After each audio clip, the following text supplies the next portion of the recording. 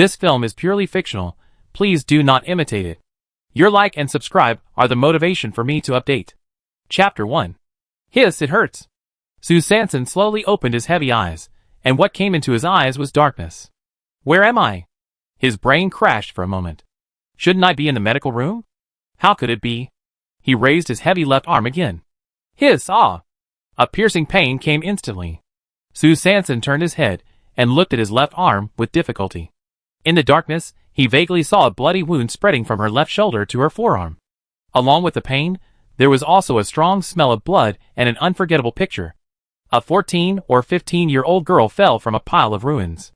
During the fall, a rusty steel bar scratched the girl's left arm, followed by a bang. The girl fell to the ground.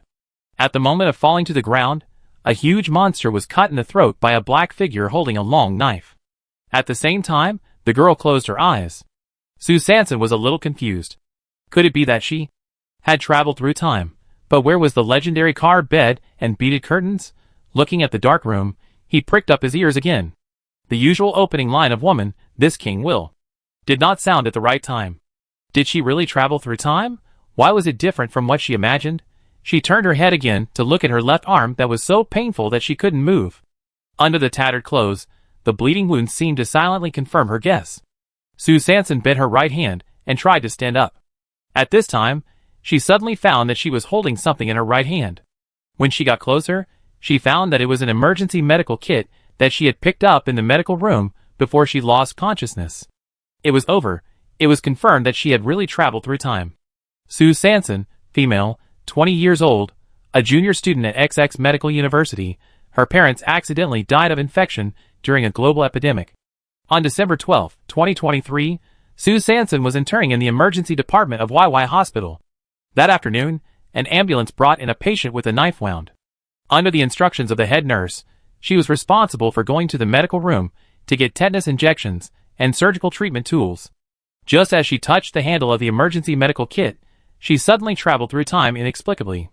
Well, since I traveled through time, although there is no plot of the domineering prince falling in love with me, I can't just stay where I am because I am not satisfied with the setting. Focusing on the present is the kingly way. Sue Sanson quickly calmed herself down. After experiencing the life and death of her parents, she had already learned how to quickly sort out her emotions and look forward. She struggled to stand up with her right elbow as a fulcrum, and then shook her still dizzy head. Her left arm was injured, her brain was confused, her forehead was hot, and her limbs were heavy and weak. Very good, she not only had external injuries, but also had a fever, but she was not sure whether there was a bacterial or viral infection. Sue Sanson quickly diagnosed herself. When she forced herself to sit up, she realized that there was someone lying on her right side. Her arm accidentally touched a body just now. In the dark, she couldn't see the specific outline, but the faint breathing sound allowed Sue Sanson to confirm that the person next to her was still alive. Fortunately, at least she didn't travel directly to the dead. Wait a minute, the person next to her couldn't be some prince in distress or prince with amnesia specially arranged for her by the plot, right? Sue Sanson was still unwilling to give up, and turned her head, trying to use her night-blind eyes to see through the pitch-black surroundings and find a clue about the nobleman in distress from the person next to her. She still had illusions about the routines of the old time-traveling women. However, the slap in the face came quickly. Suddenly, a faint light was projected. Although it was only a few seconds, it was enough for her to take a general look at the surroundings. The light came from the crack of the door in front of her right. With this light, she found that there were many people lying on her right side. They all had serious external injuries. No wonder the smell of blood was so strong here. Based on the passing light, she quickly judged that the place she was in should be a large house, like a warehouse. The warehouse is very long. So long that when the light just swept through, I couldn't see where the end of my right side was. The good news is that Sue Sanson is on the far left of the warehouse, because she just moved her left leg slightly and kicked the wall on the left. The bad news is that the dream of the domineering prince falling in love with me was completely shattered, because the lighting and the character makeup were not suitable. Soon, another ray of light was projected from the crack of the door. This time the light lasted for a long time, from far to near, and the light source was very weak, but it was enough. With the weak light source, Sue Sanson quickly opened the first aid kit with his right hand, and with his skilled muscle memory, he accurately found the tetanus injection, pulled out the needle cover with his teeth, and then gave his left arm an injection without hesitation. At the same time, The light outside the warehouse was getting closer and closer, and there was a sound of footsteps along with the light. The footsteps were a bit messy and scattered, and there should be more than one person. The conversation that came soon confirmed her judgment. "Brother Wang, look, the thing I told you before," one of them said, a slightly flattering voice. "What's the matter?" Another voice was hoarse and slightly impatient. "That's it, it's about entering the city." "Ah, entering the city? Is the base so easy to enter?" "I told you, you have to queue up. You have to queue up, wait patiently." "Hey, okay, then Brother Wang, I wait, but I don't know, I transferred the contribution points to you before. With your contribution points, you still want to join the Outer City Patrol team, but it's not enough to buy a gene potion, young man." The conversation gradually drowned in the darkness as the light disappeared. Outer City, base, contribution points, patrol team, gene potion and other unfamiliar words rotated, jumped, and echoed infinitely in Sue Sanson's brain. At this time, there was only a mechanical sound of beep, breaking the silence, and a light spot suddenly flashed on her right wrist. Chapter 2. Looking for the light, Sue Sanson realized that she was wearing a bracelet made of special metal on her right wrist. The bracelet was about the thickness of a finger, light and soft, and close to the skin, so that she didn't notice it when she was injected before. Sue Sanson's heartbeat suddenly accelerated. Could it be that she was holding a system script? This high-tech bracelet? Could it be a golden finger? She immediately felt a little happy, so she gently touched the bracelet. Suddenly, a palm-sized light screen appeared in front of her. The light screen displayed a few big words. "Do you want to turn off the privacy mode?" For some reason, Sue Sanson inexplicably felt guilty. She quickly glanced around, and it was surprisingly quiet, but she still carefully chose no to continue to maintain the privacy mode. Soon the screen switched, and the middle of the screen showed, "The wound infection index is decreasing. A value is decreasing 1 by 17,999, 7998, 7997, 7996. In the upper left corner of the screen is a line of words similar to the date and time. Star calendar year 336, Yinji day 67, 23:57 at night. At the bottom of the screen from left to right are several functional modules: identity information, address book, map, database, others. Obviously, this bracelet is not a system cheat, but a technological product, similar to a mobile phone. Ah, Sue Sanson sighed. Is this a future world? It's also strange. This body is obviously not her own, but she doesn't have the original owner's memory. Except for the few seconds when she fell from the ruins, she can be said to be completely in the dark about this new world and knows nothing. Is this a bit too difficult to start? Who am I? Where am I? Where am I going? With 3 ultimate philosophical propositions in mind, she clicked on the identity information, and the interface changed rapidly. Name: Sue Sanson. Gender: female. Age: 15. Identity: Scavenger. Authorization: 74566, Z District, Outer City of the Base, 2 days. Contribution points: 38. It seems that the owner of this body has the same name and surname as her. Scavenger. Could it be that the original owner made a living by picking up garbage? 74566, Z District, Outer City of the Base. It looks like an address. But what does this 2 days mean? Contribution points again. Strange words and information filled Sue Sanson's brain. With a face full of question marks, she quickly switched to the address book interface. The address book list is very short, no more than 10 people. Just as she was about to check the contact information one by one, suddenly, a name at the end of the list jumped and flashed. Then an interface with the note landlord popped up, with a brief message: "There is 1 day left before the house expires. If you need to renew your stay, please pay 5 days rent, for 100 contribution points, before 1400 hours, otherwise please move out before 1800 hours. The text message did not mention a specific title, and it looked like a timed reminder from the system. Timed? Reminder? Thinking of this, I quickly switched back to the main interface. At this time, the time information in the upper left corner has been updated to Star calendar year 336, Yinji day 68, early morning 53 seconds. It was just past midnight, and it was already the second day. Opening the identity information again, the address in the permission column was updated to Base Outer City Z District 74566. First, it seems that this address is the house rented by the original owner, and it is about to expire. 5 days of rent requires 400 contribution points, and I think of the 38 contribution points shown in the identity information column. The gap is huge. It is estimated that it will be difficult to renew the lease. Disappointed, but fortunately I found the original residence.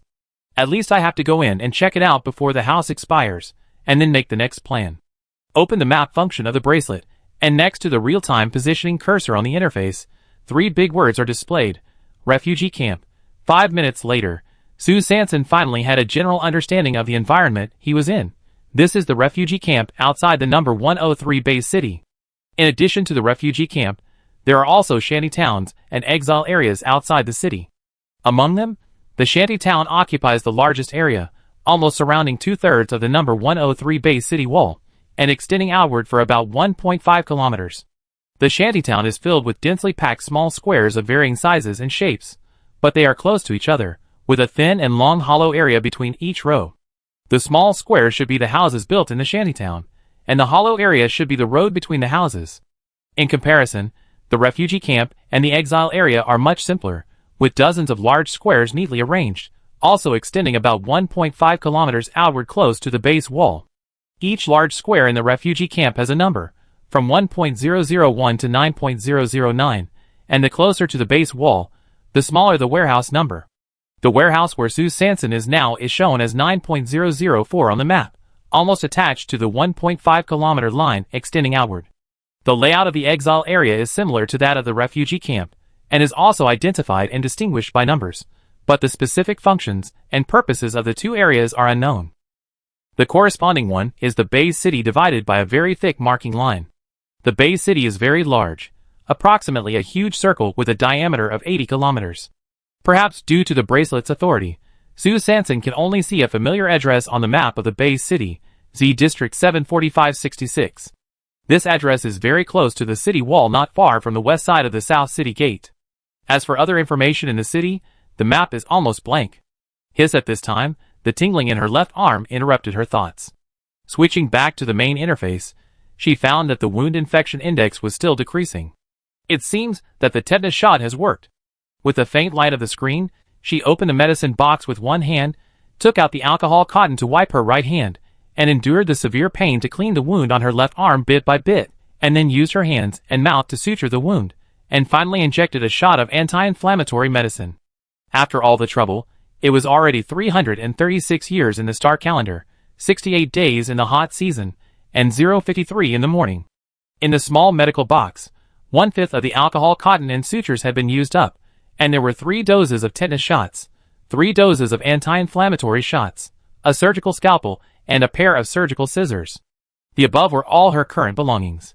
Perhaps the medicine took effect. After treating the wound, Sue Sanson felt exhausted and sore all over. With the last bit of clarity, he glanced at the infection index. 7,005, 7,004, 7,003. Very good, steadily decreasing. Then he could no longer hold on, closed his eyes, and fell asleep. When the sun began to appear on the horizon, the side door of the barracks of the 9.004 refugee camp was opened. Chapter 3. Squeak.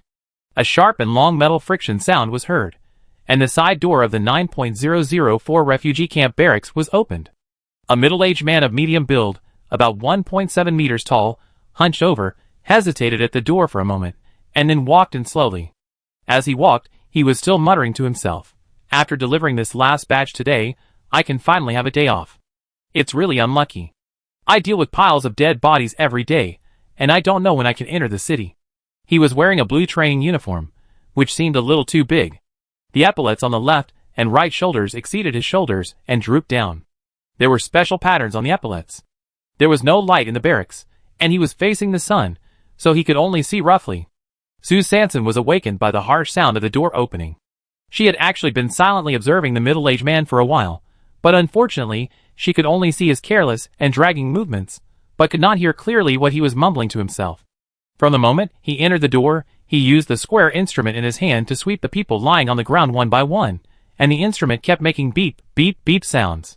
While sweeping, the man kicked the people lying on the ground from time to time, as if he was deliberately venting his anger, but the strange thing was that the people on the ground had no reaction at all. Hiss! It hurt so much. Sue Sanson silently felt a pain in her heart. His boots looked hard and heavy. If she was kicked directly, her pitifully thin legs would probably be crippled. "Oh my God! It's over, it's over," Her left hand was already injured. If he kicked her again, she would definitely not survive the day. Sue Sanson half closed her eyes and stared at the man who was gradually walking towards her. She held the scalpel tightly in her right hand, ready to resist at any time. When the middle-aged man finally walked to the person lying next to her, stood still, and was about to kick her skillfully, Sue Sanson had a hunch that something was wrong. At this time, she had no time to determine whether the man's target was herself or the unlucky person lying next to her. To ensure her own safety, she stood up without hesitation, picked up the scalpel with her trembling right hand, and pointed it straight at the man, and roared at the loudest volume of her life. "What are you doing? Stop right there. Believe it or not, I will dissect you."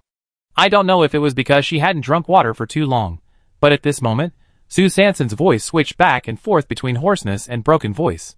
The result was that she didn't make a single sound correctly. The middle-aged man was so frightened by this sudden change that he collapsed to the ground.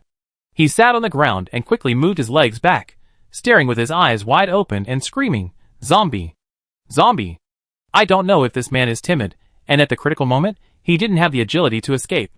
Instead, he kept howling, and then still sat on the ground, moving back step by step, alternating his legs forward and backward, kicking quickly. The frequency was fast, the momentum was loud, but he didn't move much backward. It was more like he was panicking, doing the keep weight loss series of abdominal core exercises on the spot. Sue Sanson was also a little confused for a while. He didn't expect that his half-baked surprise just now could have such an effect, but it's not right. What is he shouting? Zombie? No, I'm not dead. How can I be a zombie? Sue Sanson tilted her head in confusion, curled up her knees, and prepared to stand up and explain to the middle-aged man. Little did she know that if she didn't move, it would be fine. But once she moved, she startled a bunch of people. At this moment, by chance, after hearing the middle-aged man shout, 4 men in the same blue training uniforms hurriedly ran in from the side door. They were tall and short, but all of them were thin and had deep eye sockets. They looked like they had been staying up late for a long time. As soon as these people entered the door, they saw a girl in rags, with messy and split hair, a pale face without blood, and a pair of big black eyes staring round under the dark forehead. She was hanging a bloody arm, and was staggering to get up and walk towards them. Her bloodless lips opened and closed, like a hungry zombie who wanted to eat people. From time to time, she let out a hoarse roar. On the palm of her right hand, there was a sharp blade, flashing cold light. In the dark barracks, against the light, it looked like the claws of a mutant beast. The 4 people retreated and fell to the ground. Their movements were exactly the same uniform. The familiar scene was multiplied by 4 at once. Accompanied by screams and cries for help, Sue Sanson saw countless pairs of calves, tumbling quickly in front of him, as if they wanted to step on a hot wheel in the air before they stopped. Maybe he used too much force when he stood up just now. As soon as Sue Sanson stood up, he felt a black screen in front of his eyes. Not good, it must be excessive blood loss and malnutrition that led to anemia. Before he could finish diagnosing himself in his mind, he stumbled and fell back to the original place. "Hey, can you please give me a glass of water first?" Well, Sue Sanson was helpless too. Her voice at the moment was indeed not very pleasant. Adhering to the principle of saying more makes more mistakes, saying less does not do anything, Sue Sanson, who was originally trying to explain, immediately changed her strategy and decided to stay the same in the face of change. Fortunately, there was still a person with an online IQ who was trying to get the plot back on track. The man who was sitting on the outermost edge saw Sue Sanson fall down and suddenly stopped moving, so he quickly opened the bracelet and contacted Captain Wang, the captain of the guard team in Area 9 of the refugee camp. Captain Wang came quickly and rushed over with more than 10 guards armed with heavy weapons, leaving 8 people outside to guard, and surrounded the side door of the 9.004 barracks. He himself held a weapon in one hand and a long strip detector in the other. Under the cover of several heavy firepower guards, he passed the Hot Wheels 5-man team and walked slowly towards Sue Sanson step by step. As he walked, the detector in his hand kept issuing mechanical prompt sounds. Beep. No abnormality found. Beep. No abnormality found. Beep. No abnormality found. Until he walked in front of Sue Sanson, the detector automatically scanned her from head to toe and issued the final confirmation. Beep. Human female. There is trauma, mild, no infection, and can self-repair. Sue Sanson could clearly feel that everyone present exhaled unconsciously. Captain Wang finally looked at her straight in the eye at this time and asked, "Identity information?" Sue Sanson slowly stood up and answered in a low voice. Sue Sanson. Okay, she forgot that her voice was still unable to speak, so she looked at Captain Wong helplessly, pointed to her throat, and waved her hand. Captain Wong looked at the disheveled girl and her blood-stained rags, and now he roughly understood why a 14 or 15-year-old survivor from District 9 would cause such a big trouble. So he glanced at the bracelet on Sue Sanson's right wrist, and a mechanical voice sounded. Sue Sanson, number 335-6899, 15 years old, Scavenger. Last base mission, cleaning up the Wasteland City number 505. Soon the mechanical voice stopped. Captain Wong glanced at her again, and turned around and led his men away, leaving only one sentence. Since you are not dead yet, leave as soon as possible. District 9 does not welcome living people. Chapter 4. Zone 9 does not welcome living people. Does that mean that all the people lying in the barracks in Zone 9 of the refugee camp are dead? Sue Sanson was stunned by this sudden information. So, she slept in a large morgue the whole night yesterday, and she didn't even know it. At this moment, with the sunlight coming in through the door, she could really see the whole picture of the barracks of the 9.004 refugee camp. In front of her, there were no less than 1,000 people lying on the ground in a disorderly manner. They were dressed in tattered clothes, either covered in blood or covered in pus. Hiss! Sue Sanson couldn't help but take a breath, and then held it back. She was so frightened that she was sweating all over, her eyes were wide open, and she wanted to take a deep breath to calm her panic, but she didn't dare to take a deep breath, for fear of being infected with some unknown virus by the turbid air. Just as she was in a dilemma, the middle-aged man who was the first to try this morning finally stood up from the ground and regained his dignity. He was hunched over, but still a little frightened. He pretended to be calm, and stood at the door tremblingly. He pointed at Sue Sanson in the corner, with a square scanner in his hand, and shouted, "Why are you still standing there? Why don't you leave? This group of people will be sent to the crematorium soon. You are so lucky. We haven't had any survivors in District 9 for more than 10 years. Ah, it's so unlucky so early in the morning. I thought it was a mutant-infected body." After he finished speaking, he muttered to himself and turned around, and quickly left the 9.004 barracks. When he left, the barracks fell into silence again. Sue Sanson also hurriedly picked up the medical box hidden in the corner, carefully put the scalpel she had just taken out into the small pocket on her waist, and then stood up in a hurry, wanting to leave quickly. But when she just stood up with her weak body shaking, and was about to take the first step, something suddenly grabbed her right ankle. It was as if she was strangling her fate at the critical moment of life and death. "Ah!" Sue Sanson screamed subconsciously, shaking her right leg to get rid of the restraints. However, her voice was still hoarse, and did not make much noise, let alone call back the hunchback man, who had already walked out of the door. What's more tragic is that the harder she struggled, the more the force on her right ankle increased. Finally, she stumbled and fell forward to the ground. Sue Sanson didn't care about more, and quickly turned her head to look at her right foot, wanting to make a precise strike so as to get rid of the shackles immediately and escape quickly. You don't know until you see it, and you'd be shocked again. I saw a pair of big hands tightly holding her ankles, and those big hands came from the next door to her. By the way, the person lying next to her was also a breathing person. It was because he was breathing that Sue Sanson felt a little ironic and relieved last night. She looked up along the big hand. A young man wrapped in a rag sack was staring at him intently. His entire right face was bruised and bloodshot, and his right eye was also very red and swollen. His high right cheekbone was seriously asymmetrical with his left face, as if he had been hit hard by something heavy. But all this could not cover up his pair of persistent and resolute eyes. Inexplicably, Sue Sanson saw a strong will to survive in those eyes. Perhaps it was an occupational disease. Sue Sanson habitually spent 2 or 3 seconds to quickly scan the man's body.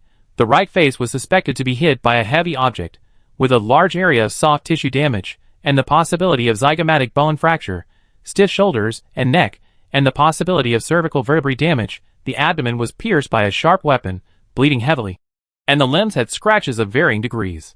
Finally, when she saw the number exposed on his belt, Sue Sanson was stunned. 1779. She hurried forward and randomly lifted the sack wrapped around the young man. Black combat uniform, male. Number 1779. Is it him? It turned out to be the person who blocked her in front of her and killed the monster when the original body fell from the ruins. It's you? Sue Sanson couldn't help but speak. But she couldn't make a sound, but fortunately the man in front of her seemed to understand lip language. Seeing Sue Sanson stop struggling, he finally let go of her hand, and with great effort, He took out a tube of transparent liquid from the leather bag on his waist, and motioned Sue Sanson to drink it first. He seemed unable to speak. Sue Sanson intuitively thought that the man in front of her would not poison her. Perhaps he felt that the person who had saved her life in a critical moment before did not need to go to the trouble of killing her again afterwards. So she drank it all in one gulp. The transparent liquid had no taste, but it worked quickly. Sue Sanson, who was already starving, felt that his physical strength was instantly restored a lot, and because of the nourishment of the tube of liquid, his throat seemed to be less dry. So Sue Sanson tried to speak again. "Why is it you?" At this moment, the voice finally came out normally. Although it was still hoarse, it was at least understandable. The man seemed very surprised. She actually knew him. Seeing that the other party seemed a little confused, Sue Sanson simply explained, "It should be yesterday or before. I was attacked by a monster in Wasteland City number 505. You killed it. As for why it is certain that it was in Wasteland City number 505, we have to thank Captain Wong for the scan results this morning." Seeing that the doubts in the man's eyes were eliminated, Sue Sanson asked briefly, "Since you are awake, you definitely can't stay in this morgue anymore. You grabbed me because you want me to help you leave here, right?" The man's cervical vertebra seemed unable to move, but he blinked his eyes to show affirmation. "But you are seriously injured now, so it's best not to move easily. But don't worry, I'm not the kind of ungrateful person.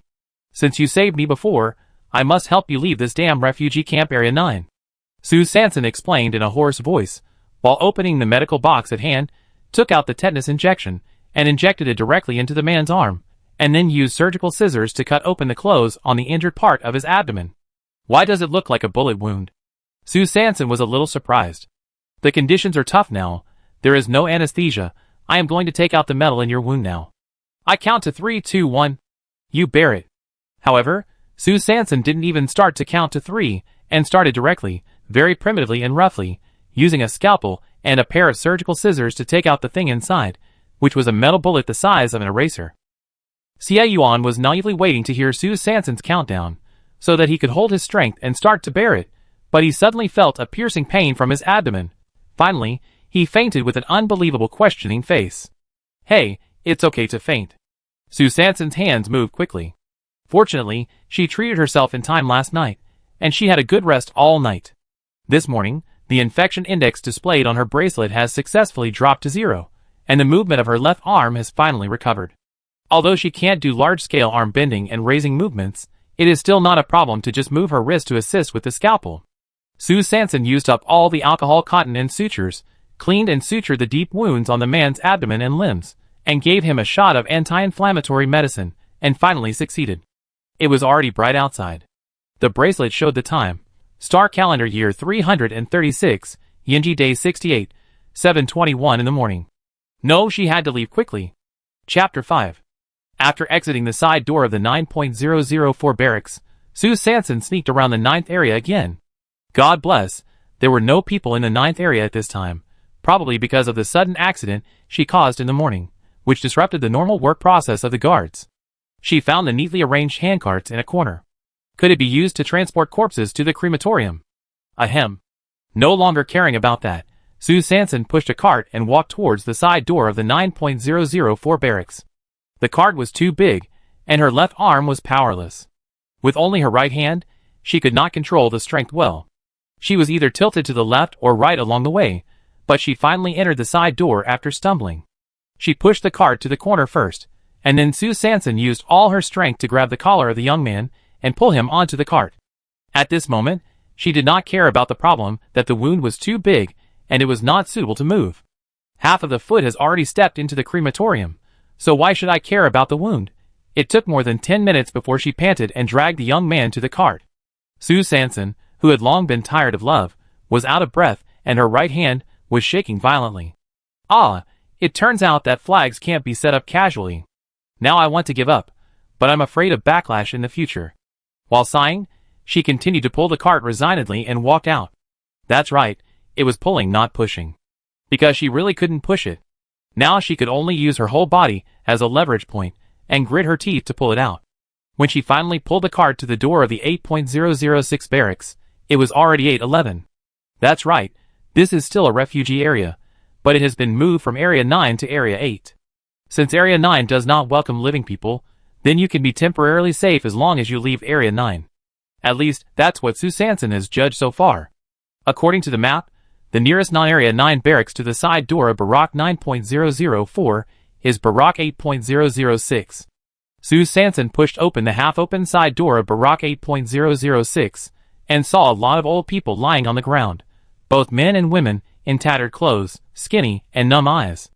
Only at the moment the door was opened, a few people near the door raised their heads slightly, and the others seemed not to hear the movement at the door, and continued to lie down on their own. The oppressive and weird atmosphere swept over, if it weren't for the people on the ground twitching from time to time, or occasionally blinking their hollow eyes. She would have thought she had entered another pile of dead bodies. After a quick glance at the situation inside the door, everyone was very thin, and the exposed skin had more or less dark spots. Fortunately, there was no trace of pus on their bodies. Although the air was very turbid, there was no rancid or particularly pungent smell. It didn't look like there was an infectious disease. The important thing was that they were all still breathing and alive. Well, the safety factor was obviously higher than the pile of dead bodies in Area 9. Sue Sanson nodded secretly, and walked straight to the open space closest to the wall. After another great effort, he finally succeeded in unloading the young man. He looked at his injuries again. The wound on his abdomen was bleeding a little because of the back and forth transportation, but fortunately, it was not too serious. Sue Sanson squatted in the corner and observed silently for a few minutes, confirming that the old people lying inside were just lying quietly and numbly. It should not cause additional harm to the seriously injured young man. So he pulled the cart again and quickly went out. Poor her, she still needs to return the cart. God knows whether this weird world will install a locator on the cart, and then inadvertently, a team of uniformed personnel will suddenly rush in front of her, and then catch them red-handed. Then she will really be finished. It must be said that although Sue Sanson's imagination is big, he did guess half right. Each cart of the refugee camp guard team belongs to the base property, so each cart is really equipped with a positioning system, and the positioning cursor will be shared with each guard team member. But because the equipment of carts in each district is limited, it is often the case that carts are borrowed from each other between districts. So basically, as long as the carts in this district do not leave the overall scope of the refugee camp, the guard system will not automatically alarm. The guards would not care, as long as they ensured that the total number of carts was correct, and that each cart was within the locatable range, and that the members of their own division could always find and use the carts in time. When Sue Sanson appeared in the 8.006 barracks again, it was already 8:30 in the morning. She checked the young man's injuries again, and found that the bleeding areas had scabbed over again. While she felt relieved, she secretly sighed that this person's physical fitness was really good. With such a serious injury, the treatment was delayed for so long, and he had just been tossed around, but now it seems that he is still stable. It was incredible. TSK, what kind of world is this? There were monsters with bloody mouths that wanted to eat me, mutants, genetic drugs, and the tube of transparent concentrated liquid I drank in the morning. Sue Sanson's mind was full of thoughts. Suddenly, rumble, the roar of a machine engine came from a distance. Then, there was another noisy sound of footsteps. She hurried to the side door, and looked out cautiously through the crack of the door. Farther out than Area 9, a large oval-shaped machine similar to a flying machine in a science fiction novel was parked in the rolling dust. Groups of people lined up from all directions, and entered the machine one by one.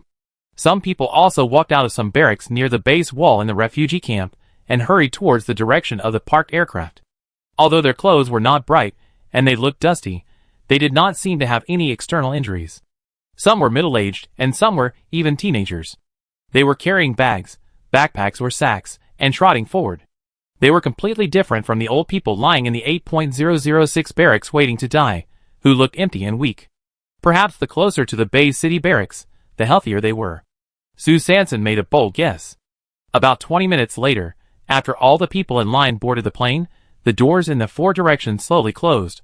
The bottom of the aircraft suddenly emitted a blue halo, accompanied by a roar, and quickly rose into the sky and gradually drove away. It is indeed the era of black technology. Sue Sanson was a little excited, and was obviously shocked by the scene in front of him. So I have a further understanding of the technology in this world. After watching the excitement, I returned to the corner alone, and found that the young man on the ground had opened his eyes without knowing when. Sue Sanson was happy and explained, "This is the 8.006 barracks. I have done preliminary treatment on your wounds, but it is really not suitable for you to move now, so I will temporarily place you here." It feels safe here. She touched her nose with a guilty conscience, because she actually didn't know the specific situation of District 8, but at the moment, she really didn't have any better way. So she continued with a stiff upper lip. Well, I have something else to do today, so I need to leave to thank you for the tube you gave me this morning. Sue Sanson stopped decisively, and suddenly realized that she didn't know what the tube of transparent liquid was called. In order to avoid exposing herself, she had to smile awkwardly again. Haha, to thank you, I will come here again before dark to check your injuries. I still have a few injections of anti-inflammatory drugs here. I will give you an injection according to your condition at that time. Okay, your current condition is not too good, so you should rest more quickly. After saying that, she nodded self-affirmingly, and gave the young man an encouraging fist gesture, and then quickly disappeared at the side door of the 8.006 barracks in the other's fiery and persistent eyes. What's going on? I actually felt a little reluctant, after going out. Sue Sanson shook her head, cleared the messy thoughts in her mind, called up the map function in the bracelet, and headed towards the south gate of the Foundation decisively. She still had to go to the rental house today. Chapter 6. Time goes back to yesterday, the 336th year of the star calendar, the 67th day of the yen season. Xie Yuan woke up again. It was already 23:15 in the evening. He slightly opened his swollen eyes, and saw a dark place. Following closely, there was a strong smell of blood. As a high-level Gene warrior, even though he was seriously injured at this moment, his combat ability and physical fitness were greatly reduced, but his night vision ability was still better than that of ordinary humans. After getting used to the darkness a little, he wanted to turn his head to see the situation around him, but the tingling pain from his spine made him unable to move. His brain, which was still a little chaotic just now, finally gradually became clear. Yes, before he was injured, he was carrying out a clearing mission in Wasteland City number 505. Just when he had just killed a third-level beast, he was suddenly shot by his companion. A special bullet specifically targeting Berserk Gene warriors hit his abdomen. Who was it? At that moment, he had only this one question. Who was so bold that he actually disregarded the laws of the base and attacked high-level Gene warriors, and used such despicable means? The special neurotoxin in the bullet quickly entered Xie Yuan's body, and quickly spread and absorbed. In just a few seconds, he clearly felt that his body was gradually becoming sluggish. The pain swept through his body in an instant, his brain began to be chaotic, and the whole person seemed to be about to collapse. It is worthy of being a neurotoxin specifically designed to dissipate the mental power of Gene warriors. Xie Yuan sighed in his heart, and felt that he would completely lose consciousness in less than 10 seconds. But if this mission was a long-planned trap, relying on strong willpower, he tried to maintain the last bit of clarity. At the moment of his body falling, he destroyed the optical brain transmitter on his right wrist, then turned his wrist with difficulty, pierced the head of the third-level alien beast in front of him with a knife, and finally fell heavily from the ruins with it. At this moment, Xie Yuan's brain was no longer clear. He relied entirely on instinct, and subconsciously dug out the nuclear crystal from the broken head of the alien beast, and habitually held it tightly in his hand, then closed his heavy eyes, and completely lost consciousness. At the same time, the nuclear crystal in his hand suddenly emitted a faint green light, and then in the blink of an eye, a green energy overflowed from the nuclear crystal, and quickly passed through his palm and transmitted to his whole body. This nuclear crystal was not big to begin with, and it was quickly absorbed by him. Then, the nuclear crystal disappeared completely. Everything happened too quickly. From Xie Yuan falling to the disappearance of the nuclear crystal, it was only 1 or 2 seconds. In the dark, Xie Yuan felt a warm current gradually invading his limbs and bones, devouring the neurotoxins in his body, and gradually, he regained some consciousness. Just as he curled his fingers and tried to regain control of his body, suddenly a sound of footsteps came from far away. Then the place where he was shot in the abdomen was hit violently. The person who came was not friendly. He held his breath, closed his eyes slightly, and tried not to make a groan, allowing the person who approached to punch and kick him. I heard a familiar voice in my ears. Fuck. This strange beast actually has no nuclear crystal.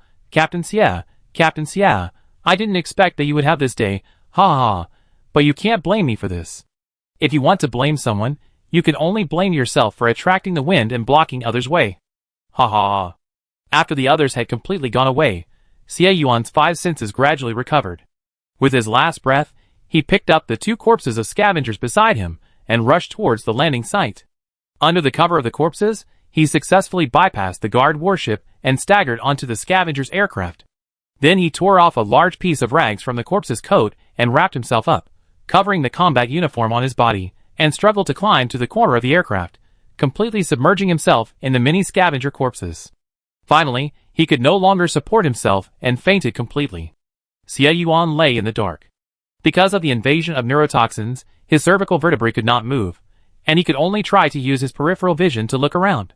A huge room, with corpses arranged. Well, he should be in Area 9. The optical brain has been destroyed, and the guards should not be able to locate him for the time being. In addition, with the presence of the traitor, his missing report process will definitely be accelerated until his death is finally confirmed. Hee hee. What a good plan. But without a light computer, I don't know what time it is now. The cremation time in District 9 is usually at 7 p.m. It's so dark now, it must have passed this time. Then the nearest cremation time should be 9 o'clock tomorrow morning. Well, it's safe tonight for the time being. Just as Xie Yuan was busy analyzing the current situation and thinking about the next plan, the corpse on his left suddenly made a hiss. Inhalation sound. The short inhalation made a discontinuous tearing feeling. Damn! Is the person lying next to me an infected body? Mutated? Xie Yuan was immediately alarmed. He tried hard to sit up and defend himself tactically, but the neurotoxin he was infected with was extremely ruthless. Even though he was lucky enough to get an extremely rare healing nuclear crystal before he died, it only barely pulled him back from the brink of death and temporarily suppressed the further spread of the toxin. So, he is still unable to move now. Damn it! Just when he was preparing to lay out the next plan, how come there was a time bomb next to him? Xie Yuan was a little desperate at this moment. Is it because he was afraid of death? No, after experiencing so many life and death struggles, he had already put life and death aside. From the moment he was recruited into the base guard at the age of 13, he was ready to sacrifice at any time. But this accident was clearly a premeditated conspiracy, and the target was probably the entire Dawn Guard. As the captain, he had the responsibility and obligation to protect every member of the guard. So he had to pass the message to the team members before he died so that the traitor could be brought to justice. While Xie Yuan was physically disabled but determined, anxiously thinking about countermeasures, Su Sanson, who had just woken up, was in unbearable pain, and was confused as he digested the fact that he had just traveled through time. Finally, a slight rustling sound broke the tranquility at the moment. Damn! Xie Yuan suddenly realized that the corpse on his left side was slowly sitting up. Just woke up, it already had the ability to move. Could this be the evolution of the infected body?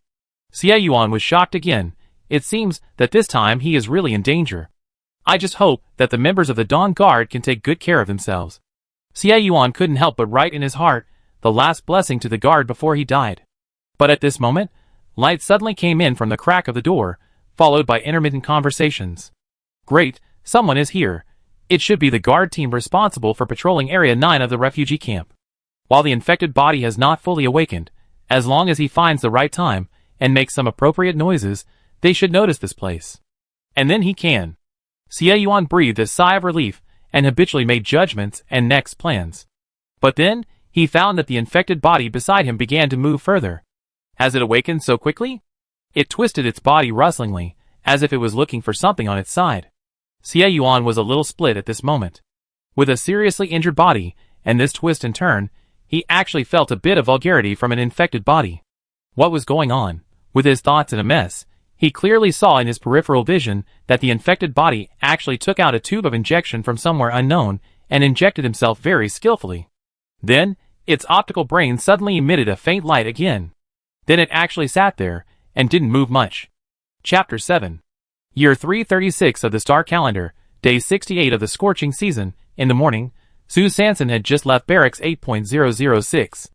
The refugee camp shown on the map did not cover a large area, but when she actually walked around, she realized how stupid and naive she was. The refugee camp is divided into 9 areas, each with Barracks 1.009, so there are 81 barracks in total. Each barracks covers at least 1,000 square meters, so it would take at least 3 to 5 hours to visit the entire refugee camp. Su Sanson tiptoed to Area 5, walking and hiding, observing the surroundings secretly, and occasionally looking through the cracks in the door to see what was happening inside the barracks. It was strange that she rarely saw refugees walking around from Area 8 to Area 5. The barracks in Area 8 were almost full of skinny old people, while there were almost no people in the barracks in Area 5.7. Occasionally, there were a few people staying inside, either sleeping or keeping a vigilant look around. Perhaps because she had not yet completely adapted to her new identity, Sue Sanson subconsciously still felt that she was an outsider. So, she didn't want to be discovered by others. When she sneaked to the side door of a barracks in Area 5, just bent over and looked inside with half-closed eyes, she suddenly met a pair of fierce eyes. Those were a pair of eyes belonging to a man. When the man noticed the sight outside the door, he quickly protected the bag behind him with one hand and picked up the stone at his feet with the other hand, as if he was going to attack the door in the next second. "It's over." Sue Sanson's body shuddered at the sudden gaze, and she retracted her neck without hesitation, dodged, and hid at the corner behind the outer wall. Her right hand quickly reached for the scalpel at her waist, ready for a head-on confrontation. Although Sue Sanson's body movements were fierce and decisive, he kept repeating in his heart, "Don't be discovered, don't be discovered." But things don't always go as planned. The less you think about something, the more it will happen. "What are you doing?" "Sneaky." A guard in a blue training uniform happened to pass by Sue Sanson. Seeing that she was hiding and didn't look like a good person, he decisively called her. "Oh no! Is this so unlucky?" Sue Sanson secretly thought that she had a bad start. So she turned back awkwardly, put on a smile that was uglier than a ghost, and explained, No, I sprained my ankle, so when I walk, I feel a little." The guard in front of her seemed to just want to intimidate her, and had no real intention of doing anything to her. He glanced at Sue Sanson up and down, and waved his hand to drive him away. "You are really bored. You have already lived in the refugee camp, and you still have time to hang around outside. Don't know how to save energy." Sue Sanson gave herself a full score for her on-the-spot reaction, but her trembling legs still betrayed her panic at the moment. After the guard left, she made sure that the man in the barracks just now did not chase out, and then she breathed a sigh of relief. It seems that she was careless. Being too vulgar will arouse vigilance and suspicion. Don't look at strangers. Sue Sanson quickly summed up her experience, adjusted her strategy, and decided to temporarily end today's exploration of the refugee camp. In order to maintain her newly established personality, she had to limp towards the south gate of the base. The sun was very hot after 9 o'clock, and she was sweating on her forehead before she walked far. Is this the climate of the hot season in this world? Looking at the reminder on the bracelet, it was over 35 degrees. If it continues to be so hot, wouldn't it be directly in the sky at noon? Sue Sanson looked at the sun above her head with some uneasiness, and then looked into the distance along the sunlight. About a few hundred meters away, a metal wall with a cold glow stood in front of her. Above the wall, there was a layer of white light cover that covered the entire world inside the wall. So this is the Bay City. Looking at the huge monster in front of her, she couldn't help but sigh in her heart. The city is so big that it can't be stewed in one pot. Ahem. The white light cover above, under the sunlight, reflected colorful colors, forming a huge contrast with the dark gray metal wall on the ground. The light shield emitted a faint glow in all directions. The further out, the lighter the white light became, until it completely disappeared 3 kilometers outside the base. It seems that this light shield is the protective shield that the base relies on for survival. He made a conclusion silently in his heart. Because he did not plan to do further environmental exploration, Sue Sanson chose the nearest route, and soon arrived at the south gate of the base. The south gate is very large, and it can probably accommodate 4 to 5 trucks at the same time. Occasionally, a few military trucks would enter and exit the gate. The thick metal armor layer looked very durable. Sue Sanson put away his envious eyes, and looked at the road beside the gate. There were some very simple and primitive tools mixed in on the side roads, such as open-top tricycles, and the handcarts that he was particularly familiar with. There were no armed guards standing guard at the city gate as Sue Sanson had expected. There were not many pedestrians coming and going, only 2 or 3 people, and few people went out of the city gate, and even fewer people went in. But most of the pedestrians entering the city came from the same direction, the shantytown. Some of them wore cool cloaks, hiding themselves tightly, and some wore huge woven straw hats, and wrapped themselves tightly with head scarves, revealing only a pair of eyes. There were very few people like him who were dressed in rags, had nothing on their bodies, and were almost unarmed. After observing at the city gate for a few minutes, Sue Sanson imitated them, and waved his right hand when entering the city gate. With a beep, a mechanical voice came from the bracelet, allowed to enter. It seems that as long as there is a light brain, this base city can be freely entered and exited. Sue Sanson was pleased with this discovery, and then hurriedly followed a passerby in front of him, and walked quickly into the base city. According to the information on the map, the place next to the South City Gate should be the outer city Z area. The specific scope of Z area is currently unknown, but based on what he saw, Sue Sanson felt that he had finally returned to a familiar place. Different from the barracks of the refugee camp outside the city, everything here made her feel very familiar. Close to the city wall are rows of low-rise buildings built with cement bricks. The tallest is only 6 stories high, and the shortest is only 2 stories high. Next to the building complex is a small street.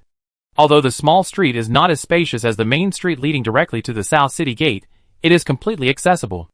On the opposite side of the small street is a similar low-rise building complex, which should be parallel to the city wall and built in a whole circle around the base. Some buildings have signs, while others are bare and have nothing. Those with signs usually have a half-open front on the first floor, which is probably a shop for business. Isn't this a proper small town? Sue Sanson was a little excited and felt that her future suddenly became brighter. She completely forgot that she was forced to move out of the base today because she couldn't afford the rent. It must be said that the traffic planning in the city is very convenient. Every few buildings, there will be a road perpendicular to the small street leading to the center of the base. The closer you look to the center of the base, the higher the building height is, and the building materials seem to have a more futuristic sense of technology. The radius of the base is very large, and Sue Sanson stood on tiptoe, trying to see the center of the base clearly. But she always felt that the buildings in the distance were not very real. The further she looked inside, the less clear she could see, as if a layer of mist deliberately blocked her sight. Fortunately, she didn't want to explore so much, and now she only had a life. It's better to stay alive when you first arrive. Resolutely implement the policy of the less you know, the longer you live. Strolled on the small street for a while, and went straight to her rental house Z District 74566. Following the map, they arrived in front of a 6-story cement building. The building looked very low-key, with nothing but the main door in the middle, and a few small windows on each floor. The main door didn't seem to be locked, so Sue Sanson walked forward and waved her right hand in the air. With a beep, the main door opened. Walking into the door, she saw the stairwell and corridor, with rooms on both sides of the corridor. Fortunately, the room numbers were marked on the doors, so she quickly followed the pattern of the room numbers and came to the 4th floor, and found 74566 at the end of the corridor. Before she opened the door, a strong sour smell came to her nose. Well, it's facing the public toilet. Although it smells bad, it's really convenient. Sue Sanson did the same thing, and used the bracelet to open the door of room 74566. This is a cubicle of less than 10 square meters. The small window in the room is closed tightly. The smell of dust in the room soon mixed with the fermentation smell outside the door. 1. An unspeakable discomfort made her vomit several times. She quickly closed the door and opened the small window. Only then did she recover a little and look at the furnishings in the room.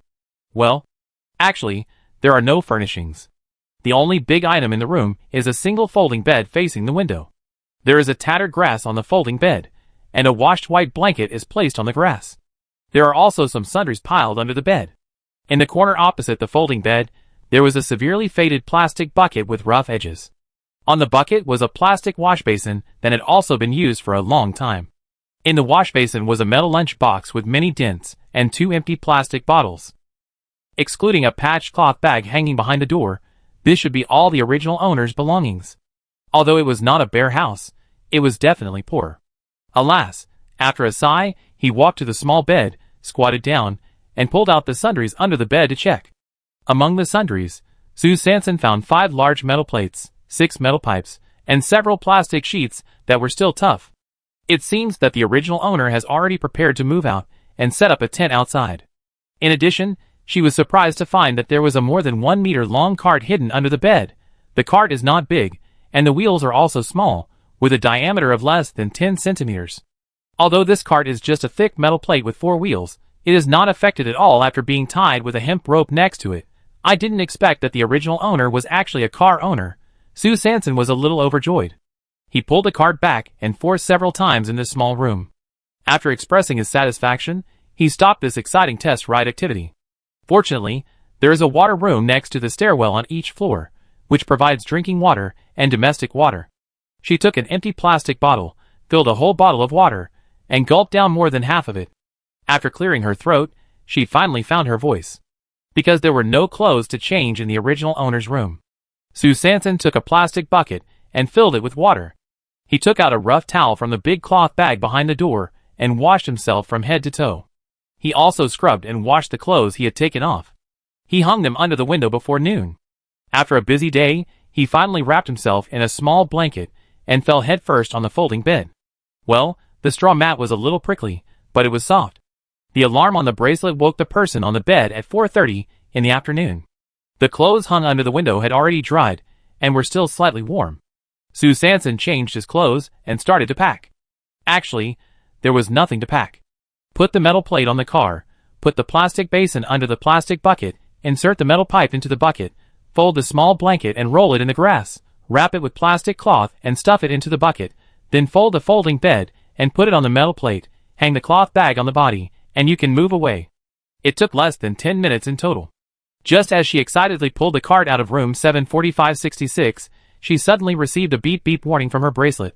Warning, tenants have no right to move the bed out of the room. Please return it within 30 seconds. 29, 28, 27. Damn, is this folding bed actually the landlord's? Chapter 8. Sue Sanson returned to the room helplessly, put down the folding bed reluctantly, and then left 74566 with a look back every 3 steps. Before going downstairs, adhering to the principle of not wasting a penny of the original owner, she went to the water room to drink a lot of water, and filled 2 plastic bottles before leaving with satisfaction. Fortunately, the folding bed was detained in the room. She moved back and forth several times before she moved the cart and the things on the cart to the first floor panting. It was already 17:15, 45 minutes ahead of the moving time required by the landlord. The sun was still scorching the earth after 5 p.m. As soon as Sue Sanson left the small building, the scorching sun stung her face. She quickly took out a small towel for washing her face from her cloth bag and wrapped it around her face, and then curled her palms under the cuffs of her clothes, and then she felt a little better. So she wanted to hide under the shade of trees reflexively. Then she suddenly realized that there was not even a trace of vegetation on the streets of Zone Z. In such a hot day, even if they were planted, they would soon be sunburned to death. Sue Sanson did not dare to stay for long, turning left and right along the way, trying to walk in the shadows cast by the buildings. Not long after walking, she felt sweating all over. Well, today's bath was in vain. She had to hide in the shade, took out a bottle of water, and drank it in small sips. She did not dare to drink 300 cups of water at this moment. She did not know whether the refugee camp had water supply, so she should be careful. It must be said that Sue Sanson's caution was quite correct. Although the refugee camp provided water, those water sources were slightly polluted and needed to be disinfected at high temperature before they could reach the drinking standard. Of course, she didn't know this at the moment. Just as she was taking a nap and looking around, the bracelet sounded the alarm again. Ding! There are still 30 minutes before the city gate closes. Non-base residents, please leave before 6 o'clock, otherwise you will be sent to the exile area. What? So the base city will also be closed? I was planning to find a suitable place to set up a tent in the city. I didn't expect that this little abacus would fall apart before it even started. There was no way, in order not to be sent to the exile area, she could only wrap her headscarf, resignedly pull her small cart, and walk quickly towards the South City Gate. Fortunately, this place is not too far from the South City Gate, and fortunately there are not too many things on her cart. Sue Sanson walked out of the South City Gate 15 minutes earlier. Along the way, she focused on getting on the road, so she didn't notice that, except for her and a few shantytown residents, the vehicles and pedestrians on the small streets of District Z did not seem to be in a hurry. Because the regulations for closing the city gates are actually only for people who have no residence in the city. Sue Sanson had no idea about this information at this time. She needed to solve more urgent problems. What to eat today, where to stay tonight. Standing at the city gate, Sue Sanson looked at the densely packed shantytown from a distance. It's a big area. I don't know if I can find a vacant lot to set up a tent. I looked at my cart again. Oh, it's better not to go there rashly without knowing the situation. Sue Sanson turned around, resolutely pulled up the cart, and returned to the refugee camp. When she passed the barracks in Area 1 of the refugee camp, she was suddenly grabbed by someone. Hey! Are you going home, girl? Do you have dinner? Do you want to buy nutrient solution? A self-familiar uncle, showing a mouthful of yellow teeth, smiled and stood in front of a shed on the roadside, staring at her with a flattering look. Nutrient solution? What is it? Sue Sanson had countless questions in her heart, so she stared at the middle-aged uncle in front of her with suspicion. The uncle seemed to be not very experienced in the business. He touched his nose with a guilty conscience, winked at her for a while, and then began to sell it vigorously. I have a serious high-concentration nutrient solution here. One mouthful can last for 3 days. How about it? Do you want a few bottles? As the uncle said, he reached into his pocket again, revealing a corner of a transparent plastic tube. Wow! This looks familiar at first glance. Sue Sanson coughed and asked casually in a pretentious manner, "How much is it?" The uncle heard that there was a chance, so he leaned down and lowered his head, leaned close to her ear, and whispered with a beaming face, "They are all good stuff that flows out of the inside, with a shelf life of more than 3 months, 50 contribution points per stick. How about it?" Sue Sanson was first a little dizzy from the strong breath, and then sprayed with saliva, and angrily shouted, "50? Why don't you go and grab it?" After saying that, she shook off the uncle's hand, and quickly retreated 3 meters away. The uncle didn't expect Sue Sanson's reaction to be so big, and jumped up and shouted in a low voice, "Keep your voice down. Keep your voice down. The large army will be back soon, and you and I will not be able to leave alive." What the hell? She was a little confused. Who is the large army? Where is the large army? Why can't I leave alive when the main force is back? I, mother, must leave now. Sue Sanson was actually a little nervous. She didn't know if what this person said was just a threat or a fact that was about to happen. So she pulled her cart without looking back and ran towards District 8. "Hey! Hey! Hey! Girl, don't leave in such a hurry." The middle-aged uncle chased after her for a few steps, then hurriedly stopped. Looking at the figure running away, he had to shout, "Why don't you name a price? I'm in a hurry to close my stall." "No money. I can't afford it." Sue Sanson was really poor, so he made up another random sentence. "If you have the kind that expires today, I can still consider it." Fuck? When the uncle heard this, his face froze instantly. This fucking expert was actually met. How did she know that what was in my pocket was actually nutrient solution that expired today? When did she expose herself? Did I accidentally reveal the expiration date just now? No, I clearly erased the expiration date and production date. Just when the uncle began to doubt his life, Sue Sanson had already run away in 2 steps. When the uncle came to his senses, he saw that the big fish he had caught with great difficulty was about to slip away. How could he let it go so easily? If he didn't chase it, the fish in his pocket would be smashed into his hands. He didn't care about so much. He ran back to the shed, picked up a big box on the ground, and chased it while shouting, "Don't run. The kind that expires today. I have it too." Sue Sanson heard it. What? Did he have a blind cat that met a dead mouse? He quickly slowed down his fast pace and touched his hungry belly. His eyes rolled. Okay, tonight's rations. There is indeed nowhere to go. Thinking of the familiar plastic figure in the uncle's pocket just now, he slapped his forehead. Isn't this what the seriously injured young man gave him to drink this morning? It turned out to be nutrient solution. No wonder. Sue Sanson stopped, turned around, and said with a look of "I see through your conspiracy. Don't think I don't know the goods, that one, at most it will last for 1 day." The uncle who just caught up with him hadn't even caught his breath yet, and he was hit again. How can she even see this? Are the children in the refugee camp so knowledgeable now? This is a high-end product that is only circulated in the inner city of the base. The uncle was really at a loss at this time. He brought a whole box of good goods with him today. He had agreed with the other party to trade at 4 p.m. Since he had left the city, he would take a few bottles from the factory's pending boxes to try his luck at the futures market. Who would have thought that he waited and waited, and no one came to trade until almost 6 o'clock. He was worried that this was a trap, and he really didn't dare to carry so many important supplies after the scavenging team came back. If he was accidentally discovered, even if there was a patrol team, he would probably become the target of public criticism in an instant. People who are desperately hungry can do anything, but he didn't want to go out in the hot sun today for nothing, because the radiation-proof shed built on the roadside had to be rented. It has been rented for almost 2 hours. It's all contribution points. The uncle gritted his teeth. 10 contribution points per tube. It can't be lower. 5 contribution points. Sue Sanson made full use of the bargaining strategy of visiting the wholesale market and directly gave a 50% discount. If you don't sell it today, the things will be worthless.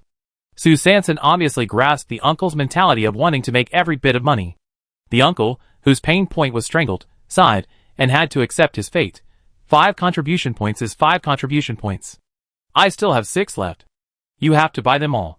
Sue Sanson looked incredulous. I am alone. Take 2 at most. Sell or not, forget it. After saying that, he pretended to leave again. The uncle was completely thrown off balance. He usually did business with private soldiers in the city. Most of the private soldiers had some money, and were generous. Today was the first time he took the risk to trade outside the Bay City. To be honest, after being stood up, he was also very uncertain. At this time, he encountered such an extremely unreasonable bargaining.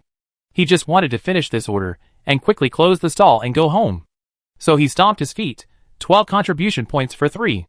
The uncle hurriedly ran back to the shed and started to pack up. It was almost 1800 hours, and he had to go back to the Bay City quickly, otherwise it would be dangerous. Chapter 9. When Sue Sanson returned to the side door of the 8.006 barracks, she already had 3 bottles of nutrient solution in her pocket. Although she only spent 12 contribution points in total, Sue Sanson still felt the pain, because she was poor. Looking at the 26 points balance displayed on the bracelet, she was really worried at this time. Suddenly, she felt sad that she had no food to eat. Sadness is sadness, but people are iron and food is steel. If you don't eat for a meal, you will be hungry. So she stood at the door of the barracks, turned her grief into food, and drank a whole bottle of nutrient solution directly. Although the nutrient solution was about to expire, the quality was indeed good, and Sue Sanson soon felt a strong sense of fullness. It seems that it is not a fake. Pushing the side door open, she pulled the cart into the 8.006 barracks in high spirits. But as soon as she entered the door, she felt a little subtle. Unlike the situation in the morning, at this time, she clearly felt that there were countless pairs of eyes, from all directions in the barracks, staring at her, or more precisely, at the small cart behind her. What's going on? Is there something wrong with my cart? Sue Sanson turned his head and looked. The bucket was a bucket, and the basin was a basin. Nothing special? So he scanned the area and saw a group of skinny old people, lying on the ground with lifeless faces, staring at the roof with empty eyes. Is it an illusion? Without thinking too much, he walked quickly to the wall and found the medical box hidden in the shadow of the corner. He opened it and saw that everything was there. The young man was still lying quietly in the same place. His chest was slightly rising and falling, indicating that his breathing was steady and his vital signs were stable, but his face was still swollen and purple. Sue Sanson quickly squatted down and prepared to check the injury. Perhaps sensing someone approaching, the young man opened his eyes and clenched his right fist as Sue Sanson stretched out his hand, ready to attack. Perhaps he saw the person clearly. The murderous intent in his eyes flashed, and his clenched right hand quickly stretched out. Sue Sanson's attention was completely focused on his injuries, and he was unaware of the young man's reaction. You still have a little fever, but the wound has stopped bleeding, and the recovery is pretty good. As she said that, she took out a dose of anti-inflammatory injection from the medical box. I give you another injection of anti-inflammatory medicine, and wait until tomorrow morning to see the situation. After the injection, she took out a bottle of drinking water from the plastic bucket on the cart, supported the young man's back, and fed him mouthful by mouthful. Have you not drunk water for a day? This is the drinking water I got from the water room in the city. While explaining the source of the water, Sue Sanson did not forget to help the young man breathe so that he could swallow more easily. Xie Yuan stared at the girl in front of him, feeling a little at a loss. Since birth, no one has taken such good care of him, and the person in front of him not only did not despise his injuries, but also used precious medicine for him. Am I dreaming? Xie Yuan couldn't believe what was happening at this moment.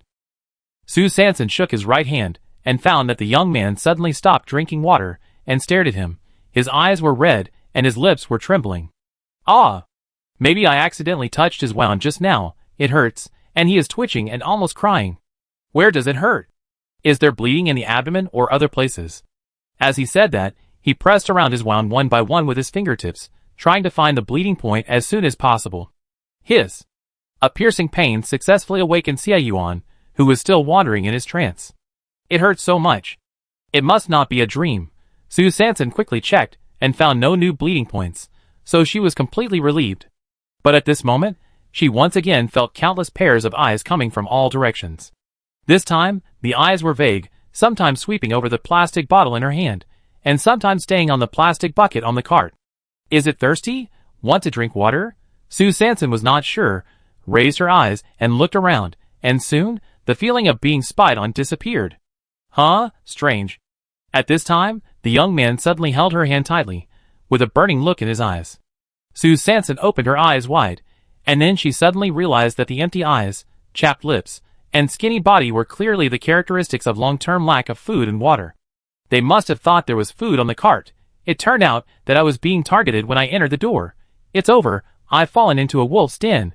No, we have to leave quickly. Sue Sanson looked calm on the surface, but he was anxious inside. It's no problem for me to run away by myself. I can escape by pulling the cart. But what about this injured young man? Sue Sanson was standing at a moral fork at this time, in a dilemma. Or should I pull the cart and escape first, and then come back to save the young man? No, the cart is only more than 1 meter long. It can't fit him at all. And if I can run once, can I escape a second time? But if I want to save the young man, I might try to drag him away directly, but then I have to give up the cart. Hey, why is she still standing here stupidly? Run quickly. Wasn't the warning I gave just now obvious enough? Xie Yuan was a little annoyed. Why didn't the girl take action? He knew very well what the prying and coveted eyes just now meant. He didn't want such a kind girl to be surrounded by a group of hungry wolves. Sue Sanson didn't feel Xie Yuan's anxiety at all, because she was still wavering between saving the cart and saving the young man. Suddenly, Sue Sanson noticed that the edges of the metal plates on the car seemed to be equipped with special splicing buckles. Yes! It must be the splicing plates specially prepared by the original owner to set up a tent for himself. Sue Sanson, who was quick-witted, gave himself a big thumbs up. He didn't dare to waste time and quickly took out 3 metal plates. The buckles were connected with the buckles. In less than a minute, they were assembled into a large metal plate more than 3 meters long. Then the large metal plate was directly placed horizontally on the cart, and the small cart instantly upgraded to a medium-sized cart. Sue Sanson quietly made a look at the young man, indicating that he should follow his command in all actions. She stretched out her right hand and shouted, "Look! There is nutrient solution." Then she quickly reached into her pocket, took out the empty plastic tube she had finished drinking, and threw it far away.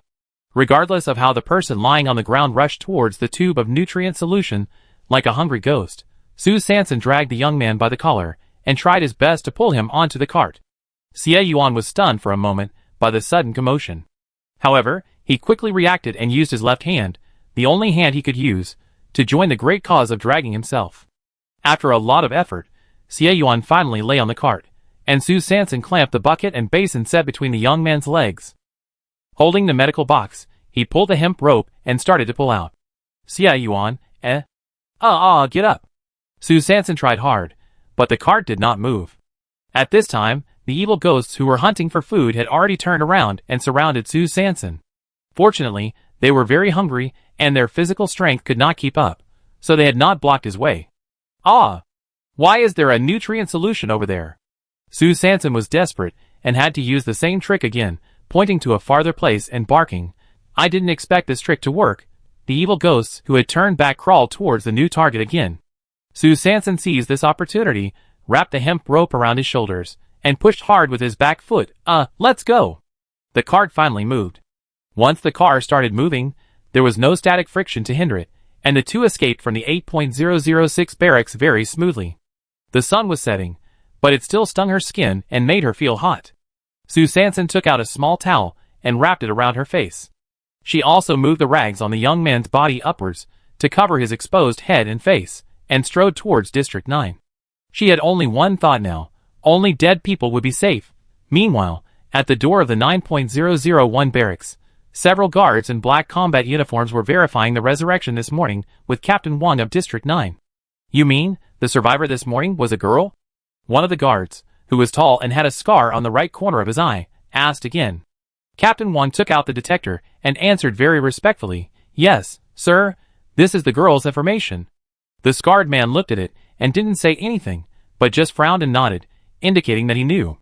The hunchback middle-aged man standing behind Captain Wang was so nervous that he was about to wet his pants. Because the number of dead bodies he scanned this morning was inconsistent with the number counted last night, it should be one person different, but he scanned several times in the morning, and the result was 2 people different. In other words, either he made a mistake in his count last night, or he missed a survivor this morning. But no matter which case, it was a dereliction of duty. He was still waiting to make meritorious contributions early and transfer to the Bay City Patrol team. So at this critical juncture, he dared not make his mistakes public. So he was always worried until he sent all the guards away, and then he was completely relieved. And the few people from the Dawn Guard who left happened to pass by Sue Sanson and her cart on 2 parallel streets heading to District 9. Chapter 10. The members of the Dawn team didn't know that the captain they were looking for, Xie Yuan, was lying on a cart on the next street. When Sue Sanson came to the side door of the 9.006 barracks again, there was no one inside. They should have all been taken to the crematorium. Who Sue Sanson panted and sat on the ground. Tired. She was really exhausted. If she hadn't drunk a nutrient solution in advance, she wouldn't have had the strength to perform so miraculously just now. Zone 9 is still good. Seeing that there was silence all around and no one seemed to be around, Sue Sanson took out a nutrient solution veilingly, helped the young man on the cart, and started feeding him. Ah, it's my fault too. I drank your rations this morning and made you hungry all day. Now that there's no one around, come and replenish your energy. While feeding, he was also alert to the surroundings. She now understood completely that those people who were always on guard in the morning must have food in their hands. I really learned a lot today. And here, Xie Yuan's heart was already moved. He took out the nutrient solution in the morning to pay for taking him out of District 9, but he never expected that this girl would be so kind, and not only give him treatment, but also give him precious food. You know, in the end of the world, food is sometimes more precious than life. If I could still stand up, it would be great. Xie Yuan suddenly felt very sad that his life was about to end, and he had no chance and no ability to repay her well. The nutrient solution was quickly finished, and Sue Sanson gave them some water respectively. Suddenly, bursts of mechanical roars came from the distance, and 4 to 5 aircraft slowly landed 2 or 3 kilometers away from the base city, raising a large cloud of dust. Soon, countless people came down from the aircraft. Some of them were empty-handed and dejected, some were holding a bag and guarding the surroundings, and some even formed a group to form an encirclement, firmly protecting the people carrying a large bundle of heavy objects in the middle. Not long after, the crowd dispersed. Some ran to the shantytown, some went directly into the base city, and some ran to the refugee camp. Sue Sanson opened her mouth wide and looked at the huge crowd approaching from far away in some surprise. At this time, the young man shook her trembling right hand and wrote a word on her palm: hide. Yes, so many people came to the refugee camp. Now, the two of them, one weak and the other disabled, had no power to resist, so they had to hide quickly. But where to hide? The young man seemed to understand Sue Sanson's anxiety, so he looked around again. 1 minute later, the two hurried back to their old place, the 9.006 barracks. Sue Sanson protected the cart behind her, holding the scalpel in her right hand, hiding nervously behind the door, and observing the movements outside from time to time. Soon she heard a chaotic sound of footsteps. She didn't dare to look around anymore. She turned around, held her breath, and stood quietly against the wall. The people from the refugee camp came back. They should be the group of people who left in the aircraft in the morning. No wonder the uncle selling nutrient solution was so anxious to close the stall. Isn't it because the big army is back? Sue Sanson realized it later, and finally had a further understanding of the cruelty of this world. About 15 minutes later, there was no footsteps outside the door. Sue Sanson carefully looked out through the crack of the door. After confirming that there was no one, she turned back to look at the young man. The young man motioned her to leave quickly. The two of them walked out of the side door, and within a few steps, they almost ran into the corpse transporter heading to the 9.006 barracks. So they hid from each other again, and finally avoided this wave of returning troops. The sky was gradually getting dark. The light brain showed the time, 18:39 in the afternoon. Sue Sanson learned that this bracelet was called a light brain when she paid for the nutrient solution contribution points. She sat on the ground panting and breathing heavily. It's not easy. It's really not easy. She had experienced too much this day, and she felt that her little heart was about to be unable to bear it. At this time, the young man pinched Sue Sanson's right hand again and wrote on the palm, 156.39. 274.33. What does it mean? Sue Sanson didn't quite understand, so he asked directly. Xie Yuan was also stunned. Didn't she understand? Sue Sanson noticed Xie Yuan's doubts and thought, oh no, are these two well-known numbers? Will my identity as a time traveler be exposed? Damn, I'm so tired that I can't defend myself. Ah, she had to smile awkwardly, and then make up for herself. You know, I fell from the ruins before, and after waking up, my memory was actually a little bad. Hee. Wow, Sue Sanson, you are such a clever little ghost, you have found such a permanent excuse. She was very satisfied with her inspiration just now. And Xie Yuan didn't mean to explore too much. He felt that this girl had a temperament that was inconsistent with the end of the world. At this moment, when he heard her say that she had lost her memory, Xie Yuan just felt sorry and heartbroken for her. So Xie Yuan looked at her right wrist and signaled her to turn on the optical brain. This time, Sue Sanson's IQ finally came online.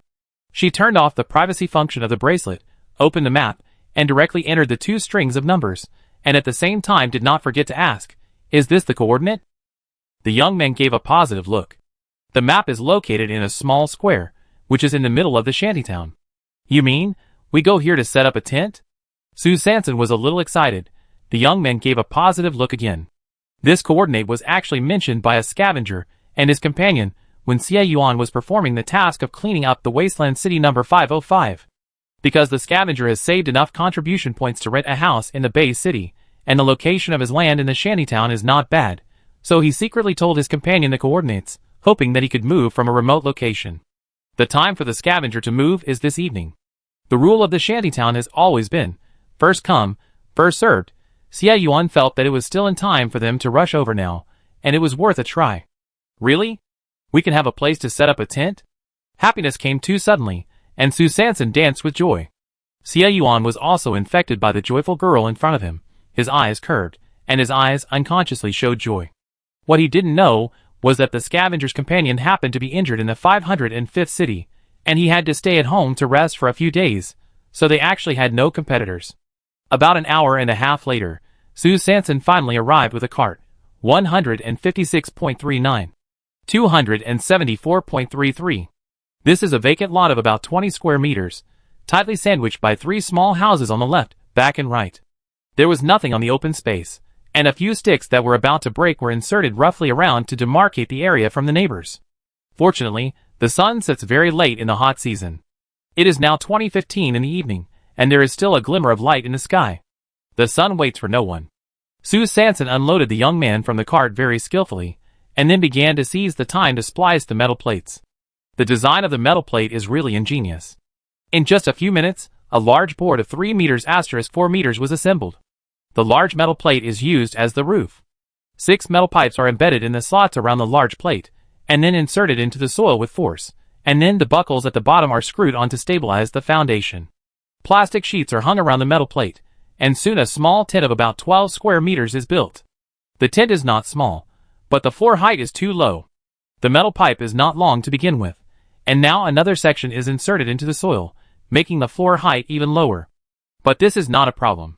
Sue Sanson opened the locks on the top of the metal tubes one by one, and heard whoosh, whoosh, whoosh. After several consecutive sounds, the 6 metal tubes automatically rose up more than 1 meter high like the umbrella support device. At that time, the small tent was transformed directly and upgraded to a large tent more than 2 meters high. Sue Sanson spread the remaining plastic sheet on the ground of the tent, and now a shelter belonging to them was completed. The sun was about to disappear completely on the distant horizon. Sue Sanson took advantage of the last ray of light, and pulled the young man on the cart for another 200 meters, and stopped at the door of the public toilet. The location of the public toilet was discovered when I came here. There is a public toilet, and a water source on every path in the shantytown, which is quite humane. Fortunately, all public toilets in this world are toilets, so Sue Sanson moved the young man to the toilet with difficulty. While he was ashamed and angry, "I don't need it, I don't have to, I don't want to," and then closed the door, leaving a sentence, "I pick you up in 5 minutes." He went to solve his physiological problems without looking back. When the 2 people returned to the tent again, it was completely dark. It was already 20:40. Sue Sanson noted the time, and with the faint light from the light computer screen, took out the straw mat from the bucket, laid it out, and moved the young man from the cart to the mat, and exclaimed, "Wow! It's been a really exhausting whole day." She lay flat on the plastic sheet without any scruples, thinking to herself, "It's pitch black anyway, no one can stop me from messing around." Xie Yuan on the straw mat wanted to turn his head silently, but he couldn't, his neck couldn't move, so he had to close his eyes embarrassedly. His mind was a mess. Should I tell her? Tell her that my night vision ability has not completely degenerated. But suddenly I remembered that I needed the girl's help to go to the toilet just now, and I was ashamed again. Oh, this is really... Oh, Xie Yuan has never encountered such a difficult situation. He has no experience. Oh, forget it. He still has business to do. He has to secretly pass on information to the team, and he has to find out the traitor. Yes, he has to plan well. He still has a lot of things to think about. The tent is very quiet, except for Sue Sanson's survivor's heavy breathing. There is only the heartbeat that Xie Yuan forced to calm down. Breaking the silence is the Bay City announcement that suddenly popped up in the light brain. Wilderness number 9. Boarding time. 6 a.m. Boarding location, 2 kilometers outside the east, west, south, and north gates. Wasteland City number 107. Boarding time, 9 a.m. Boarding location, 3 kilometers outside the east, west, south, and north gates. Chapter 11. What does it mean? Sue Sanson's mind was full of question marks, and he couldn't help but turn his head to look at the young man on the straw mat. Xie didn't expect that the girl had lost her memory so completely that she even forgot the mission of the base on which the people of the end of the world depended for survival. He could only explain it slowly, stroke by stroke. The base would organize residents inside and outside the city to go out to scavenge every day, and generally give 2 options, the wilderness or the city. The spoils of scavenging can be exchanged for contribution points at the official exchange office of the base, or they can keep them for themselves. The living environment in the end of the world is very difficult. Most of the materials in the base come from scavenging, so the base also encourages residents to join the scavenging team. Sue Sanson looked surprised, and then analyzed. What we lack most now is food. I feel that there should be a lot of food in the wilderness, plants and animals, which sounds like there are more than in the abandoned city. After exchanging information, it was already 21:30 in the evening. Sue Sanson set an alarm for 5:30 on the optical brain, and then took out the last nutrient solution in his pocket that was about to expire. He drank half of it first, and fed the rest to Xie. This nutrient solution will expire in less than 3 hours. Drink it, and go to sleep quickly. Tomorrow's rations will have to wait until I come back tomorrow night. Maybe he was really tired. Sue Sanson fell asleep in a few seconds. Xie at the side was still licking his lips blankly, not quite coming to his senses. She actually. I drank the same bottle. Ding ding ding. Ding ding ding. The alarm clock rang at 5:30 in the morning of the 69th day of the hot season in the 336th year of the star calendar. After a good night's sleep, Sue Sanson woke up, and the sun had already appeared above the horizon. The first thing she did when she got up was to move the young man to the public toilet, and then left a sentence. Next time I bring you here, it will be at night. Then she closed the door. In fact, as an intern who has long been immune, Sue Sanson is particularly calm about taking care of patients and solving physiological problems. After all, it is her duty. But Xie, the patient, does not have this awareness. He woke up early in the morning and suffered an embarrassing attack. He had not yet digested everything last night, and today he came again, hey. It was already 5 minutes later, when Sue Sanson wrapped her headscarf and carried her cloth bag. Before leaving, she gave the young man another shot of anti-inflammatory medicine, checked the wound, and finally, reluctantly opened the medical box, took out the interlayer, and reluctantly handed it to the other's left hand. Well, it's true that the conditions are limited. If you can't hold it during the day, use this first.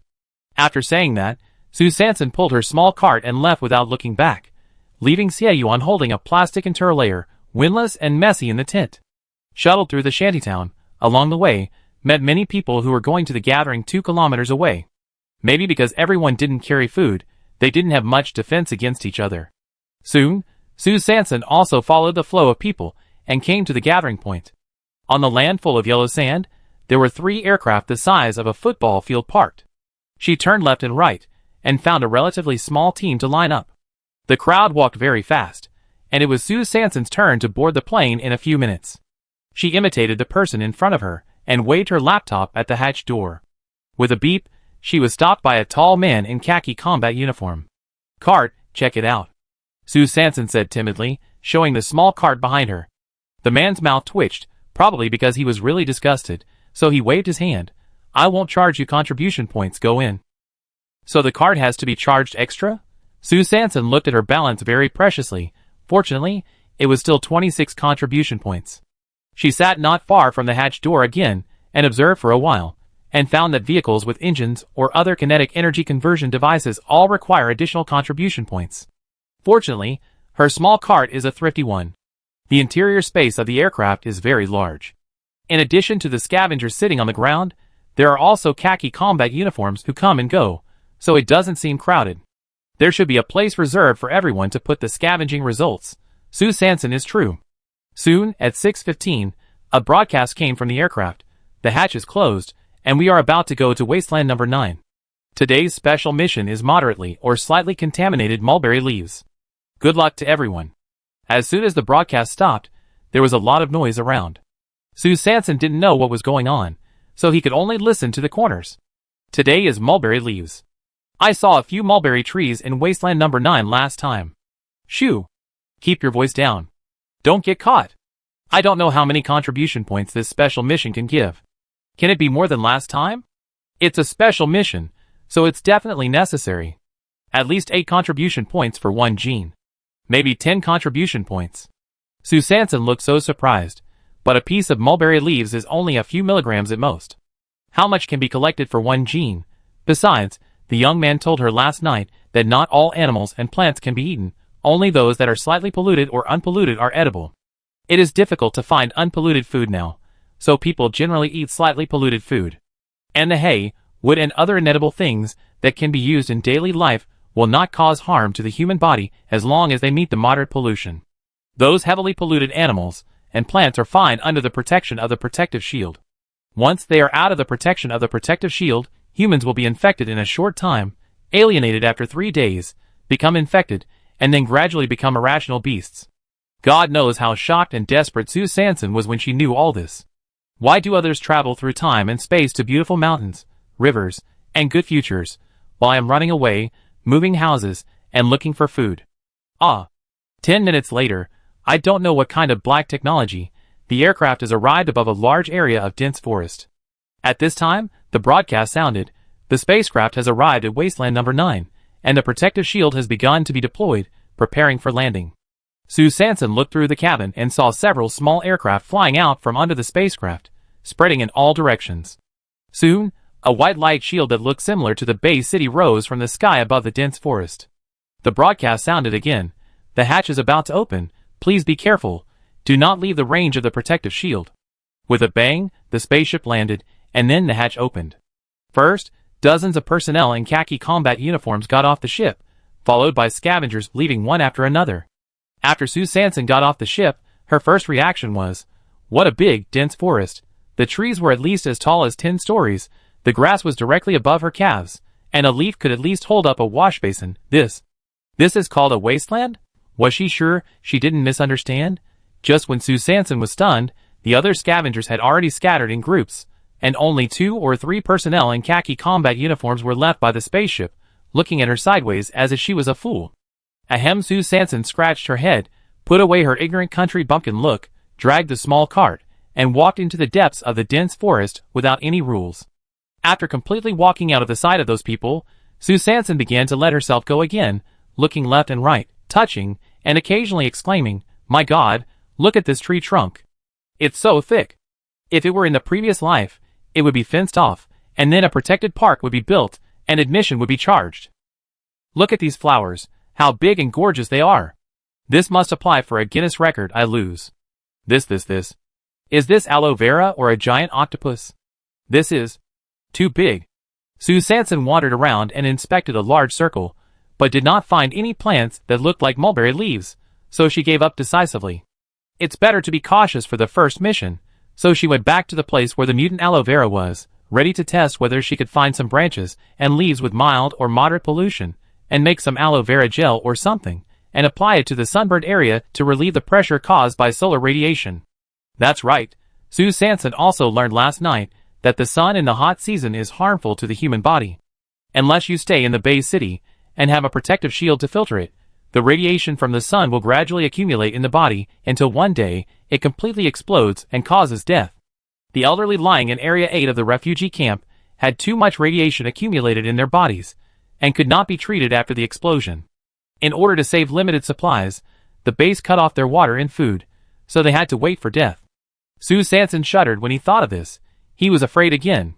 How many times did he escape death yesterday? I dare not think about it. I really dare not think about it. This damn end of the world is too cruel. Chapter 12. Severely polluted? Severely polluted? Severely polluted?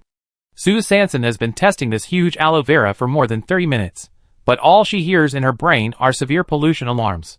Well, it turns out that there are severe pollutants everywhere here.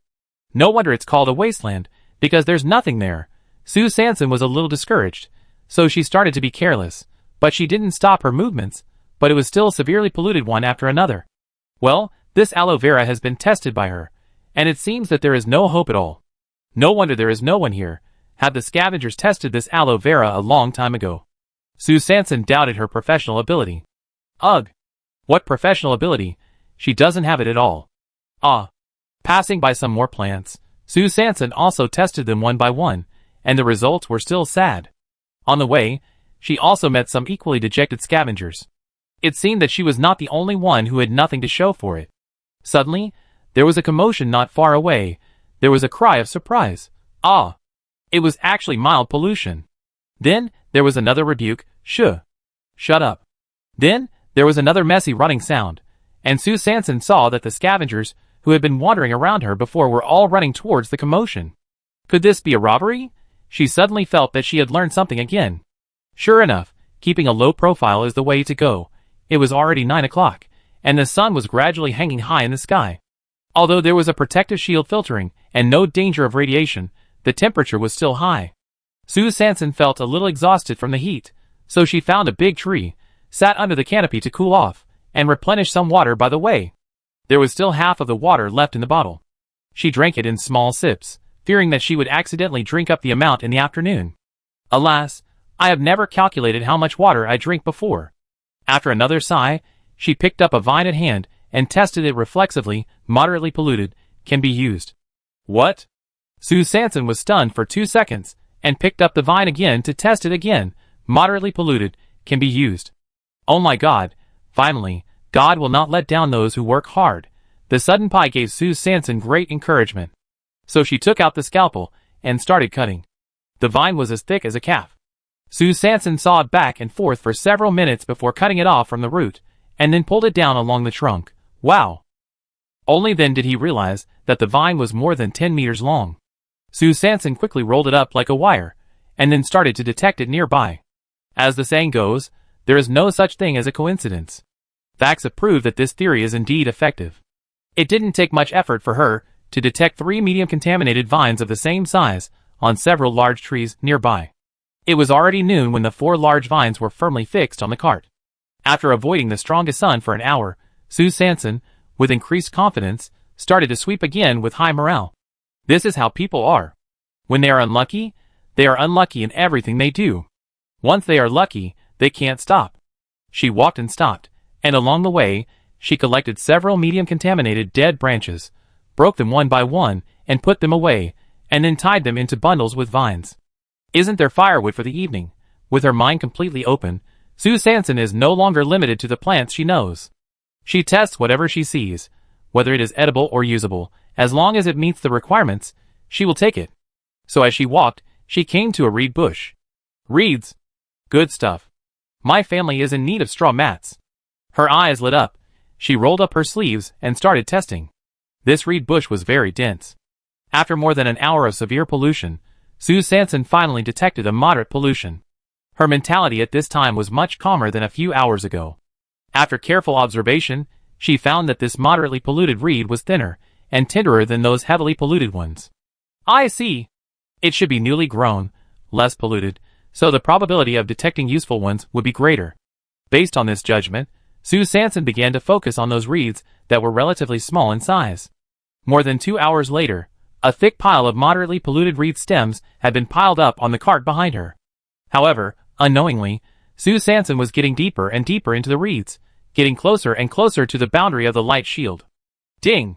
About to exceed the range of the protective shield, please pay attention. Ding! About to exceed the range of the protective shield, please pay attention.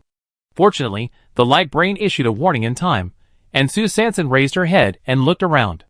Oh, she was completely surrounded by reeds, and there was no human figure. Suddenly, she felt a little scared. What was going on? She quickly fixed the reed stems and pulled the cart back.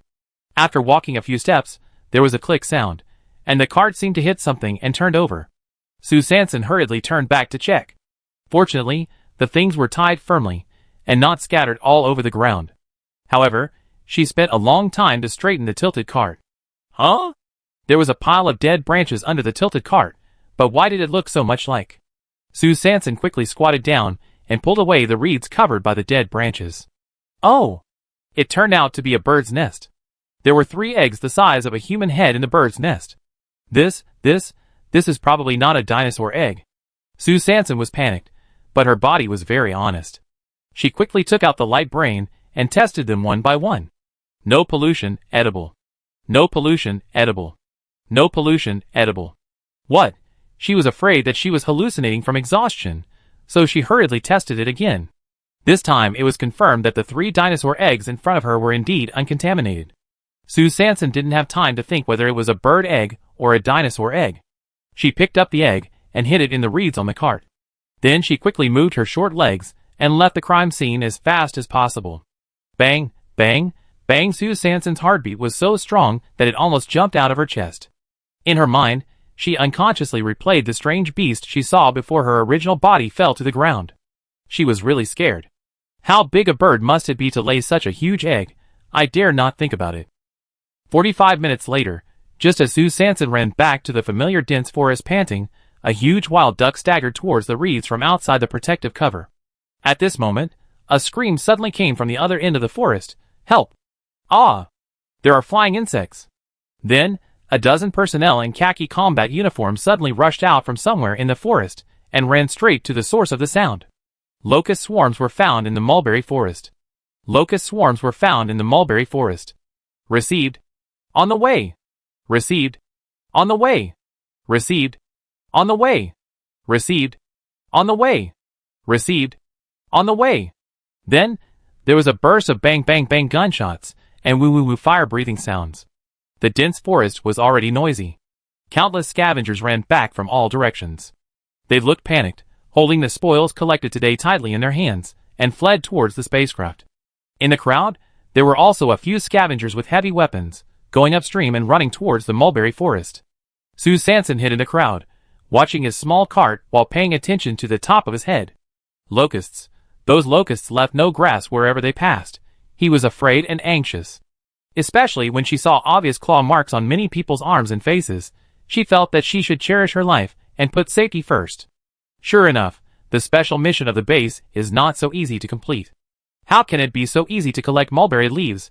How can it be possible to give such high contribution points for no reason? Even if the mutated leaves are big, thick, and heavy, you have to return alive. Fortunately, I got off the ship late today and didn't catch up with the main force. Until sitting in the return spaceship, Sue Sanson was still immersed in the fear of the aftermath and death. The vines, branches, and reeds piled high on her cart attracted many people's attention. Sue Sanson, who was still daydreaming, was completely unaware of what was happening around her. Chapter 13. It's not that what Sue Sanson collected was valuable, but the volume was much larger than other people's baskets, sacks, and cloth bags, and there was no obstruction, so everything was visible. Fortunately, most people put their minds to rest after seeing the things on the cart.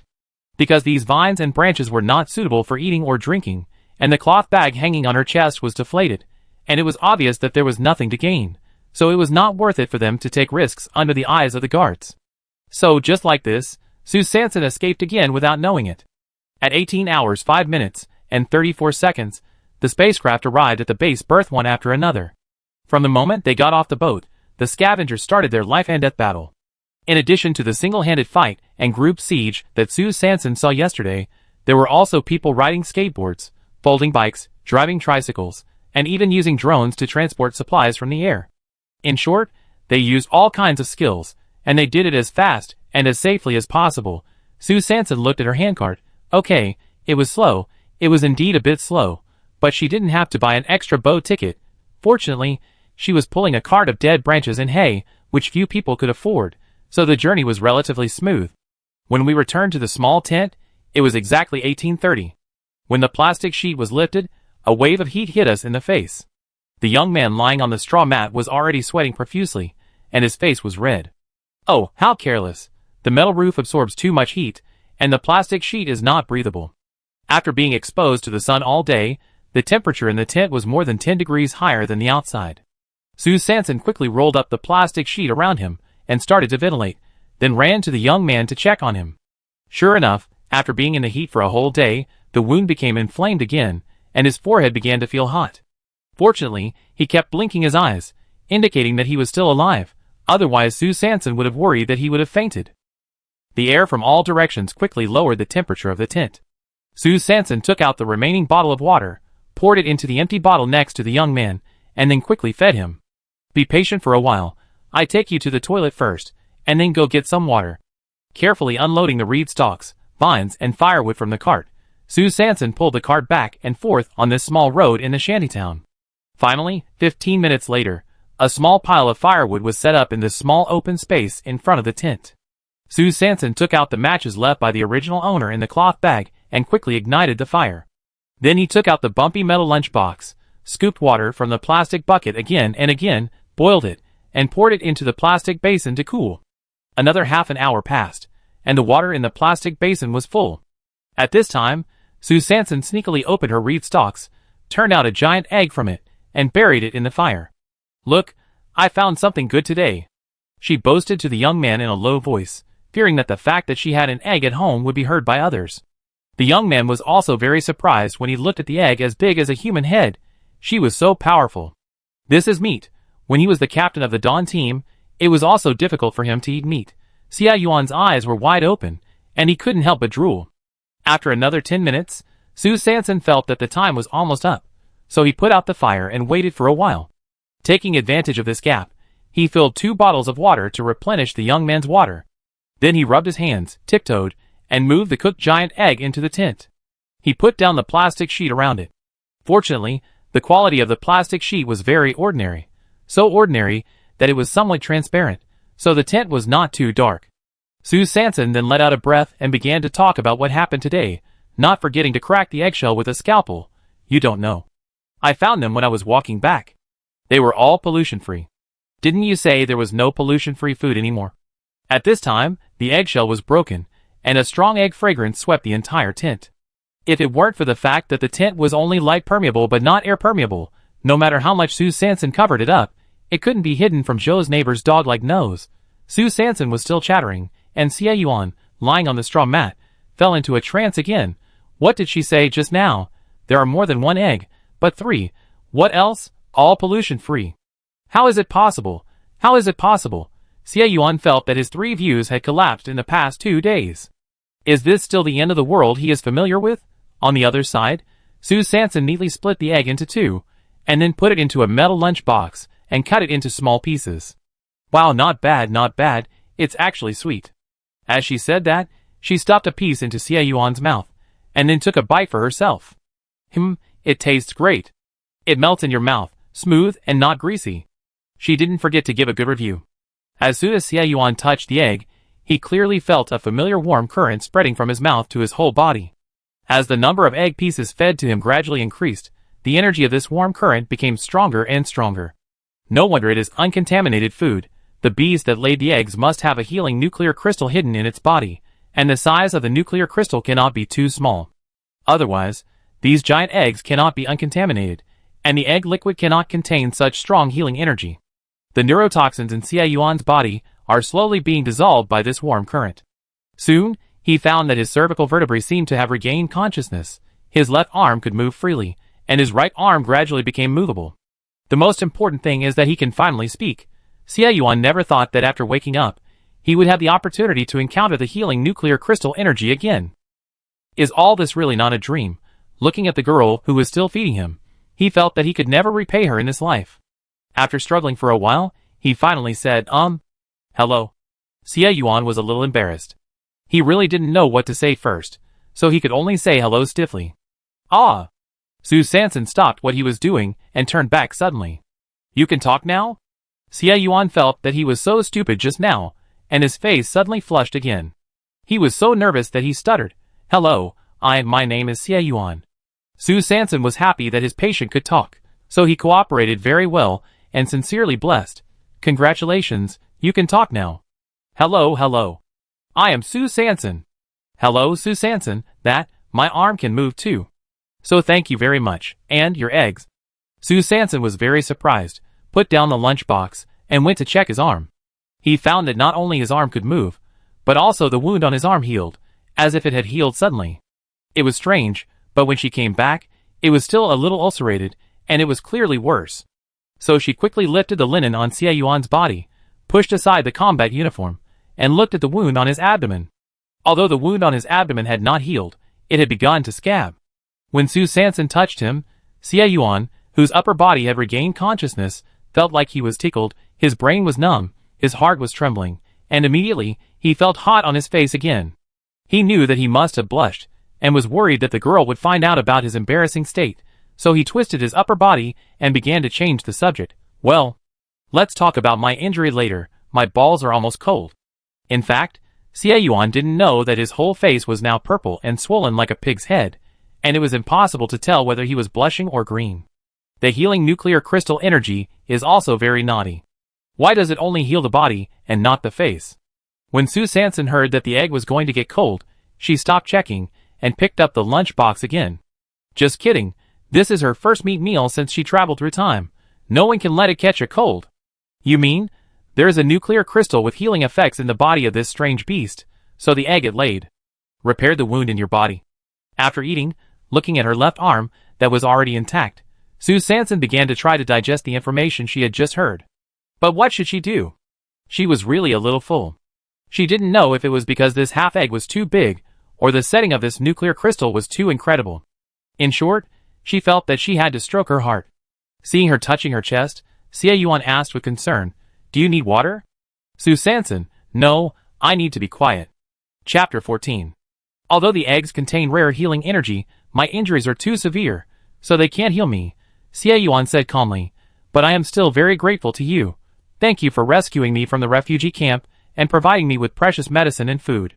Su Sanson looked at the young man whose eyes were gradually turning red, a little embarrassed, waved his hands, and didn't care much.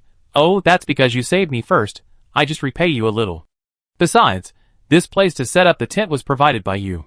We can be considered mutually beneficial, and you also know that my memory is not very good now, and I may need to ask you for advice in many places." As he said, he looked away with a guilty conscience, thinking that whether I can quickly understand this end of the world, I rely on you. You are my end of the world version of Baidu Encyclopedia. Xie Yuan knew that although his upper body could move, his arms could not be too strong. To put it bluntly, he was still a useless person, and he didn't have a light computer. He couldn't do anything in the end of the world. In fact, he was going to leave in 2 days. But now that she said she still needed him, he would do his best to help. After organizing his thoughts, Xie Yuan quickly got into the role. "Have you ever thought about reinforcing this small tent?" Su Sanson slapped his thigh. "Oh really, I forgot about the important things. I pulled back a lot of vines and reeds today. I plan to use the vines to make a fence, and use the reeds to make a few straw mats." Xie Yuan couldn't bear to interrupt her chatter, so he waited until she finished speaking before explaining. "You know, since the functions of these 2 eggs are very rare, they will definitely be sold at a good price. When you exchange them for contribution points, you can upgrade the plastic sheets around them to metal plates. The metal plate is not expensive. The remaining contribution points are enough to exchange for a set of new radiators, which can be installed on the ceiling and 4 walls. In this way, the room will not be hot, and the supplies can be placed inside without worrying about them being damaged. Adding all these together, there should be enough contribution points left to buy a metal door with a lock. The safety factor can also be improved." After hearing this, Su Sanson said that he was not moved, but he still frowned. "Didn't you say that this egg would help your injury? How can you sell it?" Xie Yuan stammered and did not speak immediately. He did not expect that she would want to keep both eggs for him.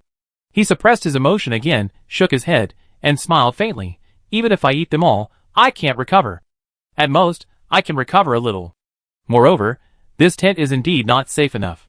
Do you want the supplies you have finally found to be damaged or stolen? You may not remember that after the hot season, there is the wind season and snow season. The strong winds in the wind season can. This tent is easily overturned, and being outside during the windy season will greatly hinder mobility, and the probability of finding supplies will be low. Also, because the wasteland and abandoned cities in the snowy season are very dangerous, people generally don't go out to scavenge, so during the hot season, you have to start stockpiling supplies and prepare for winter." "Ah, so you are in this kind of apocalypse? So the hot season is the most relaxing season? Then, how many days are there in the hot season? Is the windy season coming soon?" Su Sanson's heart is so tired. She suddenly wants to go home so badly. Xie Yuan turned into a Jianghu know-it-all and continued to popularize science. The hot season is very long, basically stable at 125 days. The windy season is relatively short, generally lasting about 60 days, and the snowy season and rainy season are 90 days respectively. A total of 365 days a year. Well, today is the 336th year of the star calendar. the 69th day of the hot season, and there are 56 days left until the end of the hot season. Fortunately, there are still nearly 2 months left. Su Sanson thought to herself that if the environment is so bad in the future, then Xie Yuan's proposal is indeed reasonable. But she looked at the thin young man. In her memory, he was clearly very tall and strong. You said, if you only exchange 1 egg, can you buy a radiator? Su Sanson felt that the most urgent problem to be solved now is the temperature problem. Well, if you go to the official exchange office, you should be able to get at least 500 contribution points. In fact, Xie Yuan himself didn't know how much he could exchange, because healing energy was rare, and he had never encountered it. He could only roughly convert it according to the repair potion with the same healing effect. A set of cooling devices is generally more than 400 contribution points. The more powerful the function, the more expensive it will be, and there is no upper limit. Su Sanson nodded and decided to leave 1 egg for Xie Yuan, and use the other egg to improve the accommodation conditions. However, Xie Yuan suddenly thought, it's the hot season now, and cooling devices are in short supply. The official exchange office may have been out of stock for a long time. Ah? What should I do? Xie Yuan hesitated, not knowing whether to say it. He was afraid that the information he gave would not only not help her, but would hurt her, so he pursed his lips and pondered silently. Su Sanson saw that Xie Yuan obviously had something to say, but still had some concerns, so she patted her chest and assured, don't worry, if you have any other way, just tell me, I will definitely not let you down. Xie Yuan was a little amused. Although he was not very old, he was quite arrogant. So he explained, it's not a special way. It's just that this place is quite dangerous. I'm worried that something might happen to you. Su Sanson raised her eyebrows. Danger, that's for sure. She was most afraid of danger, but she had just set the flag. This character can't collapse so quickly. She had to ask, where? Xie Yuan, Black Market. Star calendar year 336, day 70 of the hot season, 5:30 in the morning. Su Sanson was awakened by the alarm clock on time. It was another fixed routine, get up, go to the public toilet, arm up. After the plastic sheet of the tent was opened again and quickly put down, a woman wrapped in a headscarf and wearing a sack, with a big belly, pulled a small cart and walked slowly towards the south gate of the base. This person was Su Sanson. She passed by many people from the shantytown, who were just going out to the berth to board the ship. Perhaps her clothes were too tattered, or perhaps there was nothing on her cart, so even if she walked towards everyone, she could not arouse the curiosity of passers-by. Su Sanson watched the crowd gradually approach and hurried away, and secretly breathed a sigh of relief. Her right hand, which had been sweating on the cart, relaxed a little, but her left hand was still tightly against her belly. She had to hold it carefully. Was she dragging her belly now? No, it was her radiator. She arrived at the south gate at 6 o'clock in the morning, which was the time when the gate opened to residents outside the base. Su Sanson was familiar with the road, entered the city, and according to Xie Yuan's guidance, she soon came to the official exchange office. The exchange office was a very spacious 4-story building, with 2 large counters on the first floor, the contribution point exchange office on the left, and the material exchange office on the right. Although they came at the right time, the hall was already crowded, especially at the contribution point exchange place, where there was a long line. TSK. It seems that residents outside the city dare not store a large amount of supplies at home. Indeed, it is safer to exchange them for contribution points early, and store them on the optical computer. Sure enough, as Xie Yuan said, outside the base city, even if there are patrols on duty, the authorities will not make a ruling as long as they are not caught in the act. The shantytown is not as safe as imagined. Su Sanson walked to the material exchange place on the right with a big belly. There were almost no people here, and no need to queue. She walked directly to the window and asked, "Excuse me, do you have radiators for sale now?" The staff member was probably in a bad mood after getting up, and answered rather arrogantly, "What are you thinking about? The radiator has been out of stock for 30 days. Just wait." Sure enough, Su Sanson pulled the corner of her mouth to show that she knew, turned around, and resolutely walked towards the legendary black market. Chapter 15. There are actually several black markets in the Bay City, and the one Xie Yuan mentioned is just in the Z area of the South Gate. Su Sanson followed the coordinates on the navigation, walking and stopping, mainly because her month was too big and heavy, so she had to change hands to hold it, otherwise it would be a bit tiring. At 6:35 in the morning, Su Sanson finally reached her destination. This was a small, dilapidated building with a total of 3 floors. The wall paint on each floor had fallen off in a large area. There were not many windows, but none of them were complete. There was a sense of desolation, bleakness, and unreliability everywhere. Hut took a few deep breaths and walked into the first floor. The corridor was narrow and cramped. According to Xie Yuan's description, she turned left first, turned right at the first fork, turned left again at the second fork, and then took the elevator on the right to go down to the negative third floor. Along the way, the light was not very good, but no one was seen. That's right. It's so early in the morning, the black market may not be open yet. The slap in the face came quickly. With a ding sound, the elevator door opened, and suddenly there was a lot of noise and a mix of people. Sue Sanson widened her eyes, not knowing whether to press the 1F key immediately and go home directly. But before she hesitated for a second, an impatient voice sounded outside the door. "Hey, Auntie. Are you going to come out or not? If not, don't block the way." Several tall and strong men stood in front of the elevator with their arms around each other, yawning, with dark eyes, obviously staying up all night. Oh, I come out right away." Sue Sanson was cautious and kept her voice down. She felt that entering the black market was safer than being in the same room with these strong men. After exiting the elevator and turning right, you will arrive at the main street, which is also a really lively place.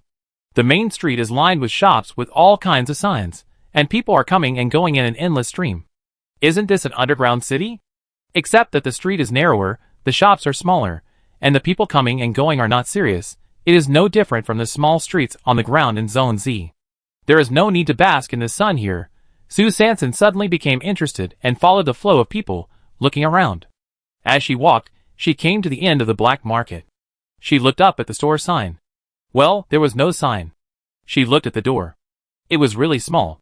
If you don't look carefully, you can't find it. Well, she compared it with Xie Yuan's description. Location, end of the black market. Sign, no. Front, very small. Features, not easy to be found. All satisfied, Sue Sanson felt very smooth, so she knocked on the small door 4 times, 3 long and 1 short. "Come in, the door is not closed." Well, it was indeed a man's voice, that's right. "Boss, do you have any new products?" Sue Sanson pushed the door open and walked in. A man in his 30s stood behind the counter, looking at Sue Sanson's bulging belly, pushing his glasses on the bridge of his nose, and asked uncertainly, "Are you using it or who else?" Sue Sanson thought, why is it different from what was agreed? So he asked again, "Are there any new products?" The man with glasses looked at her belly again, and then looked at the whips, handcuffs, chains, and other supplies hanging on the wall. He was a little surprised, but still answered truthfully, "Although there are no new products, there are still many best-selling models, but are you sure?" "You can?" Sue Sanson frowned. This code is not right, glanced around. "Okay, sorry to bother you." He left the house decisively. The man with glasses was left alone, holding his chin and questioning his life. Is the way now so wild?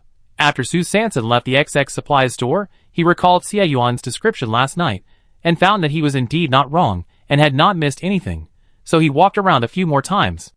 At this moment, a head suddenly popped out from the wall next to him, and then a wall about 1.5 meters high was slowly pushed open, and an old man walked out, holding a broom, bent down and began to sweep out the garbage. Sue Sanson took a look. Location, end of the black market. Signboard, none. Storefront, very small. Features, hard to be found. This door is exactly the same as the wall. This is what it means to be hard to be found. When the old man finished sweeping the floor and was about to turn around, Sue Sanson stepped forward and asked in a low voice, "Boss, do you have any new goods?" The old man waved his hand. "New goods are not available every year." Sue Sanson, "Then take a look at what is available every year." The old man raised his eyebrows, turned around and looked at her, paused, and said disdainfully, "It is available every year, but there is nothing to see." "Sue Sanson, you will know after taking a look." The old man motioned her to enter the house. Pop! The door closed. The old man glanced at her from head to toe, with no patience. "What's your name?" Sue Sanson smiled. "My name is Nyen Nyen." The old man's breathing suddenly became heavier, and then he turned around abruptly, bent his waist, and looked out through the peephole of the small door for a moment. After confirming that it was safe, he led Sue Sanson to the back of the room and looked at her with a squinting eye. "Did someone ask you to come?" Sue Sanson nodded. The old man's eyes tightened, and his voice trembled a little. "Still alive?" Sue Sanson nodded again. After taking a few deep breaths, The old man stopped asking questions.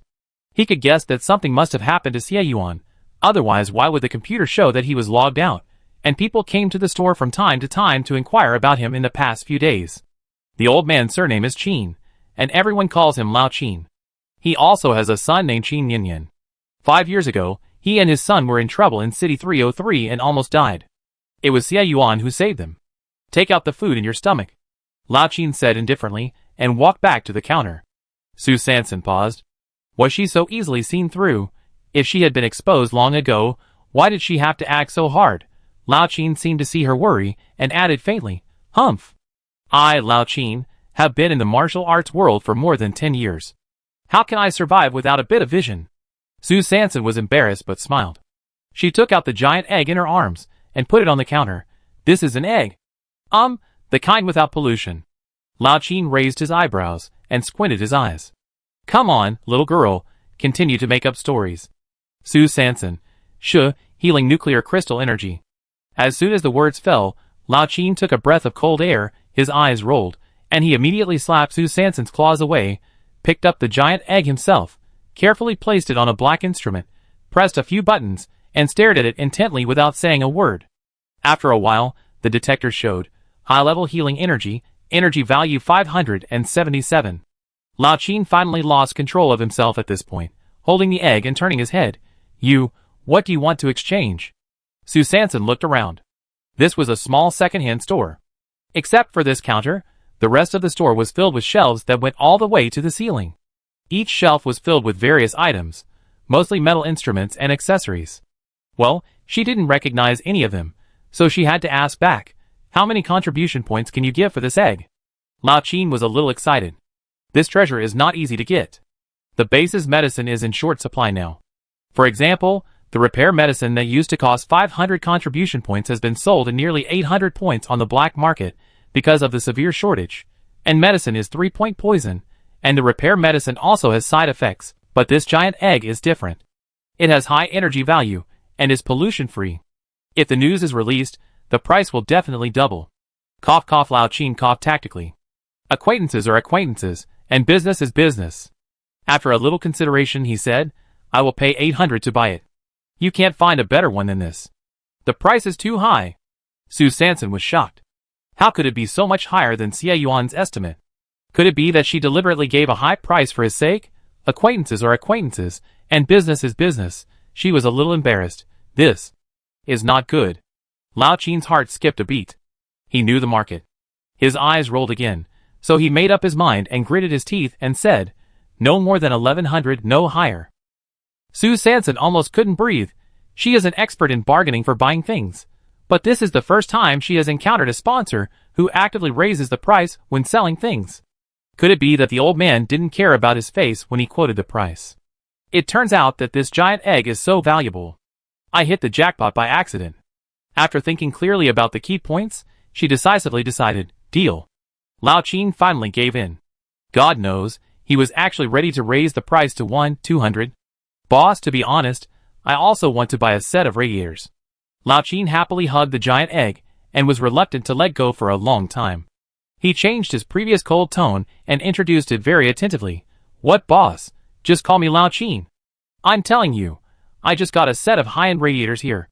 Don't look at it as second-hand, but no matter from the function, life, appearance, or this aspect, it is a top-level configuration. Lao Qin praised his product to the sky, and Su Sanson was confused. Well, since it was recommended by Xie Yuan, she would just believe it. In the end, Su Sanson bought this second-hand high-end radiator with 580 contribution points, and spent 390 contribution points to buy 36 metal splicing plates and 6 ductile metal tubes, 50 contribution points to buy 5 ordinary nutrient solutions that would expire in 4 days, and 40 contribution points to buy 2 towels. In the end, there were 40 points left, plus the original 26 points, and the light brain balance showed 66 contribution points. Su Sanson wasted a lot of time and forced Lao Qin to give her a small hoe, and then she started to load the car with satisfaction. First, stack the metal plates on the cart, then tie the radiator on it, stuff the metal pipe and the small hoe on both sides, then cover it with a plastic sheet taken from Lao Qin, deliberately expose the hoe and the metal pipe to confuse the audience, and finally wrap the rope around it a few times to fix it. Perfect. Sue Sanson put the nutrient solution into the cloth bag, and took 2 new towels, rolled them up, and stuffed them into her lower abdomen with a dry smile. Then she waved and left the second-hand store. Life is really like a play, it all depends on acting. As soon as she went out, she immediately got into the state, holding her belly with her left hand, and pulling the cart with her right hand. Although she had disguised herself before leaving, Sue Sanson was still a little nervous because of the tight radiator. Chapter 16. Another round of walking, stopping, turning left and right. When I returned to the small tent again, it was already 7:38 in the morning. After lifting the plastic sheet, the small tent no longer had the fragrant egg smell. It should be that Xie Yuan took advantage of the neighbors going out to scavenge at 6 o'clock to quickly disperse the smell. As soon as Sue Sanson came back, he began to show what he had gained this morning.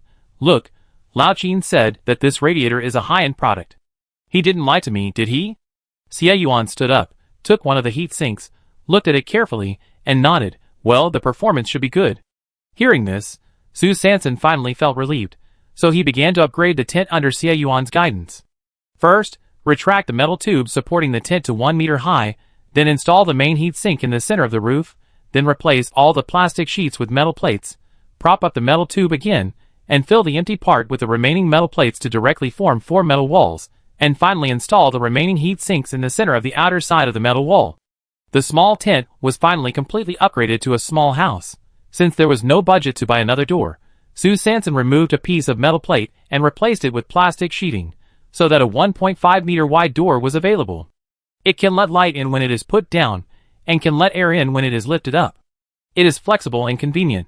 Seeing that there was still time, he took out the newly bought metal tube and inserted it around the yard, then roughly wrapped a few circles with the rattan collected yesterday, and left a side door on the side facing the street, which was just staggered with the house door, and also hung plastic sheeting. Although the production process was relatively rough, it looked like a simple fence. Sue Sanson nodded, thinking that this would give him more privacy and security. It would also be more convenient to boil water and cook something in the yard at night. Sue Sanson did not dislike the few sticks left in the yard as boundaries. In the corner behind the house, he built a triangular shed of less than 1 square meter with a removed plastic sheet, ready to use for bathing. After a lot of trouble, it was already 8:30, and Sue Sanson hurriedly sent Xie Yuan to the public toilet in his unwilling and embarrassed state. After returning, he filled 2 more bottles of boiled water, handed one to Xie Yuan, and then took out 3 bottles of nutrient solution and 2 towels from the cloth bag and gave them to him. We each have one. If you are hungry at noon, drink the nutrient solution. The eggs will be baked when I come back in the evening. As he said that, he looked at the interlayer of the medical box that seemed to have not been used. Just as he was about to speak, Xie Yuan decisively said, I can't actually use it. You must be very careful when you go to the city today. Sue Sanson nodded, took out the small note that Lao Qin secretly stuffed to her, put it next to Xie Yuan, wrapped a small towel around her, pulled up the small cart, and went out.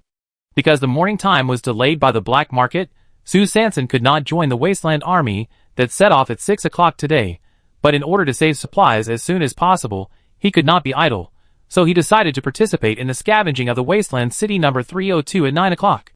When Sue Sanson arrived at the spacecraft berthing point, there was already a long queue. Scavenging in the city is different from scavenging in the Wasteland, because without the protection of a protective shield, animals and plants will quickly be infected/contaminated, and then alienated, forming a large amount of heavy pollutants, very few moderate pollutants, and even fewer light pollutants. So scavenging in the Wasteland mainly depends on luck. The city is different. The life forms in the city have been infected and alienated hundreds of years ago. The remaining inanimate objects, such as building materials, electrical appliances, furniture, pots and pans, and other items, will not be contaminated. Therefore, the success rate of scavenging in the city is almost 100%, just looking at the quantity and quality of the harvest. But high returns must mean high risks, and the city is much more dangerous than the wilderness, because of the existence of infected bodies. Before being infected, the infected bodies were actually humans. As early as hundreds of years ago, at the beginning of the world disaster, the infection crisis began to break out in major cities. The horror of the infected body comes not only from its huge base and long lifespan, but more importantly, it understands humans better than other alien beasts, and likes to attack humans more. They are also good at hiding themselves, often hiding in areas where materials are concentrated to fish, and then attack unexpectedly. Therefore, every time you go to the city to scavenge, the base will send warships and strong guards to accompany you, on the one hand to kill the infected body, and on the other hand to protect the scavengers. After each scavenging mission, as the spacecraft leaves, the temporary protective shield will be retracted and returned. If there are scavengers who do not leave with the spacecraft in time, they will soon be contaminated by the environment and become new infected bodies after 3 days. In order to avoid the generation of more infected bodies, the guard members need to pick up all the scavengers who have accidents on the day and bring them back to the base as much as possible. Those who have died will be cremated in a unified manner. This is the meaning of the existence of Area 9 of the refugee camp. Fortunately, after hundreds of years of experience, the base has discovered that the speed of the infected body will drop significantly after the sun rises completely, which is why the time for the spacecraft to the city is set at 9 o'clock. In short, scavenging in the city is also risking one's life to find supplies. So in general, the number of people going to the Wasteland and the city every day is basically 50 to 50. Ding! Sue Sanson was stopped at the hatch of the spaceship again. Cart, check it. Sue Sanson showed the cart and the small hoe tied to the cart. The guard pulled the corner of his mouth, familiar with the wording and familiar tone. Okay, this doesn't count as a contribution point. Sue Sanson found a seat by the window and sat down. Soon the hatch closed and the spaceship set sail. After Sue Sanson left, Xie Yuan quickly opened the note given to him by Lao Qin. The note read, 3 groups of people came, Xiangzi, Daoba, and Jifeng. Xie Yuan frowned and began to analyze. Xiangzi, whose real name is Li Cheng, joined the Dawn Guard in the same year as himself, and has the closest relationship with himself. He should be with Ma Ji, Alung, and Tietue. These people often go to the black market together, and then go to second-hand stores to buy some things. Daoba joined the team 2 years earlier than himself, and was the strongest competitor before Xie Yuan was selected as the captain. Daoba's real name is Xiaoyibo. Because there is a deep scar at the corner of his eye, everyone likes to call him Daoba. And this scar was the one who stabbed Xie Yuan after he was shot. Swiftwind refers to the Swiftwind Guards, which have been very strong in recent years and are as powerful as the Dawn Guards. They have made great contributions in major missions. Their captain, Wu Feng, is an important candidate for the head of the inner-city armed department of the base next year. Of course, if Xie Yuan had not been ambushed, he would also be one of the candidates. In fact, from the first few multi-guard cooperation missions at the beginning of this year's hot season, Xie Yuan had vaguely noticed that the Gale Guards began to make some small moves in private, aiming at the members of the Dawn Guards. At first, he didn't take it too seriously, thinking that they were just some low-class behavior, but then, their actions continued and intensified, and several times they even directly caused many people in the Dawn Guards to be injured. So Xie Yuan started to fight back, in line with the principle of courtesy before force, but before many times of fighting, Xie Yuan was plotted against. If it was just for the election of the Minister of Armed Forces, it would be enough to target me alone, but why did he plot against all the members of the Dawn Guard? The previous actions clearly pointed more at his team members. Moreover, Scar may have cooperated with the people of Gale. The spacecraft has arrived at the Wasteland City number 302, and the protective shield has begun to be deployed, preparing for landing. As the broadcast ended, Sue Sanson looked down through the window. A large area of ruins, collapsed buildings, exposed reinforced concrete, and streets full of waste bricks, waste stones, and waste materials. Unlike the time in the Wasteland, after the temporary protective shield was in place, 3 accompanying warships landed first, and then dozens of guards wearing purple combat uniforms and holding heavy weapons landed from the front, back and middle areas of the warships, and then quickly dispersed in groups of 5. 10 minutes later, a broadcast came from the spacecraft. The spacecraft begins to land, the hatch is about to open, please be careful, do not leave the protective cover. Then, with a bang, the spacecraft landed in a cloud of dust. Chapter 17. Following the flow of people, Sue Sanson pulled the small cart with his left hand, and held a small hoe in his right hand, and finally stood on the ruins. The crooked buildings blocked the streets in the distance. The broken glass pieces were mixed in the cement and stone piles, revealing sharp edges and corners. Under the high sunlight in the morning, they flashed a dazzling fierce light. There were broken walls and ruins everywhere, and the metal plates occasionally sticking in the air, with potholes and marks, witnessing the fierce gunfight that had taken place here. The air was filled with the smell of dust. If it weren't for the fact that there were countless infected bodies and strange beasts hiding in it, Sue Sanson would have thought that this was an empty city that had been uninhabited for a long time. Looking at the other scavengers, Some drove armored vehicles slowly forward in the uneven building debris, and some had already driven professional climbing mechanical spiders into the depths of the ruins. Sue Sanson picked up his beloved small cart with his right hand, silently followed a group of people holding steel shovels and sleds, and stepped in step by step with difficulty. Oh, I really suffered from my lack of knowledge. I didn't expect that this ruin would be so difficult to walk on. Why is there no slightly flat road? There is no room for the small cart to work. One after another, people began to stop and wave their shovels to dig. Sue Sanson looked at the concrete blocks in front of her that were taller than her, and clenched the hoe in her hand that was not even as long as her forearm. Oh! There are supplies all over the ground, but my tools are not powerful enough. He sighed, and continued to move forward. Not long after walking, a little girl of 12 or 13 suddenly appeared beside him. The little girl was carrying a backpack and asked timidly, "Sister, how about we work together?" Sue Sanson turned his head and looked at the girl, who was much shorter than him, frowning. "How can we cooperate? You don't have any tools in your hand." The girl curled her lips, turned sideways, and pointed at the backpack on her back and said, "I have a backpack, you have a hoe." Sue Sanson turned around and found that she had taken a fancy to her hoe. She touched the cart again. Well, okay, she really needed a tool for transportation. How do we divide the things we find? The girl smiled even more. No one should take advantage. How about a 50-50 split? Sue Sanson thought for a while. Okay, divide it in advance before boarding the ship. Still not working. After digging up the things, I will carry the backpack and put the things in it. What if you run away in the middle of the journey? The girl pouted. What if you run away?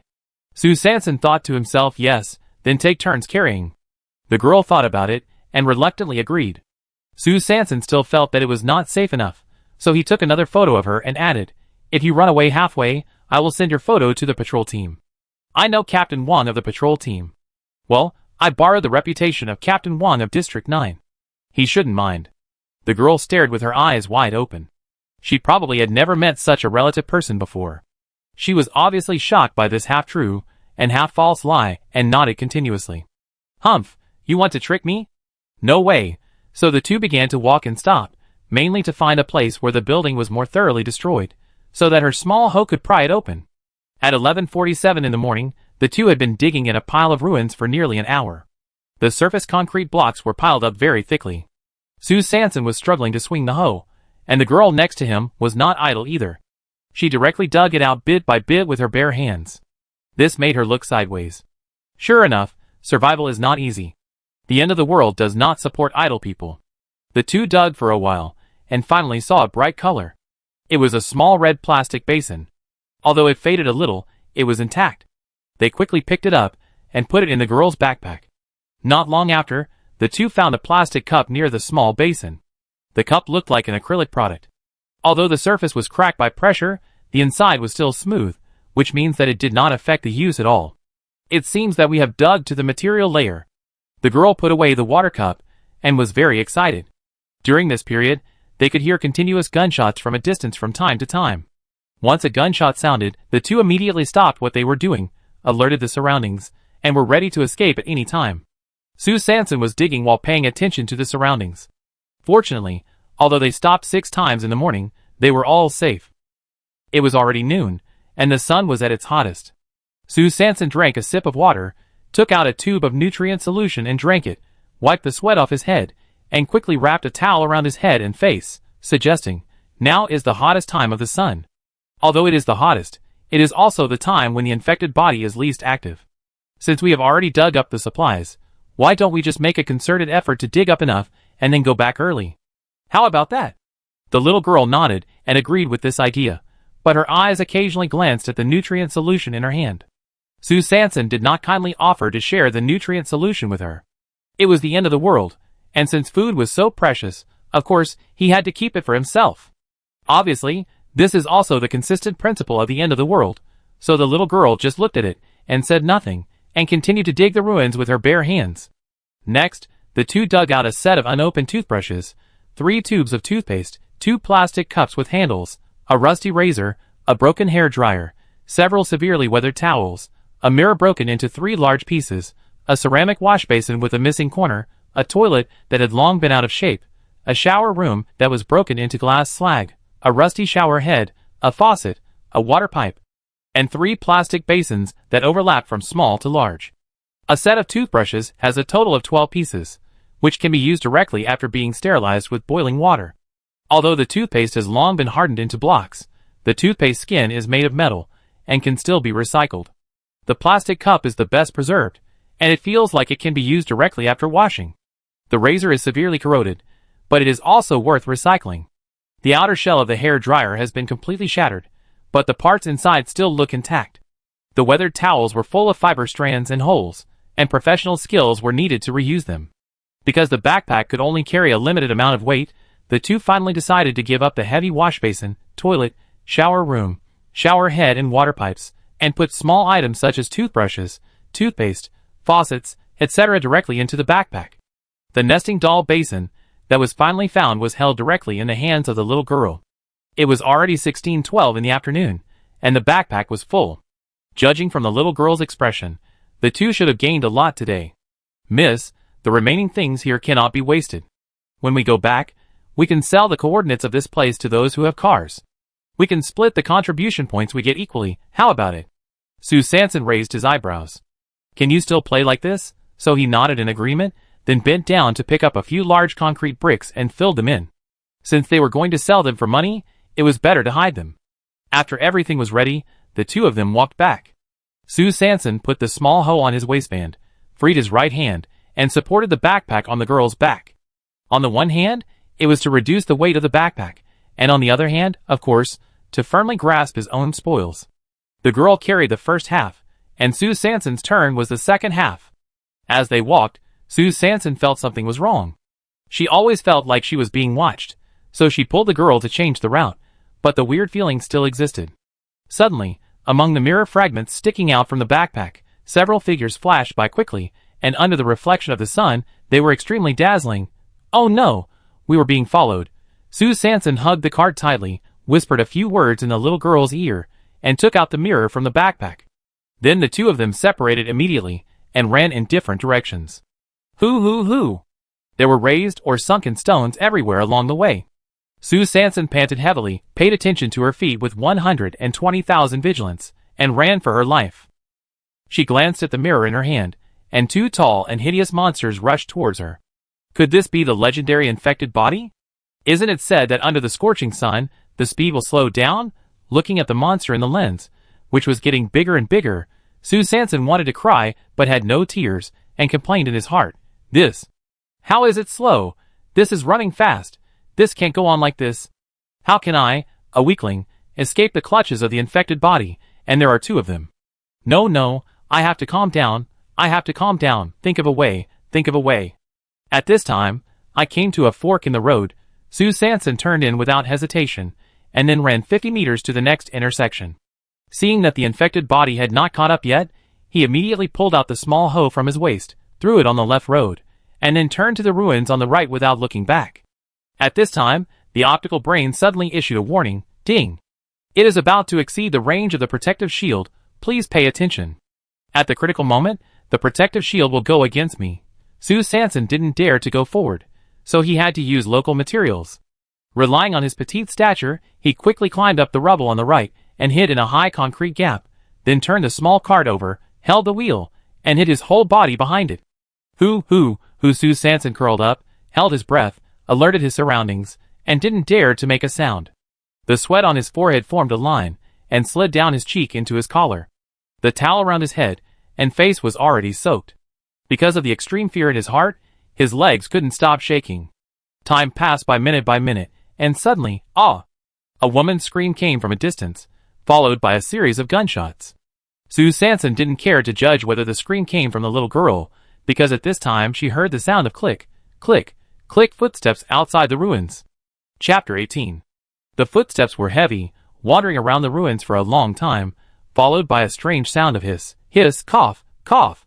Sue Sanson didn't know that this was actually the sound of the infected body sucking saliva when it was impatient to bite people. After a while, the hiss sound gradually disappeared, followed by crack, the sound of concrete blocks being crushed. The hand holding the wheel squeezed tighter, and the heavy and powerful footsteps became clearer and clearer. She knew clearly that the infected body was getting closer and closer to her. Her heart was beating wildly, and her fingers were full of sweat. Sue Sanson blinked hard and clenched her teeth. Bang, bang, bang, bang in the narrow gap. Only the sound of heartbeats reminded her that you are still alive. You are still alive. The footsteps wandered around her hiding place for a while, and then gradually moved away and disappeared. She waited in the gap for a long time, but still didn't hear any sound. Could it be that the infected body didn't find me and just left? Sue Sanson couldn't believe it. He looked at the light brain. It was 16:37. There was still more than an hour before the gathering time. It would take at most half an hour to run back from here at full speed. It was better to be cautious and hide for another 10 minutes to see what happened. After 10 minutes, the surroundings were still very quiet. He moved his legs that had become numb from squatting, slowly moved the cardboard, and observed through the small gap. There was indeed only a pile of ruins. Relaxed, he slowly moved the cardboard, then tentatively stretched out a foot, and stomped on the cement block outside the gap, deliberately making a little noise. Seeing that the surroundings were still very quiet, he leaned out and prepared to go down the pile of ruins. But just as she leaned out, suddenly, a huge, ugly monster suddenly jumped out from behind the concrete block on the left, stretched out its extremely sharp claws, opened its bloody mouth full of secretions, and rushed towards her. Ah! Sue Sanson screamed, and reflexively raised the small cart to block in front of her, barely blocking the sharp claws. However, the cart was so small, and she was so weak, how could she resist the infected body with strange power? The sharp claws hit the board hard, and with a bang, before she could stand up, she and the cart fell back into the gap. She groaned, and didn't care about the pain in her back. Her hands were still tightly holding the wheels, trying to shrink herself behind the cart. At this moment, the infected body, which had just launched the attack, suddenly tilted its body. The pile of rubble could not withstand the force it had just exploded. With a crash, its left foot stepped into the air and sank directly into a hole. The other foot was lucky, and was not killed. It could still struggle outside the hole. However, the more it struggled, the bigger the hole it stepped on became, until most of its body was trapped in it. The infected body immediately opened its arms, pressed its palms tightly on the surface of the rubble, and pushed hard, preparing to jump up and give Sue Sanson a fatal blow. There was another crash sound, and 2 new holes appeared. The infected body's palms were too strong, and its arms were directly inserted into the rubble. The sudden loss of force made the huge infected body completely lose its balance. With a duong sound, its head knocked down and got stuck in the gap. In fact, only 2 or 3 seconds had passed since Sue Sanson fell to the ground. She was still dominated by the fear of death. She was struggling desperately regardless of the pain, when she heard several crashes and duong sounds in succession, as if something heavy had hit the ground. Then, the pressure from the cardboard suddenly disappeared. Without time to think, she could only subconsciously retreat, as close as possible to the deepest part of the gap, and then desperately lifted the cardboard to hide herself behind it. Only a few seconds later, except for the hiss sound that was close at hand, the expected attack did not come.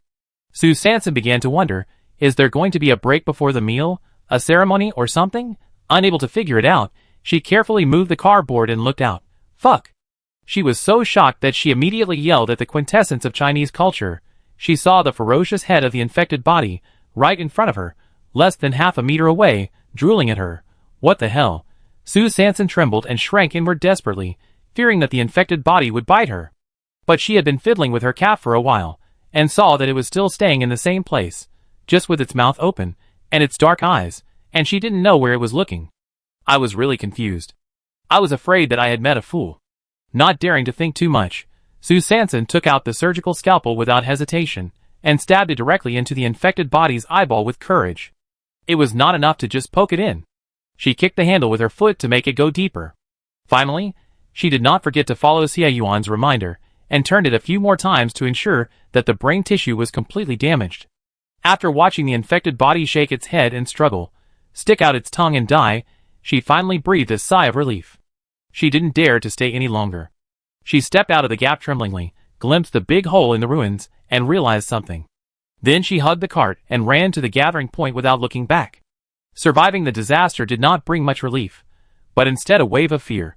Sue Sanson came to the intersection again, and looked at the left fork. Well, the little hoe was gone. Alas, it was a pity. Just as she turned around and was about to run back, suddenly, another infected body rushed out from the half-collapsed building next to her. Ah! Sue Sanson screamed and was so scared that she squatted on her buttocks. She subconsciously raised the cart to block herself. Then she heard a few gunshots, and 3 guards in purple combat uniforms appeared.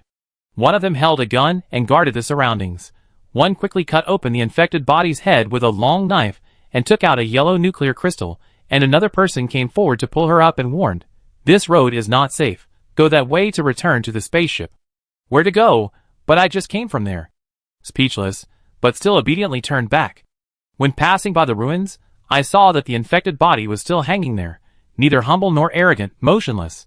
Sue Sanson looked at the infected body's head that silently took on everything, and with a determined heart, he climbed up again. Since he almost lost his life, he had to ask for some mental damages. After hearing a few puff, Sue Sanson went up along the mouth and began to dissect. After a while, the same yellow nuclear crystal was taken out. She rubbed it on the debris with some disdain, then put it into the cloth bag on her chest, and began to run towards the gathering place along the edge of the protective shield. On the way back, she remembered the little girl who worked with her and the things in the girl's backpack. Alas, I don't know if she is still alive. The key is whether the backpack is still there. That is the spoils of a whole day's hard work. Along the way, she saw many guards carrying or dragging the bodies of scavengers towards the spacecraft. In fact, she had given up hope. Alas, it's okay if I can save my life, and today is not without gain. When I finally returned to the spacecraft's berth, I saw the familiar figure sitting on the stone slab not far away, looking around from time to time. Sue Sanson was delighted and stepped forward quickly, looking around. "Who are you looking for?" The little girl turned her head, and was disappointed when she saw her. "I thought I couldn't wait for you." Sue Sanson was not very happy. "Huh? How could I give you the chance to take it all for yourself?" The little girl curled her lips, and pulled the backpack over. "The things are all there. After we separated, I met the people of the Xuanwu Guard." "What about you?" She coughed dryly. "Me too." So the two of them found a deserted place, and started to divide the spoils. In the end, Sue Sanson got 6 toothbrushes, 2 plastic cups, 2 small basins, and a mirror. I sold the news to the private soldiers. They have excavation robots, and can afford the price. "How much did you sell it for?" 20 contribution points, 10 points per person. Sue Sanson nodded, and did not try to find out the truth of this, because he had no idea where to start. After adding the contact and receiving the 10 contribution points, he deleted the photos, put the things in order, tied up the cart, and then separated with the witness of the little girl. In the end times, all cooperation is like this. After the division of spoils, they will disperse and no longer ask. Before boarding the spaceship, the scavengers have returned to the gathering point one after another. As long as they are alive, no one will return empty-handed.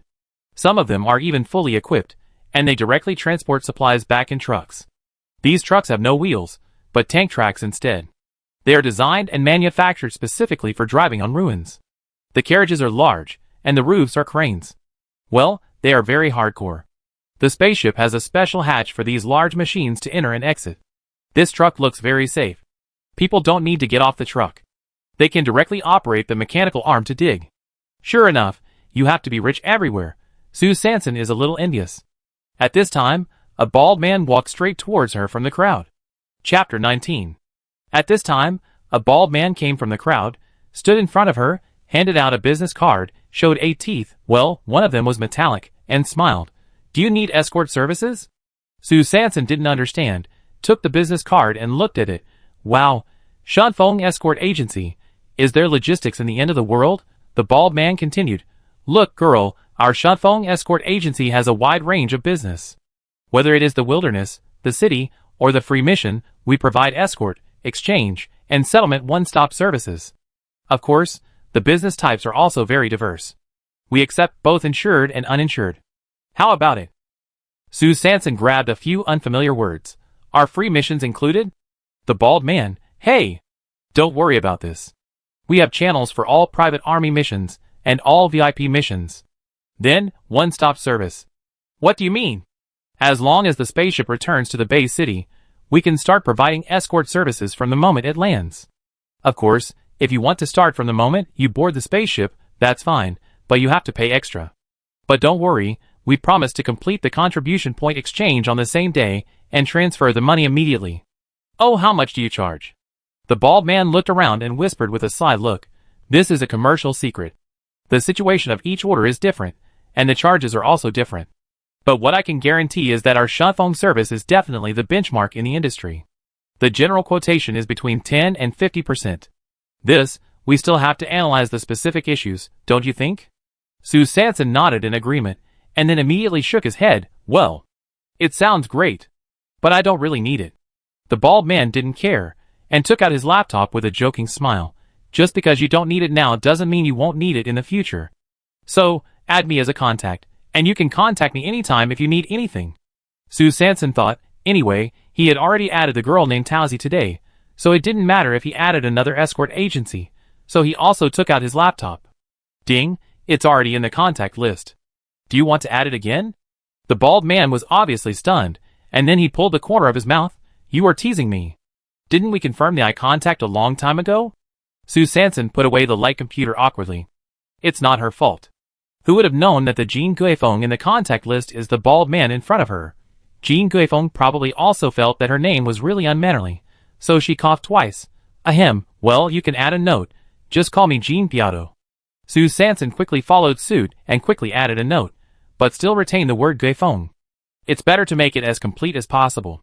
She turned off the light computer and was about to put away the business card, but was stopped by Guifeng.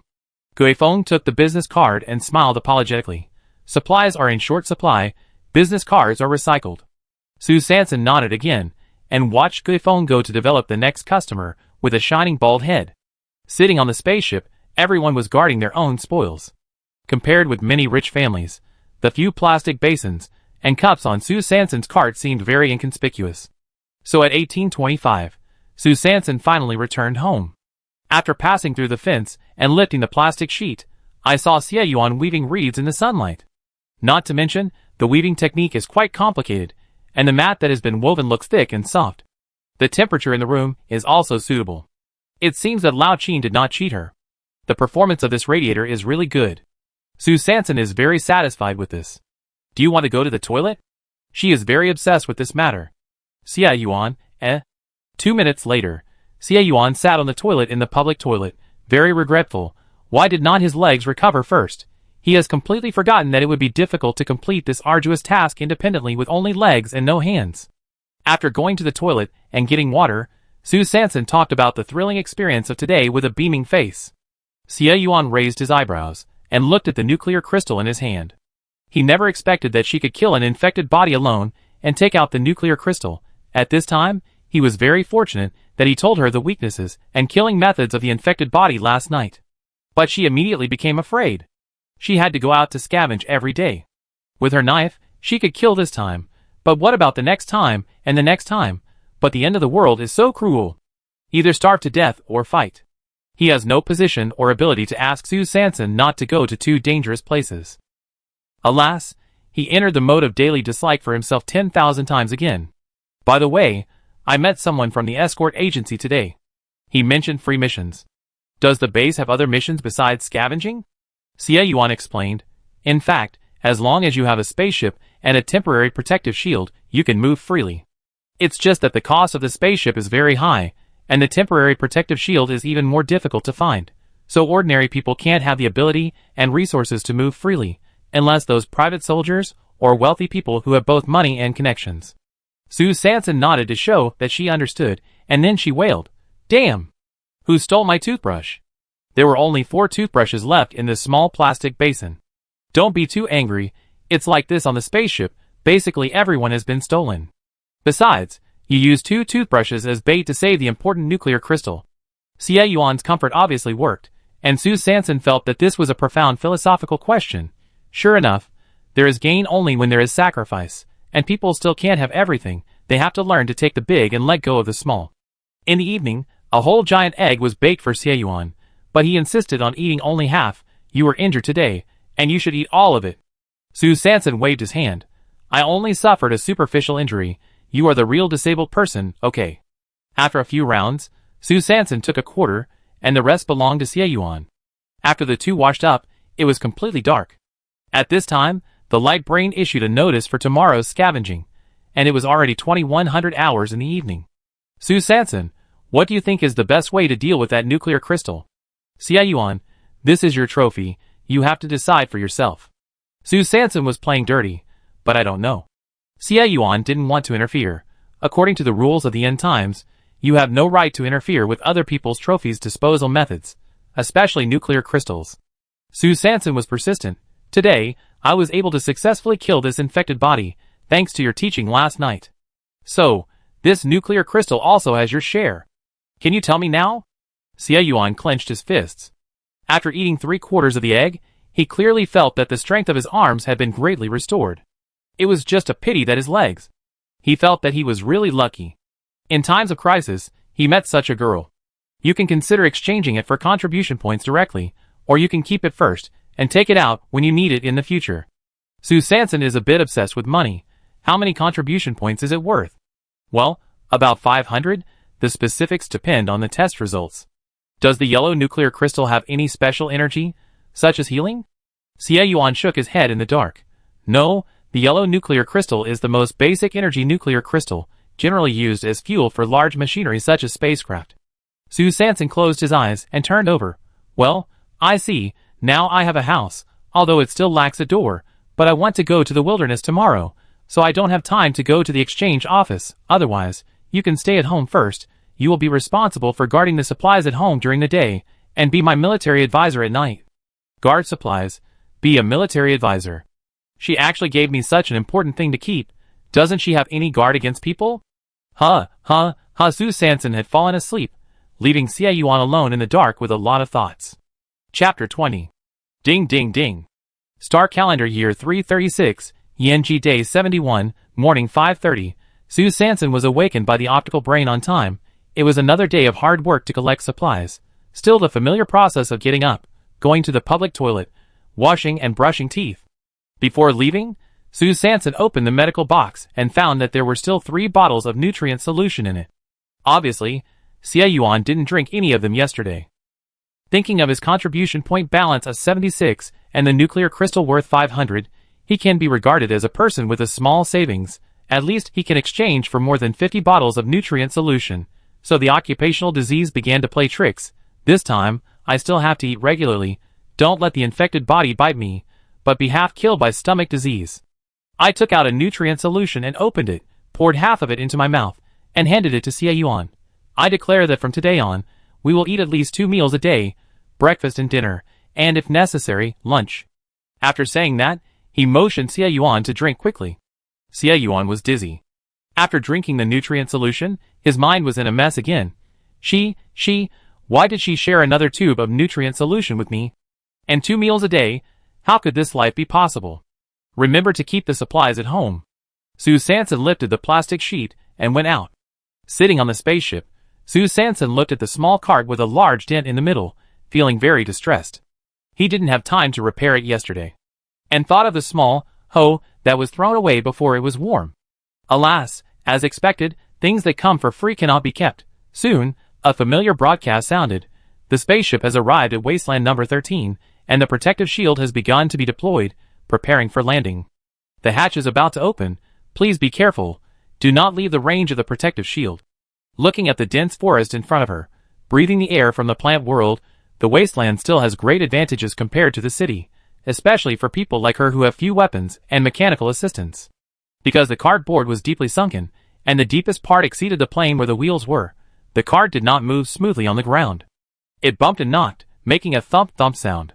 If it were not for the soft soil and grass in the dense forest, Su Sanson would really be reluctant to use it. But it is a cart after all, and it cannot change its mission of pulling goods. Because of the drag of the small cart, Su Sanson did not keep up with the main group today. She is not a complete novice now. Unlike the first time she scavenged, she was aimless and without any rules. She felt that through the experience of the last Wasteland, she might have touched some special ways. So Su Sanson had a very clear purpose this time. She went straight to the big tree with vines, and then picked up the vines and tested them one by one. Why vines? Because last time she scavenged, her goddess of luck first descended on the vines. Since the Wasteland relies on metaphysics, she is ready to be superstitious to the end. Unfortunately, her goddess of luck has not gotten up today. More than 4 hours have passed. She has visited all the big trees around, but she didn't detect a useful vine. Alas! It is indeed a metaphysics, which is really confusing. Today's special mission of the base is walnuts. How about going to join in the fun? Su Sanson looked around. Well, she fell behind again today, and now she doesn't know where the walnut tree is. It seems that she has to implement Plan 2, the indiscriminate detection method. So she started again, walking and detecting all the way, testing whatever she saw, without a target, and without distinguishing. Not to mention, this comprehensive strategy of not abandoning, not giving up is more effective. Although she didn't encounter anything edible, she still picked up a lot of dead branches that were moderately polluted and usable. It was already 12 noon, and the sun was at its hottest. Sue Sanson found a shaded spot and sat down to rest. He drank water and watched a string of ants crawling by his feet. The ants in the wilderness had obviously mutated, and each one was as big as a finger. Fortunately, they posed no threat to humans. They were neither afraid nor aggressive. Sue Sanson observed them for a long time, and finally couldn't help but test them. This ant meat is also meat. The ideal is beautiful, but the reality is very skinny. Drop. Severe pollution. Drop. Severe pollution. Drop. Severe pollution. Unfortunately, apart from the continuous severe pollution, no miracles happened. At 13:05 in the afternoon, Sue Sanson was discouraged and ready to break the jar. He simply pulled the small cart and followed the long dragon of ants into the depths of the dense forest. Of course, it was out of curiosity. This group of ants kept crawling in one direction. I didn't know why. Could it be that they were moving? But her intuition told her that this group of ants must have discovered something. Of course, while following the ants, she also did not forget to check. After passing through the dense forest before, she heard, ding! Moderate pollution can be used. Sue Sanson looked at a tree trunk lying in front of her, and was very surprised. The trunk was very long, about 8 or 9 meters. Although it was only about 20 centimeters in diameter, it seemed very hard. I cut it back and forth with a scalpel for a long time, but I couldn't make any scratches. It seemed that I had to take it away as a whole. Sue Sanson moved the trunk slowly to the cart with great effort, tied it with a rope and the dead branches he picked up, and then fixed it.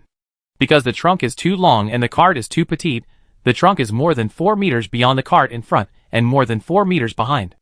Although it looks out of place, the center of gravity of the entire trunk falls in the center of the cart, so it is still balanced and does not affect the progress. Well, for the sake of supplies, as long as the cart can be pulled, Sue Sanson does not care about these details. In the past 2 days, she also found that her physical fitness seems to have improved, especially her physical strength and power. Otherwise, with her food when she just crossed over, she would not have been able to escape the pursuit of the infected body yesterday, and it would not be possible to move this long wood today. It should be because of the giant egg. The healing power is really powerful. It can not only cure all diseases, but also strengthen the body. The ant team is very long, but the more I follow it, the more I find that the forest gradually becomes sparse, and the height of the trees gradually becomes shorter, until a large bush appears in front of me. It is not quite accurate to call it a bush, it is more like a large vine field. The vines were thick, intertwined, swirling, and growing in all directions. Countless leaves hung on the vines. The leaves were large and dense, blocking the sunlight, and Sue Sanson's sight of exploring inside. Before he could be shocked, he saw that the ant team gradually dispersed after entering the vine area. It seems that we have arrived. Sue Sanson placed the cart, randomly chose a direction, and went deeper. Not long after walking, he saw many spherical objects that were twice as big as yoga balls hidden under the vines. Green skin, dark green lines. This. Could it be a watermelon? No wonder the ants crawled here. They must have come here because of the smell. This watermelon must be sweet. Saliva was secreted uncontrollably, and the scene of eating watermelon in the air conditioning could not help playing in my mind.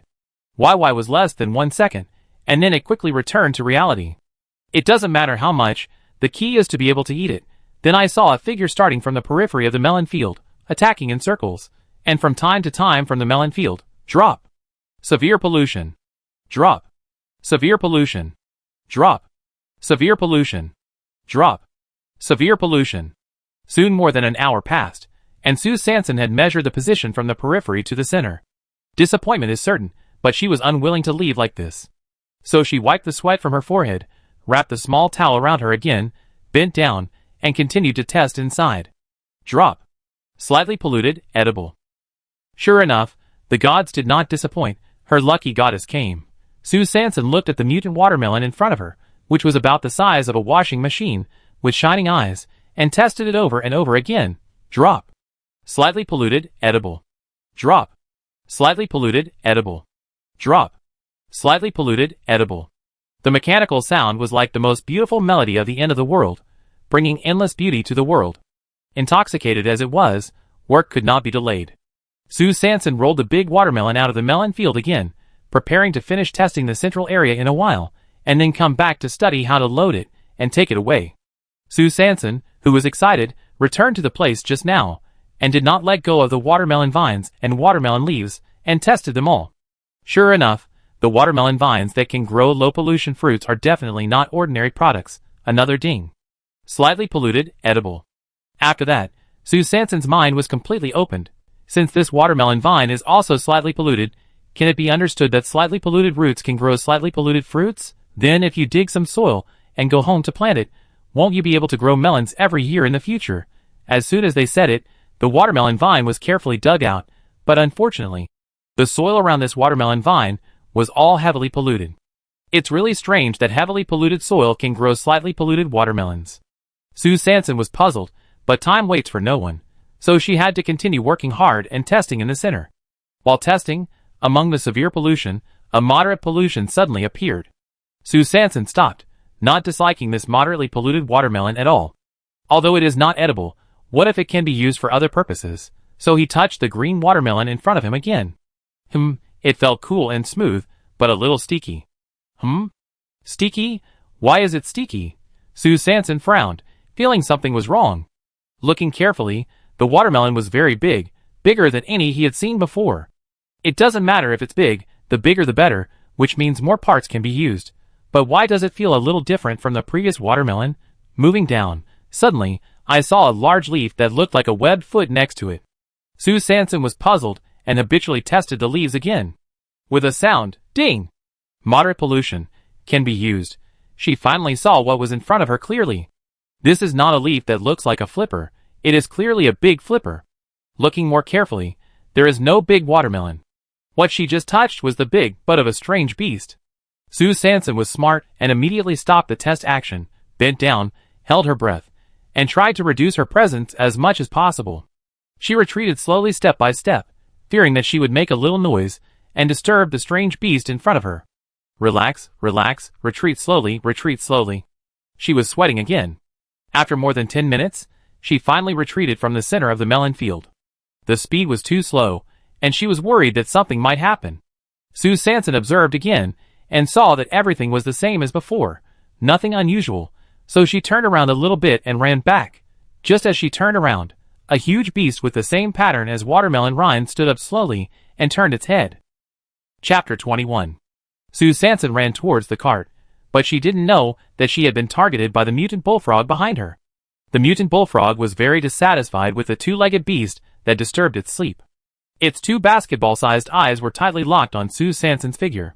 On both sides of its triangular head, a pair of eardrums opened and closed rhythmically. Suddenly, with a loud quack, the mutant bullfrog's huge mouth opened and shot out a long and thick red tongue. The red tongue was very fast. In the blink of an eye, it accurately wrapped around Sue Sanson, who was still desperately running away 100 meters away. Ah! Ah! Ah! Sue Sanson screamed uncontrollably, and looked at the bright red long tongue tied around her waist unconsciously. The long tongue was wrapped very tightly, and the dense flesh thorns made her very uncomfortable. Before she had time to think about whether these flesh thorns were poisonous, Sue Sanson felt that she was instantly pulled into the air, and then moved backwards rapidly. She could not care about anything more. She took out a scalpel with her left hand, and poked it hard on the red tongue. She raised the surgical scissors with her right hand, and cut the nearest flesh thorn fiercely. The change happened too quickly. The mutant giant frog felt pain, and made another quack. With a loud noise, the red tongue flicked and Sue Sanson was thrown out directly. Paw! With 4 feet on the ground and facing the Lus, he fell directly to the ground. But he did not dare to stay at all. He had no chance to breathe. He held the weapon in his hand tightly, endured the pain, quickly got up, and ran towards the cart. Just as he approached the cart, the mutant giant frog behind him made another quack sound and launched another long tongue attack. This time, Sue Sanson and the cart were rolled up together. The mutant frog was obviously annoyed by the pain just now. In anger, it clamped its tongue tighter this time and retreated faster. Sue Sanson only heard the wind whistling in her ears, and the feeling of weightlessness swept over her body. It's over. I'm afraid I have to explain it here today. Everything happened too fast. Before she finished her silence, there was a bang. She was blocked by a huge force, and because of inertia, her body hit the cart heavily, and then quickly bounced back in the air, shaking her head. I saw the long tree trunk tied to the cart, just straight and obliquely outside the mutant bullfrog's open mouth. The incident happened suddenly, and it was estimated that even it itself did not expect that its hunting process would be interrupted by a piece of wood, but how could it be willing to accept it?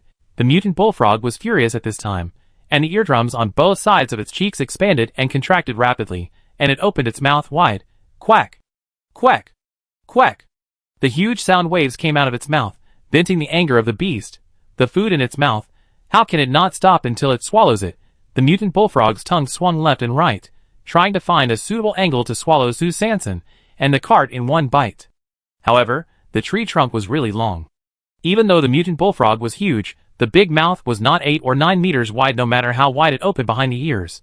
Sue Sanson was hanging in the air, facing the scarlet big mouth close at hand, and he went up and down with the movement of the mutant bullfrog's tongue. Looking at this bloody mouth full of mucus and the bottomless esophagus inside, I clenched my fists and closed my eyes. I can't just sit there and wait to die. I have to take the initiative to fight back. Only then can I survive. She picked up the scalpel and surgical scissors again, aimed at the place where she attacked before, and stabbed it quickly and fiercely. The mutant bullfrog felt pain, and the cavity kept making loud quack-quack sounds, which made Sue Sanson's eardrums hurt. But it was obvious that it hated this prey very much. It endured the severe pain, and was unwilling to let go of its tongue. Instead, it became more and more fierce, and wrapped it tighter. Sue Sanson finally killed Red Eyes. In this end of the world, it's either you die or I die. At the moment of life and death, she continued to attack with all her strength without flinching. Even if she felt that she was about to be cut in half, she was unwilling to stop her actions. Ah! Sue Sanson shouted, waving her hands more frantically. The blade of the scalpel and the tip of the surgical scissors kept stabbing at the same position, and the gushing blood splashed her face. But she seemed to be unaware, and continued to chop to death, with gritted teeth, and soon a big bloody hole appeared on her long tongue. Sue Sanson did not give up, but fought more and more bravely. The surgical scissors went straight to the center of the blood hole, and cut outward. The scalpel was not to be outdone. It also started from the blood hole, and inserted it from the other side to pull back and cut. The area of the wound was gradually expanding. It looked that the long tongue was about to be split in two. The mutant bullfrog was forced to shake its head and tail by this fierce attack, and it was a little unable to resist. Finally, Sue Sanson felt that the strength in his waist was gradually weakening. When the long tongue completely loosened her, he raised the scalpel and stabbed the red meat in its mouth. The whole person hung outside the mutant bullfrog's big mouth with one arm. The mutant bullfrog felt pain again and wanted to stick out its tongue again to roll away this annoying two-legged beast beside its mouth. But a huge hole had already appeared on its tongue, and blood was gushing out. As long as it rolled up hard, it would be extremely painful, which seriously affected its attack speed. Sue Sanson held the handle of the scalpel inserted into the mouth with his left hand, raised the surgical scissors in his right hand, and inserted it into the right oral tissue with all his strength, just like climbing a ladder, then pulled out the scalpel in his left hand, swung to the right, quickly found the right position, raised his left arm again, inserted it at the right time, stabilized his body, then pulled out the surgical scissors with his right hand, and continued to insert it hard to the right side. In this way, with the scalpel/scissors in his hand as an anchor, his left and right hands moved forward alternately, and soon moved in an orderly manner towards the corner of the mutant bullfrog's mouth. The mutant bullfrog could no longer roll up Sue Sanson directly with its tongue, but the continuous severe pain from the mouth made it almost crazy, and it kept swinging left and right, trying to throw this hateful two-legged beast off its mouth. Sue Sanson, who was swinging left and right in the air, was indomitable, holding the scalpel/scissors in his hand tightly, and carried out his plan without hesitation. Finally, he climbed to the corner of the mutant bullfrog's mouth, took a breath, and raised the surgical scissors without hesitation, and stabbed the right face of the monster again. However, the expected puff sound did not come. Instead, there was a soft resistance on the right hand. This frog's skin is so thick. Sue Sanson was surprised. I don't believe I can't pierce it. After another round of continuous attacks, the result was not satisfactory, and there was not even a wound. No. It's a mistake. Sue Sanson gritted his teeth and held the scalpel in his hand tightly, trying to keep his body balanced, frowning, and thinking quickly about countermeasures. Sweat soaked her clothes and her hands. Her hands were already bruised by excessive force. The scalpel/scissors covered with sweat also began to slip. As the beast swung more and more violently, Sue Sanson almost lost her grip on the weapon several times. She had to make a quick decision, so she changed her strategy and thrust hard at a fragile soft tissue in the mouth.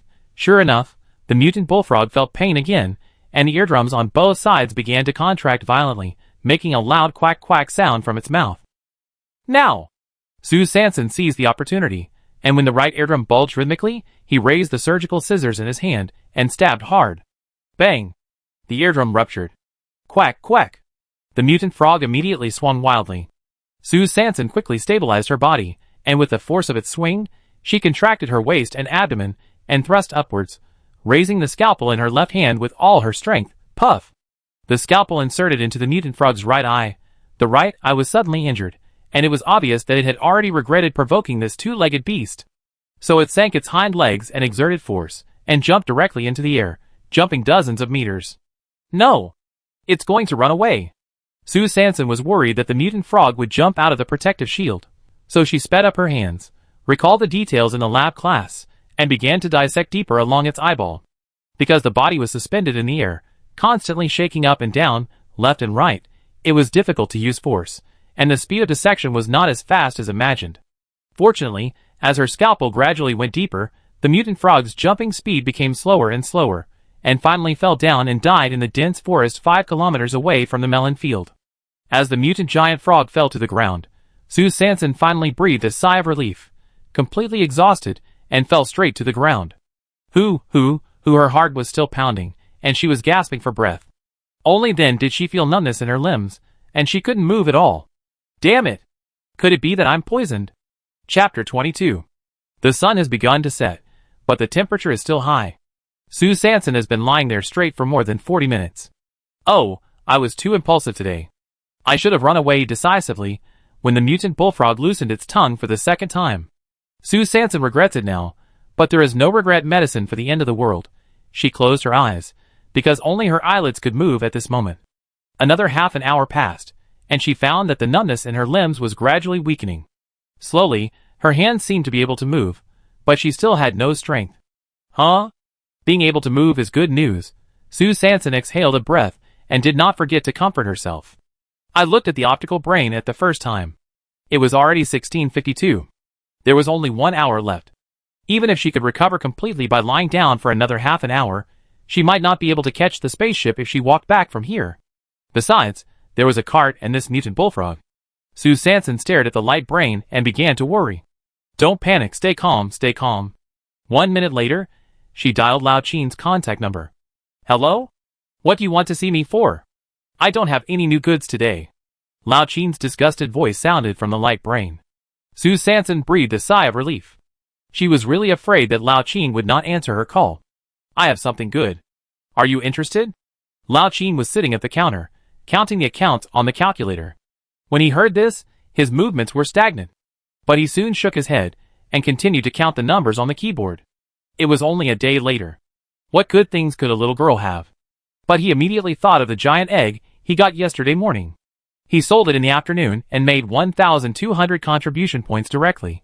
Unable to resist the temptation of contribution points, he stopped what he was doing and asked indifferently, What is it? Sue Sanson, fruit. What? Lao Chen paused again, thinking that he had heard wrong, and scratched his ears. Be more specific. Sue Sanson, watermelon. Lao Chen's hands were shaking a little, and he tried to speak again. Non-polluting? Sue Sanson rolled his eyes. What are you thinking? How can there be so many non-polluting ones? It's just slightly polluted.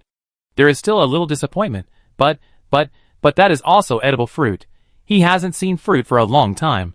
Lao Chen's heart was surging, but his tone was still cold. How about 20% higher than the official exchange price? Sue Sanson. Okay, although she actually didn't know the official price. But now the situation is more urgent, and there is no other way. After giving a positive answer, she hung up the call. Then, she pressed the contact number of another person. The other party answered quickly. Hello, this is Shafeng Escort Agency. Jean Biado is at your service. I am in Wasteland number 13 now. Can you provide service? Yes. Look, isn't this a coincidence? I am in Wasteland number 13 today. If you have any needs, just tell me. 20 minutes later, a burst of thump-thump motor sounds gradually came from a distance, and then, a text message popped up in Sue Sanson's brain. Will arrive in 10 seconds. Please confirm the code. Sue Sanson immediately replied, Gui Feng, I called your name. Do you dare to agree? It was Sue Sanson who asked for the code. Inspired by Xie Yuan and Lao Qin, after all, it is better to be cautious when walking outside. Soon, a heavy truck appeared in front of her, and then a shiny bald man jumped out of the cockpit. Oh! I didn't expect it to be you, girl. You see, I was right yesterday. We at Shafeng Escort Agency will always be there when you need us. Sue Sanson felt a headache, raised his hand to interrupt Jean Guifeng's endless business talk, pointed at the giant mutant bullfrog not far away, and said, Hurry up and load it. Jean Guifeng opened her mouth and exclaimed, Oh my! It's so big! Then she looked at Sue Sanson's thin body and her blood-stained outfit in disbelief, and finally gave a thumbs up, and hurried to check the strange beast, and reminded, We have agreed that we have to take 50% of this bullfrog. Sue Sanson rolled her eyes. She didn't expect that there was an additional requirement for them to pick up the goods on the spot, and the price directly increased from 30% to 50%.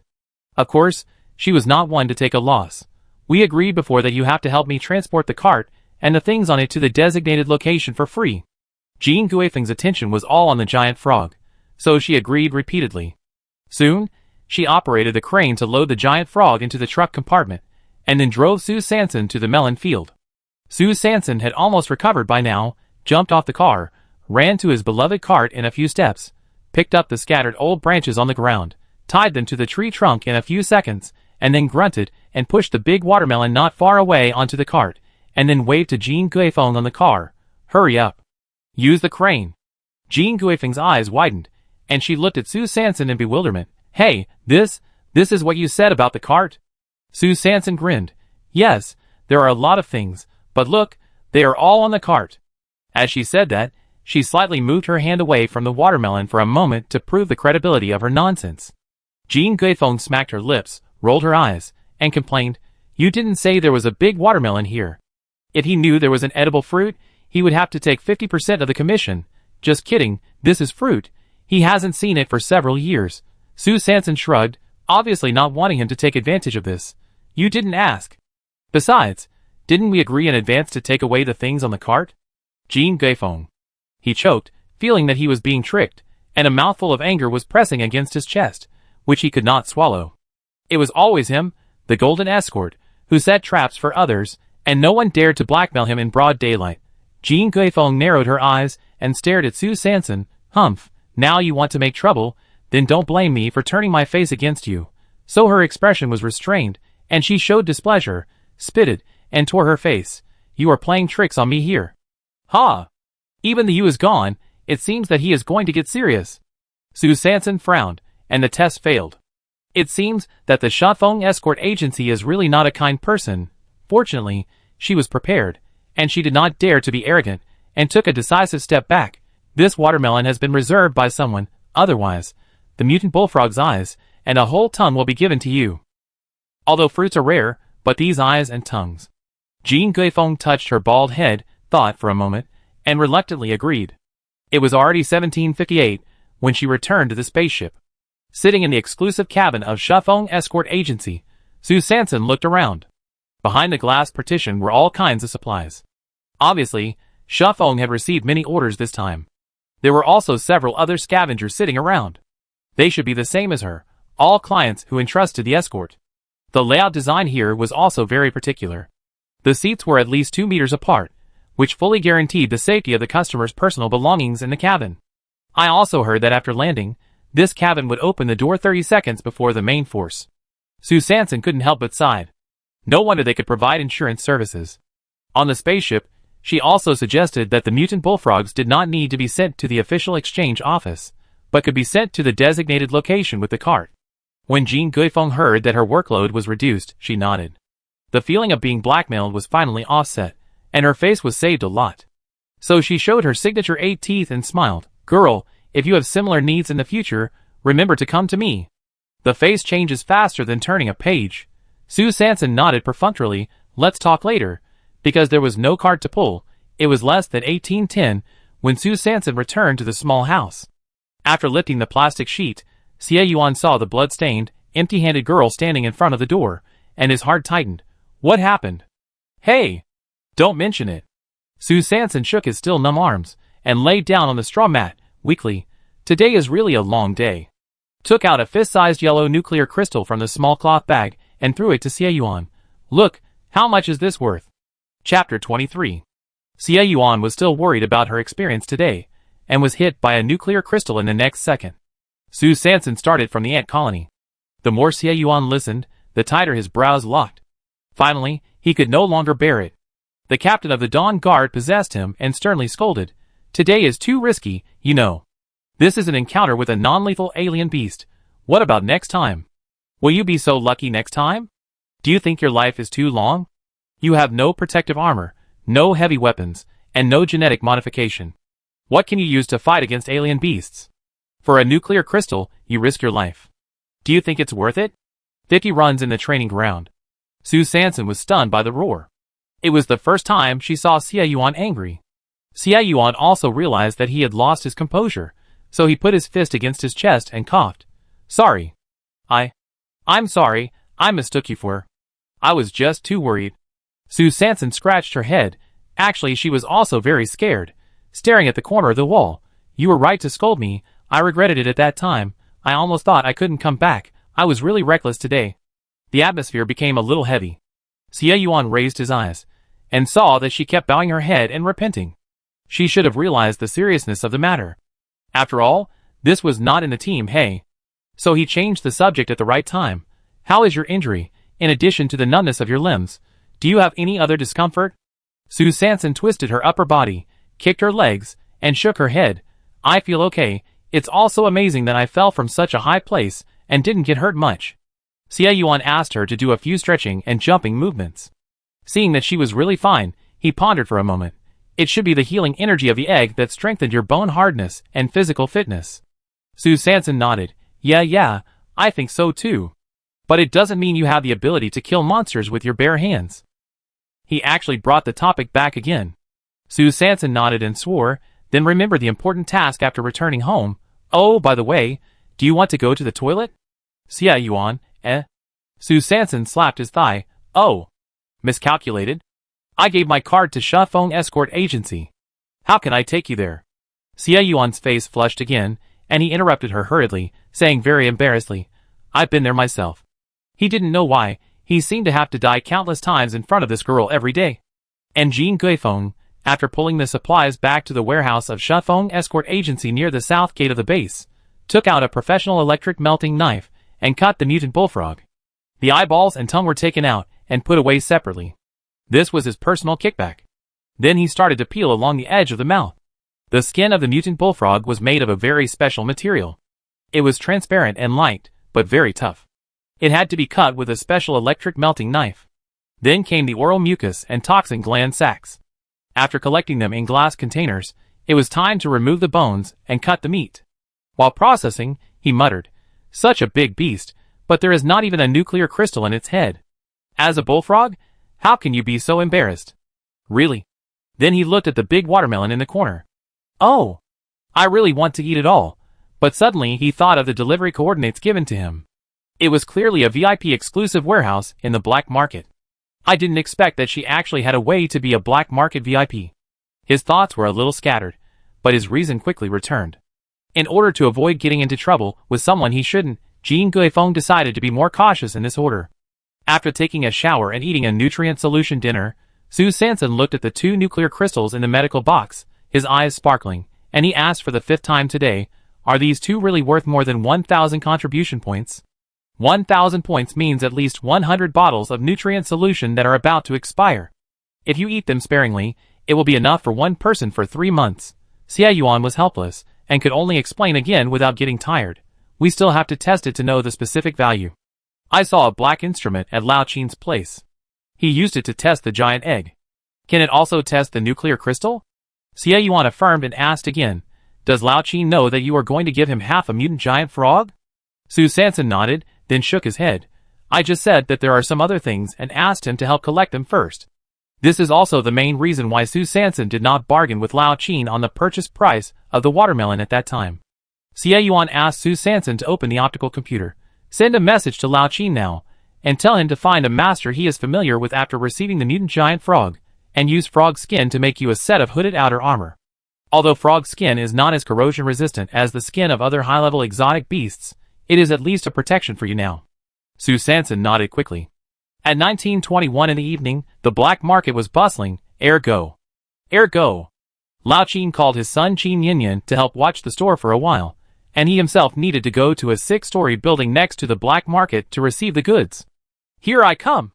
Qin Yinyan, nicknamed Qin Ergu, ran down from the upstairs sweating profusely, panting, and did not forget to continue waving his fists, beating up the imaginary enemy in the air. After being rescued by Xie Yuan in City 303 5 years ago, he gave up his dream of inheriting a second-hand store and making a profit as a middleman, believing that in this world, one still needs to rely on martial arts to survive longer. So he devoted himself to joining the base guard, patrol, guard, or private army team. But because he was only 160 centimeters tall, his body was considered unable to be improved by genetic drugs, so he was rejected by the recruitment office of all teams, and the reason was surprisingly consistent: too weak. So Qin Ergu's current situation is main business, self-training, striving to establish his own private army team. Side business, helping Lao Qin to run the store. Of course, the main business needs to give way to the side business unconditionally. For example, now. Seeing his son coming down, Lao Qin gave a few more instructions, went upstairs, pushed his transport vehicle directly out of the black market from the back door on the 2nd floor. It is called the 2nd floor, but it is actually the B2 floor of the whole building, because the black market is on the B3 floor, and most of the merchants in it have shops on the B3 floor, and the B2 floor is for residents. When Lao Qin arrived at the warehouse door of the next building, he saw 4 eyes waiting there. He hurriedly trotted and apologized. Xiao Tian must have waited for a long time. I'm sorry. 4 Eyes Xiao Tian, whose real name is Tianji, is nicknamed 4 Eyes Tianji. He pushed his glasses on the bridge of his nose and waved his hand. I just arrived too. If Su Sanson was here, she would find that the Xiao Tian mentioned by Lao Qin was the male owner of the glasses in the XX Supplies store that she met by accident. Chapter 24. Because 4 Eyes' business scope is narrow and specialized, and there is almost no overlap with Lao Qin's second-hand store, the two have been neighbors for many years and get along well. 4 Eyes' uncle is a powerful person in the base, so although his business structure is simple, his business is good, so he took over this VIP warehouse early. 4 Eyes Tianji is the real owner of this warehouse. Lao Qin directly transferred 100 contribution points as a one-time rental fee, and then took the key from him and promised, "You count all the things in the warehouse. I won't move anything. I will unload the things and put them in the outermost room, and I will return the key to you when the customer picks up the goods at 9 a.m. tomorrow." 4 Eyes pushed his glasses, nodded, and left. After so many years of neighbors, he still trusts Lao Qin's character. At this time, a thump-thump sound came from not far away, and a truck slowly stopped at the door of the warehouse. A bald man jumped down from the cockpit, grinning and showing 8 teeth, one of which was shining with metallic color, and said with a smile, "Hello, Shanfeng Escort Agency, your goods have arrived." Lao Qin glanced at the truck compartment, and then looked at the big man with a fake smile in front of him. "Well, bald head, gold teeth, it can match, but still need to confirm. What's your name?" Jean Guifeng gritted her teeth. "Screw your secret code," but continued to smile. "Nanchengmen Guifeng is here." Lao Qin nodded and added his half. "Red, orange, yellow, green, blue, purple." After confirming the look, Jean Guifeng first went out of the compartment. Several boxes of mutant bullfrog meat that had been simply dismembered were unloaded, followed by a glass bottle of mucus and poison sacs, and finally a large bag of frog skin. 10 minutes later, in the warehouse, Lao Qin took photos and videos of the round and plump watermelon in circles, and soon a sky-high selling information with a price tag of 980 contribution points appeared on the dark web trading section.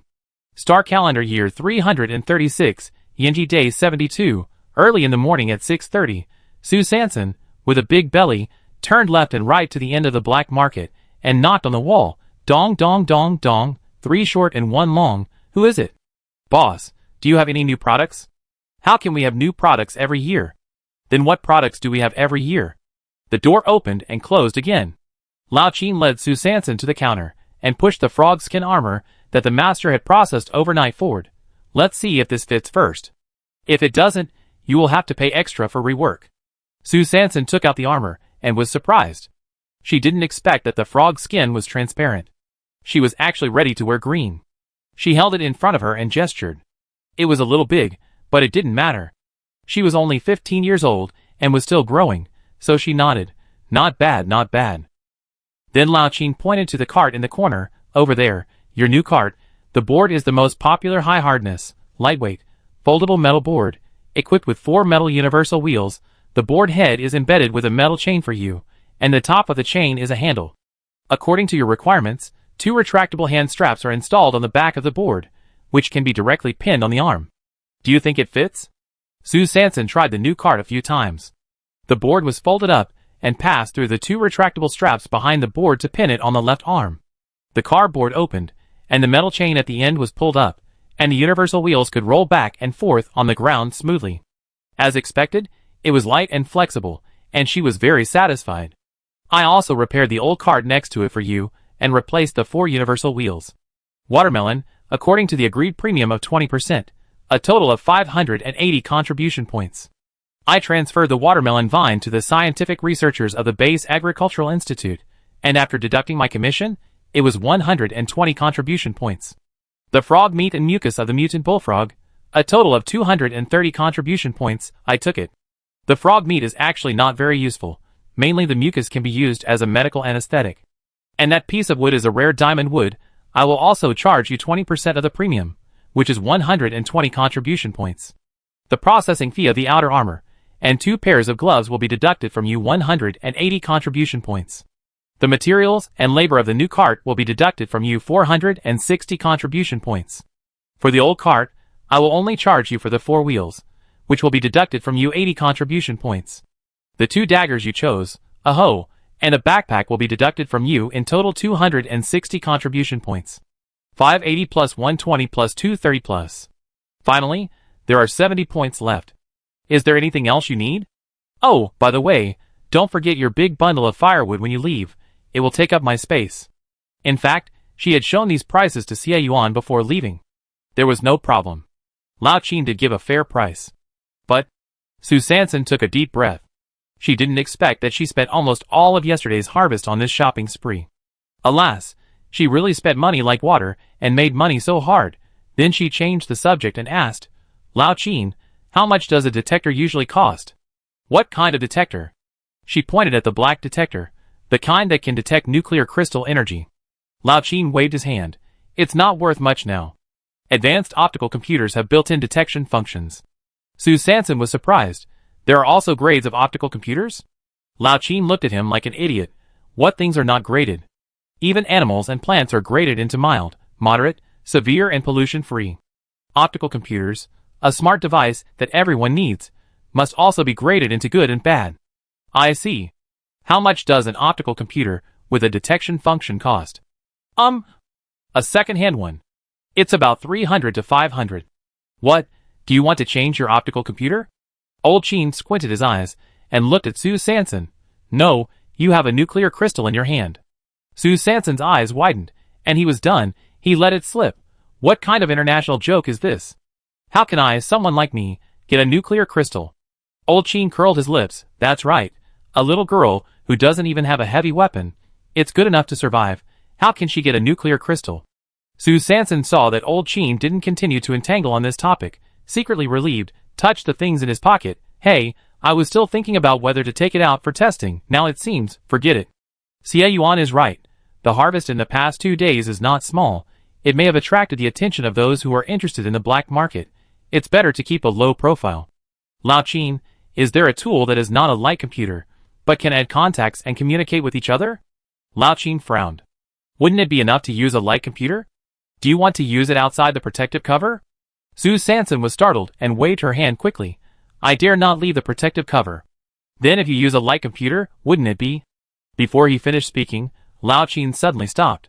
By the way, Xie Yuan should not have a light computer now. Could it be that? If your light computer has a LAN transmission function, you can adapt an external plug-in one-to-one. This plug-in is generally used for tracking or positioning, but it should be possible to modify it and add a call transmission function. However, this modification is more complicated. The master I know may not be able to do it. Or I have to find someone I am not familiar with to do it. Otherwise, you go back and study it? Su Sanson also heard Lao Qin's implication.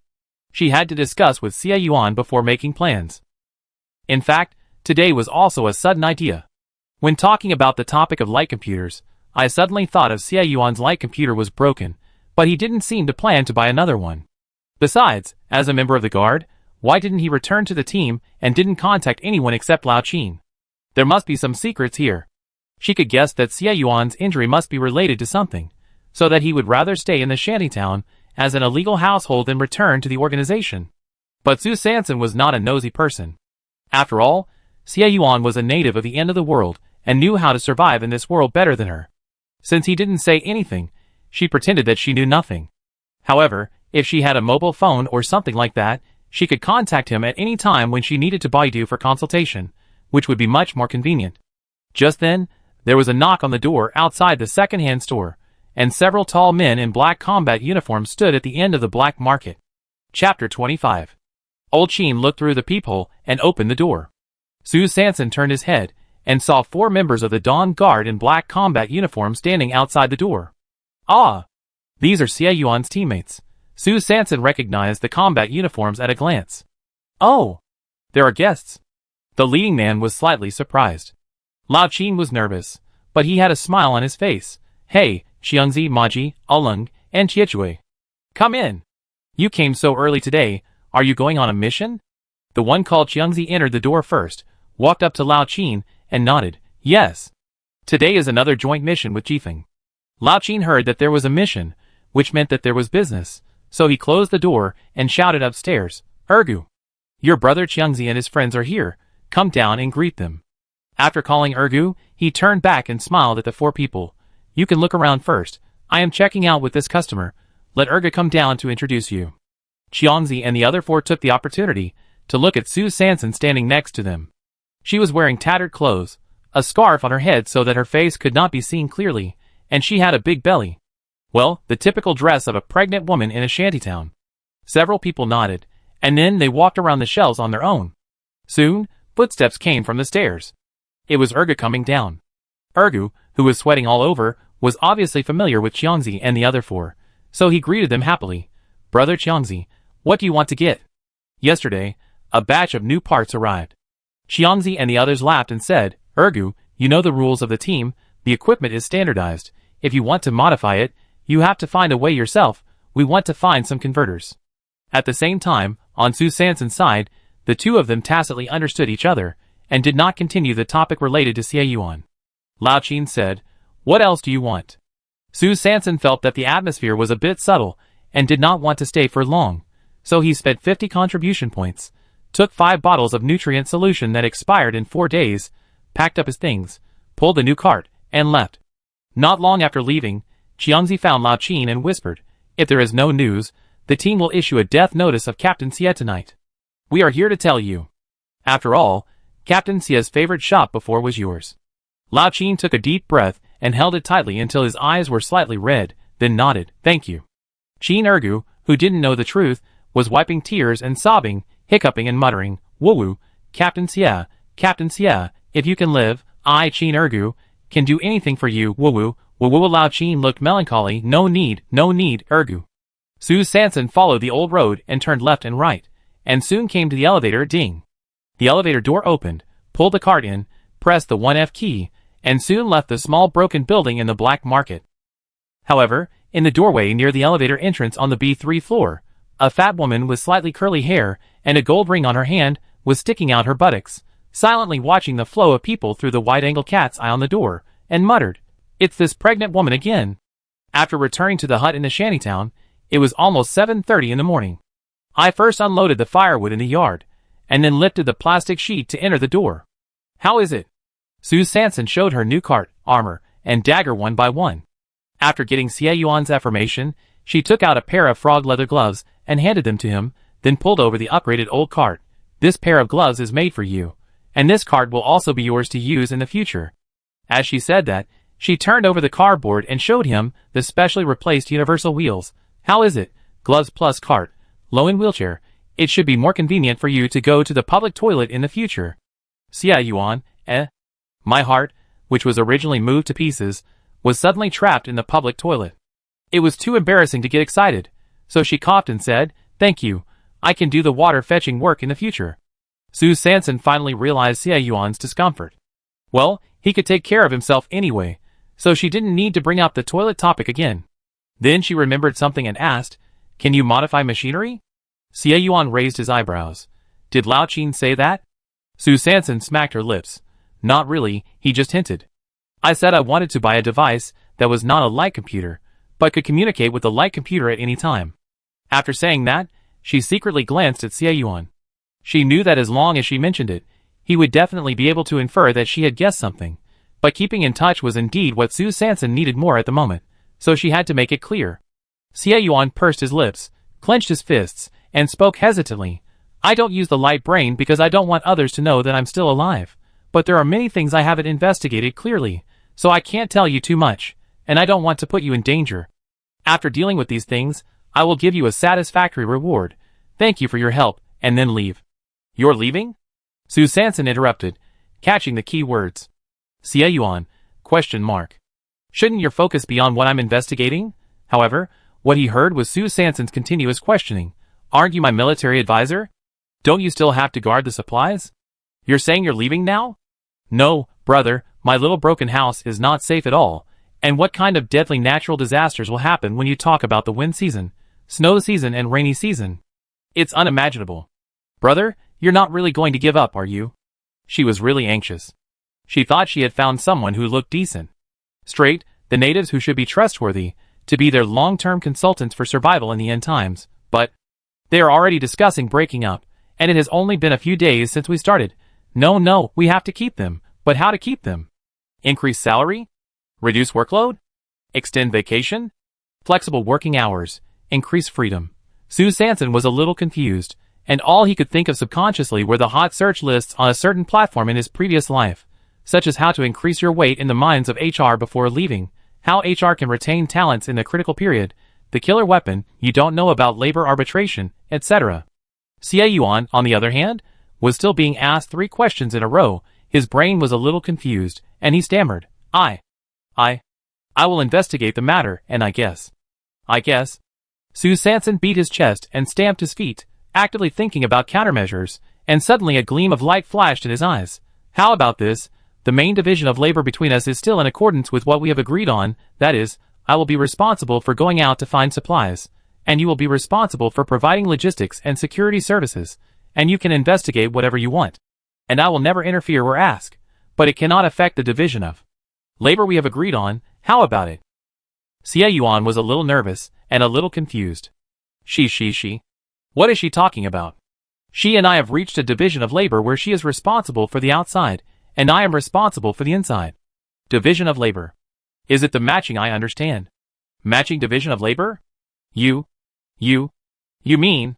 What division of labor? You are only 15 years old. You can't. Xie Yuan stuttered, and his thoughts began to get tangled again. He didn't know why every time he talked to her, at the end of the conversation, he would put himself in such a shameful situation. Chapter 26. Su Sanson frowned slightly, a little annoyed. Why did he bring up her age again? Did he think that her words as a minor would have no legal effect? It was the end of the world, and he still cared about this? The more he thought about it, the angrier he got. Let's not talk about his leaving, just talking about his responsibility for guarding the materials and providing consulting services. How could there be any doubts? This was the division of responsibilities that had been agreed upon before. Why did he change his mind now? He took a few deep breaths and suppressed his unhappiness, but he failed. So he started to speak. No, didn't we agree on this division of labor when we went to bed the night before last? Both parties have reached an agreement, and it is legally effective. Then you tell me today that you are ready to cross the river and burn the bridge. Xie Yuan was scolded, and suddenly felt that he seemed to have done something to let her down. Then he blushed and shook his head to explain. No, I am not going to cross the river and burn the bridge. I just didn't expect you to actually think so. Su Sanson was speechless. I have always thought so, and my needs have always been very clear. Is there anything you don't understand? Has she always thought so?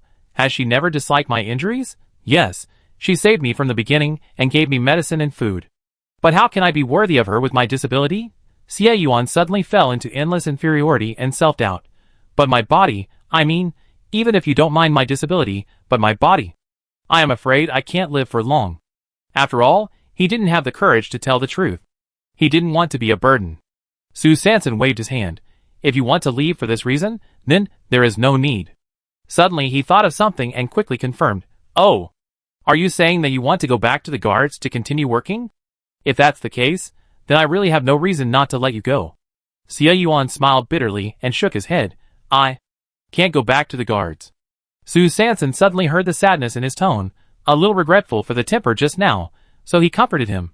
Don't worry, just stay with me all the time. The guards can't go back, just a good deal for me. Always, stay with you. Xie Yuan widened his still purple and swollen eyes, with burning in his clear eyes, staring at the girl in front of him. Even if my legs are disabled and I'm trapped in a vortex, you still want me to stay? Su Sanson nodded without hesitation. Yes. Now, have we officially reached a consensus? Xie Yuan's clenched fists trembled slightly. From this moment on, he identified the girl in front of him, then looked at her with burning eyes and nodded. Su Sanson breathed a sigh of relief. The military advisor was finally retained. Since the collection had been dangerous for several days, Su Sanson felt that his little heart needed to rest, so he decided to stay at home all day and sort out the materials he had collected before. So the two of them worked together all day. Su Sanson was responsible for steaming and sterilizing the toothbrushes, plastic cups, and plastic basins picked up in city number 302 with boiling water for multiple rounds, and then took over from Xie Yuan to continue the reed weaving business. As for Xie Yuan, because he had a cart as a means of transportation, his range of activities immediately achieved a qualitative leap. He wrapped his head and face with a towel, covered his black combat uniform with a sack, put on frog-skin gloves, and began to transform the fence outside the hut. Busy from morning to night, the vine fence is no longer simply and roughly wrapped a few times, but is woven into a very dense and regular vine wall. The simple plastic cloth curtain is also replaced by a vine door that can be pushed and pulled at will. There is a ring on the side of the vine door facing inward, and a dead knot can be tied inside with a straw rope to temporarily replace the function of the door lock. 6 straw mats were also woven smoothly, and each person was given 3 mats, stacked together. Although there was no bed, they would no longer feel cold and hard when sleeping. Looking at the upgraded small courtyard again, both of them smiled knowingly with a good mood. After drinking the nutrient solution, and washing with the newly disinfected water cup and toothbrush, the two lay down early. At the same time, in the inner city of the base, the archives of the guard post, Jiangzi, Ma Ji, Tiechui, Alung, Daoba, and other members of the Dawn Guard saw with their own eyes that the name of Xie Yuan was listed as dead in the system, and then the account was completely cancelled in the Guard intranet. Everyone had to accept this fact with a heavy heart. Bang! Tiechui suddenly jumped up, waving his powerful right fist, and hit Daoba's left face directly. It's you. It must be you. Daoba, who was suddenly knocked to the ground, wiped the blood stains from the corner of his mouth, spit out the bloody red on the tip of his tongue, and cursed back, If you are sick, go get treatment, don't go crazy in the team. He stood up, picked up Tiechui's collar with one hand, and threatened with gritted teeth, This punch is not over. After Scar left, Jiangzi and the others pulled Tiechui over, wanting to say something but stopping themselves. They still couldn't help but say, Tai Chi, you are impulsive. It's not worth it, brother. You have to be punished later. Tai Chi pouted in the direction where Scar left. I fucking hit him. What kind of teammate is he? I, Tiechui, never hit teammates, only traitors. Jiangzi pulled his arm and shouted, Calm down. Traitor, do you have evidence? Rules are rules. You must be punished if you hit your teammates. Don't ruin your future for such a villain. But the captain? He's dead. Tai Chi wanted to continue, but he didn't want to mention those 2 words. A sense of powerlessness suddenly made him lose his temper, and he choked and shed tears.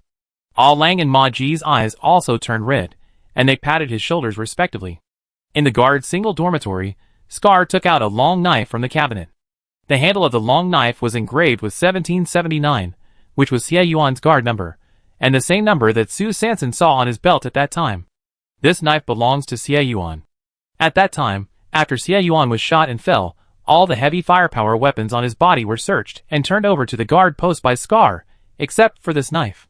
Because the heavy firepower weapons are equipped with locators, he can pick them up and bring them back with reasonable reasons. The alarm clock did not ring at 5:30, because Su Sanson decided to go to the city today. At the door of the spaceship cabin, There was another familiar mechanical sound beep. Then she was stopped again. Cart, check it. Fortunately, the upgraded cart still maintains its good quality of thriftiness. In the 336th year of the star calendar, the 72nd day of the hot season, at 9 o'clock in the morning, the spaceship bound for Wasteland City number 107 took off on time. 20 minutes later, the broadcast sounded. The spacecraft began to land, and the hatch was about to open. Please be careful not to leave the protective shield. Sue Sanson wore frog skin soft armor, a foldable cart shield on his left hand, an upgraded hoe in his right hand, a small towel on his head, and a new backpack on his back. He walked and stopped, mixing in the crowd. Today's scavenging strategy is: walk in the middle of the team at any time, don't be impulsive or take risks, and resolutely implement the mass line. Sue Sanson followed the scavengers in front of her not far away. Seeing that they gradually dispersed and stopped, she also stopped and looked at the collapsed buildings around her, ready to dig according to her intuition. Hey! I'm calling you! Sue Sanson's hoe had just been swung in the air when she was stopped by a man not far away. She looked around and saw that more than a dozen people around her were staring at her with squinting eyes. She was a little uncertain. Me? The man pointed at her and drove her away. Go to where you want to cool off. Sue Sanson was stunned. This meant that she was not allowed to work here. While she was still confused, another woman next to her raised a shovel and threatened loudly. What? Didn't you hear us? This area is reserved by us.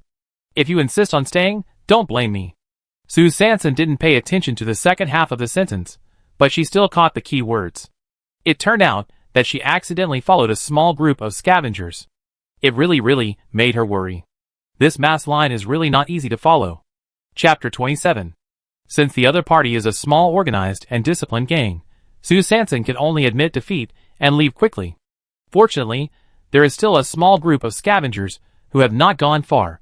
She hurriedly chased them, and found that these people kept a distance from each other. Some people stopped halfway, and then looked around from time to time, signaling to the people around them with their eyes, I have chosen this area. Please keep a safe distance. Sue Sanson was relieved. This is a group of retail investors. This kind of team that is scattered in form, but not in spirit, is just right for her. So she followed suit, stopped in the middle of the team, and then looked at them coldly, with her eyes wide open, and silently declared her sovereignty, then waved her hoe and started digging. Xie Yuan specifically told her yesterday that after the guards arrived at the city, they would generally be divided into 3 groups. One group would be responsible for special tasks at the base, one group would search for infected bodies, and the remaining group would disperse and follow the crowd to deal with emergencies. Sue Sanson counted the people scattered around. Well, there were about 100 people, which was in line with the scale of being scattered for protection, and she felt very safe. The sun was actually very strong after 9 o'clock. Before they had dug for long, many people's clothes were soaked with sweat, but Sue Sanson didn't seem to feel much. Huh? Could it be that this frog skin armor has the effect of dissipating heat and removing sweat? This is really an unexpected surprise. Suddenly, she felt that her reckless behavior the day before yesterday was worth it. Of course, this did not mean that she wanted to encounter more strange beasts. She still knew her own weight. Her life was more important than anything else. If she could survive, she would never show up. Sue Sanson relied on her armor to protect her body. She not only did not prepare to rest, but also increased the speed of the hoe. After a while, she dug through the thick layer of concrete debris. A touch of light gold, mixed with stone powder and stone chips, was very dazzling. I'm afraid she has dug up gold. Sue Sanson put down the hoe and hurried forward to check. It's going to be rich. It's going to be rich. If this is a bank vault, then she can immediately move to the Bay City and rent the most expensive house. Oh no! Buy the most expensive house. However, Sue Sanson didn't know that in the end times, although gold is more expensive than ordinary metals, it still belongs to the category of metals, and its value is not as precious as an edible watermelon. But this information is actually not very important now. Because after she continued to dig down for more than 20 minutes with excitement, she found that this was not a bank vault, and there was no gold. The golden color just now turned out to be a simulated metal chandelier. Sue Sanson hadn't noticed it just now, and with a force, he directly smashed a dent in the center of the chandelier. Well, I don't know which manufacturer produced it, but this imitation is too careless. How can it not withstand the test? After more than half an hour, the whole chandelier was finally dug out from the ruins. Well, how should I put it? This is a double-layer European retro chandelier, with 6 lamp slots on the upper layer and 12 on the lower layer. There are 3 crystal balls under each lamp slot. Of course, the crystal balls cannot be real crystals. They are so well preserved that they should be plastic products. If you ignore the dent in the middle, this lamp looks quite high-end, but I don't know how much such a high-end crystal lamp can be worth in the end times. It is probably not as practical as a plastic basin. Sue Sanson quietly put the chandelier into the backpack. The noise she made from digging was quite loud, and many people around her looked at her from time to time. Perhaps it was because she was the first one to dig out something, so she stood out. More than half an hour later, many people saw that they had not found any treasures in the places they chose, so they began to reselect places around Sue Sanson. Sue Sanson. Is it really okay to covet my area so blatantly? In fact, Sue Sanson really wronged them. This kind of situation of continuing to dig deep around the first place where treasures were dug out is actually very common. In the end times, this is not called coveting, but tactical digging. Because as long as there is a place where goods are dug out, it means that there is a high probability that the material layer can be dug out, and the range of the material layer is generally not small, so the probability of digging something out within a few dozen meters around the opening point is very high. Seeing that these people had reselect the area, they began to focus only on their own small piece of land. Sue Sanson then relaxed his guard and continued to work. Time passed quickly, and when the sun was hanging high in the middle, the light computer showed that it was already 12 o'clock. Many people dug out supplies one after another. Judging from what everyone dug out, this should have been a residential building before. Some people have taken out plastic sheets and metal pipes to build a simple shed and started to rest. Of course, most people just covered their heads and faces with clothes, sat on the ground, and drank a few sips of water as lunch rations. Sue Sanson pulled the frog skin hood on his head to block the scorching sun, then took off the small towel on his head and sat down to rest. With so many people around, she didn't dare to drink the nutrient solution in a big way. The scene of being eaten by a group of hungry ghosts in the barracks of Area 8 was still vivid in her mind. Fortunately, she drank half a bottle of nutrient solution for breakfast in the morning, so she was not so hungry now. Soon, continuous gunshots and screams were heard in the distance, and everyone immediately stopped what they were doing and became cautious. About half an hour later, when nothing unusual happened, everyone returned to their previous state, resting, drinking water, and continuing to work. Sue Sanson rested until 1 o'clock and then started working again. In fact, her harvest in the morning was not bad. The thing she dug almost filled her backpack, a dented crystal chandelier, 3 small plastic stools full of scratches, an electric fan. The white plastic cover was a little faded, and the metal parts inside were rusted, but the overall preservation was very complete. Several large pieces of glass fragments of the display cabinet. The cabinet is made of solid wood, and the wood has been corroded. 7 severely corroded metal handles. Suddenly, less than 100 meters away from Sue Sanson, a shrill scream was heard, followed by a pop sound of falling to the ground. I saw a half-human high wine-red giant cockroach lying on a woman and biting her madly. The woman kept twisting her limbs and slapping to drive away the giant cockroach, but the giant cockroach's shell was hard and was not afraid of this light counterattack. It seemed to be hungry and mad, mumbling the sawtooth in the center of its head and gnawing at the feast in front of it. The woman's chest soon turned blood red. The people around were stunned by this sudden change for a moment, but soon, with a shout, "Run!" everyone hurriedly picked up their tools and trophies and began to flee around. However, before the crowd could run far, dozens of even larger mutant cockroaches rustled out from the pile of rubble where the cockroaches had just appeared, and they chased the crowd directly. Oh my god! These cockroaches can actually fly! Chapter 28. Cockroaches are not supposed to fly, but in the end times, the giant mutated cockroaches can fly up to 3 to 5 meters high, and can fly for nearly an hour with their wings flapping rapidly. This group of mutated cockroaches seemed to be very interested in humans. Seeing the crowd quickly disperse in all directions, they quickly located their prey and chased them directly in the air.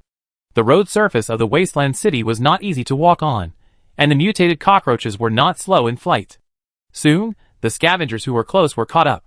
As long as one prey was caught up, several mutated cockroaches would attack at the same time. Their forelimbs have sharp spikes like blades, which can easily cut through clothes and stab the body. Once blood gushed out, the mutated cockroaches would start sucking the blood of the scavengers with their mouth parts on their foreheads. This is not a cockroach. This is clearly a vampire. Ah! Ah! Don't eat me! Help! Sue Sanson listened to the various screams coming from all directions, and moved quickly, panting and running for her life. It seems that this mass line is not effective. When you are in danger, no matter how many people are around you, you can't escape. Then the sound of bang bang bang gunfire began to be heard in the distance, mixed with the vague assembly orders from all directions. The guards finally arrived. In fact, Sue Sanson ran fast. She was relatively far away from the first crime scene, and with the improvement of her physical fitness, her speed of escape was reflected at the critical moment. After running for nearly 20 minutes, Sue Sanson dared to look back slightly to see the situation behind her. Damn! Why are there so many cockroaches behind her? There was no time to sigh, and she dared not relax at all. In a hurry, she had to pick a direction at random and continued to run forward. Haven't the guards arrived? Why are there so many in my direction? She unconsciously tightened the knot tied at her collar, as if she would not be targeted by the mutant cockroaches. There were more and more stones and steel bars under her feet, and the road became more and more difficult to walk. Sue Sanson had just barely avoided a piece of concrete debris under her feet, and she saw countless irregular broken steel bars across her chest. How could she climb up? Damn it! Why did I choose this direction? Sue Sanson was about to look back at the situation behind her, but as soon as she turned around, she was stabbed on the top of her head by two sharp objects. The mutant cockroach flying in the front had caught up with her and launched the first attack. Rip! The coat was torn into rags effortlessly, but fortunately the frog skin hood was still firmly covering the head, resisting the mutant cockroach's forelimb attack. The mutant cockroach flying in the air saw that the prey was not injured, and swooped down again without hesitation for a second round of attack. Sue Sanson had no time to escape, so she could only lift the upgraded version of the cart tightly fastened on her left arm and block it on her head. Bang bang bang. Ding ding ding. The hard outer armor spikes of the cockroach's forelimbs rubbed against the metal car plate, making a harsh sound. Huh? Fortunately, the cart was upgraded. Sue Sanson gritted her teeth and struggled to resist the impact from midair. But she could see from the corner of her eye that there were 3 mutant cockroaches flying towards her quickly not far away. No, if 4 of them attack at the same time, I'm afraid I'd be killed soon. Sue Sanson glanced at the steel bars behind her and took a deep breath. Either die or escape. She risked it all. She firmly chose the latter. While the mutant cockroaches were pulling back and preparing for the next round of attack, Sue Sanson turned around without hesitation, pulled the hood on her head, stuck the hoe into the backpack, and used all 4 limbs to crawl into the steel bar jungle. There were many broken steel bars, intertwined horizontally and vertically, forming a complex net at the height of Sue Sanson's chest. The leading mutant cockroach saw that the prey gave up resistance and chose to escape, and became more and more excited, flapping its wings faster. At this time, the other 3 also followed closely, and the 4 mutant cockroaches waved their front spikes and stabbed Sue Sanson on the ground together. Sue Sanson was wearing a hood, a backpack on her back, and a frog skin armor. It was terrible. She had no extra protection on her feet except a pair of shoes. Oh no! Why did she forget to make a pair of socks? At this time, Sue Sanson had been attacked by mutant cockroaches from head to toe. The parts protected by the armor did not feel any stinging except the feeling of being hit by heavy objects, but the shoes on her feet had been scratched and torn. There was obvious pain in her heels. She must have been injured. The backpack on her back also had several big holes.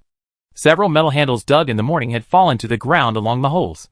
In order to save her feet, Sue Sanson immediately changed her forward posture from crawling to squatting. To be more precise, it was squat jumping. Because this way, she could protect her feet with her body and avoid hitting the steel bars above her head. The advantage of squatting and jumping like this is that the speed of moving forward is not slowed down, but the disadvantage is also obvious. Her backpack became the main target of attack by the mutant cockroaches, and soon, it was dismantled into pieces by 8 steel blades. The things in the backpack were naturally scattered, and they fell all the way along Sue Sanson's squatting and jumping path. There was no time to regret the things in the backpack. When running for life, supplies and other things were no longer important. After more than 10 minutes of torture, Sue Sanson finally passed through this concrete jungle. The 4 mutant cockroaches in the air still attacked her relentlessly, as if they would never stop until they drank all her blood today. Worried that if she continued to be targeted like this, her newly acquired armor might be in danger, so she decisively ran into a crooked small building in front of her on the left. The middle part of the building had completely collapsed, but near the edge, the structure of the floors could still be seen, but the closer she got to the center, the lower the floor height became, until the collapsed part in the center. Sue Sanson turned over and climbed into the second floor, which was tilted at 30 degrees. In fact, she was not sure if it was the second floor, but if she counted from the surface of the ruins, It might be the second floor. After struggling to enter the second floor, she desperately ran to the center area, because the further she went in, the narrower the space became. She wanted to use her size advantage to intercept the 4 mutant cockroaches that were much thicker than her, and then find an opportunity to escape or kill them one by one. Sue Sanson's calculations were clattering, but she didn't expect that before she could run a few steps, she was completely blocked by dozens of cars stacked up in front of her. At this moment, she was breathing hard, her physical strength was overdrawn, and her legs seemed to weigh 1,000 pounds. It seemed that if she continued to run forward a few more steps, she would immediately faint. Damn it! At the critical moment, why did she also fail? Who, Sue Sanson gasped, and her heart seemed to be unable to beat. At this time, the 4 mutant cockroaches behind her were already chasing her. Chapter 29. Sue Sanson took a deep breath, somewhat desperate. There was a roadblock in front, and a blood-sucking cockroach behind, both of which were mountains that she could not cross. Oh, it was over! She watched helplessly as the 4 giant mutant cockroaches rushed up to the second floor, gradually approaching her, and then they stopped. Sue Sanson shook the small towel on her head and blinked hard to confirm that she was not mistaken. The 4 mutant cockroaches did stop, and they stopped in the air in a very unreasonable way. What's going on? Sue Sanson was completely confused. Could this be another perverted skill to lure the enemy in? She was indeed worried that the 4 mutant cockroaches deliberately made a flying drama to lure her closer so that she could fall into the trap. After all, the last infected body used a similar luring the snake out of the hole. Who Sue Sanson continued to pant and recover his strength, staring at the 4 mutant cockroaches intently. Just like that, 15 minutes passed in silence. If this was some kind of hovering skill, it wouldn't be able to stay completely motionless for so long. Sue Sanson really didn't understand. Did something supernatural happen? She had a lot of questions on her face, but she decided to get up, stepping on her very sore legs, holding up the card shield, and moving towards the mutant cockroaches bit by bit, carefully. I'm coming! Sue Sanson tried. If you don't move, I'm going to kill you! Sue Sanson pulled out a dagger and threatened. However, the 4 mutant cockroaches still didn't respond. She boldly took a step forward. And then another step. And then another step. And then a few more steps. Until she was right below them, the mutant cockroaches were still motionless. This is really weird. Sue Sanson circled the mutant cockroaches again. Except for the fact that they were very strangely fixed in the air, there was nothing unusual around them. So she pulled out her dagger and jumped up to try to stab one down and see what happened. As a result, the dagger popped into the mutant cockroach's abdomen, but the mutant cockroach seemed very stubborn and was not brought down from the air by Sue Sanson's attack, and it didn't even shake at all. She raised her eyebrows and looked down at the dagger in her hand. It was very smooth and clean, and it didn't even have any of the cockroach fluids that were expected to be brought out. This is really weird. Sue Sanson frowned and looked up at the wound made by the dagger. The feces' yellow body fluids could be seen clearly in the wound, but they just didn't flow down. Is there a magnetic field here that changes gravity? She racked her brains, trying to use the physics knowledge she had learned throughout her life to explain the current strange phenomenon. Unfortunately, she never passed physics in her previous life. But she can still stand, jump, and walk. Could it be that this magnetic field is only for strange beasts? I really can't figure it out, and finally decided not to think about it. She turned back to the dozens of cars stacked up, thinking that the things in the backpack might not be found, but the car in front of her must not be let go. But the weird thing happened again. The closer she got to the pile of cars, the more sore and weak her limbs felt, and she had difficulty breathing, as if her heart was about to stop beating. This feeling again, when I just escaped in, I felt this kind of solidified suffocation.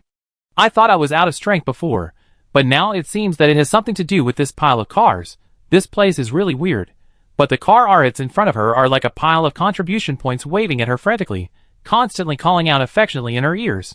Come on. Come on. Come on and take me away. How can I not take the wealth that is delivered to my mouth? Sue Sanson put down the small card buckled on her left arm, took a dozen deep breaths. Well, there was enough oxygen, stood up, and slowly stretched out her claws towards the car that was pressed at the bottom. Because it was pressed at the bottom, the whole car had been deformed, and the trunk lid was greatly twisted. Sue Sanson buckled the gap between the trunk lid and the car body, trying to lift the trunk lid up, but the lid seemed to weigh 1,000 pounds, and no matter how hard she tried, she couldn't lift it up. She panted, took out the dagger again, and knocked and hit the buckle. Finally, She opened the hood lock that was about to fall off, then buckled it again and lifted it up. Well, hey! However, the hood still didn't move. What's going on? Is this hood so heavy? Sue Sanson didn't believe it, and tried several more times, but still failed. She stepped back a few meters again, away from the pile of cars, sat down, gasped, and breathed wildly. But her eyes still lingered on the car body again and again, until she noticed a black SUV stacked on top of the sedan. The trunk of the black SUV was tilted by the van next to it, revealing a big hole, which was enough for Sue Sanson to crawl in. However, the car was in a very tricky state, with the front of the car facing down at 50 degrees, and the rear stuck between the van and the car at the bottom. If she managed to get on top, but accidentally broke the delicate balance of the car had due to her own weight, causing a domino effect and burying herself inside, it would be a loss. As she was hesitating, she suddenly turned back with a feeling and looked at the 4 mutant cockroaches suspended in the air. Maybe this group of car arts has no balance point at all. Sue Sanson was smart, and was shocked by her bold guess. But regardless of whether it was bold or not, the 4 mutant cockroaches suspended in the air were already in front of her like a fact. Regardless of whether this guess was true or not, she would have to try it to know. She nodded and affirmed herself, then she used her hands and feet together, took a big breath with every step, and climbed to the trunk of the SUV with great effort. As she had expected, this group of car arts showed no signs of loosening and stood still, just like the 4 mutant cockroaches, strange and quiet. Of course, this was not the time to delve into this issue.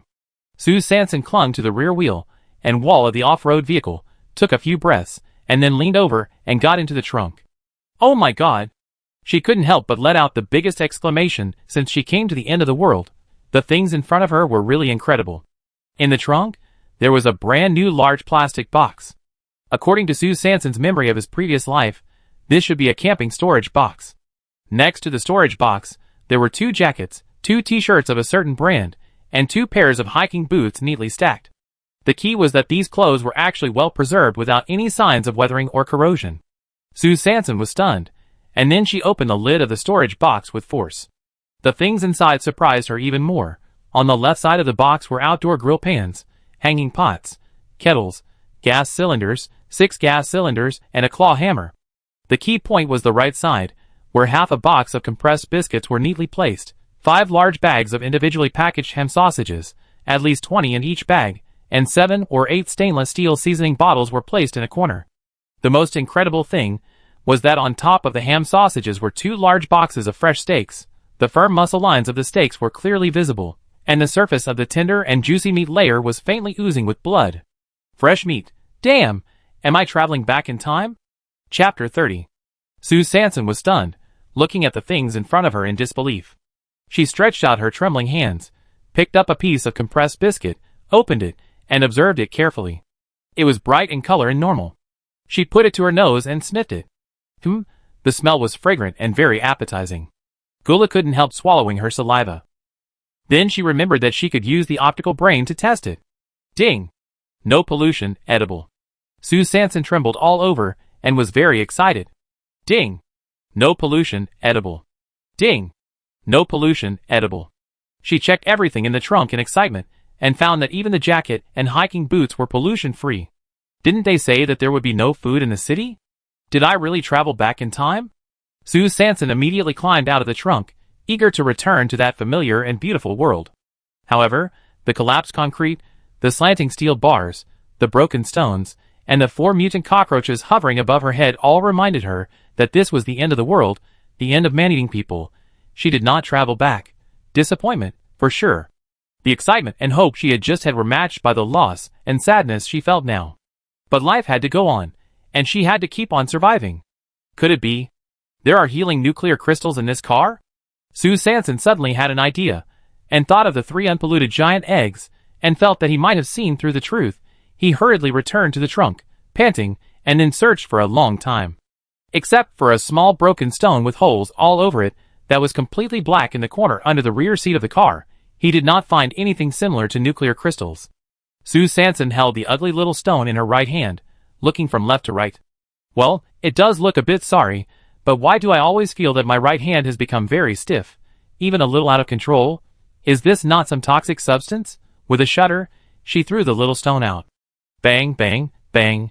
the little stone rolled a few times and was stopped by the wall of the trunk. At this time, the right hand that left the little stone instantly regained its flexibility. Sue Sanson raised her eyebrows. Huh? Could this little stone have some freezing function? Picked it up from the corner and observed it in her hand. Maybe she was too absorbed in observing it. The little stone was getting closer and closer to her eyes, and suddenly, Sue Sanson felt her breathing stagnate. As if she couldn't breathe the next breath, she quickly took the little stone away. Although her breathing was still heavy, at least it would not stop immediately. Stop immediately? Stop! Sue Sanson's eyes flickered slightly, and she turned back to look at the 4 mutant cockroaches that were suspended in the air. She opened her mouth wide, lowered her head, and looked at the small stone in her hand again. This time she was not very close, but she was very careful.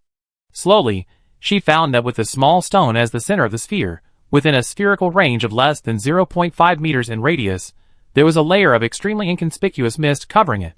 This layer of mist, if you don't calm down and make a very deliberate contrast, is not easy to be discovered. Sue Sanson put the small stone on the outdoor storage box, and then stretched out her right hand to swing back and forth in and out of the mist to test. Sure enough, as long as it is in the mist, the palm will feel blood coagulation or nerve dullness, but as long as it is outside the mist, it is normal. She took a deep breath. At this moment, all the strange phenomena could be explained. As long as she entered the range, the time here, or the matter, would be stagnant, so the mutant cockroaches would suddenly stop in the air, the car arts would also be stacked high in a weird balance, the clothes in the trunk had no signs of corruption, and the food in the storage box was completely uncontaminated, except for myself. But why am I an exception? Isn't it the protagonist's halo after crossing? Sue Sanson almost laughed at herself. There must be some other reason that has not been discovered yet. But she looked at the little stone with loving eyes. Her eyes were filled with excitement, and infinite pity. Ah! What kind of expression is pity? Well, that is cherish, and love. Hide the little stone carefully in the middle of the outdoor storage box, so that only a small part of the mist will overflow. Fold the t-shirt into one of the jackets, and then move it left and right for a long time, and barely put it into the storage box.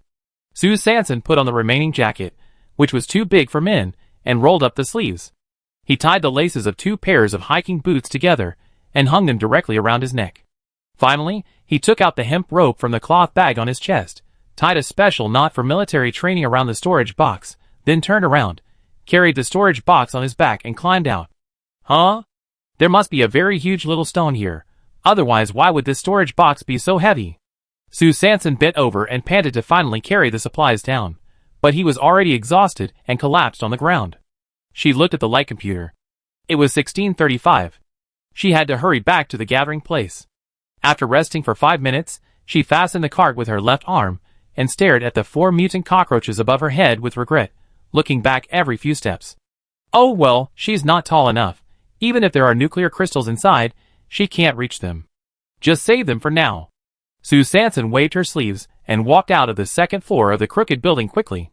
As soon as she ran out of the building, she heard the familiar sound of slurping saliva. Hiss, hiss, cough, cough. Fuck. There was no time to tell where this damn infected body came from. She turned around and climbed back into the building very quickly. The next second, 2 infected bodies with drooling heads followed in as if they were looking for a taste. Ah! Just when Sue Sanson felt that her feet were about to be bitten by the bloody mouth of the infected body, suddenly, the sound behind her stopped abruptly, and the world once again entered a strange silence. She retracted her feet suddenly, looked back anxiously, and saw 2 infected bodies standing behind her with their fangs and claws bared, and the saliva dripping from their mouths flowed into strings, fixed in the air, but could not fall down. Damn! This is entering the barrier. She was still in shock, and almost forgot the power of this small building. After coming to her senses, she was overjoyed and excited. She laughed wildly like a villain, and pulled out the dagger at her waist. Ha ha ha! This nuclear crystal is delivered to my door. Sister, I won't be polite. After dealing with everything, Sue Sanson quickly returned to the concrete jungle where she squatted and jumped before. At this time, she no longer felt the tight limbs and heavy breathing in this small building. She looked at the broken backpack, the scattered glass shards, and the crystal chandelier with pits in front of her. Based on the principle of not wasting and packing as much as possible, she picked up all the metal handles and stuffed them directly into the pockets of her jacket. She then left quickly with an almost intact hoe in one hand and a slightly scratched plastic bench in the other. When they were about to reach the gathering point, Sue Sanson pressed the contact number in the light brain. Hello? A familiar voice sounded. Chapter 31. Hello, this is Shafeng Escort Agency. Jean Biado is at your service. Jean Guifeng didn't expect to receive another voice call from this little girl today. I'm in City 107, and I want to take your exclusive cabin back to the base. How much is it? Jean Guifeng narrowed her eyes and touched her chin. 10%. Oh no, 20% of the goods. Sue Sanson rolled his eyes directly. Why don't you go and grab it? What if you change to paying contribution points? Jean Guifeng pouted. 100, no bargaining. Sue Sanson, It's so expensive, forget it. Jean Guifeng glanced at the cabin that was not full yet, and quickly added, 80 is fine. Sue Sanson stared at the balance 86 on the light brain. I only have 68. He made up a random number, with both zeros and integers. Jean Guifeng looked at the time, and thought there would be no more customers. She gritted her teeth and said, 68 is 68. Transfer the money first, and then enter the cabin. When it was almost 6 o'clock, Jean Guifeng saw a woman with leaky shoes on her feet, a four-wheeled folding cart on her left arm, a hoe and a plastic stool in her hands, a bundle of plastic cloth wrapped around her body, 2 pieces of plastic cloth hanging around her neck, and a plastic cloth bag on her back. She came to him and said, 68, transferred. Then she went straight into the Shafeng cabin. Jean Guifeng rubbed her eyes, and felt that she was spicy. Sue Sanson sat in the middle of the cabin. In fact, whether it was the exclusive cabin of Shafeng or the ordinary cabin of the scavengers, everyone preferred the corners or the places close to the cabin wall, because the area exposed to others was small and safer. So when Sue Sanson came in, there was only the middle seat left, but it was exactly what she wanted. She carefully held the storage box wrapped in plastic on her back and placed it on her legs, carefully staring at the range of the overflowing mist to ensure that it would not touch anything or anyone, so as to prevent the spacecraft from suddenly malfunctioning or people around her from noticing something wrong. 20 minutes later, the spacecraft finally landed. Because of the privilege of the escort cabin, Sue Sanson got off the spacecraft 30 seconds earlier and ran home. Soon, before 1830, he returned to the cabin. The knot in the fence was not tied tightly, probably because Xie Yuan calculated the time and felt that he was about to get home, so he simply untied it. Sue Sanson pushed the fence open, closed it, tied the knot, then lifted the plastic sheet and entered the house. The first thing Xie Yuan noticed was her pair of leaky shoes that were about to fall apart. What's going on? Sue Sanson didn't answer, but put down the bag on his back, took off the things around his neck, and then put the cart away. He stealthily lifted a corner of the plastic sheet, looked around a few times, and after confirming that there was no one around, he walked up to Xie Yuan mysteriously, winked and took out the 3 nuclear crystals from the cloth bag. Xie Yuan took a deep breath, his expression somewhat frozen. Then Sue Sanson opened the plastic sheet, revealing 2 pairs of hiking boots that showed no signs of weathering or corrosion. Xie Yuan's eyes were full of confusion and surprise. Then I saw Sue Sanson open the outdoor storage box, revealing the contents. It seemed as if his brain had completely crashed at this moment. Xie Yuan was completely shocked by what he saw. Sue Sanson's deliberately suppressed voice kept lingering in his ears. It's this little stone. The food in the box is actually intact. I didn't expect that one of the 2 infected bodies that were finally fixed actually opened 2 nuclear crystals. But it's a pity for the 4 mutant cockroaches. I'm too short. I really can't reach them. 10 minutes later, Xie Yuan looked at the small stone in his hand, frowned and thought. Indeed, the blood seemed to solidify in an instant. So there should be more such stagnant elements in that small building. Stagnation elements? Sue Sanson tilted his head and urged him to continue. Xie Yuan slightly frowned, brows tightened a little. I only saw the description of this substance in the confidential files of the guard post by chance, but there is not much information. But according to your experience and the situation of this small stone, this should be the legendary stagnant element. As he said, he suddenly raised his head, stared at Sue Sanson's eyes, and continued very seriously. This element is extremely rare, so rare that almost no one has seen it in the past 100 years, so its discovery must be kept secret. Once it is leaked, I am worried that you will be in danger. In addition, the base is not peaceful inside, so it is better not to let anyone know at this stage. Sue Sanson also agreed with this point of view and nodded quickly. Then tell me, why can I move freely in it without being stagnant? Xie Yuan pursed his lips and thought for a moment, then shook his head. I don't know, maybe it has something to do with those giant eggs. Anyway, today is a great harvest. The most important thing is that I can finally eat meat. and the kind that can be sprinkled with seasoning. Sue Sanson was immersed in a wonderful fantasy, slurping her saliva while taking out the stove and baking tray from the storage box, ready to start cooking dinner. At this time, Xie Yuan's cold voice interrupted her. Are you going to eat that piece of meat tonight? Not that piece, but those 2 pieces. Sue Sanson corrected seriously. No. Sue Sanson turned his head, looking incredulous. Why? Xie Yuan sighed, and said helplessly, the fragrance is strong and will be coveted. Bang! A heavy hammer smashed Sue Sanson's dream. How could he forget such an important thing because he was too excited? Ah! What should I do? Can I just watch it every day without eating it?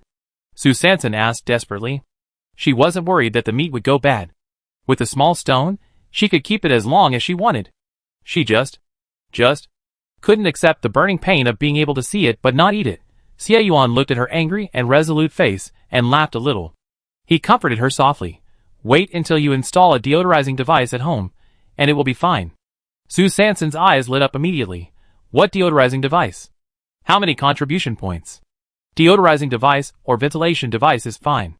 The principles are different, but the effect is the same. The price of the 2 is similar. The better second. It's a second-hand product, probably between 300 and 400.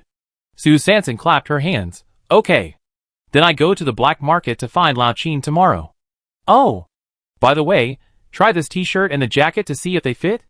Xie Yuan took the clothes, and before he came to his senses, why did he feel like he was being taken care of in all aspects? Sue Sanson saw that he was still not moving, and thought he was waiting for her to leave so that she could change clothes.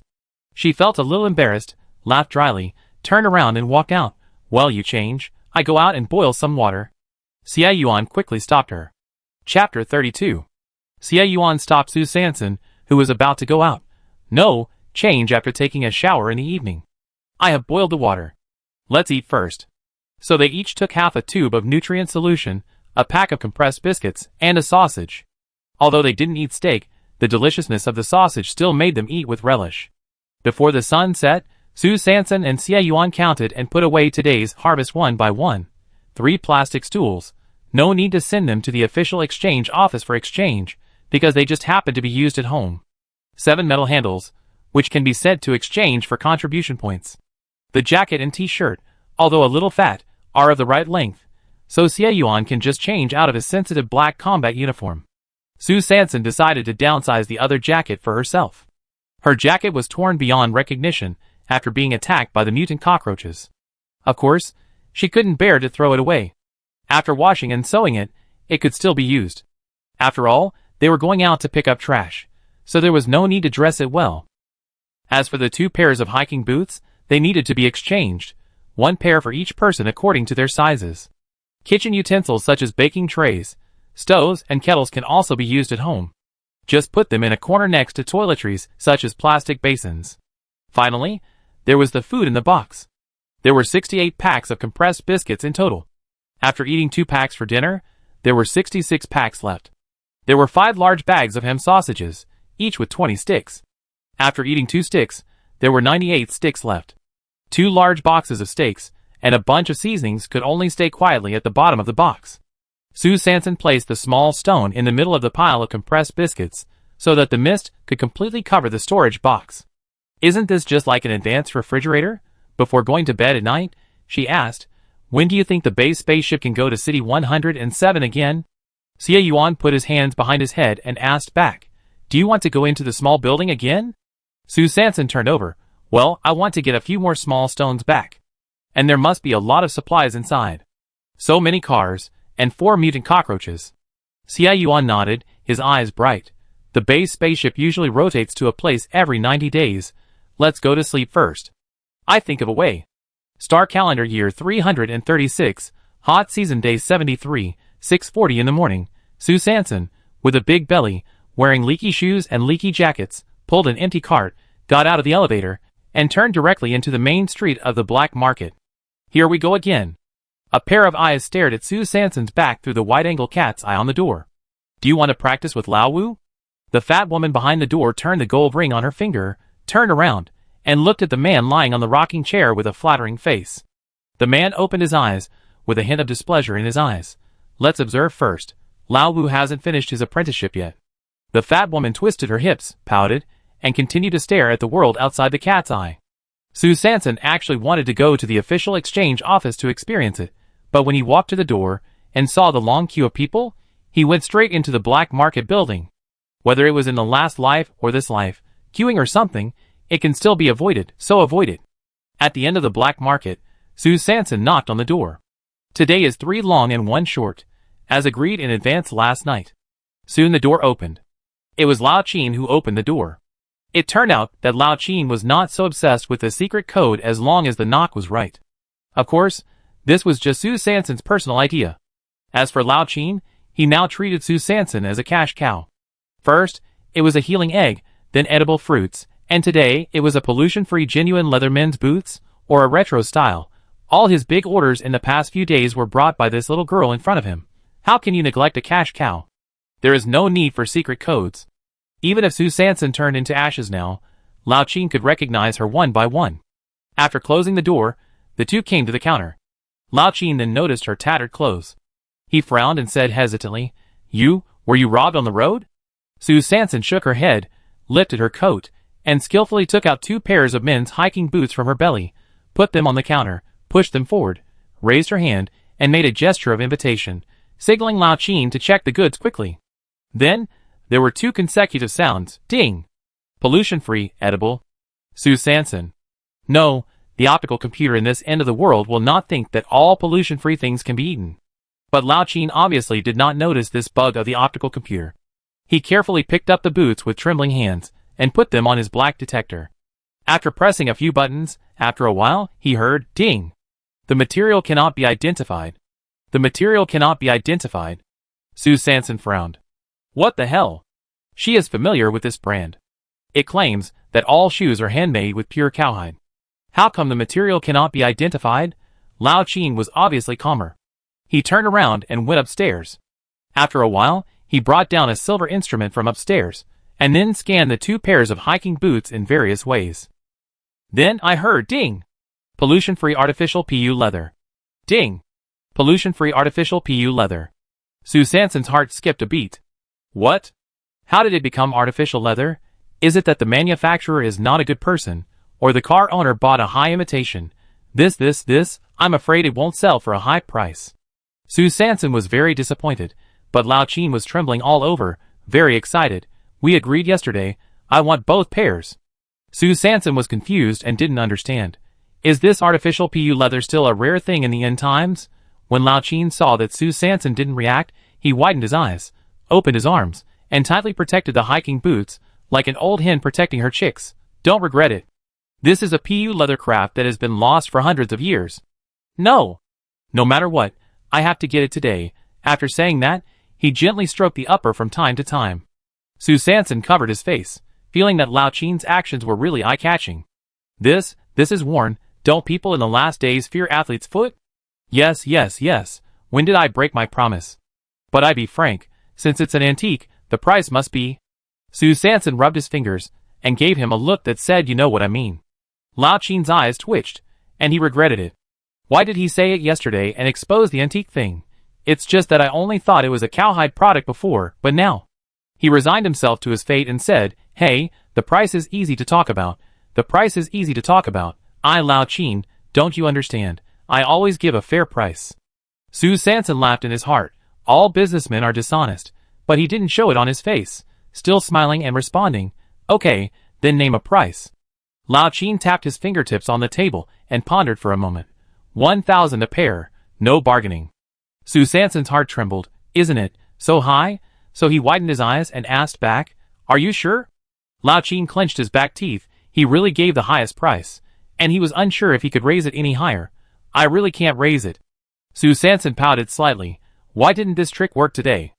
Okay, a total of 2,000 points. I still have 7 metal handles here. In the end, 7 metal handles, a total of only 35 points. But she didn't mind. Who would complain about too few contribution points? So Sue Sanson waved her hand and spent 500 points to exchange for a high-end second-hand optical computer with detection and external functions.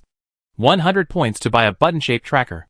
At 230 points, I bought a set of electric pens, carving knives, tweezers, built-in crystals, sensors, sound recordings and other tools and parts. At 395 points, I bought a ventilation device. At 50 points, I used the remaining frog skin to customize a pair of socks. At 120 points, I bought a pair of boots for myself and Xie Yuan. Of course, Lao Qin's store didn't sell shoes. Su Sanson didn't want to expose himself too much, so he paid Lao Qin 20 points for running errands and asked Lao Qin to help him go to a large daily grocery store on the black market to buy them. Lao Qin naturally didn't have to do such a small thing himself, so he shouted at the stairs, "Ergu! 10 contribution points of extra money, do you want to earn it?" Su Sanson. They are undoubtedly father and son, and I have to bite off a piece of the son's running fee. Qin Ergu was very active when he heard that there was extra money. He didn't have time to wipe his sweat and ran down from upstairs. This was the second time Su Sanson saw Qin Ergu. The last time he happened to meet a few people from the Dawn Guard. Qin Ergu had a good memory. He recognized Su Sanson the first time he came downstairs. Looking at her now shrunken belly, his eyes were filled with undisguised surprise. Did she give birth so soon? Chapter 33. After being surprised, Qin Ergu felt sad for Su Sanson. It is said that pregnant women should rest at home for 30 days after giving birth. Seeing her ragged clothes, he understood. But even if the family is in great difficulty, she should rest for 3 days. It has only been 1 day. At this time, Su Sanson had no idea that Qin Ergu felt pity for her. She looked at the man in front of her, who was almost as tall as her with a smile on her face, but her heart was full of sympathy. "Hello, I need to buy something for you." Qin Ergu was stunned. He didn't expect the other party to be a little girl. Wasn't she a woman the day before yesterday? So he scratched his head and said awkwardly, "Hello, my name is Nian Nian. What do you need to buy?" Su Sanson, what? It turns out that the Nian Nian in the code is a person's name. Resisting the urge to ask, "Do you know Jingjing?" The corners of his mouth twitched slightly. "Ah, that Nian Nian, my needs are like this." After Qin Ergu wrote down all the needs one by one, the only person who understood, Lao Qin, who was watching from the side, was really hesitant to speak, and could no longer bear it, so he said to Su Sanson, "Just call him Ergu." Qin Ergu blushed, and then realized that he had just been distracted and accidentally said his real name, and thought of the codes his father always liked to use with customers.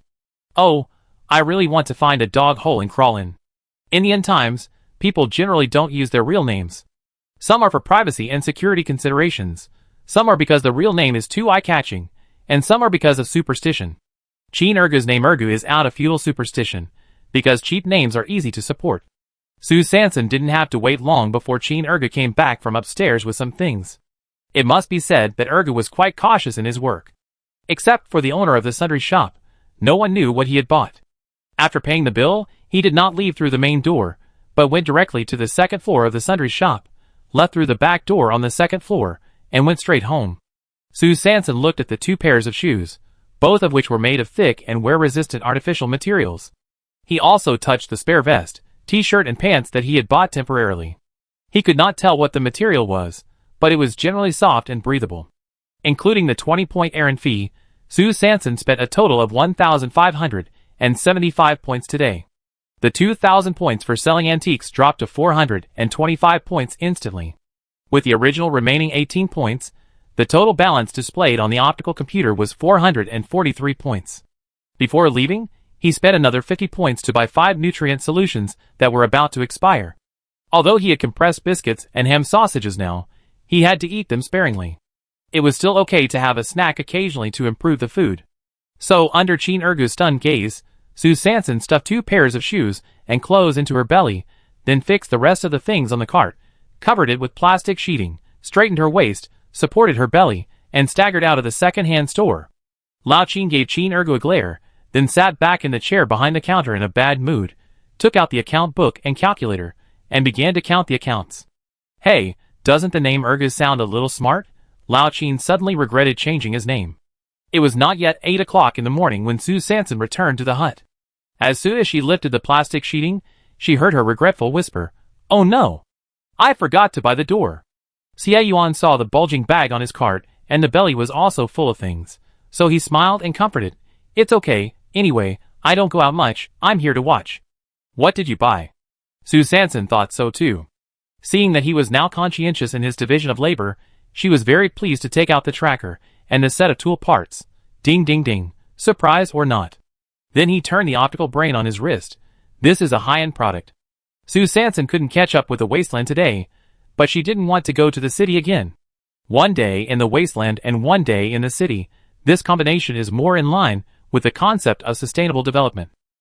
In the morning, the two first installed the ventilation device on the roof, and then took out the 5 nuclear crystals they had harvested before, and tested them one by one with Sue Sanson's new optical brain.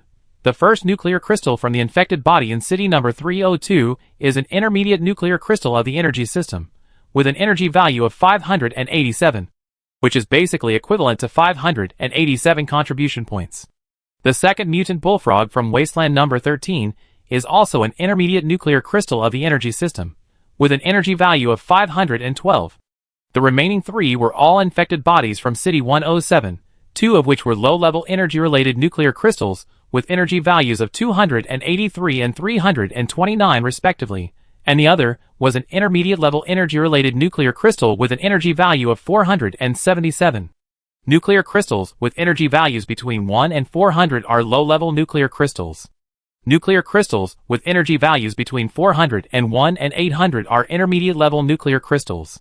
Nuclear crystals with energy values between 801 and 1200 are high-level nuclear crystals. Nuclear crystals with energy values of 1201 and above are super high-level nuclear crystals. Well, in general, her 5 nuclear crystals are worth more than 2,000 contribution points in total, and Sue Sanson is quite satisfied with this result. Xie Yuan was standing aside, looking messy and indescribable. If such a result could only be considered satisfactory, then most of the scavengers in his impression would be complete failures. Because not all scavengers can encounter strange beasts and infected bodies every time. Not everyone can survive when encountering strange beasts and infected bodies, let alone kill the opponent. Even if they can kill them successfully, not all strange beasts and infected bodies have nuclear crystals in their bodies, but Sue Sanson can kill them every time she encounters them, and she can get nuclear crystals every time. This amazing luck, is it her blessing or a disaster? Xie Yuan's eyes sank slightly, looking at Sue Sanson, and said seriously, "You have also experienced it deeply. Every scavenging task is accompanied by life-threatening dangers. No matter how much you have collected, you have to live to enjoy it. It is only supplies. If you lose your life, it is someone else's supplies. So Sue Sanson, start training from today." Sue Sanson, what? So starting from the afternoon, Sue Sanson started her devilish training. And that devil is Xie Yuan. In order to keep her life as much as possible without heavy weapons, the most important thing is to improve her physical strength. With sufficient physical strength, there is a greater chance of escaping successfully, or even finding an opportunity to counterattack.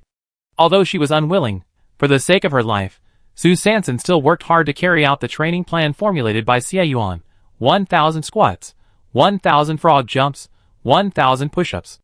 As for Xie Yuan, he sat in the best light, holding an electric pen and tweezers to modify the external communication device, and occasionally looking up to supervise Sue Sanson, who was always lazy.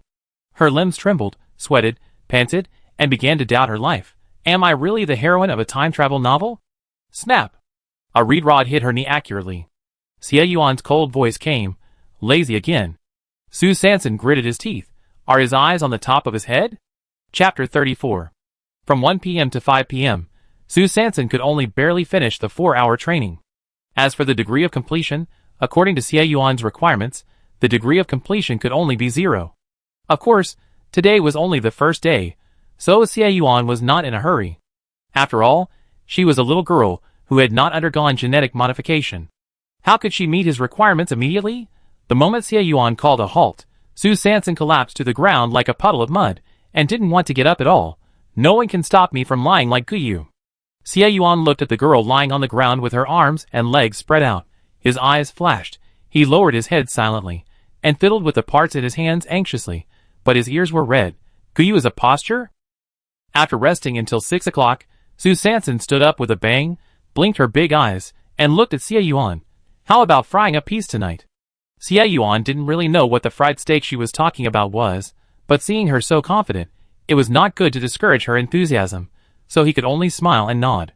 Fearing the smell, Sue Sanson could not cook on the firewood pile in the yard, so he could only squat in the house, take out the gas stove and install the gas tank, wash the baking tray and put it away, turn on the fire, take out the small oil bottle in the storage box, drip a few drops, Dare not pour too much, just moisten the pot.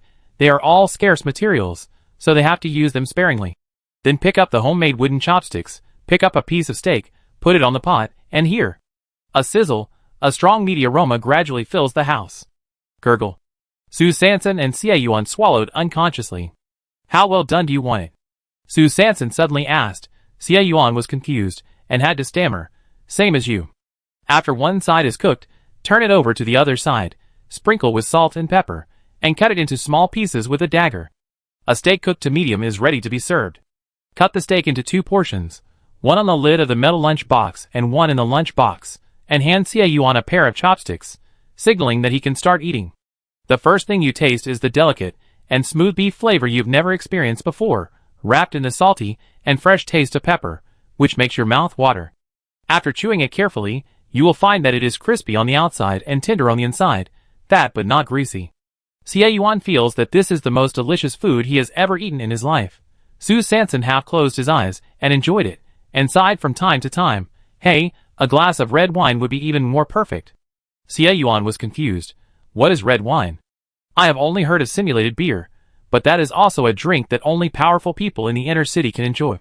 Su Sanson's body stiffened, careless. There is not even red wine in the end of the world. Yes, we can't even eat enough. Where can we get so many edible grapes to make wine? So he laughed and said in a hurry, Ah, I heard about it too. You also know that my memory is not very good. I don't remember when I heard it, or who told me. Hee hee. How is it? Is it delicious? Xie Yuan's attention quickly shifted to the steak. It's very delicious. It's the best food I've ever eaten. How did you know that it can be grilled like this? Su Sanson paused, and his heart, which had just been relieved, was lifted up again. I don't know how to do it. I just did it casually based on my feeling. Isn't it pretty good? Xie Yuan didn't actually want to delve into anything. As early as the beginning, he had already listed Su Sanson as an abnormal human in the end times. Otherwise, how could she save him and be paired with him? Can't think about it. Can't think about it. She is only 15 years old. According to the base law, women who are over 18 years old can be matched with the system. Star calendar year 336, hot season day 74, 5:30 in the morning, another day of being woken up by the optical brain. After getting up, washing, going to the toilet, and having breakfast, Su Sanson has already lined up in the queue to the number 17 Wasteland. Today's queue is particularly long, so long that Su Sanson is a little dazed. If you ignore the very high-tech spaceship not far away, the sea of people carrying baskets, pulling carts, pushing and shoving around makes her feel like she is squeezing into a spring festival train. It is almost 6 o'clock when the spaceship takes off, but the queue in front of her is still very long, and there is a commotion in the crowd. It's almost time to leave. Can we still line up until today? A man with a hose stretched his neck, trying to fish in troubled waters. Hey, Nyo Sangue, just stand on tiptoe. Don't push forward intentionally or unintentionally. Hey! Zhang Matzi, how can you talk like that?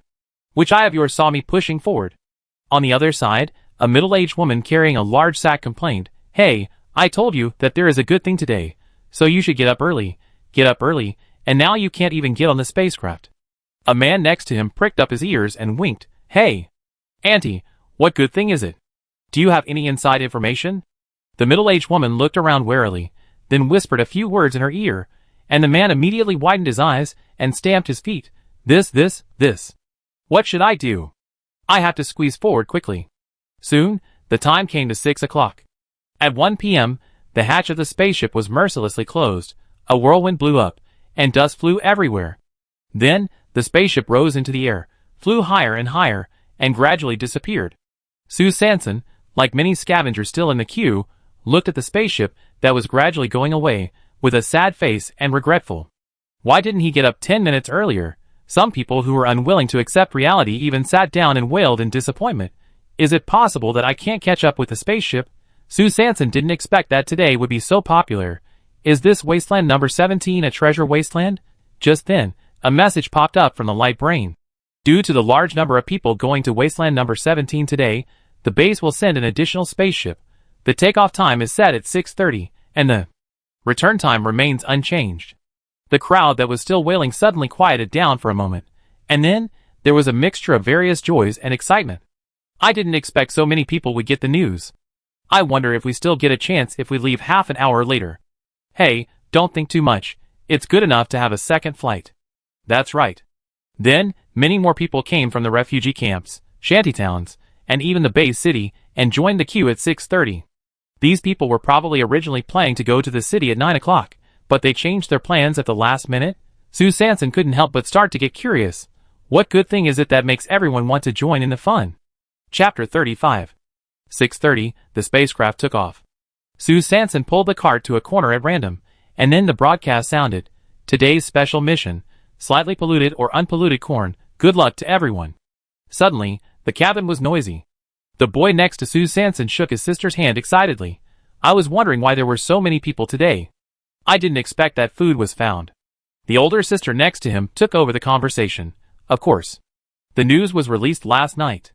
I heard that it was discovered by the guards. Another auntie who was relatively clean said proudly, it was discovered by the Xuanwu guards, and my son is in their second team. The old lady next to the auntie, who had been quiet all the time, suddenly said, Ah. No wonder you were so calm before, you must have known that more people would be sent last night. Spaceship. At this time, a pointed-faced old woman carrying a basket came from the other side, and smiled at the aunt. Hey, is your son here today? Look, we have been neighbors for so many years, give me a larger area. The middle-aged man not far away couldn't help but retort. Go away, what kind of neighbor are you? There are at least 10 families between us. If you want to talk about neighbors, Sister Zhao, we are real neighbors. Suddenly, the aunt named Sister Zhao became a hot commodity within 10 meters around Sue Sanson. Some people wanted to make friends, some wanted to give benefits secretly, some wanted to discuss sharing, and some even wanted to start matchmaking. Sitting in the center of the storm, Sue Sanson couldn't help but sigh that this end of the world is not immune to the world. As long as there are people, there are interpersonal relationships. Before she could think about it, someone suddenly shouted, My sack! Who stole my sack? As soon as the voice fell, the crowd that was originally flattering around Sister Zhao instantly dispersed and checked their things. What a joke, there is food today. If these things that hold food are lost, it will be a big loss.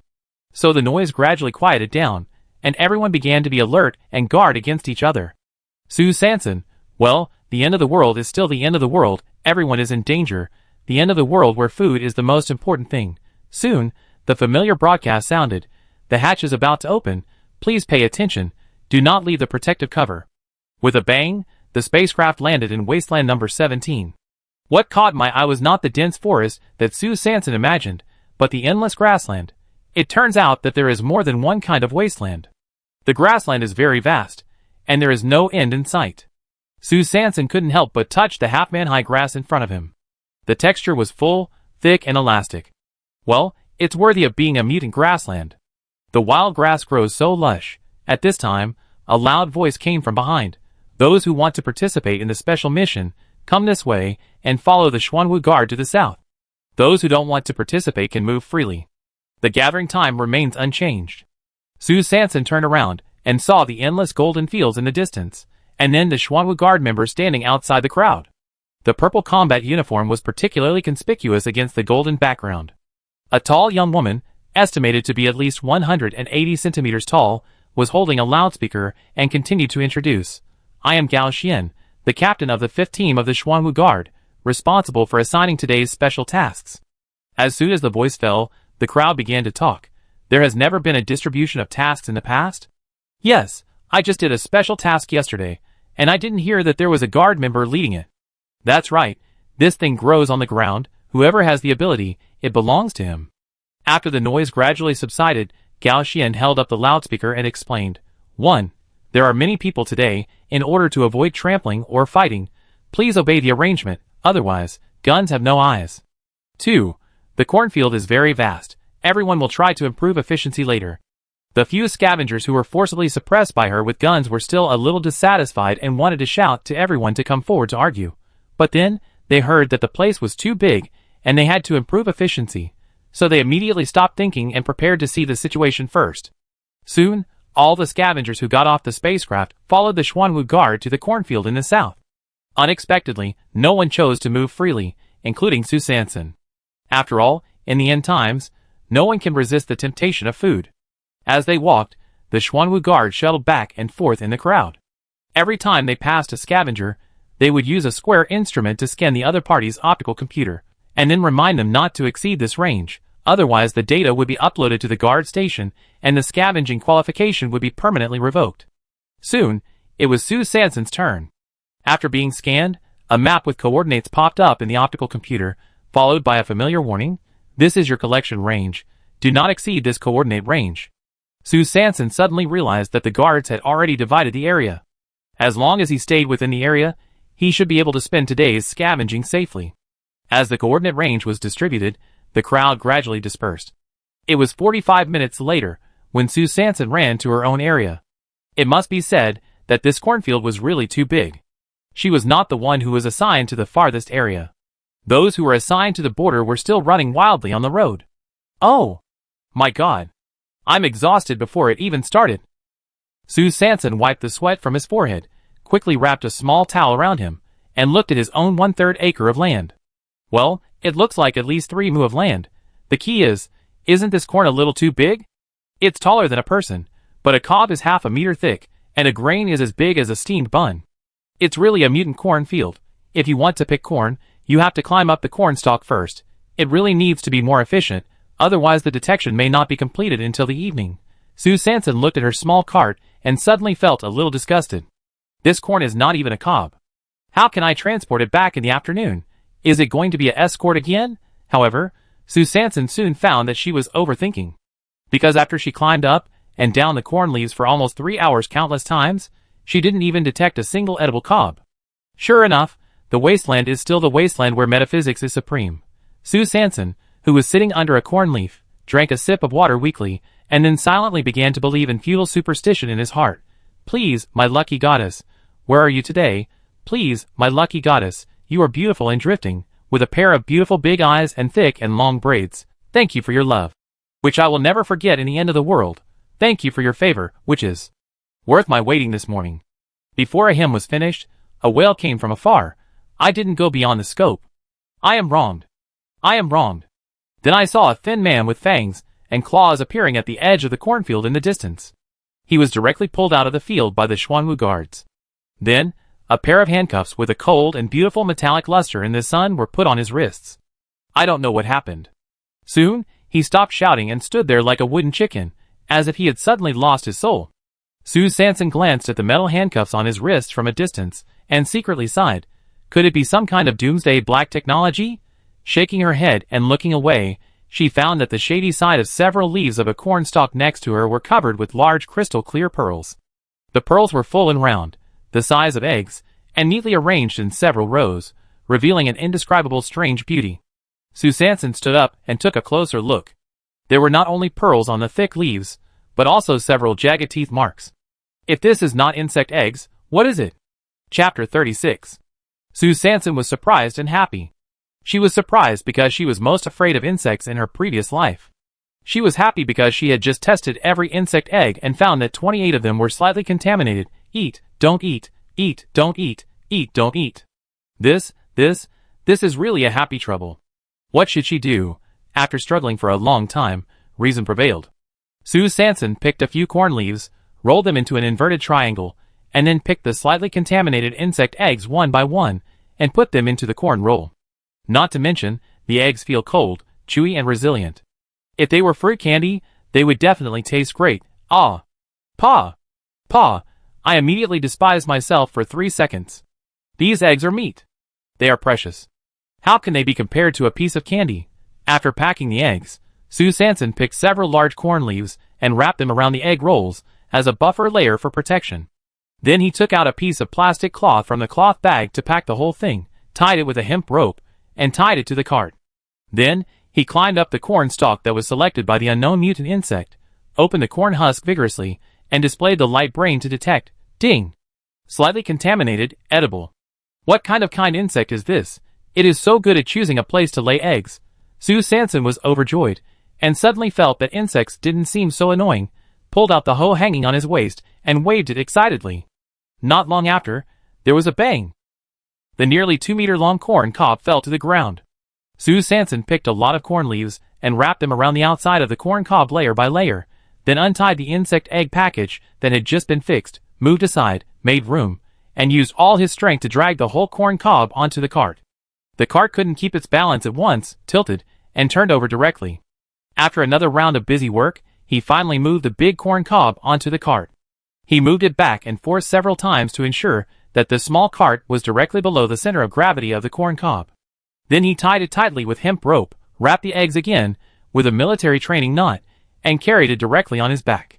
Feeling that he had suddenly found the trick, Sue Sanson quickly shuttled through the cornfield, mainly looking for corn leaves with eggs. 2 hours later, he actually found 137 slightly contaminated eggs and a corn cob more than 1 meter long. Overjoyed, humming the song of the goddess of luck, he collected and packed more than 100 newly discovered eggs. Looking at the overweight small cart, he hesitated for a while, and finally decided to send the supplies back to the spacecraft first, deposit them in the cabin of Scavenging Escort Agency, and then come back to take away the smaller corn cob. He did it right away. While pulling the cart back, Sue Sanson pressed Jean Guifeng's contact button. "Hello, this is Scavenging Escort Agency, Jean Beato is at your service." Jean Guifeng is now basically immune to receiving voice calls from Sue Sanson. "Are you in Wasteland number 17 today?" Jean Guifeng showed his 8 teeth, and even though the other party couldn't see him at all, he still answered with a standard smile. "Yes, yes. Are you on the 6 o'clock class or the 6:30 class?" "The 6:30 class." Jean Guifeng was heartbroken, sighed, and the contribution points at his lips flew away. "I'm very sorry. The 6:30 class is a temporary additional spacecraft. The area is independent, and there are no people from our escort agency on board." "Okay." Sue Sanson interrupted without a word, and hung up the call indifferently. She was almost halfway back when she suddenly felt at a loss. "Oh, what should I do?" Just then, a buzzing sound came from afar. Sue Sanson looked back and saw a dark mass of strange beasts, some unknown kind, attacking the cornfield at a rapid speed from the horizon. Then, screams mixed with cries for help came from far away. Sue Sanson saw that the situation was not good, so she pulled her cart and ran towards the spaceship. Along the way, many bloody scavengers ran desperately and shouted, "The damn locusts are coming again! The damn locusts are coming again!" Because she was pulling the heavy corn cobs, Sue Sanson's speed did not increase, and she was soon caught up by a group of scavengers who were escaping empty-handed, and then a large shadow came over her head. Buzz, buzz, buzz. As the saying goes, in critical moments, you don't need to run faster than the beasts, you just need to outrun your companions. And now, Sue Sanson is the tragic companion who was outrun. In just 0.1 seconds, she was surrounded by the locust swarm. On her head and back, she instantly felt something hard gnawing at her. Fortunately, before she ran away, she carried the eggs on her back and protected them firmly in her arms. Fortunately, she had a frog skin armor to protect her body. But, what should she do with her corn? Seeing that the thick leaves wrapped around the cart were about to be eaten clean, Sue Sanson quickly turned around, wielding a hoe, and used her body to drive away the locusts lying on the outside of the corn husk. Then, she used her body as a shield to protect the back of the corn husk. She changed from pulling the cart to sticking her butt out and pushing the cart with both hands. In this way, although the corn in the front was still exposed to the locust army, fortunately, the back half could be firmly protected by her body. In this way, while pushing the cart, Sue Sanson used a hoe from time to time to drive away those who were eating too fiercely. Soon, he could see the spaceship. At this time, the members of the 5th team of the Xuanwu Guard had also assembled. More than 20 people held lightning guns and began to shoot outward with the spaceship as the core, advancing step by step towards the cornfield. At the muzzle of the lightning gun, there was a constant buzzing sound like alternating current. A bunch of blue light as long as 10 meters flashed with silver threads and exploded in the air. Then, in the area covered by the blue light, there was a constant pop sound, and pieces of locusts fell to the ground one after another. Some were stunned by the electric shock, and some were directly electrocuted to death on the ground. There were more than 20 members of the 5th Squadron of the Xuanwu Guard, holding long knives, indiscriminately killing the locusts that fell to the ground, and then stabbed the locusts' heads with swift movements, and then reached out to dig them out. If Sue Sanson was at the scene, she would have reacted immediately. There was actually a nuclear crystal in the little head of this locust. 5 minutes later, she finally rushed into the defense line established by the 5th Squadron. At this time, Gao Xian, the leader of the Xuanwu Squadron fighting on the front line, saw Sue Sanson running back in a hurry with a cart. She was not injured. Glanced at the things on the cart again. She was able to bring back corn. Gao Xian raised his eyebrows, reached out and grabbed Sue Sanson's collar, and lifted her up to her like a chicken. You help rescue corn and other useful materials. Chapter 37. Su Sanson was stunned. What? Gao Xian suddenly thought of something and added, you can put your things in the exclusive cabin of the guard. As he said that, he threw a purple card from his waist to her, indicating that she could leave quickly. Su Sanson took the unknown purple card and hesitantly found the member of the 5th team of the Xuanwu Guard, who was guarding in front of the spacecraft. He tentatively said, your team leader said that my things can be put in the exclusive cabin of the guard first. The member of the 5th team took the purple card and nodded as usual, follow me. So she was led into an empty cabin of about 20 square meters. The member of the 5th team pointed to the corner, put the things there, and come to me to pick them up later with the light computer. As he said that, there was a beep. He held an instrument in his hand and scanned Su Sanson's right wrist, and then closed the cabin door. Su Sanson, it's like this, I may need to use my cart. Team 5, why didn't you say so earlier? Then he thought of her broken cart that didn't even cost money to board the ship, so he pulled out a cart that the guards usually use to clean toilets from the public toilet next door. Although it was just a cleaning cart, it was a spacecraft item after all, and the most basic configuration was also equipped with a self-powered power converter. He said, you just need to control the direction, don't dawdle, and get busy. 5 minutes later, Su Sanson was overjoyed, pulling the weightless high-end cart behind him, and walking lightly through the cornfield full of locusts. Soon, she found the sacks, baskets and other items discarded by the scavengers in the field, and the items were surrounded by a pile of locusts, like a fortress. Presumably, under the fortress, there were the lightly polluted corns that had been collected. These cunning locusts ignored the moderately and heavily polluted ones next to them and picked the best ones. She pulled the hood down with her left hand to cover her head and neck completely, tied it with a hemp rope, and rushed up through the transparent frog skin armor with a brisk step, waving the hoe and sweeping it randomly, and soon disrupted the fortress-like locust pile in front of her. Then, Su Sanson rushed straight to the large sacks of corn kernels, quickly threw the sacks onto the high-end cart, and pulled the cart up at her fastest speed and ran. After running about a few dozen meters, she saw that the kinetic energy of the high-end cart had been completely brought up, so she turned around and jumped directly onto the cart. Didn't they say that this cart was advanced and only needed to control the direction? Su Sanson threw himself directly onto several large sacks, forming a big letter shape, and used his body to block the locust swarm in the air, and then he lay on the cart. I don't know if the dozens of meters of Su Sanson's run-up before had a miraculous effect, but this advanced cart seemed to have gone crazy and rushed out at a very fast speed. In order to ensure that the wheels would not accidentally deviate from the destination due to various friction forces, Su Sanson had to poke the ground with a hoe from time to time to adjust the direction of the advanced cart. And the 5th Squadron of the Xuanwu Guard, the vanguard group holding lightning guns, saw that in the cornfield ahead, among the black mass of locusts, suddenly, with the extremely difficult S-shaped bending technique, a cart with sparks on its wheels appeared, and the mutated spider? No, the number of legs doesn't match. Mutated turtle? No, the body shape doesn't match either. Mutated wild boar? Oh, that makes sense. For a moment, everyone couldn't find a reason to object to the mutant wild boar's guess. Hey! No, why does that cart look familiar?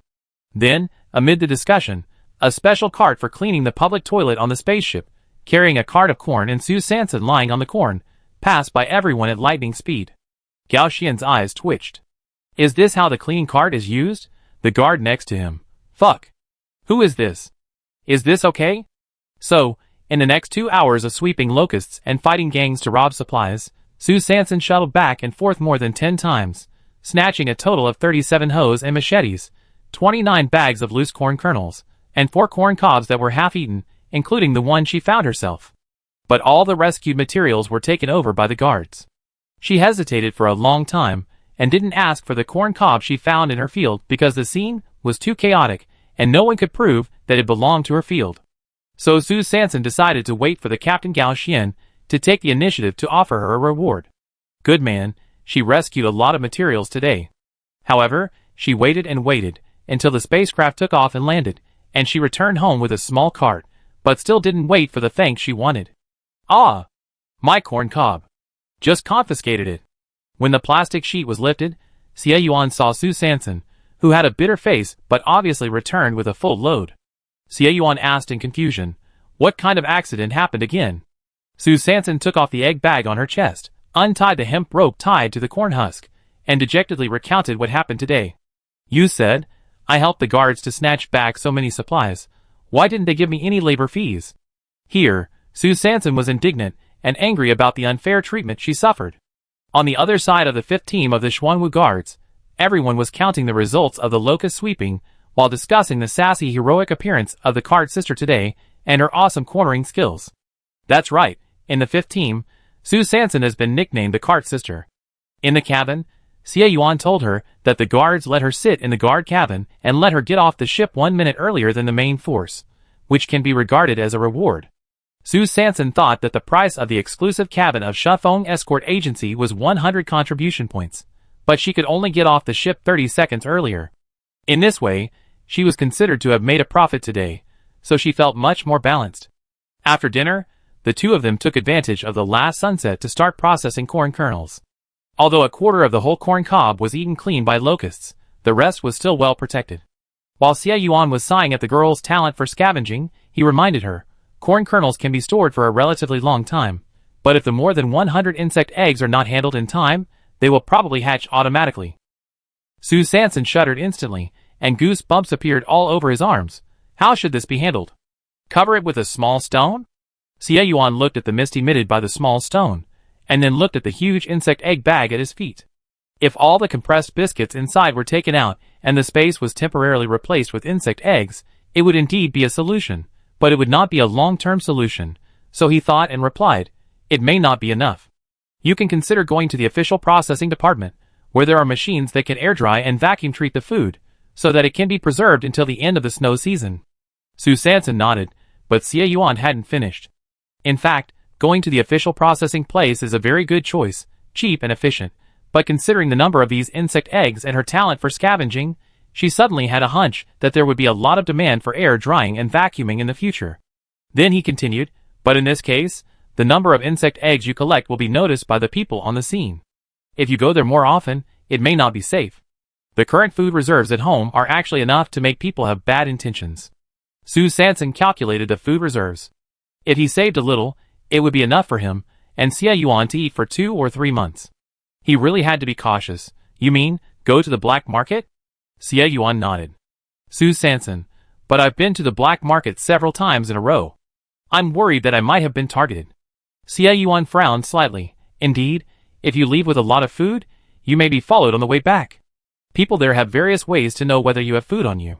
So ordinary people generally don't dare to buy food on the black market, for fear that they won't be able to bring it home, and then they will lose both their money and their lives. At this time, in the room next to the elevator entrance on the B3 floor of the black market, the fat woman stared at the cat's eye for a whole day, pouting. The pregnant woman didn't come today. The man on the rocking chair said faintly, you should keep a close eye on him. I heard from Liuzi that Lao Wu did a good job today. If everything goes well, he will be able to graduate in a few days. The fat woman rolled her eyes, touched the gold ring on her finger, and showed a greedy smile. Chapter 38. At 19:45 in the evening, the sun had completely set, and Sue Sanson and Xie Yuan finally sorted out the corn cobs, a total of 799 corn kernels. The corn kernels have sufficient starch content. Each person eats 1 or 2 per meal, which is enough to replenish the carbohydrates needed by the body. Add a sausage or an insect egg, it's perfect, but it seems that there is a lack of fiber. Sue Sanson's occupational disease has started again. As long as the living environment improves slightly, she will unconsciously want to improve her requirements in all aspects. For example, just now, she actually asked, is there any home-use air-drying vacuum machine for sale? Xie Yuan, who was drinking water, choked directly. Ahem, there is a small air-drying machine in Lao Qin's store, but that thing uses electricity, and at home. He looked at the dark little house and continued, we don't have that condition now. Sue Sanson, shock, yes, it's about how she came to the end of the world. How can she have such a healthy daily routine and get ready to go to bed around 9 o'clock in the evening? It turns out that there is no electricity. But if there is no electricity, how do the heat sinks and ventilation devices on the metal wall work? Xie Yuan seemed to have known that she would have this question, so he explained concisely. Heat sinks and ventilation devices are generally installed outdoors, and they all have their own heat or wind energy converters, but the power is very small, only enough for them to operate themselves. I see. Sue Sanson's thoughts returned to the problem of no electricity. Then, how can we get electricity? Do we need to ask a technician to lay cables and install electricity meters? Yuan, only the inner city of the base can lay cables. The shantytowns can only install solar panels and batteries at most. Su Sanson was a little embarrassed. She accidentally let it slip again, but fortunately Yuan didn't ask too much. By the way, I have modified half of the tracker. Do you want to try it now? In the dark, Su Sanson's eyes lit up, and she immediately sat up, turned on the optical computer, called up the external module, and started connecting. With a ding sound, the connection was successful. Today, I only modified the functional components for sending and receiving information, so voice calls cannot be made yet. Yuan explained softly. Su Sanson quickly edited a message, still very happy. It's great to have text messages. Then, a screen popped up on Yuan's little button locator, showing, Xiao Du. Yuan. Who is Xiao Du? Soon, a message popped up on Su Sanson's light brain. Received. Well, although it's not the Imagine I'm here, this little device has obviously been successfully modified and can be used. Yuan, remember to test it again when you go out to collect rubbish tomorrow. Su Sanson nodded in agreement. Then came Yuan's cold voice. Since we have to get up early tomorrow, let's only train for 1 hour tonight. Su Sanson. What? We have to train at night? Yuan seemed to see through Su Sanson's thoughts, and then added, or we can change it to 1 hour training every morning. Su Sanson, who was in the late stage of early difficulty syndrome, jumped up. Practice at night. An hour later, in her panting lament, the official announcement of the base popped up from the optical brain. It was already 2100 hours, due to the vast area of cornfields, so tomorrow's special task is still corn collection. Wilderness number 17. Boarding time, 6 a.m.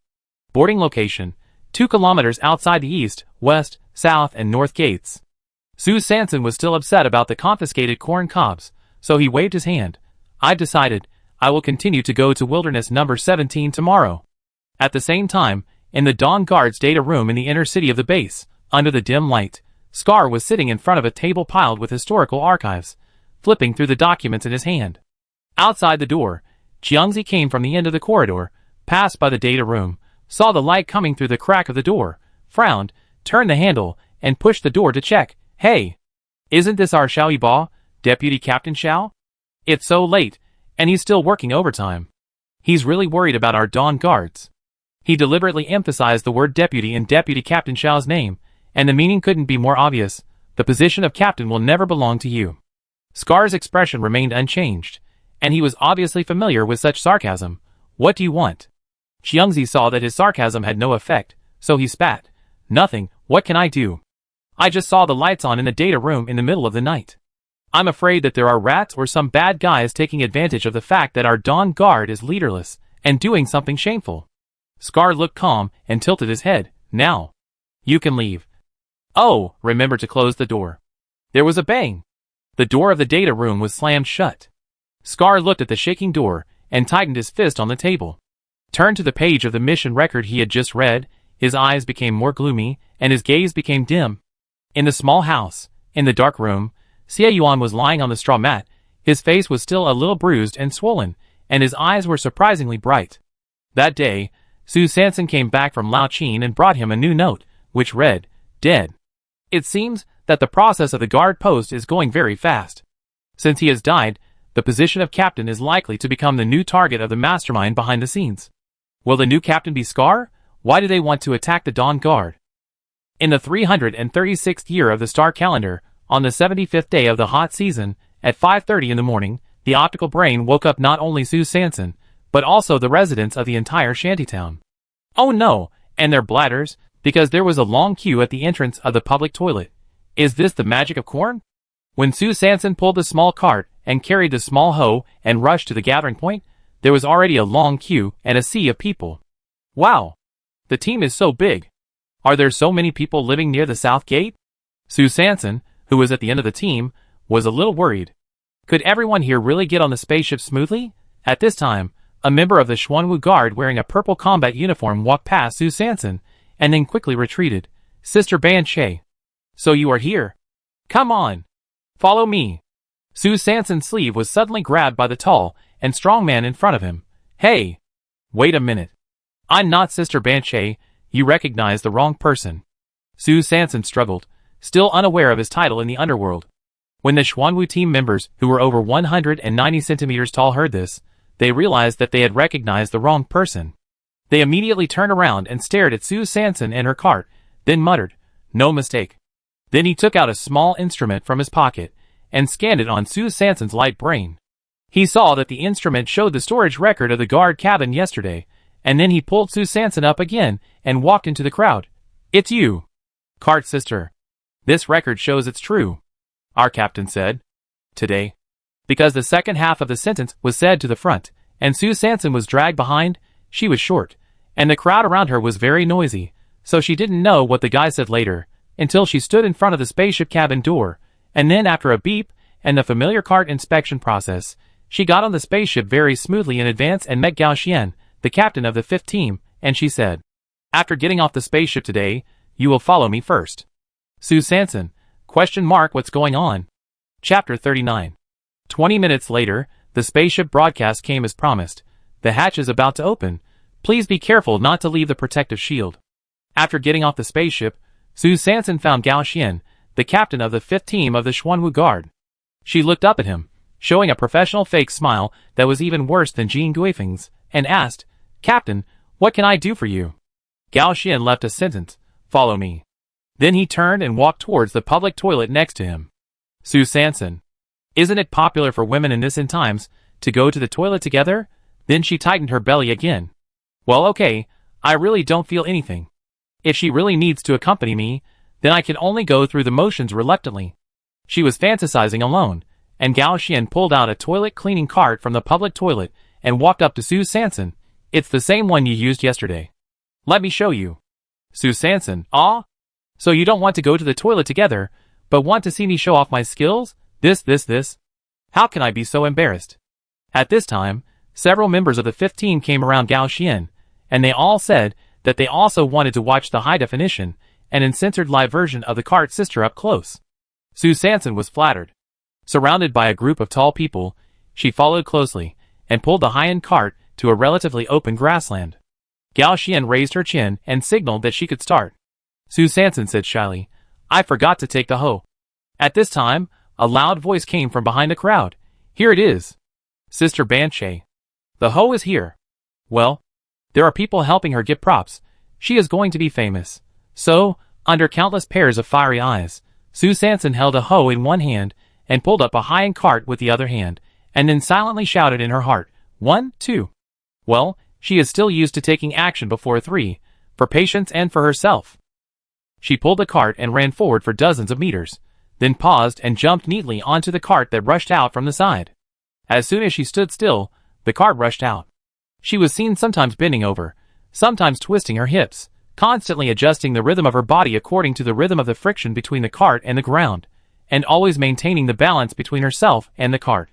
Suddenly, she bent down and poked down with the hoe in her right hand, and the cart suddenly turned due to the obstruction, a perfect S-shaped U-turn in bending, played by Su Sanson. Suddenly, Gao Xian and the team members stared with their eyes wide open, stunned. Swoosh, a whistle broke the silence. Amazing. As expected of you, you're the cart sister. I have to try it later. After Su Sanson finished her demonstration, she saw eyes full of admiration and respect. She was a little confused. No, isn't this the basic operation in the ski resort? People in the north know it. Isn't there a snow season in the end of the world? And you are all genetic warriors, so these movements should not be a problem. What Su Sanson didn't know was that in the snow season of the end of the world, even genetic warriors rarely go on missions, so this series of basic skiing exercises is still quite fresh for people in the end of the world. However, Su Sanson didn't dwell on this issue for too long, because she still had to go pick corn today. After all this trouble, she had fallen behind the main group again.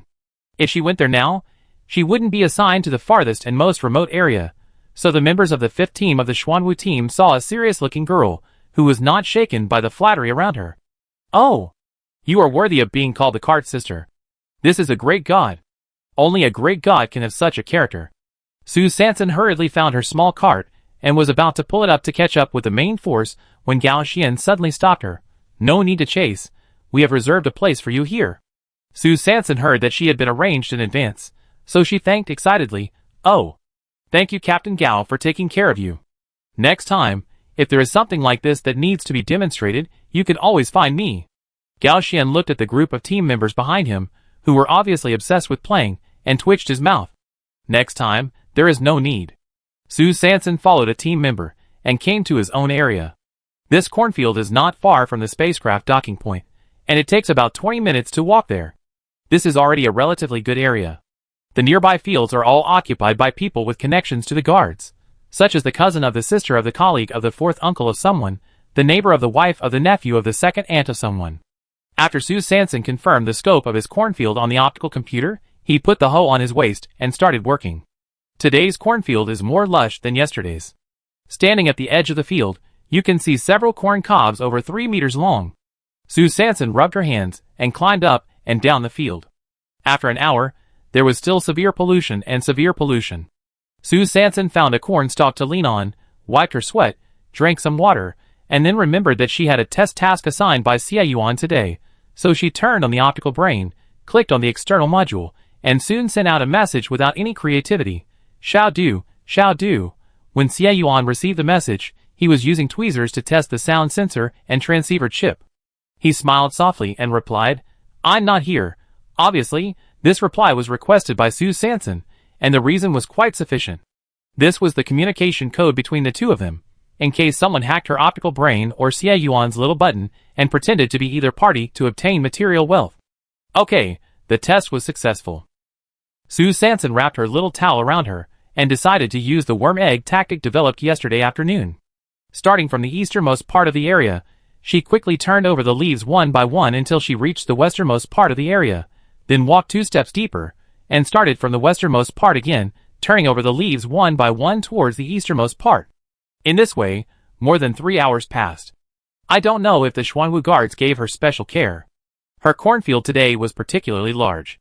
It was so large that it was almost noon, and she had only checked less than a quarter of the area. The sun at noon was really hot. Su Sanson sat on the ground, tired, but more importantly disappointed. Does it mean that every time you come to the Wasteland, you have to offer a song of praise to the goddess of luck to show your sincerity? It was the time of daily feudal superstition again. She drank a tube of nutrient solution, wrapped a small towel around her, and was about to sing a song in her heart.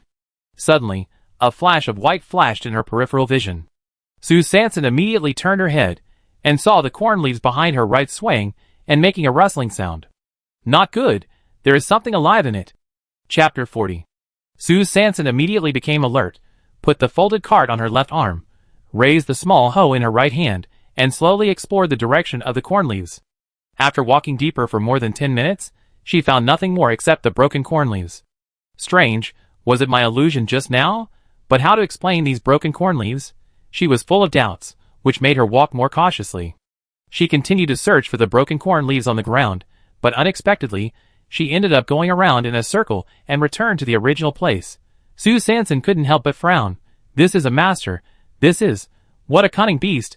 It only stepped on the corn leaves, and didn't leave footprints in the mud, which made her unable to guess what kind of animal it was. No.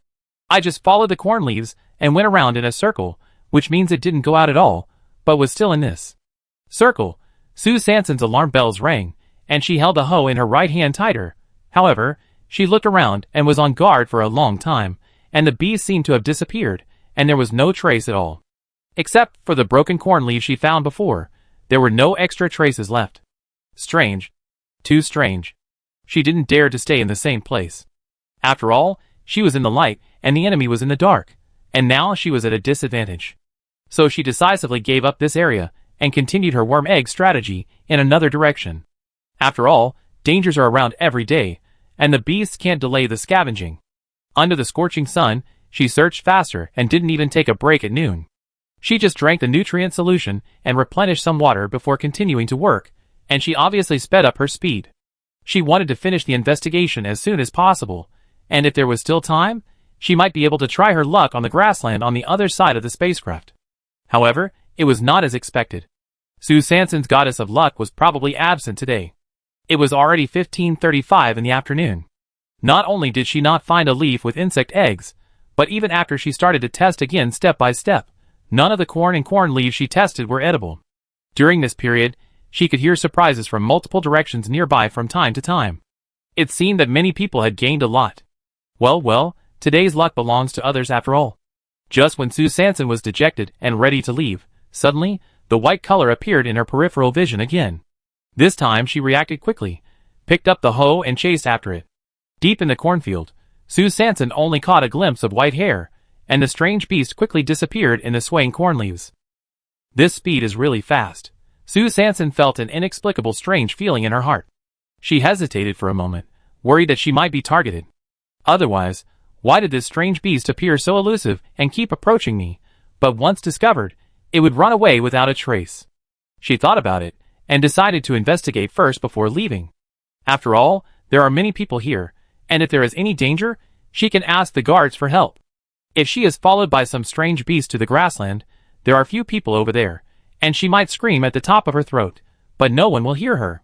Sue Sanson carefully looked around while walking along the corn leaves that had just been trampled. Soon she actually made a big circle and walked back to the original place, and this time, they didn't walk the same circle as in the morning. It was so strange. Her sixth sense told her that something was fishy, so she decided to leave now. She left immediately, not worrying about what the white hair was. She quickly walked back a long way along the path she had walked before. Suddenly, a rustling sound came from behind, and then a shadow appeared above her head. Sue Sanson reacted quickly, dodging to the side, and saw a tall corn stalk falling in front of her with a bang. What happened? Why did the corn stalk suddenly fall to the ground? Sue Sanson frowned. In the morning, in order to keep a distance from this strange beast, she had never been to this cornfield, so it was definitely not because of her climbing that the stalk broke. Could it be that it was hit by something? Then she leaned over and took a glimpse of the broken end of the corn stalk. A row of palm-sized tooth marks were clearly visible. Oh my God, what big teeth are these? Sue Sanson was startled and shivered. She bypassed the big corn husk in front of her and ran out. At this time, a furry white wall suddenly jumped out from behind and blocked Sue Sanson's way. Oh my God! This is the real big white rabbit. I saw a 2-meter-tall mutant white rabbit, staring with a pair of bloody round eyes, revealing 2 front teeth bigger than fists, and was about to bite Sue Sanson. Ah! There is a strange beast, Sue Sanson explained without hesitation. She wanted to attract the attention of the Xuanwu guards. However, what she didn't know was that at the same time she was attacked, the scavengers around her also cried out for help. Suddenly, the area in charge of Team 5 was filled with screams and cries for help. Sue Sanson did not sit there and wait for death. She bent down and turned over, barely avoiding the mutant white rabbit's front teeth attack. Then she turned around, wielded the hoe, and chopped at the mutant white rabbit's front legs. But as soon as she raised her right arm, the mutant white rabbit raised its leg and easily avoided the attack. Seeing that she was obviously defeated, she did not want to fight, pulled down her frog skin hood, turned around and ran. Because her previous route back and forth was completely blocked by the mutant white rabbit, the direction of her escape at this time was exactly the deepest part of the cornfield, which was also the direction she had been circled before. No need to worry about that. Since the strange beast has appeared, it doesn't matter where you run. Sue Sanson has only one idea in her mind. As long as I run fast enough, the chance of survival will be greater. But strangely, the mutant white rabbit behind her didn't seem to be in a hurry to launch a follow-up attack on Sue Sanson, nor did it chase her relentlessly. Instead, it deliberately followed her not far away, just like the sheepdog in her memory, only grasping the general direction at key points to ensure that the lambs driven in front can go to where they should go. Before she could completely sort out her thoughts, she had been forced to the center of the circle she had circled before without knowing it. She had a bad intuition. Suddenly, with a crash, the ground in the center of the circle collapsed. Ah! Sue Sanson screamed, and the feeling of weightlessness instantly swept over her body. Then, she fell into a large pit more than 10 meters deep. Chapter 41. The expected pain did not reach the brain, but Sue Sanson fell into a soft and thick mud. It was just that the stench lingering in the nose was really unbearable. I must have fallen into a pile of rabbit shit, because the incident happened suddenly. The hoe in my hand was thrown to an unknown place. Fortunately, the cart was firmly fixed on my left arm, which gave Sue Sanson a lot of security. The bottom of the pit was very high from the ground, and the sunlight could not completely shine in, which showed that it was not vertically downward. Then, there was a chance to climb out again. Sue Sanson inserted her palm into the soft shit, turned over with force, pulled out the dagger at her waist, and wanted to use it to gain strength and climb up along the wall of the cave. Just when she had just climbed out about 2 meters, a black shadow suddenly jumped up from below and bit her neck. The suffocating feeling of being strangled in the throat instantly swept over her body. Sue Sanson twisted her body frantically, trying to get rid of this fatal threat. Fortunately, the surface of the frog skin armor was very smooth. She twisted a few times, and her neck slipped out of the beast's mouth. The mutant white rabbit, which had only bitten a frog's skin and collar, immediately realized that the taste was wrong, so it loosened its teeth and threw Sue Sanson directly into the air, then opened its mouth and bit her neck again. This damn fate, why did she experience suffocation again? Sue Sanson twisted her body skillfully, and her neck slipped out again. The mutant white rabbit persevered, loosened its mouth again, and bit again. Sue Sanson, She had to twist again and slip out, but this time, as soon as she slipped out, she began to pretend to be dead without moving. Fortunately, the mutant white rabbit had a low IQ and was fooled by Sue Sanson's poor acting skills. Then it bit her collar and dragged her into the earth hole at the bottom of the pit. Suddenly, everything went dark in front of her eyes.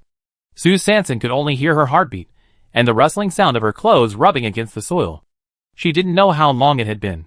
She only felt that she had turned several corners. Suddenly, her neck loosened, and she was thrown directly into a cramped space full of blood. Sue Sanson didn't dare to make a sound and stayed where she was. She was waiting for the pair of eyes with bloody red glow next to her to leave. After a few minutes, the pair of eyes scanned around for a few times and finally moved away slowly, and then there was a rustling sound from near to far. Sue Sanson secretly breathed a sigh of relief. It seemed that the mutant white rabbit that caught her should have left. This mutant white rabbit was obviously not the same one as the one that forced her into the trap on the ground. This one was smaller in size, and its teeth didn't seem that big. Sue Sanson unconsciously touched the back of her neck again. Fortunately, she had a frog skin armor to protect her body, otherwise her carotid artery would have ruptured long ago, and her life would have been lost. After waiting for a few minutes, Sue Sanson confirmed that there was no red light nearby, and then she turned on the optical brain and checked the map memory module. Fortunately, she upgraded this high-end optical brain in time. It not only has the function of detecting nuclear crystals and external devices, but also has a function that can record the user's displacement path based on coordinates, and this function module is called the map memory module. Sue Sanson quickly turned on this function the moment she was dragged and started to be dragged. Looking at the clearly visible route map on the screen, she nodded, satisfied with the performance of the new function, and then she breathed a sigh of relief, moved by her wisdom and calmness at the time. She quickly entered the external module, and quickly sent a message to Yuan for help. Then, she turned on the lighting function, adjusted the light source to the weakest, and began to check the surrounding situation. As soon as she raised her right wrist and turned her head, a bloody fawn was right in front of her. Fuck! Sue Sanson was smart, and raised the folding cart in her left hand reflexively to block in front of her. However, she was too close to the fawn, and the cart not only did not form a blocking force, but instead, it was like a big shovel, directly pulling the fawn onto her. Ah! Sue Sanson screamed silently, and her two hands were slapping the fawn on her body, like a dog paddle without any rules. There was a muffled sound, and the fangs were slapped to the ground. Sue Sanson took a closer look with the help of the weak lighting. Damn! What a big dead rat! Damn! The rat's teeth were covered with blood. No! After a slow inspection, damn! What a big pile of dead beasts! Sue Sanson was sitting on a pile of dead rats, dead locusts, dead ants, and various dead beasts whose names he couldn't remember. Oh my god, was I thrown into the storage hole of the mutant white rabbit as a reserve food? It turned out that the mutant white rabbit on the ground was responsible for luring food into the trap. After the prey fell into the trap, the mutant white rabbit that was responsible for transportation would pull it into this hole? Sue Sanson suddenly understood. What a sinister nest of big white rabbits. Since the enemy is unjust, don't blame her for being unkind.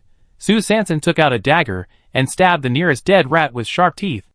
After more than an hour, she not only completed the dissection of the brains of all the mutant white rabbit's reserve food, but also carried out indiscriminate testing, not sparing even the smallest ants. The results were also very gratifying. Although no low-polluting ingredients were detected, the 7 yellow nuclear crystals in the cloth bag made her suddenly feel that this trip, although a little smelly, was worth it. At this time, Yuan's reply came from the light brain. Use smoke. Sue Sanson's eyes lit up, and she immediately took out the hemp rope in the cloth bag, tore off a fiber, and measured the wind direction outside the food storage cave. Very good, the wind was blowing from the shit pit she fell into. So without saying a word, She moved the corpse of the alien beast in the food storage cave to the entrance of the cave, took out a match, lit the hemp rope directly, and then threw it on the corpse. Soon, a thick smoke drifted away with the wind. Sue Sanson turned off the lights, turned on the night mode of the map, followed the recorded route, and fled back quickly. After running for about 5 minutes, suddenly, there was a rustling sound of footsteps in the distance. Sue Sanson felt unlucky that she had encountered him head-on. She pulled out the dagger and quickly climbed to the top of the cave. Her right hand held the dagger tightly above her head, and her left hand also held the dagger tightly in the opposite direction of her right hand, forming a support point downward. Her left foot stepped tightly on her left hand, and her right foot pressed firmly on the cave wall with friction to prevent her body from sliding down. She stuck to the top of the cave in an extremely twisted posture, as if Spider-Man was alive. Soon, a pair of eyes with red light came from far away. Sue Sanson held her breath and stuck to the top of the cave tightly motionless. She kept repeating in her heart, "You can't see me, you can't see me, you can't see me." When the red eyes slowly passed under her, Sue Sanson couldn't hold on any longer, her legs drooped, and she fell on the top of the wall.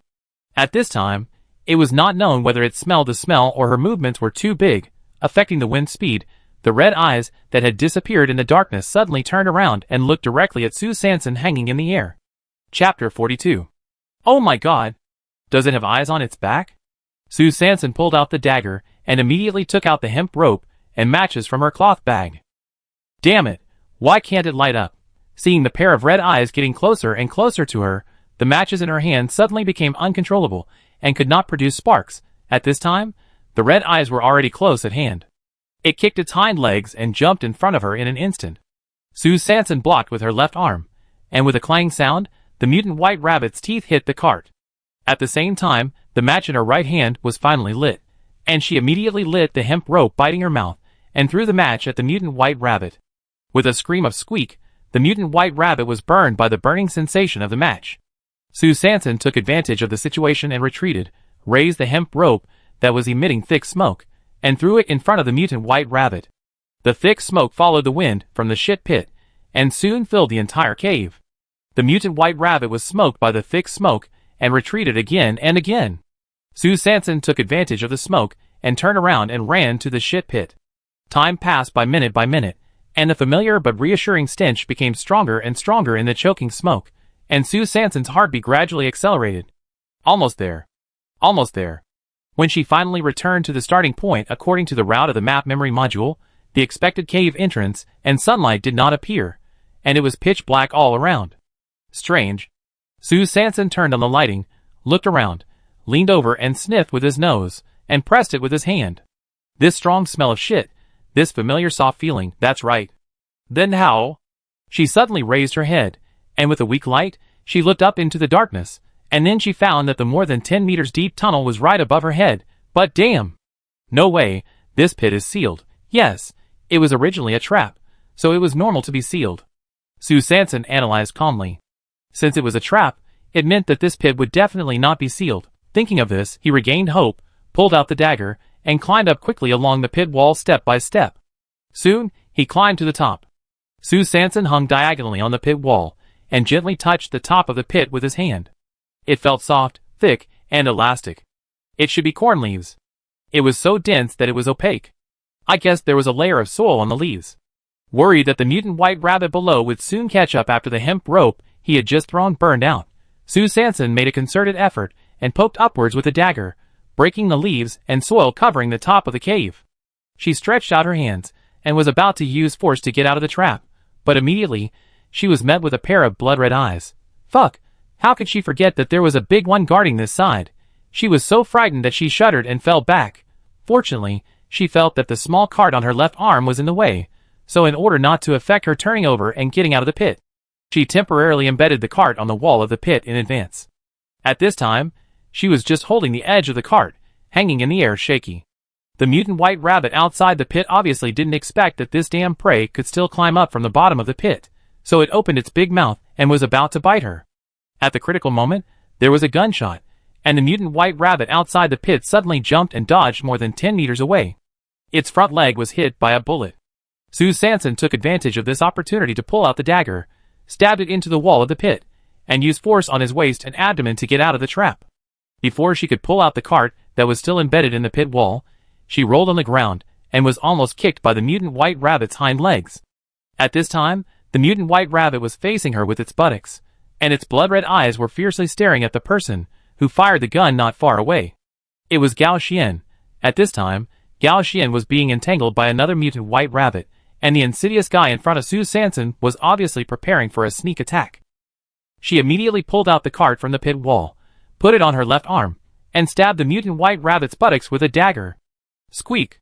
Another scream. The mutant white rabbit whose buttocks were attacked jumped and turned around, and was about to attack Su Sanson.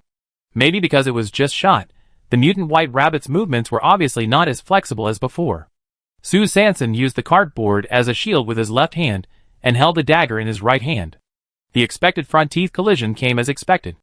Now, he slid his feet, and used the cardboard to cover himself to avoid the mutant white rabbit's frontal attack. The dagger in his right hand was inserted into its injured front leg. Squeak!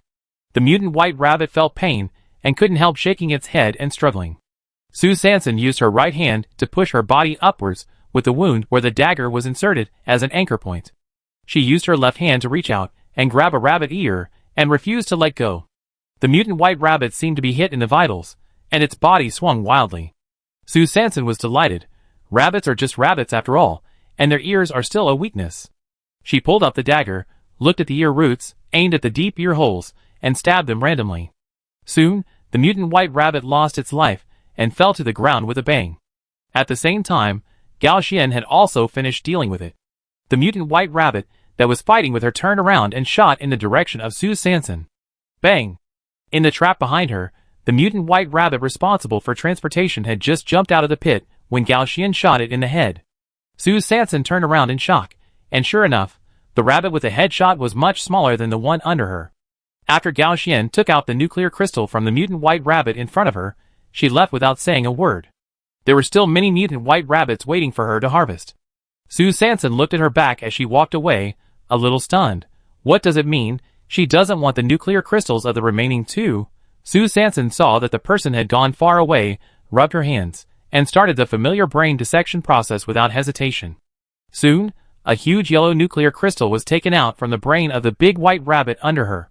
Immediately afterwards, she went to perform a craniotomy on the little white rabbit, but unfortunately, the little white rabbit had nothing in its brain. Could it be that Gao Xian guessed that the little white rabbit probably didn't have a nuclear crystal, and then left the big white rabbit trophy that belonged to me? Su Sanson suddenly thought of the guard rules mentioned by Xie Yuan before. Whoever owns the prey is responsible for handling it, and whoever owns the nuclear crystal is responsible for disposing of it. Well, it seems that this Captain Gao Xian is still a very upright person. At the same time, Xie Yuan was anxiously waiting in the hut. It had been almost half an hour since he sent the message, and he didn't know how she was doing now. When he just received the message from Su Sanson, he felt something was wrong, not only because of the content of her message, but also because the time displayed on the message was sent more than an hour ago, and his little button just received it. It must be because the signal was interfered in the cave. I don't know if she has successfully escaped at this time, and whether she will be in danger. And Su Sanson, after happily putting away the nuclear crystal, began to detect the pollution level of the three mutant white rabbits. Heavily polluted. Moderately polluted, usable. Moderately polluted, usable. Shocked. I didn't expect that the two mutant white rabbits that set a trap for me were both moderately polluted. Su Sanson was ecstatic, so she took out her optical computer and finally remembered to report to Xie Yuan that she was safe. By the way, she asked which parts of the mutant white rabbit were valuable. She was going to dissect it on the spot. After Xie Yuan received the news again, he exhaled heavily. This feeling of watching the fire from the other side of the river was really uncomfortable. Chapter 43. For an entire afternoon, the members of the 5th Squadron of the Xuanwu Guard were scattered in the cornfields to sweep for mutant white rabbits. This was a group hunt initiated by dozens of mutant white rabbits, but they chose the wrong hunting targets and ended up being killed in one fell swoop. Soon, the scattered team members began to report on the execution of the task. Report: kill 5 mutant white rabbits. Report: kill 3 mutant white rabbits. Report: kill 7 mutant white rabbits. Report: destroy 3 mutant rabbit nests. Report: destroy 1 mutant rabbit nest. Report: found an abnormal mutant rabbit nest. Gao Xian paused and asked, "What's abnormal?" The other party replied, "There is a smell of bacon inside." Do you want to continue the investigation? Please give instructions? Gao Xian, question mark. Smoked. Meat smell? What does that mean? Is there a beast that can use fire? Keep going deeper, open the real-time screen. The other party, yes. So what Gao Xian saw was a burned tunnel, and somewhere deep inside, there was still wisps of smoke. Cough, cough, cough. Soon, the team members' coughing sound came from the screen, and then, they saw a nest of rabbit cubs that were directly smoked out, and then the rabbit cubs turned into dead rabbit cubs, and then, there was a big black hole, and a burnt beast corpse at the entrance of the hole. The corpse had been burned beyond recognition, but several fangs could still be seen, like the teeth of some mutant rats. Soon, the cave exploration mission was over, and the cave exploration team members crawled out of the cave entrance in black, coughing and reporting the progress. Report, cough cough, destroy 1 mutant rabbit nest. At this time, the instigator of the whole incident, the cart girl Sue Sanson, was worrying about the low-pollution corn husks and 6 corn leaves she had just detected. What a happy trouble. The mutant rabbit skins peeled off on the cart were piled higher than Sue Sanson, so how could she transport the corn and corn leaves in front of her? Just then, Gao Xian passed by here with several members of the 5th team, and were walking back in the direction of the spacecraft. Sue Sanson's eyes lit up. Captain Gao. Gao Xian turned around, raised her chin, and did not speak. Sue Sanson pointed at the smaller mutant rabbit skin on the cart and smiled professionally. Captain Gao, this is the mutant white rabbit you just killed. You can take the skin away. Gao Xian raised her eyebrows when she heard it. She didn't expect that the little white rabbit was actually a moderate pollutant. So she nodded, took the rabbit's skin from the cart with one hand, carried it on her left shoulder, and then looked at the big corn cob next to Sue Sanson, and said politely, "Do you need help?" Sue Sanson smiled embarrassedly, but he was relieved in his heart, waiting for you to say this. Then I trouble Captain Gao. Gao Xian. So Sue Sanson relied on the face of this rabbit skin, and was invited by Gao Xian to enter the guard's exclusive cabin. This exclusive cabin was obviously not the same place as the place where she stored her things yesterday, because it was more than 10 times larger. There were piles of mutant rabbit skins piled up inside, which should be the spoils of the 5th team today, and Sue Sanson's corn cob stood out in the entire exclusive cabin. The spacecraft has not yet taken off, but team members have already returned one after another. Ah! Isn't this the cart sister? Someone first discovered Sue Sanson sitting in the corner. In fact, the first thing they noticed was the conspicuous husk. Oh, what the heck, it was a corn husk. They were just wondering why there were collected plants in the guard cabin, because the guards had a requirement that during the scavenging mission, the guards could only hunt exotic animals, and could not compete with scavengers for collected resources. Once discovered, they would be directly expelled. So, in the whole exclusive cabin, there was only Sue Sanson's unique corn cob. Sister Banshee, can you tell me more about your bending movements? Yes, Sister Banshee, tell me more. Besides the U-turn method in the morning, are there any more handsome and cool movements? Sue Sanson, this bending, in fact, is very simple. You just need to. This way. That way. Come on, help me break off the corn kernels while I tell you in detail. This free labor is really not wasted. So from the takeoff to the landing of the spacecraft, there was a voice from time to time in the guard's exclusive cabin. Oh. Awesome. Or wow. That's how it is. Or damn. It can be done like this. Awesome. 20 minutes later, the spacecraft landed. Sue Sanson looked at the large sacks of corn kernels, corn leaves, and mutant rabbit skins tied to the cart, waved her hand, turned around and got off the spaceship, leaving only a sentence. Please help me deal with that corn cob. Because she left earlier than other scavengers, even though she had a lot of things on her cart, she hardly met anyone along the way. Occasionally, there were a few children hiding in the dark, waiting for an opportunity to act, but after seeing the dagger in Sue Sanson's hand, they all quietly gave up their thoughts, so she returned to the cabin smoothly.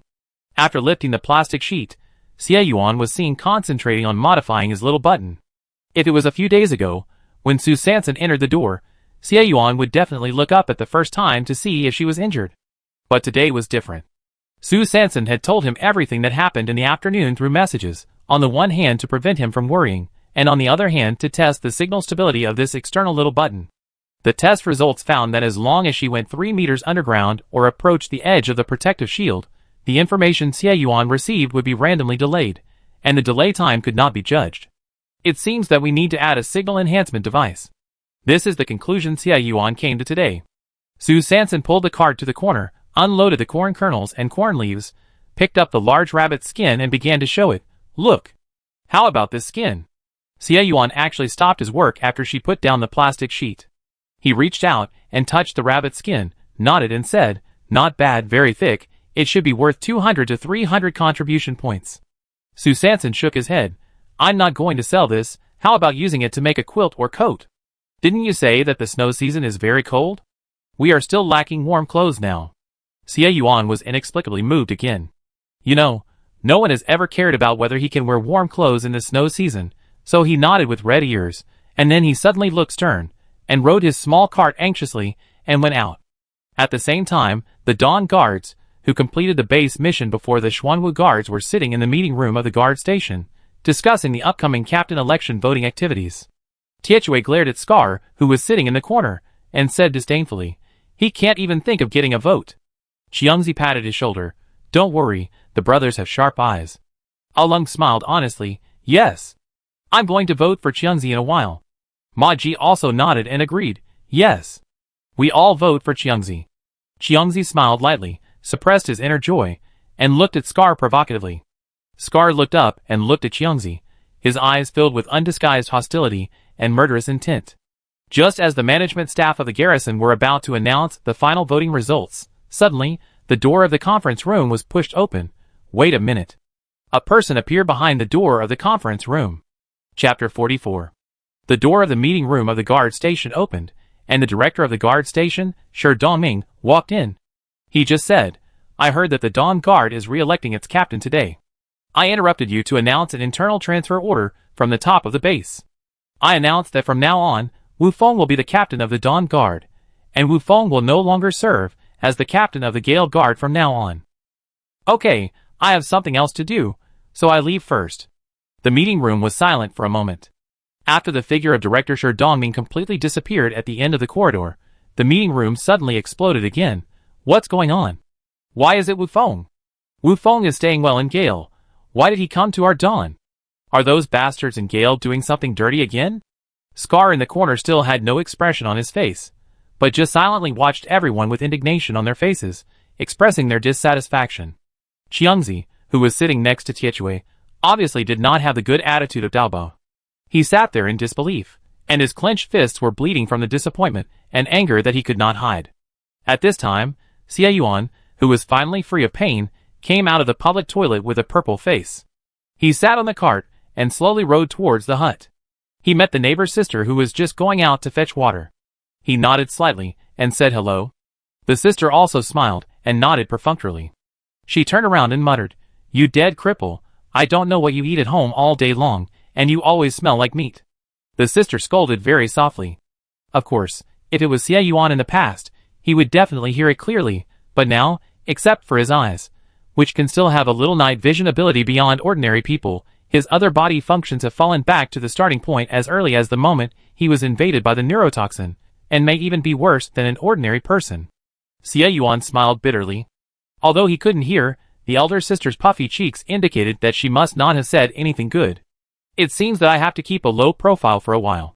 After returning to the hut, Xie Yuan proposed the idea of asking Sue Sanson to stop going out to collect rubbish.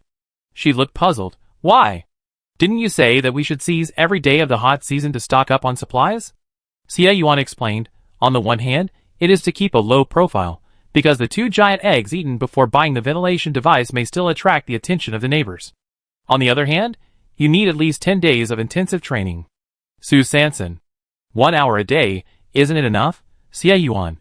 Do you think scavenging is safe? Sue Sanson. Oh, okay. But it's agreed that it will start from tomorrow. Okay, but today's 1 hour training can start. Sue Sanson took out a bunch of nuclear crystals from the cloth bag, 1 large and 7 small, and put them in front of Xie Yuan, begging, "For the sake of these nuclear crystals, let me go today." Xie Yuan's eyelids jumped. How did he get so many nuclear crystals? Sue Sanson then remembered that she forgot to tell Xie Yuan that she had looted the mutant white rabbit's food storage cave. So she told him this and that. Xie Yuan looked at the big box of nuclear crystals and found it hard to digest. Although she had prepared herself for her talent of scavenging, there were too many nuclear crystals this time. Sue Sanson checked them one by one. These 7 small nuclear crystals were all low-level energy nuclear crystals with energy values between 200 and 300, and the big one was a mid-level energy nuclear crystal with an energy value of 639. Xie Yuan hesitated for a moment and explained, "Have you noticed that the attacks of the alien beasts you have encountered so far can almost all be blocked by the frog skin armor? But this does not mean that the frog skin armor is so powerful, but because the alien beasts you have encountered are just ordinary or 1-star alien beasts." Su Sanson looked up suddenly. "What? Are the alien beasts also divided into levels?" "That's right. According to the attack power of the alien beasts, we divide them into ordinary, 1-star to 5-star alien beasts. The area where the base spacecraft lands each time is an area that has been scouted or cleaned up in advance by the guards. There may be alien beasts or infected bodies in it, but there are almost no 2-star and above alien beasts, unless you encounter accidents, such as the time when you and I were seriously injured. The nuclear crystals that can be produced by 1-star beasts are most likely low-level or medium-level energy nuclear crystals, while special nuclear crystals are basically found in 3-star and above beasts. In other words, the beast that laid eggs was at least a 3-star beast. And the frog skin armor you are wearing now comes from a 1-star mutant bullfrog, so once you encounter a 2-star beast, you will be killed directly." In the black market, Lao Qin carried a heavy metal safe and told the sweaty Qin Ergu, "Watch the store carefully." Then he pushed open the small door on the wall. He was going to find Cyan next door, and let Cyan be his guide to the underground auction in the inner city of the base. In fact, on the day when Su Sanson sold him the antique boots, Lao Qin had been struggling whether to put the news of the boots directly on the dark web trading section or to participate in the underground auction in the inner city of the base. The biggest advantage of putting things on the dark web is, of course, freedom and convenience, but the disadvantages are also obvious. It is very unsafe. As soon as the information about his last watermelon transaction was released, it directly harvested the highest number of hits on the dark web that day. Someone must have paid attention to his dark web account, openly or secretly. If he posted the antique boots again this time, he was sure that the news would attract more attention. In such a short period of time, the same account continuously released big treasures, which was too eye-catching. Lao Qin had been in the underworld for many years. He was not good at anything else. This cautious approach was his survival rule. So he finally aimed at the underground auction in the inner city of the base. Ordinary people were not qualified to enter the underground auction, but Cyan happened to have a powerful uncle, so he often had the opportunity to enter the auction outside to watch, but he had never participated in the auction, because he was stingy and was reluctant to spend contribution points. In addition to selling some popular trendy styles at ordinary times, he had no other channels or abilities to purchase any treasures. So far, Cyan has never bought or sold anything through auctions. As for why he occasionally went to the auction to watch, because Cyan claimed that he was engaged in half of the fashion industry, he kept an eye on the latest tastes of the rich. Oh no, it was the taste and pursuit trend, and changed the sales wording according to their preferences. This was the way of doing business he had summed up in recent years. As for whether the products in the store need to be updated at any time, the material conditions in the end times are such that it is impossible to update new products at any time.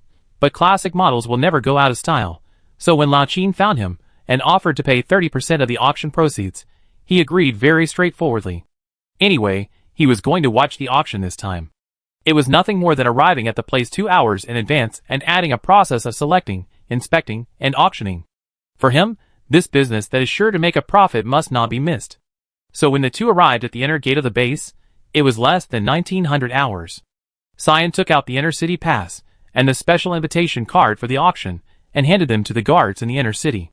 After scanning, the guards conducted a 360-degree, no blind angle inspection on Lao Qin. After finding no abnormalities, they let the two enter the inner city.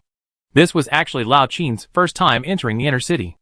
After passing through the city gate, what caught his eye was not the tall buildings and streets he had imagined. Instead, it was a dark tunnel. There were many people lined up in the tunnel, all of whom were preparing to enter the inner city like them. Lao Qin looked around curiously, but he could not see anything except the cold metal wall. At this time, a light suddenly came from a distance, accompanied by a hiss sound of wind. Chapter 45. A string of small floating cars quickly entered the tunnel and stopped in front of the people in line. Cyan led Lao Qin to the door of one of the floating cars and stood there. He scanned the auction invitation card in his hand at the sensor on the door. After a beep, the door of the floating car opened and the two got in. The interior of the car was bright, but there was no glass, so he couldn't see the outside, which made Lao Qin feel a little regretful. But he didn't regret it for a few minutes. Soon, the floating car stopped, and then the door opened, and a mechanical countdown sounded. 29, 28, 27, 26. The two got out of the car quickly, and the tunnel was still pitch black. Cyan was familiar with the road and scanned the invitation card at a place on the metal wall where a small red light flashed. Almost instantly, a string of dim white floor lights lit up on the ground of the tunnel. I continued walking forward along the floor lights. When I reached the end, I heard a whoosh sound. The metal wall in front of me opened automatically. It looked like an elevator. Cyan walked in first, followed by Lao Qin. The metal door closed, and I felt almost nothing. About 3 seconds later, the metal door opened again, and what I saw was the auction reception center with a red carpet and crystal chandeliers. Yes, it was a crystal chandeliers, brighter than the one Sue Sanson dug out at that time. A middle-aged man in a black suit and white gloves came over and said with a smile, "Please show me your invitation card." Cyan was familiar with the place and handed over the invitation card. The middle-aged man scanned the information on the card and said, "Welcome, Mr. Tianji." After saying that, he looked at Lao Qin again. Lao Qin was a little embarrassed because he couldn't take out the invitation card. Cyan said at the right time, "Oh, I am the guide of this gentleman." The middle-aged man nodded and motioned Lao Qin to show the optical computer. After scanning, he continued, "According to the guide principle, the person being guided needs to bid or sell 5 items cumulatively to automatically become the inviter." Lao Qin understood and was a little excited. In other words, if he could come a few more times, wouldn't he also be the inviter of the auction? The two of them entered a room led by the middle-aged man. The room was not big. There was a set of 3-person sofas, a wooden coffee table, and a super large electronic screen on the wall. The screen displayed top quality, service, and other 3 function keys. The other buttons were obviously gray, which meant that this function was not open to the inviter in this room. It was also the first time for Cyan to enter the auction room so early in advance. Basically, the auction would start as soon as he arrived.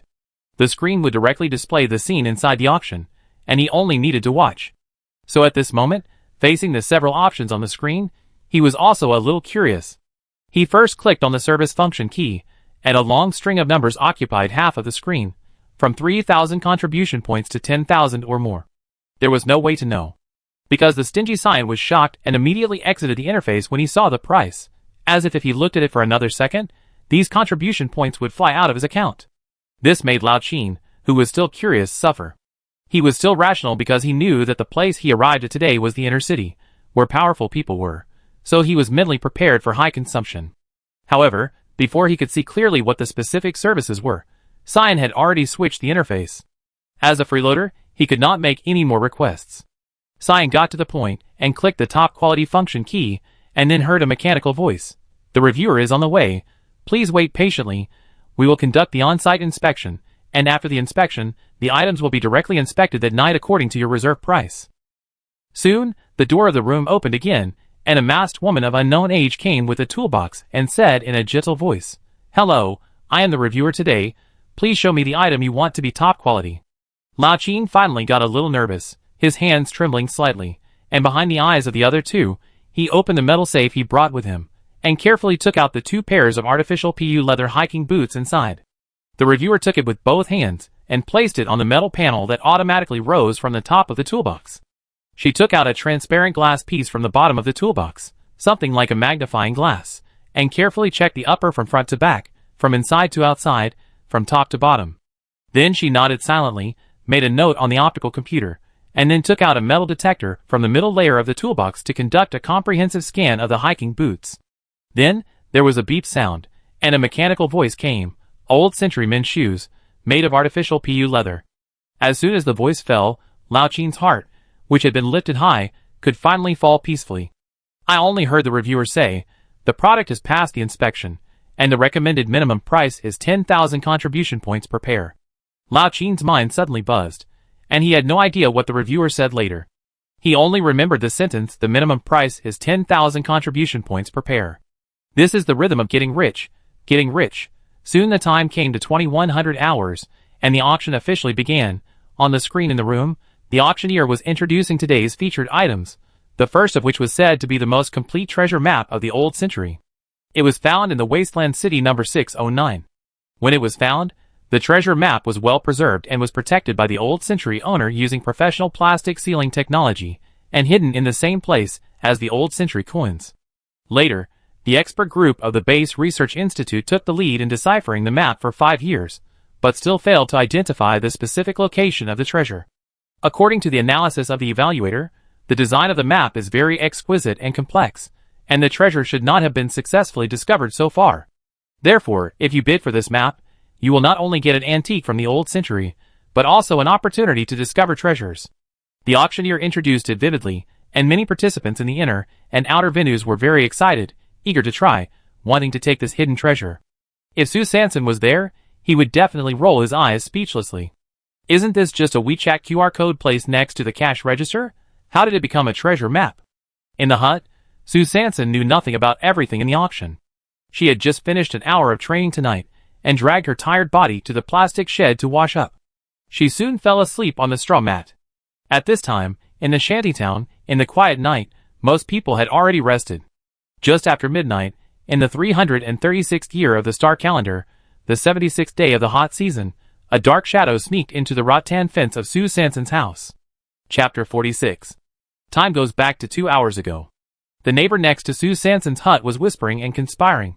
I tell you, they must have stockpiled a lot of supplies. Yeah. You're right. I smelled the smell of meat a few days ago. It's the aroma of roasting, that rich smell.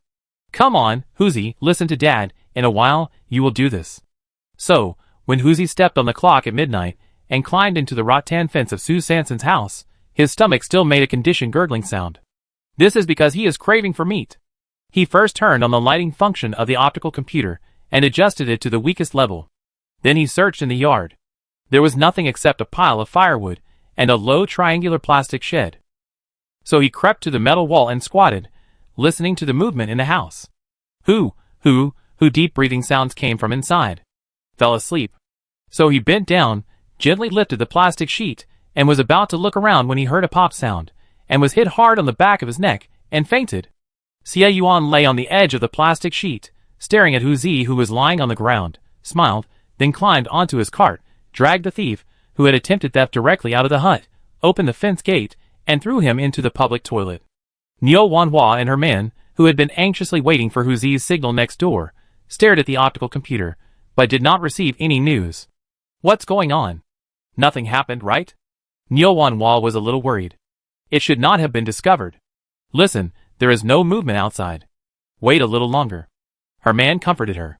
But after waiting for an hour, the two still didn't get any news from Hoosie, and finally got anxious, so they went out to check and found that the fence next door was closed, there was no sign of fighting, and the road was empty, and no one was seen.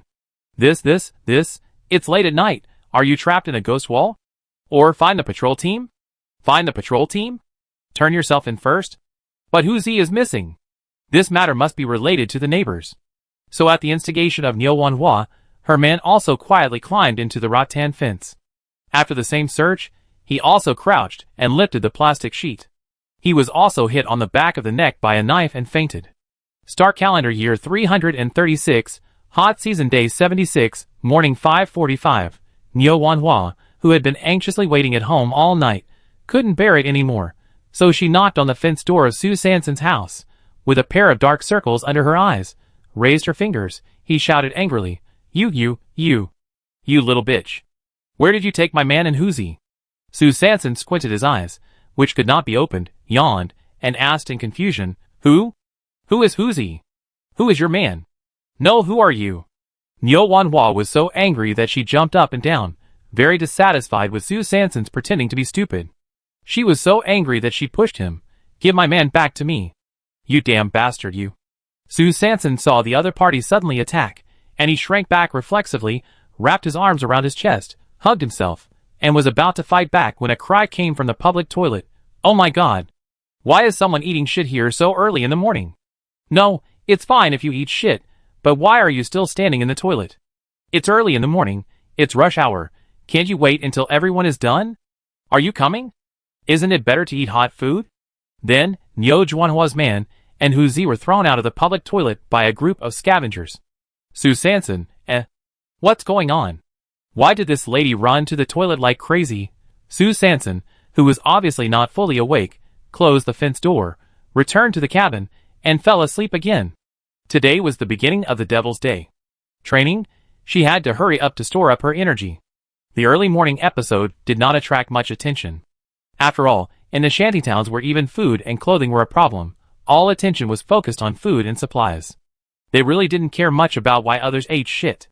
The only small-scale discussion that was aroused was this, you say? This shit is really edible? Maybe it must be the kind that has been left overnight early in the morning. Su Sanson knew nothing about this, while Xie Yuan looked indifferent, hiding his merits and fame. Next door, Niu Wanhua and the other two seemed to have nothing to do. After returning from the public toilet, they also hurriedly started today's scavenging task. However, the anger in their hearts must be unbearable. The three looked at each other, thinking about waiting for tonight, and taking the things next door directly. In the hut, after the two had breakfast, they began the devil training. Xie Yuan was still supervising, while busy with the modification work in his hands. And Su Sanson spent the whole morning in rigorous training. Finally, at 12 o'clock noon, Xie Yuan issued an instruction to pause the devilish training. Su Sanson collapsed to the ground, and he told me what happened last night. So, our family is really being targeted? Su Sanson was shocked. He didn't expect the security in the shantytown to be so bad. At noon, go to the black market to buy a metal door, Xie Yuan suggested. Su Sanson nodded, went to the shed, washed himself briefly, changed into a vest, put on a patch-tattered coat, fixed the egg bag, pulled the cart, bulged his belly, and walked towards the south gate under the hottest sun at noon. At noon, when it is the hottest, there are the fewest people going out, so the safety factor should be the highest. Su Sanson entered the outer city of the base, followed the coordinates given by Xie Yuan, and first came to the official processing office. This is a low-rise building about the same height as the contribution point exchange office. There are several small rooms in the first floor hall, and the processing functions of each room are different. Su Sanson came to the air-drying vacuum room, and saw more than 10 people blocking the door. They were all dejected, with disappointment and bad luck on their faces. What happened? Why are you all blocking the door? She stopped a little girl at the outermost edge and asked casually. Hey! They said that the 4 machines inside broke down today. Su Sanson, can't they be repaired? Girl, it's being repaired. They said they will take it away and return it to the factory for repair. I don't know when. Su Sanson frowned and looked inside.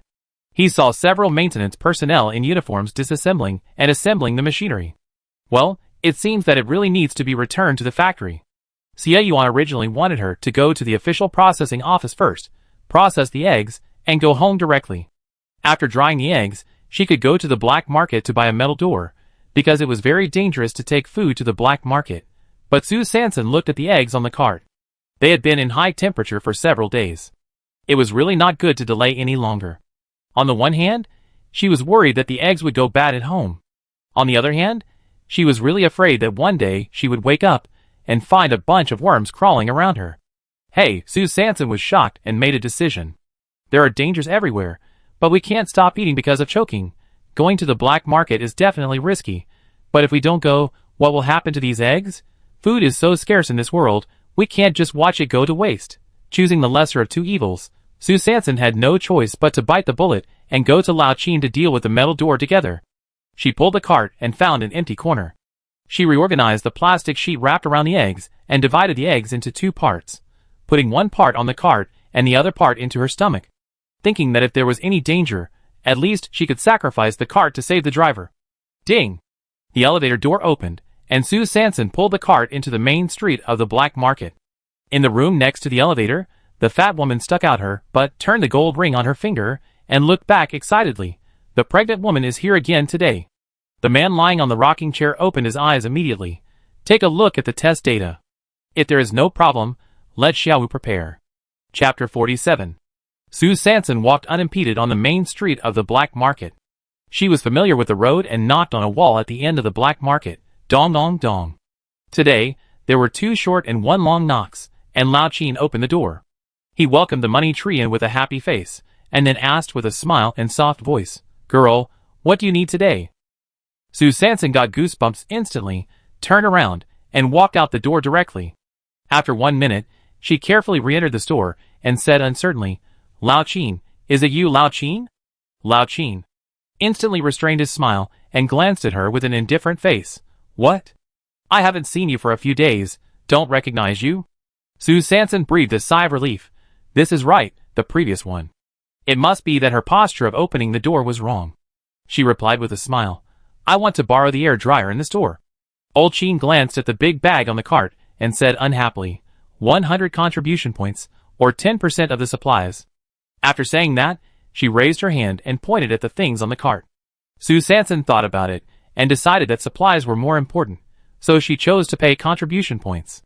When she took out more than 100 insect eggs one by one, dried them in rounds, and packaged them, the whole store was filled with a unique aroma of protein, which attracted Sheen Ergu, who was practicing upstairs, to go downstairs to ask, What is it? Why is it so fragrant? Old Sheen's eyes twitched, and he swallowed his saliva. He regretted the remuneration plan he had just proposed. He should only pay with 10% of the supplies, but now the deal has been settled, and he is embarrassed to change it. After all, that is his cash cow. Can't afford to offend, can't afford to offend. He had no choice but to turn around and decisively turn on the fresh air device in the store. After Sheen Ergu went downstairs, he saw Sue Sanson preparing food with a bulging belly. He originally thought that his father was making lunch, but, although he was very disappointed, as a steel-like man who lacked height but made up for it with ambition, he still greeted him very sincerely. If he ignored the overly obvious sound of swallowing saliva, it would be even more perfect. Is it you? Is there anything else you need to buy today? He thought that if Sue Sanson still had any needs, he would ask for today's reward to be paid with these fragrant insect eggs. They are indeed father and son. Unfortunately, Sue Sanson's answer was destined to disappoint him. No. Sheen Ergu's perseverance had actually been perfected in the interview process, where he repeatedly failed but never gave up. So he took out his light brain. Why don't you add me as a contact person? If you need anything to buy, sell, deliver, or pick up, you can contact me at any time. As long as it is an order from the Z area outside the base, I will accept it. Sue Sanson nodded and accepted the contact application that combines the attributes of purchasing, running errands, takeout, and express delivery. For the next few dozen minutes, she was immersed in the joy of handling food, completely ignoring Sheen Ergu's eyes that were eager to be fed. After the insect eggs were sealed and packaged, the tempting smell was completely blocked. Sue Sanson nodded secretly. If she couldn't smell the smell, it would be difficult to be discovered, and the danger should be much smaller. After handling the insect eggs, she began to choose a locked metal door. Lao Qin asked, What kind of lock do you need? One that can be scanned automatically by the optical computer, one that can be locked with a password, or one that can be locked with a key. Sue Sanson thought about it. Xie Yuan didn't have a laptop. If he lost the key during the scavenging process. The password key. Lao Qin pointed to the second layer of the shelf. This one can be folded, which is convenient for your cart to transport. The metal is very hard, and the password lock is also a new one I replaced later. Finally, Sue Sanson won this folding metal door with a password lock with 180 contribution points. She moved the door to the cart and wrapped the vacuum-packed dried insect eggs with plastic cloth. Because the water was drained, the volume of the insect eggs was smaller, but after all, the number was there, so no matter how small it was not enough for her to stuff all of them into her belly. So Sue Sanson still followed the strategy when she came here, putting some in her belly and some on the cart. After everything was in place, she pulled the cart and prepared to leave. Lao Qin finally couldn't help it at this time, and asked in a timid tone, Don't you have anything to sell today? He had tasted the sweetness of the underground auction yesterday. The 2 pairs of artificial PU leather retro men's boots were finally sold at 21,000 contribution points per pair. After deducting the 20% handling fee of the auction, and the share of 4 eyes, he made a net profit of more than 10,000 points per pair. This overwhelming wealth suddenly fell, and he really wanted to catch it. So he was eager to buy more things from Sue Sanson, so that he could quickly collect 5 sales records, so that he could get the invitation quota, and then he could get rid of 4 eyes, and go it alone. Of course, at that time, he might still need to borrow the name of 4 Eyes' uncle as an umbrella, but in this case, the reward would definitely not be as high as 30%. Lao Qin was busy calculating, but Sue Sanson sighed and said, I'm going to take a few days off recently. I'll let you know if I have something good in the future. Lao Qin didn't expect that his plan to get rich quickly would encounter fatal resistance at the very beginning. He frowned and said, How many days do you plan to take a rest? Sue Sanson pouted, thinking of the devilish training that was about to come, and his head ached. At least 10 days, starting from today. Lao Qin raised his eyebrows. So long? But he was still unwilling. Can you find some more rare things? Sue Sanson didn't quite understand the definition of rare things. The antiques last time, or fruits? Lao Qin hesitated for a moment, not wanting to expose his true needs, and said in a hurry, "It's all right." Sue Sanson nodded, looking helpless, but he was calculating quickly in his heart. "Well, you know, it all depends on luck, but—" She rolled her eyes and asked back, "Do you have a way to rent a flying machine and a temporary protective shield?" Old Qin glared. "Do you think I'm a wishing tree? How can you get such a thing?" Sue Sanson spread his hands. "Hey! Then there's no way. I can only rely on luck. Try it." Old Qin's eyes were stern. "What does it mean? Is this a treasure?" So he grabbed Sue Sanson's arm and whispered in his ear, "Give me a definite answer. You just asked about the flying machine and the temporary protective shield, right?" Sue Sanson was surprised, and hurriedly distanced himself from the matter, and turned the tables. "What? I just asked out of normal curiosity. What did you think of? What do you want to say?" Old Qin pouted, loosened his hands, and snorted, "Huh. I just asked out of curiosity." Then he waved his hand, and prepared to see the guest off. Sue Sanson turned around, pulled up the cart and closed the door, and then he breathed a sigh of relief. "I was impulsive just now. In order not to expose the existence of Xiao Shi too, I have to think about it in the long run, Lao Qin stood behind the counter, watching the back figure going away, closing the door again, and tapping his fingers rhythmically on the counter. It stands to reason that the antique shoes were sold at such a high price. He should give Sue Sanson some red immediately, but, thinking of the small note Xie Yuan gave him, he glanced at the table leg quickly, and thought he should not be too generous, or there might be trouble. Let's record the money to be distributed first.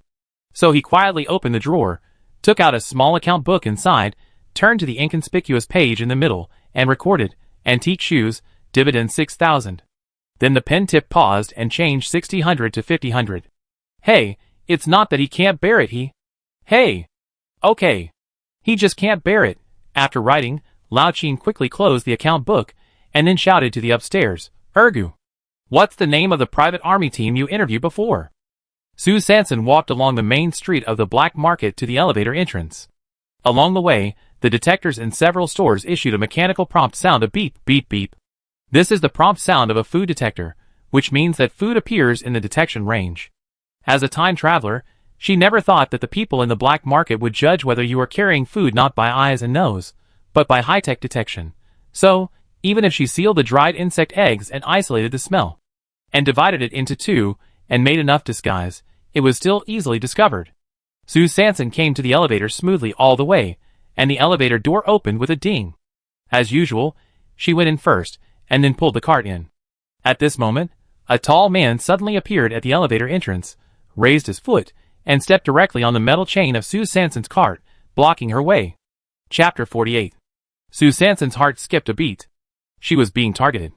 It was not that easy to take food away from the black market. Just when she was struggling with whether to give up the supplies or fight back, suddenly, another tall man appeared at the elevator entrance and stepped on the chain of her cart with the same foot. Sue Sanson, what's going on?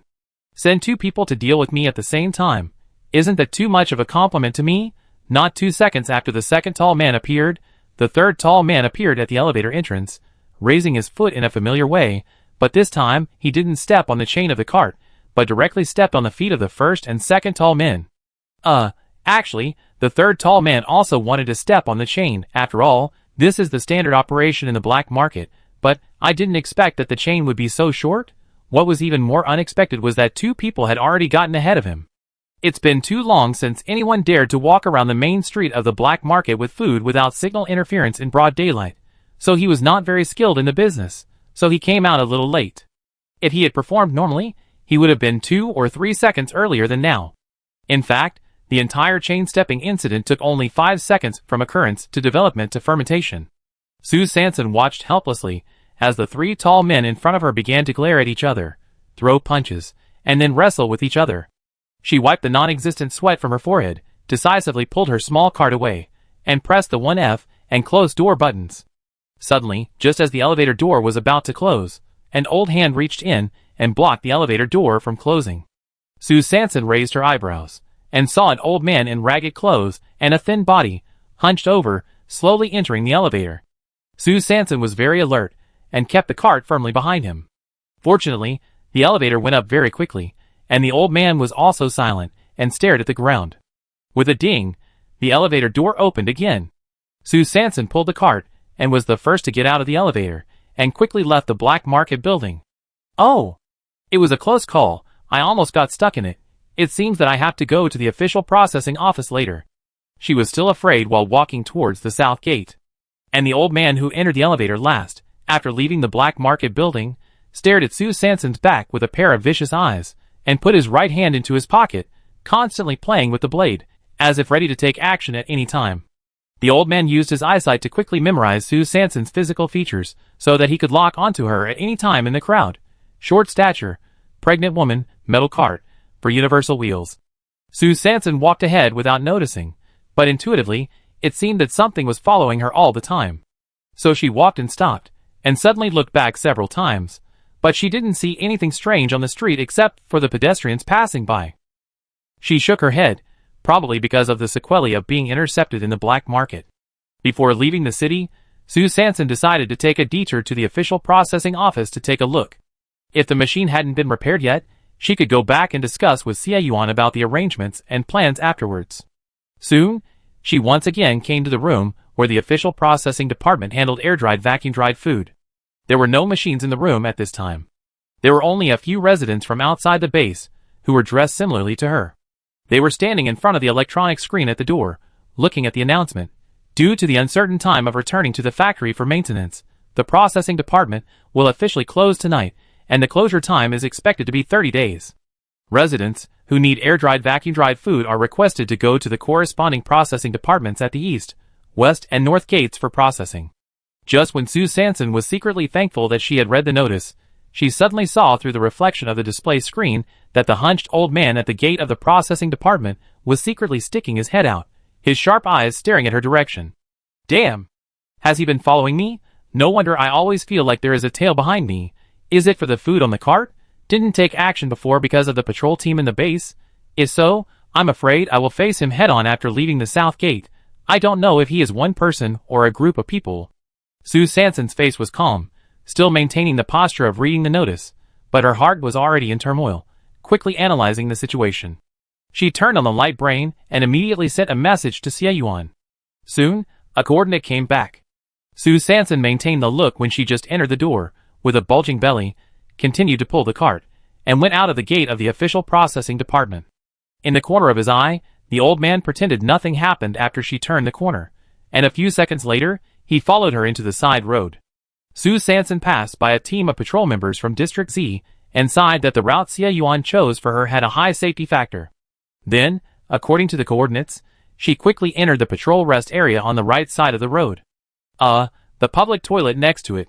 Well, she entered the women's toilet, walked into the innermost cubicle, closed the door, turned on the light computer, quickly edited the message.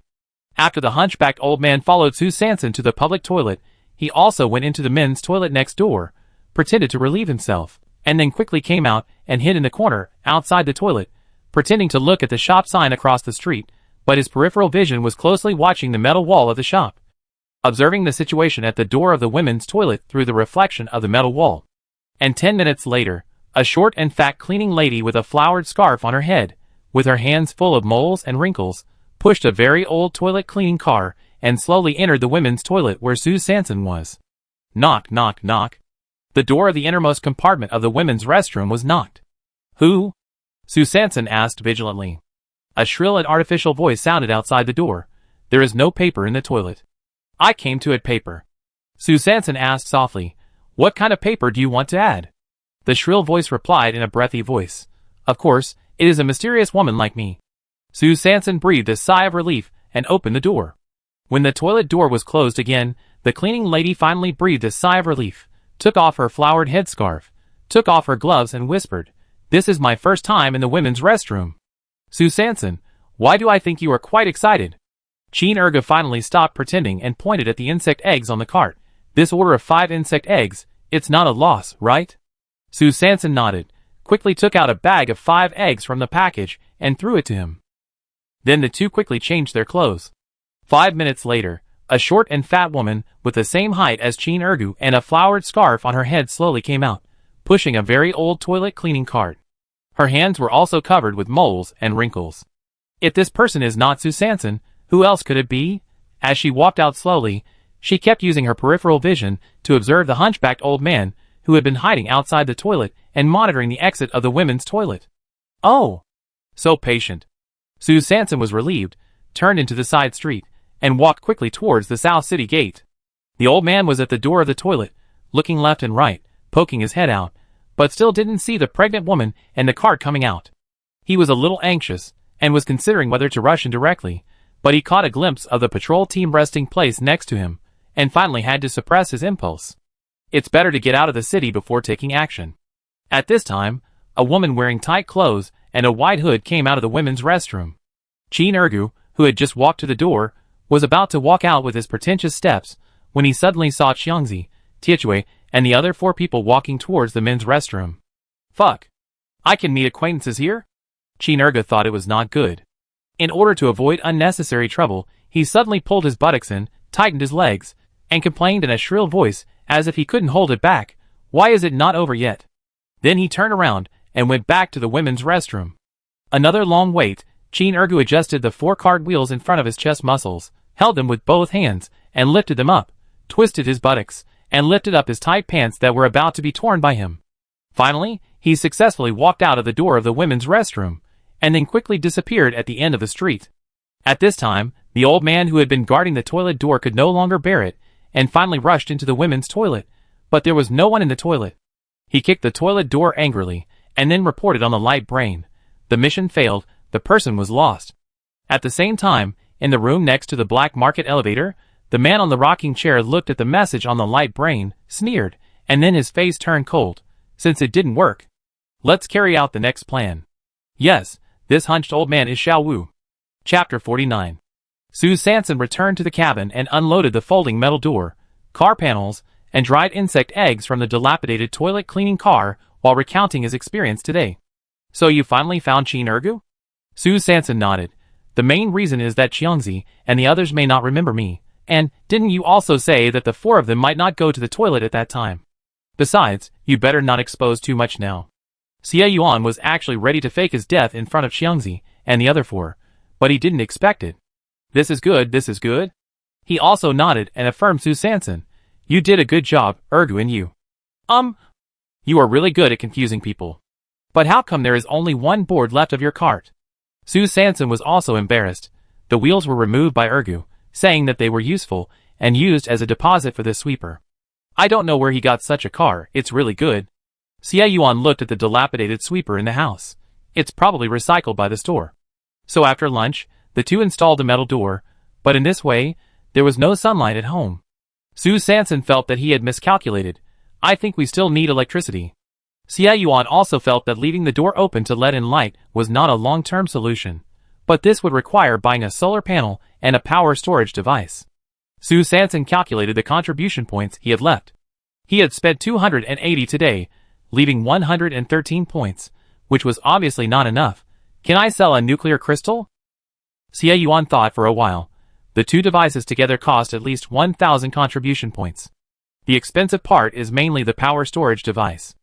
A good power storage device can maintain basic lighting for a room for nearly 30 days. Sue Sanson was a little confused. The sun is out every day, so is there no need to buy such a good power storage device? Xie Yuan shook his head. Sometimes you can't see the sun during the windy season, and there is even less sunshine during the snowy season. Sue Sanson was shocked. Doesn't that mean there will be nearly 150 days without sunlight in the future? Xie Yuan continued to explain. Not seeing the sun doesn't mean it's dark. It's just that the sky is not very clear, but there is still light, but there is not enough solar energy to generate electricity. For example, most people's optical computers are solar powered. During the windy and snowy seasons, in order to prevent the optical computer from shutting down due to insufficient energy, everyone will try to reduce high consumption functions such as lighting, positioning, or voice. But this does not mean that it will be completely shut down. Machine, because in the air, it can still capture some solar energy, just not much. Sue Sanson felt that she had learned something again, and concluded that this solar power generation kit was very necessary, and it must be equipped with multiple advanced batteries. Xie Yuan looked at Sue Sanson's resolute expression, and felt that she was in trouble. He quickly interrupted her unrealistic thoughts, and persuaded her rationally. There is no need to buy so many batteries at one time. Buy one first. If you really need it, you can buy it 5 days before the end of the hot season. It's still in time. After finally reaching an agreement, the two decided that before buying solar panels and power storage devices, they would still hang plastic sheets during the day to ensure the light transmittance of the house, and then install the metal door after the sun goes down. So in the afternoon, Sue Sanson passively started her devil training again. Soon, this long day was spent in Sue Sanson's sweat. That night, just after midnight, Nyo Wanhua and her two neighbors, carrying stools, sneaked out of the house, and came to the rattan fence of Sue Sanson's house again. Nyo Wanhua said in a breath, "I'm here to explore the way today, you two wait for my signal outside." When Nyo Wanhua stepped on the stool and successfully climbed over the rattan fence, she only heard ouch, a wail, and then thump, accompanied by a muffled groan. She fell directly in the yard. "Didn't you say there was nothing in the yard?" Nyo Wanhua lay on the ground. The toes of her 2 feet were still on the half-meter-high corn cobs, complaining with a painful face. The two people hiding at the door didn't know what had just happened. They thought Nyo Wanhua was discovered. Suddenly, they thought of the bad feeling when they woke up in the public toilet this morning. The two looked at each other and ran home with the stool in tacit understanding. Nyo Wanhua took a long time to rest in the yard before she was able to stand up, and then limped towards the hut. However, she circled the hut again and again, but couldn't find any trace of the plastic sheet. Damn it! She cursed secretly, and had to climb out of the fence by stepping on the corn cobs. However, the expected stool disappeared out of thin air, and Nyo Wanhua fell backwards again. Star Calendar Year 336, Hot Season Day 85, Afternoon 1621, 10 days of training was painful, but also effective. Sue Sanson clearly felt that his reaction, speed and endurance had greatly improved. Sue Sanson looked at Xie Yuan's face, which had completely lost its redness and swelling, but was still slightly purple, and suddenly asked, "Tell me, can I get a gun on the black market?" Xie Yuan looked up. "What kind of gun?" Sue Sanson. "Guns are also divided into types?" "Well, guns are indeed divided into types." Xie Yuan saw that Sue Sanson looked constipated and could not explain it, so he patiently explained, "In the scavenging mission of the base, ordinary scavengers are prohibited from carrying firearms." "What about non-ordinary scavengers?" Sue Sanson caught the key words. "Non-ordinary scavengers generally do not participate in the scavenging mission of the base." Sue Sanson choked. "Then what do they participate in?" "They are generally private soldiers or retainers of wealthy people, and basically act alone." Sue Sanson rolled her eyes. "In other words, I can't use heavy firepower weapons." Xie Yuan didn't want to dampen her enthusiasm, and analyzed carefully. Heavy firepower weapons are controlled weapons. Each heavy firepower weapon is equipped with a locator. Anyone who hides it privately will be directly sent to the exile area once discovered. Moreover, it is difficult for ordinary people to get access to them unless they know some arms dealers who specialize in smuggling. Secondly, these smuggled heavy firepower weapons are very expensive, and ordinary people can't afford them at all. Finally, and also a very critical point, the use of heavy firepower weapons requires extremely high accuracy, which requires long-term practice to achieve. If the accuracy is not enough, and it can't kill with one shot, it is better to use a machete, which is more economical and affordable. Since they are all equipped with locators, how can they smuggle? She is obviously very good at catching loopholes. Xie Yuan sighed lightly, and said in a very disdainful tone, "Because they smuggled heavy firepower weapons made from other base cities." Sue Sanson was stunned. It turned out that there was more than one base city in the end of the world. At the same time, the Dawn Guards, who had just completed the joint mission with the Gale Guards, returned to the base with an angry look on their faces. In the guard station, Qiangzi and the other 4 endured the pain on their bodies, while applying medicine to themselves. That's right, the Gale Guards continued to target the Dawn Guards in this mission, and among the dozen or so injured this time, there happened to be 4 people led by Qiangzi. The Gale Guards are a bunch of scumbags. I deal with them next time. Qiechui was about to apply the repair potion on the wound while cursing. At this time, the 4 people's light brains simultaneously received a message from the guard station. Please ask the injured members of the Dawn Guard to go to the conference room for examination and treatment as soon as possible. Hey! Fortunately, I didn't use the potion quickly. Qiechui felt that he had one. Qiangzi also smiled and added, the guard station has finally begun to take care of the wounded with great mercy. Soon, a detailed report recording the blood test results of the wounded of the Dawn Guards was sent from the light brain of the medical staff to the inner city of the base. Chapter 50. Star Calendar Year 336, Yinji Day 85. 16:30 in the afternoon. At this time, the light brain issued a beep-beep reminder sound, and the agreed return time of Sue Sanson and Chin Ergu was approaching. She changed her clothes and pushed the public toilet cleaning car into the Bay City. This time she did not dress up as a pregnant woman, because she had been targeted by too many people before, so she had to change her vest. She hunched her back, limped her left foot, pushed the car, and slowly came to the meeting place this time, which was still a public toilet, but it was changed to a place farther away from the black market. This public toilet is located at the intersection of the Outer City Patrol Team and the Inner City Guard Station. There are often members of the patrol team or the guard team coming and going, and the safety factor is high enough. Sue Sanson specifically asked Xia Yuan to choose this coordinate point for her to avoid being followed. After the two exchanged secret codes and handed over smoothly, Sue Sanson took the 4 card wheels and walked towards the South City gate. However, as soon as she turned a corner, she bumped into a young man who was coming towards her. The card wheels in her hand fell to the ground. The young man was carrying out the next plan given to him by the organization. Because the previous mission failed, the difficulty of his assessment was upgraded from tracking to searching. He had searched all the streets of the South Gate today, but still found nothing, so he took a risk and came to this area where patrols and guards were coming and going. Who knew that he was walking and looking around, and bumped into an old lady on the street corner. The young man stared at the metal universal wheels scattered on the ground. Feeling inexplicably familiar, his thoughts were spinning, and he felt as if he had grasped something. Although the person he hit was an old lady, she was also short. He quickly opened the detection device hidden in his pocket, and the green confirmation light flashed immediately. It was her. It was really a piece of cake. The young man's eyes were full of excitement, but when he turned around again, he found that the woman holding the wheel had disappeared, so he hurriedly got up and chased after her. But as luck would have it, at this corner, as soon as he accelerated, he suddenly collided with a tall and burly man. Fuck! The young man was stunned by the collision, spitting a Chinese quintessence, then hurriedly got up, quickly caught Sue Sanson's figure after turning the corner, and was about to continue chasing after him. However, his collar was suddenly grabbed by the tall man.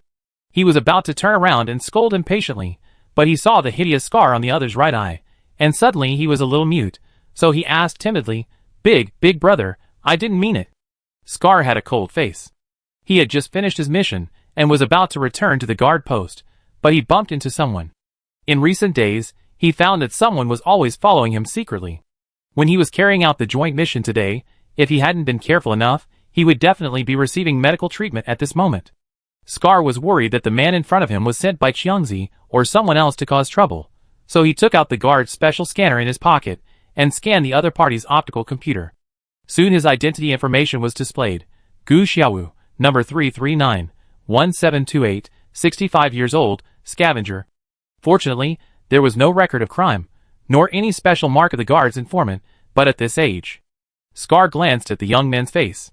Well, there were indeed traces of disguise, but in the end times, it was common for everyone to disguise themselves when going out, so this did not cause him to speculate too much, but he still asked cautiously, "What are you doing secretly?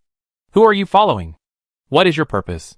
Scar actually just wanted to trick him to see if he was someone sent by Qiangzi to follow him. But the word follow seemed to have hit Xiaowu's viewpoint. He thought it was not good. How could he bump into a guard? So he rolled his eyes and pointed. "That woman, I saw her hiding at this corner before. I thought she had some bad intentions, so I wanted to chase her and see." Scar frowned and looked in the direction of Xiaowu's finger. It was a lame old lady, whose walking posture was obviously fake, which was indeed very suspicious. He also thought of the nail who had appeared near him these days. Had she been hiding at this corner secretly? So she loosened her hand that was holding Xiaowu, gave him a warning look, and quickly turned around to chase after Sue Sanson. Xiaowu's sinister eyes stared at Sue Sanson, who was about to be caught up, and his fist hanging at his side gradually clenched. Scar did not alarm the enemy. He just passed by Sue Sanson quickly, and then turned into a fork in the road. There was a beep. The sound of beep was heard, and Scar's instrument showed. Sue Sanson, number 335-6899, 15 years old, scavenger. Is it her? Scar's eyelids raised, obviously remembering the survivor's information he had found in Area 9 of the refugee camp. He narrowed his eyes, stared meaningfully at Sue Sanson's back, and then quietly followed. It was not until he saw her walk out of the South City gate and towards the shantytown that Scar slowly withdrew his gaze. He turned around and happened to meet Wu Feng, the new captain of the Dawn Guard, coming in from the South City Gate. "Hey, what are you looking at? You're so fascinated?" Wu Feng teased casually, and his emotions could not be heard. Scar frowned slightly. "Nothing?" He turned and walked into the base. Wu Feng looked outside the city gate curiously. There was nothing special except a few pedestrians, so he chuckled and shook his head, and followed back to the base. The next day, in the 336th year of the star calendar, the 86th day of the hot season, at 8:45 in the morning, Sue Sanson put on her frog skin armor, a torn coat, a small towel, and pulled a small cart to the spaceship gathering place where she had not seen it for 10 days. What she didn't know was that not long after she went out, a young man carrying a black box was not far behind her. He kept staring at her and followed closely. It was not until he saw her queuing up to board the spaceship to the Wasteland City number 204 that the young man sent a message on the light brain with a gloomy face. Soon he received a reply, permission to move. Sue Sanson was asked to check the card again. After being allowed to board the ship for free, he chose a corner and stayed quietly. Then, the young man also boarded the spaceship. Beep! The mechanical sound sounded an alarm. Check the backpack. The guard looked at the things in the backpack, scanned them with the instrument in his hand, and showed a hint of surprise in his eyes, but soon restrained himself, carrying a dual energy conversion device, 100 contribution points. The young man probably hadn't been on a spaceship for too long. After hearing the number, he was surprised for a moment, but still paid the fare with a painful face and slowly walked into the cabin. However, after he sat down, his already gloomy eyes became even more fierce. Soon, the familiar spaceship broadcast sounded. "The hatch is about to open. Please be careful. Do not leave the protective cover." Sue Sanson was among the many scavengers, and once again stepped on the ruins of the city. Looking at the concrete blocks, the completely collapsed buildings, and the steel bars interwoven into a network, she couldn't help but sigh. Damn! I actually forgot to bring my backpack. Sure enough, she was not familiar with the business. After searching for a long time among the scavengers and the original team, she didn't find a potential partner who only had a backpack but no digging tools. So she felt a little regretful, and while walking, she sent a message to Towsy using her optical brain. "I'm in city number 204. Do you want to cooperate?" Soon she received a coordinate and a positive reply. Sue Sanson walked for less than 5 minutes, and then met Towsy, but she was not alone today. There was a little girl standing next to her, and the girl was holding a shovel in her hand. "Oh, it looks like we're going to go three-way today." The little girl also saw the hoe in Sue Sanson's hand, so she spoke first. "Since you and I both have digging tools, let Towsy choose who to cooperate with." Sue Sanson raised his eyebrows. Didn't he agree to join the team? Why did he have to have an internal election first? Towsy didn't expect that the new partner he found today would be so hostile to Sue Sanson, so he coughed and mediated. "Since I'm the only one with a backpack, then listen to me. We form a team of 3. Sue Sanson nodded and agreed with this conclusion. The little girl frowned, obviously worried that she would suffer in the end. She rolled her eyes and suggested, "In this case, let's agree in advance that if we can carry the small items we dig, we can carry them ourselves. This part belongs to our own property. Only the large items in the backpack will participate in the final distribution. How about it?" Sue Sanson shrugged, no objection. The cloth bag hanging on his chest can still hold a lot of small things. But Towsy curled her lips. This made her feel a bit disadvantaged. But she also thought that she didn't have any digging tools, so she reluctantly agreed. The 3 of them quickly began to go deeper into the city, preparing to find a place that they'd like to start working. At this time, a young man not far from the 3 of them, holding a detector in his hand, muttered, "How come only one person meets the standard? It's unlucky." The blade in his hand kept spinning back and forth, staring at Sue Sanson with his eyes, becoming more and more gloomy. Chapter 51.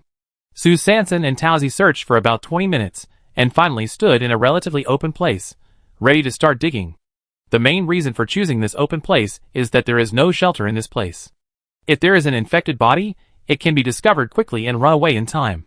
Sue Sanson waved her first hoe of the day under the scorching sun, but it was a pity that although this place was safe enough, it seemed that there were no supplies.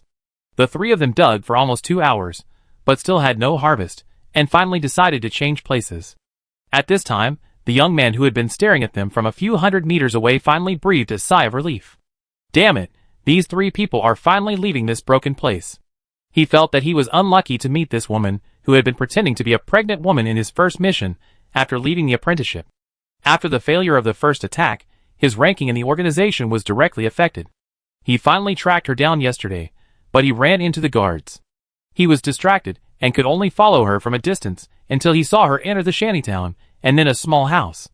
He was originally planning to take action after nightfall, but he didn't expect that her broken house was built like an iron barrel, and he had to decipher the combination lock, but deciphering was not his strong point. So he had to wait nearby, ready to take action directly when she was alone. As a result, he waited until she got on the spaceship. Damn, why does this woman choose the time when there are the most people when she goes to the public toilet? Gu Xiaowu once suspected that he had been exposed in advance. But Su Sanson really can't be blamed for this. There are so many people in the shantytown, and the number of public toilets is limited. Everyone's schedule is basically the same. There are only 2 flights a day, and the Bay City closes at a fixed time, so everyone only has a few time periods to go to the toilet. Anyway, Xiaowu finally felt that the opportunity was coming.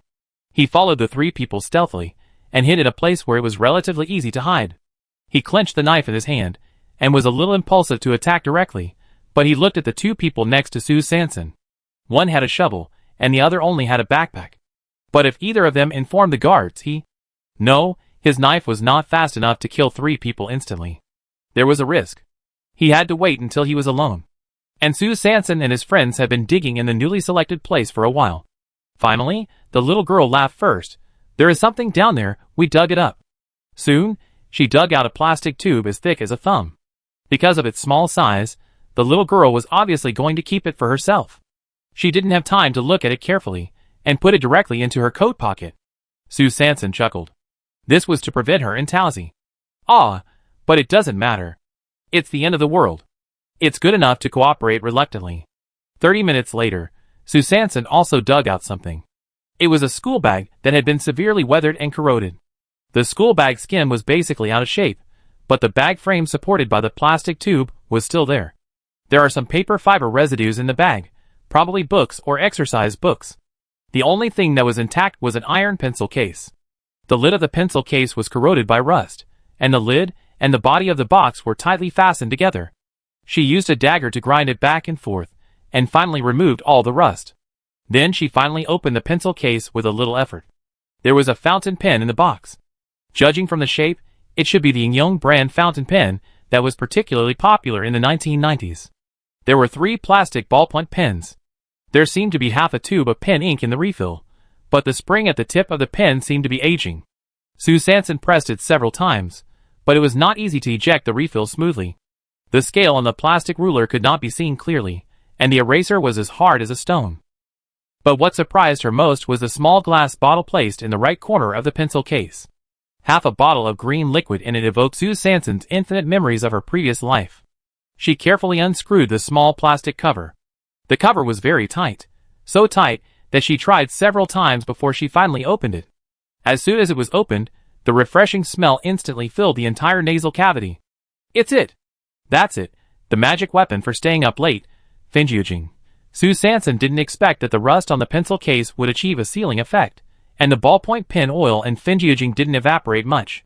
Su Sanson happily put the pencil case and the things in it into the cloth bag on her chest. As for small items, it was agreed before that if you can put them, you can put them yourself. Then, she dug out a black plastic bag near the school bag. The plastic bag was of average quality, very similar to the garbage bag Su Sanson used in the dormitory in his previous life, but the amazing thing was that the plastic bag was not damaged. Except for the weathered and dusty exterior, the interior was still very clean.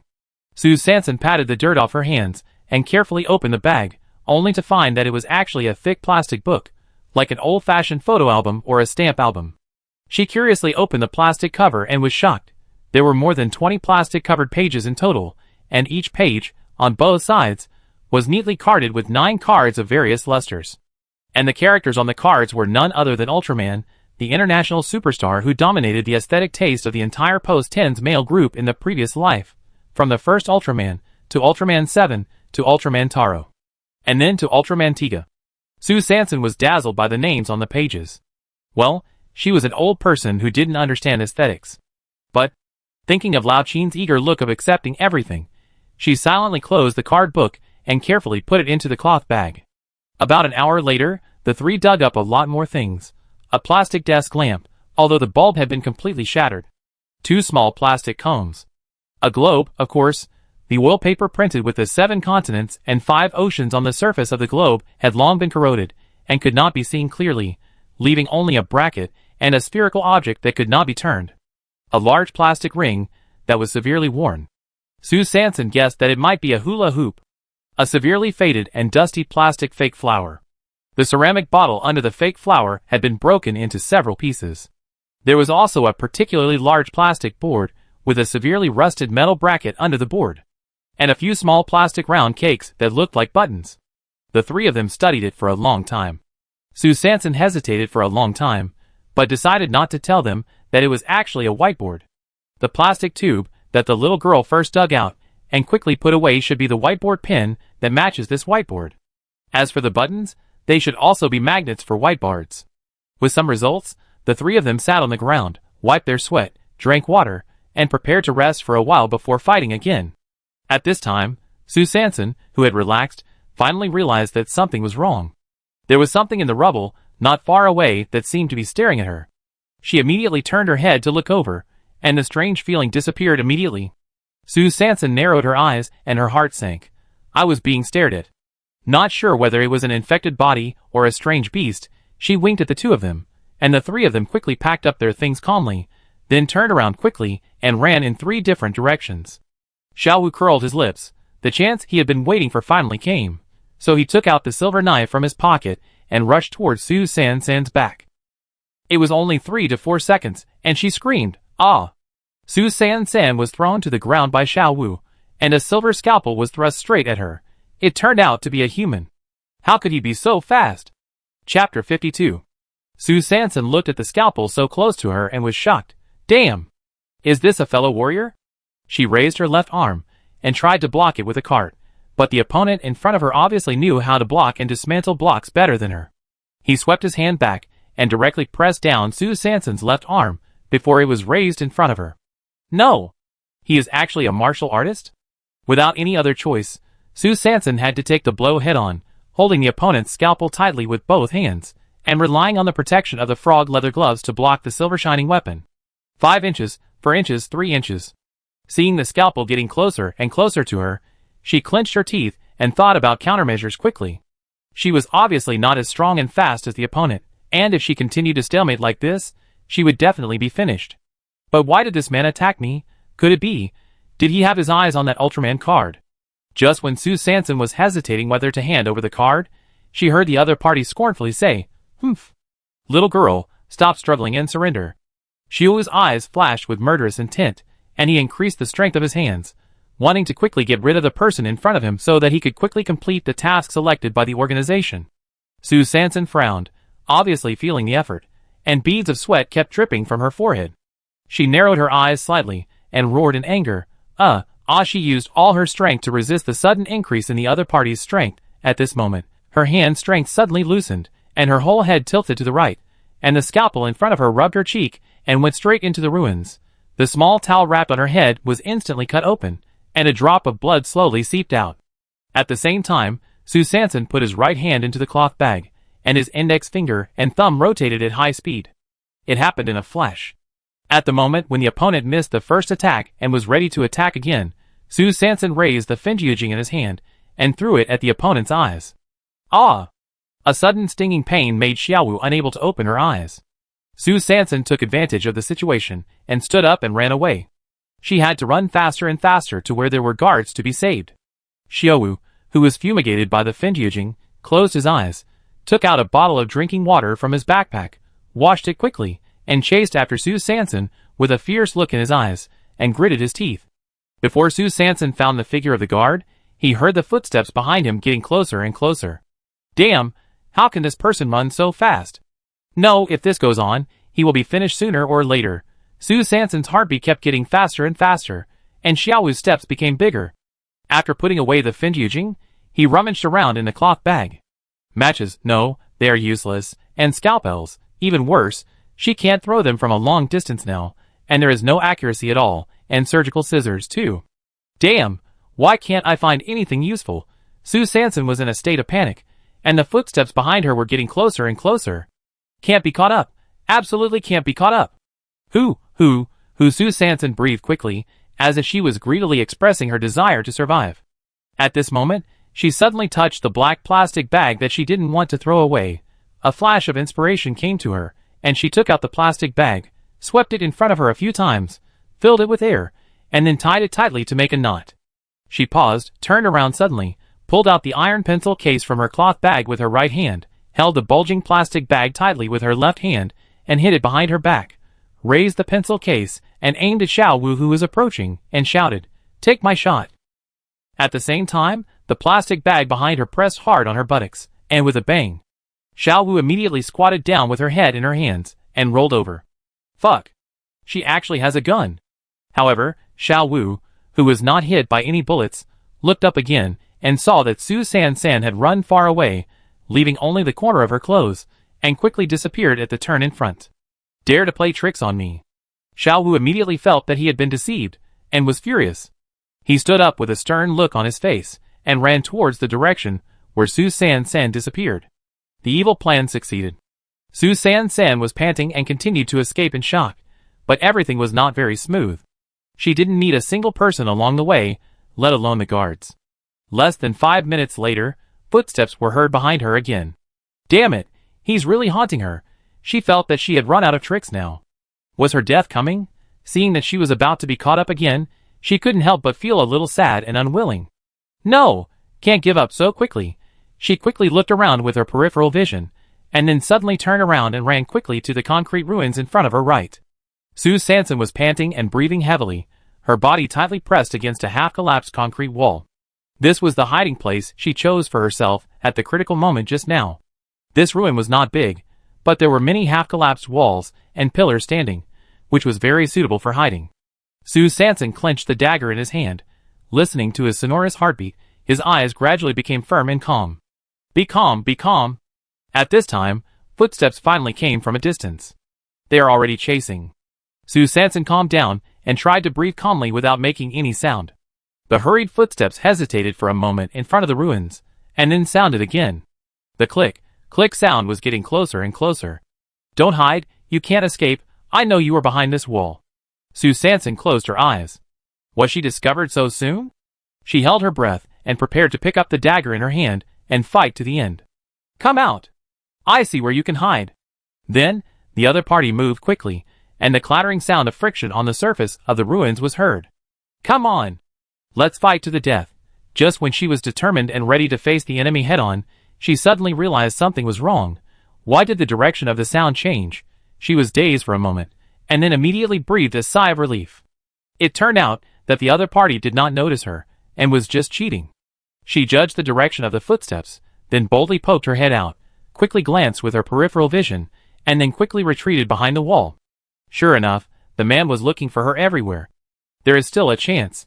Just when the man turned around and suddenly launched a sneak attack on the cement wall facing away from Su Sanson, she seized the opportunity, took a deep breath, held it, tiptoed lightly, and moved rhythmically in the direction she came from, step by step. Not good.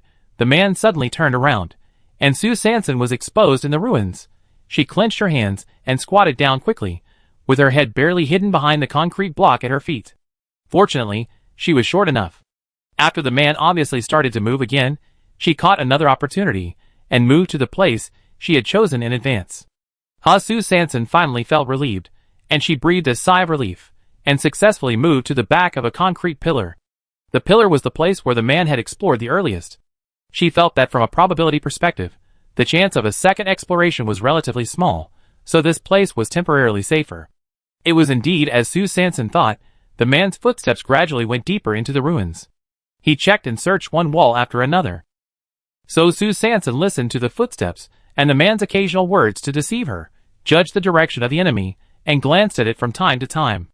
In this way, she moved cautiously towards the entrance of the ruins step by step, slowly. It's almost there, I'm going out soon.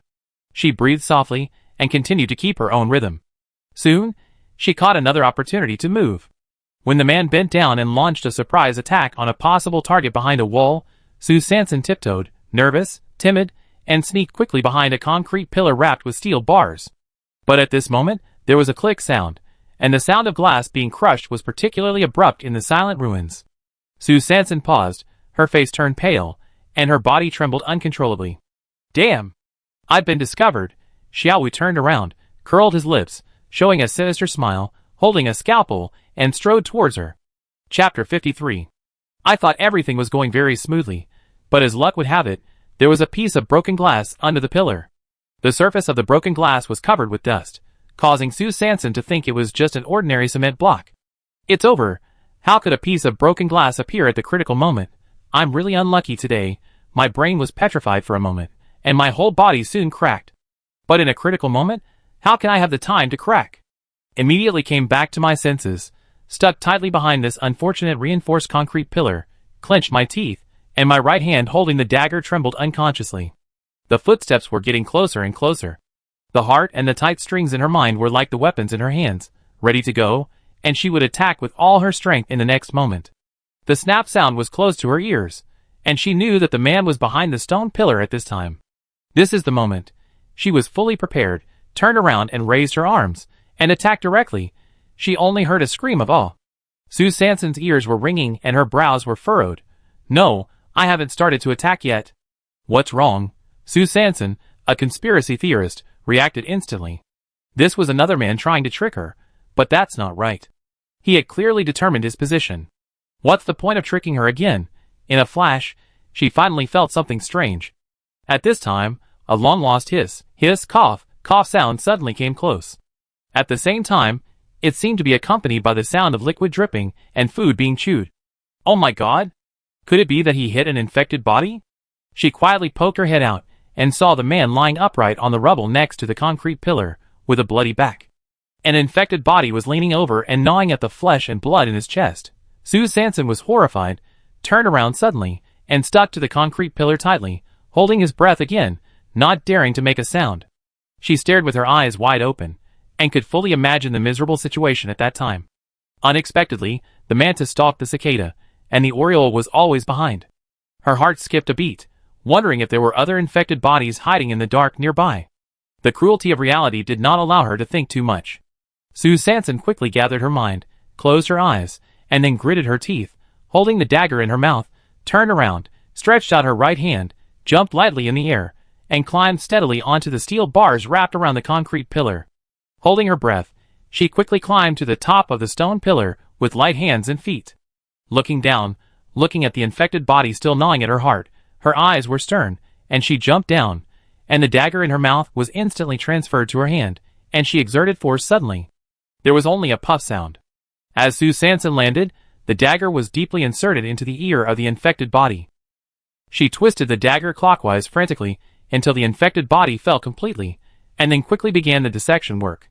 She took out the nuclear crystal, rubbed it on the man's clothes, and put it into the cloth bag. The action was neat and clean, and it was done in one go. Sue Sanson didn't dare to stay at all. Before getting up, she glanced at the backpack that fell beside the man, picked up the shoulder strap with her right hand, threw it behind her, took the scalpel in the man's hand with her left hand, and ran back in a hurry. Who everything happened too suddenly. Sue Sanson didn't have time to look back carefully. She panted, listened to her heartbeat, and the sound of the wind in her ears, and took bigger and bigger steps. This was the first time she had faced the death of a living person since she crossed over.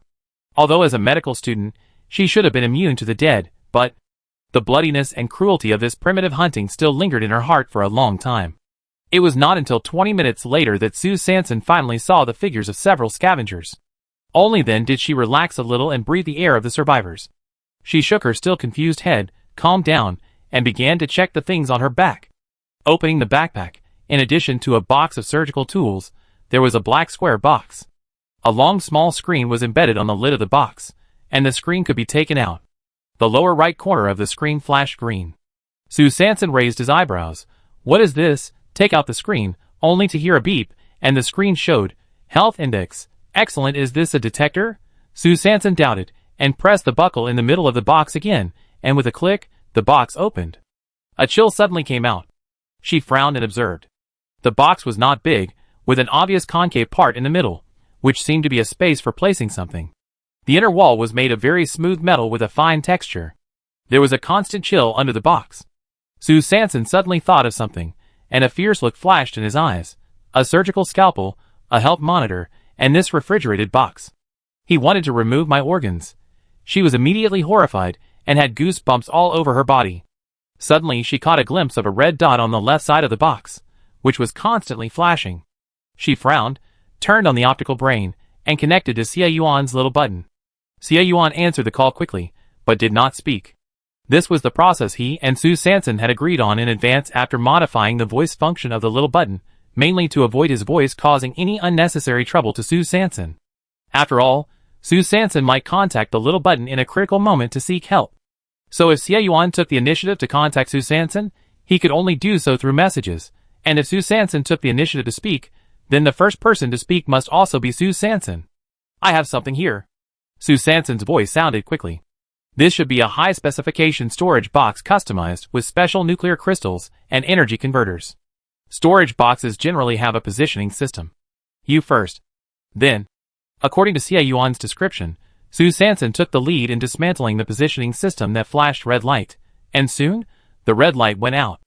Then she pried open the bottom layer of the box, and sure enough, she saw two small black squares, which should be the energy converter. After taking out the converter and prying it down, a piece of metal sheet with a very special material was taken out, followed by two fist-sized nuclear crystals, one yellow and one blue. Blue? This was the first time Sue Sanson saw a nuclear crystal other than yellow. She reached out and touched it, and a feeling of coldness and wetness instantly spread from her palm to her whole body. What is this? She felt it was amazing and wanted to use the optical computer to check the properties and energy values immediately, but she quickly held back. The detection volume of this optical computer was public, and she had not yet figured out where the corresponding privacy function was. She looked around again. Fortunately, everyone was working hard, and no one looked at her. But it was better to be cautious. Sue Sanson suppressed her curiosity, quickly put away the nuclear crystal and the disassembled metal sheet, and then buried the backpack and the outer shell of the storage box together in the rubble. Alas, such a good backpack, what a pity. After handling everything and contacting Tauzi, he went to meet up according to the coordinates she gave. At the same time, in the room next to the elevator entrance of the black market, the fat woman looked at the disappearing positioning signal on the optical computer with a gloomy face. The signal of the storage box disappeared. Xiaowu failed. The man on the rocking chair squinted his eyes, and finally sat up. Sue Sanson drank water while walking along the coordinate route, passing by a group of scavengers. Huh? Isn't this the scavenger group that drove me away last time? Sue Sanson was sighing that the road of enemies was narrow, when he heard someone in the group suddenly shouted, "Run!" Chapter 54. Someone in the small group suddenly shouted, "Run!" Then everyone immediately grabbed the supplies around them, and fled in all directions. The incident happened suddenly. Sue Sanson had just swallowed the drinking water poured into his mouth, when he saw the group of people swish and scattered.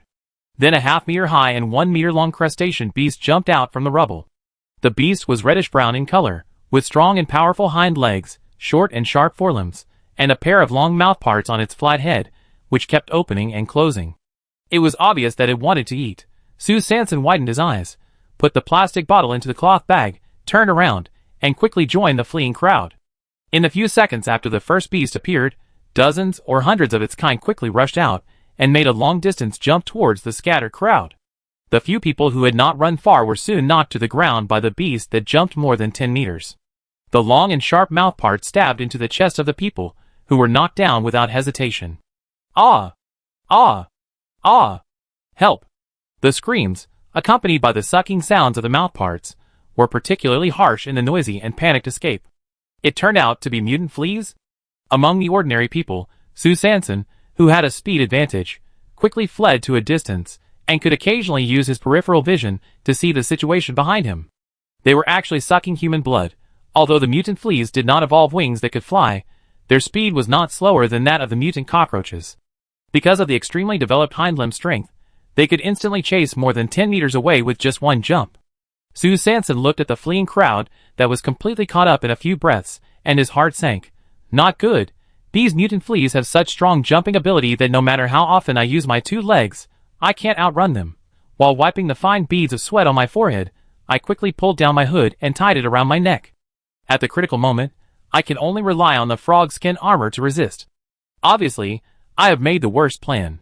While paying close attention to the broken pieces of soil that occasionally protrude from my feet, Sue Sanson heard the gurgling of mouthparts and the screams of scavengers behind her. Oh no, they are already behind me. She raised her left arm reflexively and put the cart on her head. It's better to protect your brain first. I don't know if the long mouthparts will contain toxins. Suddenly, there was a click.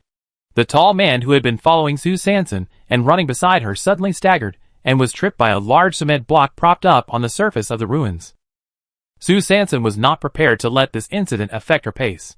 It was not that she was being unsympathetic. It was the end of the world, and it was a matter of life and death. She should take care of her own safety first. She ignored the tall man who fell down beside her and continued to run forward quickly. But at this moment, the man suddenly reached out and grabbed Sue Sanson's right leg as she stepped forward.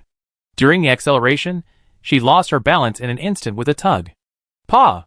Sue Sanson was actually dragged to the ground by the man next to her. Damn it! Sue Sanson fell to the ground with a mouth full of dust. She was stunned for a moment, and then she saw the tall man who fell down beside her. He immediately got up, left her behind, picked up the backpack that fell to the side, and continued to run forward. Sue Sanson was stunned, looking at the tall man who had already run away in front of him in disbelief. There are actually unruly people who want to harm me. You bastard. Stop right there. Sue Sanson quickly got up, and was about to catch up with the man and beat him up. In the end times, it is understandable that people are indifferent and wary of each other. If I don't help you, you don't help me either, but you actually took the initiative to drag me down with you. What's the difference between this and murder? But this delay, the mutant flea army behind him has already arrived at the city. Tear it up. The first thing to be attacked was Sue Sanson's back. The tattered coat was quickly torn to pieces by the mouthparts, and the weight gradually came to the frog skin armor. The mutant fleas did not expect that the skin of this prey was so thick. There was a buzzing sound of wings. Suddenly, dozens of mutant fleas jumped from not far away, and the dozen or so that had been chasing behind them surrounded Sue Sanson from multiple directions. What was going on? It could even gather external aid? No, if it was besieged, the outer armor would definitely be overwhelmed. It was just a low-grade one-star alien beast skin. Sue Sanson raised the cart on her left arm to block the attack of the mutant flea's mouthparts, while waving the hoe in her right hand, trying to find an opening to counterattack. But as more and more mutant fleas gathered, her resistance seemed to be more and more useless. Oh no! Now they were going to be completely surrounded. Bang bang bang. Sue Sanson's heartbeat accelerated, and she was anxious. She put down the hoe with her right hand, reached into the small cloth bag, closed her eyes, and made up her mind. There is no other way. Let's try it out. She quickly opened the Scavenging and smeared it on her body. Soon, only half of the green Scavenging was left, and she used it up. The air around Sue Sanson was instantly filled with a strong and pungent aroma. The extremely refreshing smell was quickly inhaled into the bodies of the mutant fleas that rushed up to attack. Fortunately, whether in the last life or this life, Scavenging still has a miraculous effect on fleas and other mosquitoes. The mutant fleas are obviously very sensitive to this smell and don't like it. The mouthparts trembled uncontrollably, and the small green bean-like eyes stared at Sue Sanson dimly, very unwilling, but uncontrollably stopped the mouthparts' attack gradually. Sue Sanson did not relax his vigilance. Taking advantage of the mutant flea's slight hesitation, he picked up the hoe on the ground and chopped at the weak point between its head and torso. Go to hell. Several mutant fleas that were close were soon beheaded. The mutant fleas around were obviously afraid of this sudden counterattack. After a few seconds of pausing, they chose to jump away. This mutant flea jumped more than 10 meters away. It must be said that it chased people quickly and left quickly. In just a few breaths, the mutant flea group had completely jumped away. Sue Sanson breathed a sigh of relief and smashed the heads of several mutant fleas that fell on his side. There was not a single nuclear crystal. He kicked the broken head shell open, looked at the coordinates on the optical brain, and continued to meet Towsy and the others. Are you kidding me? There is a piece of loot in that backpack that belongs to her? Due to the rush of escaping before, she completely deviated from the coordinate direction. Sue Sanson didn't want to go back, worry about encountering mutant fleas again, so she had to choose a new route. After more than 20 minutes, she passed by several completely collapsed buildings. The roofs had completely collapsed, leaving only a few outer walls and the partitions between rooms, still standing firmly on the surface of the ruins. Most of the outer walls were also damaged to varying degrees, some high, some low. It was hard to imagine what happened at that time to cause such serious damage. As Sue Sanson walked, Her thoughts drifted away. She seemed to have never thought about what else happened in the end times besides the outbreak of the infected body that caused the city to be directly destroyed. Is it an earthquake? Whether it is an earthquake or not, it doesn't really matter now. Because not far in front of her, she saw 5 mutant fleas jumping towards her quickly. It's over. The wind oil she applied had already evaporated. Chapter 55. Sue Sanson suspected that these 5 mutant fleas were the ones that besieged her before. Damn it. Have the mutant fleas also evolved revenge attributes? She didn't dare to delay any longer and ran directly towards the collapsed buildings. Since I can't jump over you in the open, let's change the map. Sue Sanson thought, how can these collapsed walls of the abandoned buildings help her block? She quickly shuttled between the walls. As long as she was not discovered, these mutant fleas would not be able to attack her. It was a beautiful imagination, but the mutant fleas seemed to be not hindered by these walls at all. They slowly sank their hind legs, accumulated power, and jumped forward to 5 meters high. They could accurately locate Sue Sanson's figure in the air, and then jumped forward again, and the distance was instantly shortened by more than 10 meters. Damn! Missed my calculation. Sue Sanson didn't expect that the map she had carefully prepared would be directly destroyed by a high jump of the mutant flea. This mutant flea is really evil. It jumps more than 10 meters away. Why doesn't it fly into the sky? She couldn't complain and was completely disappointed. She really had no choice but to continue running mechanically between the walls. Dizzy, why are there so many walls? What kind of building was this before? Why were there so many rooms built? Damn walls! The wall group at this time not only did not help to stop the mutant flea's pursuit, but became her bondage. She had nowhere to escape now, and couldn't jump out. Soon, the sound of the mouthparts muttering came from not far away. It's over. They caught up so quickly. Today is really going to be bad. Sue Sanson subconsciously changed direction and turned left. She wanted to turn forward, but unexpectedly, she turned into a dead end. In the middle of the 3-meter-high walls on both sides, there was a wall standing diagonally, and under the wall there was a pile of concrete diagonally, blocking the road ahead. Why is this wall so high? A quick glance showed that she couldn't climb up. Seeing that the road ahead was blocked, she quickly turned around and changed direction. However, as soon as she turned around, she saw the mutant fleas, which had been guarding her way, less than 5 meters away from her. Oops, at this time, Sue Sanson's body couldn't stop shaking, and there were only 4 words in her mind: close the door and beat the dog. And the sad thing is that she turned out to be the dog. Alas, I had to fight hard, gritting her teeth, taking a deep breath, pulling down the frog skin hood, fastening it, holding the hoe in hand, ready to fight. The mutant flea seemed to have been waiting for this moment for a long time. Without hesitation, it jumped up and quickly passed the high wall in front of it, and then, it actually passed Sue Sanson. Then, with a bang, it hit the concrete pile behind it. The atmosphere was subtle for a moment. What happened? What kind of weird situation is this? But she didn't have time to think. She turned around quickly, and saw the mutant flea that was a little dizzy from being hit. It was dazed for a moment. Sue Sanson didn't say anything. He seized the opportunity, and picked up the hoe to chop at the weak point, where its head and torso were connected. The knife went up and fell neatly. At this time, the mutant fleas that fell behind also jumped over. She frowned slightly. Her brain quickly thought about what had just happened, and then her eyes were fixed on the 4 mutant fleas coming towards her. Immediately, her eyes lit up. Could it be? Sue Sanson watched the mutant fleas that had arrived one by one. Very good. The first one was less than 6 meters away from her. The second one was less than 7 meters away. The remaining 2 were more than 10 meters away. She took a deep breath, leaned back as far as possible, and stuck to the concrete pile. Success or failure depends on this one move. The first and second mutant fleas sank their hind legs and jumped at the same time, with a leap, bang, bang. 2 consecutive sounds. The 2 mutant fleas hit the wall one after another, and they were dizzy at the same time. Sue Sanson curled the corners of his lips, as expected. The hoe was raised and lowered neatly, and the heads of the 2 mutant fleas were chopped off under the wall. I didn't expect that although this mutant flea can jump far, more than 10 meters in one leap, it must jump so far. No wonder. I have never seen them move slowly. It turns out that they can only jump more than 10 meters. More than 10 meters. This sad mutation result really makes people unable to complain more. Sue Sanson felt that this mutant flea was too stupid, so she looked at the last 2 mutant fleas in front of her with a look of pity, less than 4 meters away from her, and about to hit the wall. Soon, with 2 bangs, the last 2 mutant fleas also died. There was not even a nuclear crystal. She shook the hoe in her hand with some disappointment. then turned around and left here neatly. Hiss, hiss, cough, cough. Suddenly, an infected body suddenly rushed out from the wall and rushed towards the defenseless Sue Sanson. Fuck. She was shocked and immediately raised her left arm to block with a cart. The power of the infected body was not something she could bear at the moment. Seeing that she was about to be thrown to the ground, Sue Sanson took a step back with her right leg and used her left leg to move forward to gain momentum.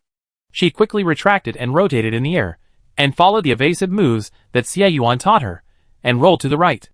Bang! The infected body missed and fell in the ruins, splashing a cloud of dust. Sue Sanson supported herself with her left hand, exerted force with her right foot, stood up quickly and turned around, and raised the hoe in her hand high at the same time, swinging it mercilessly at the infected body.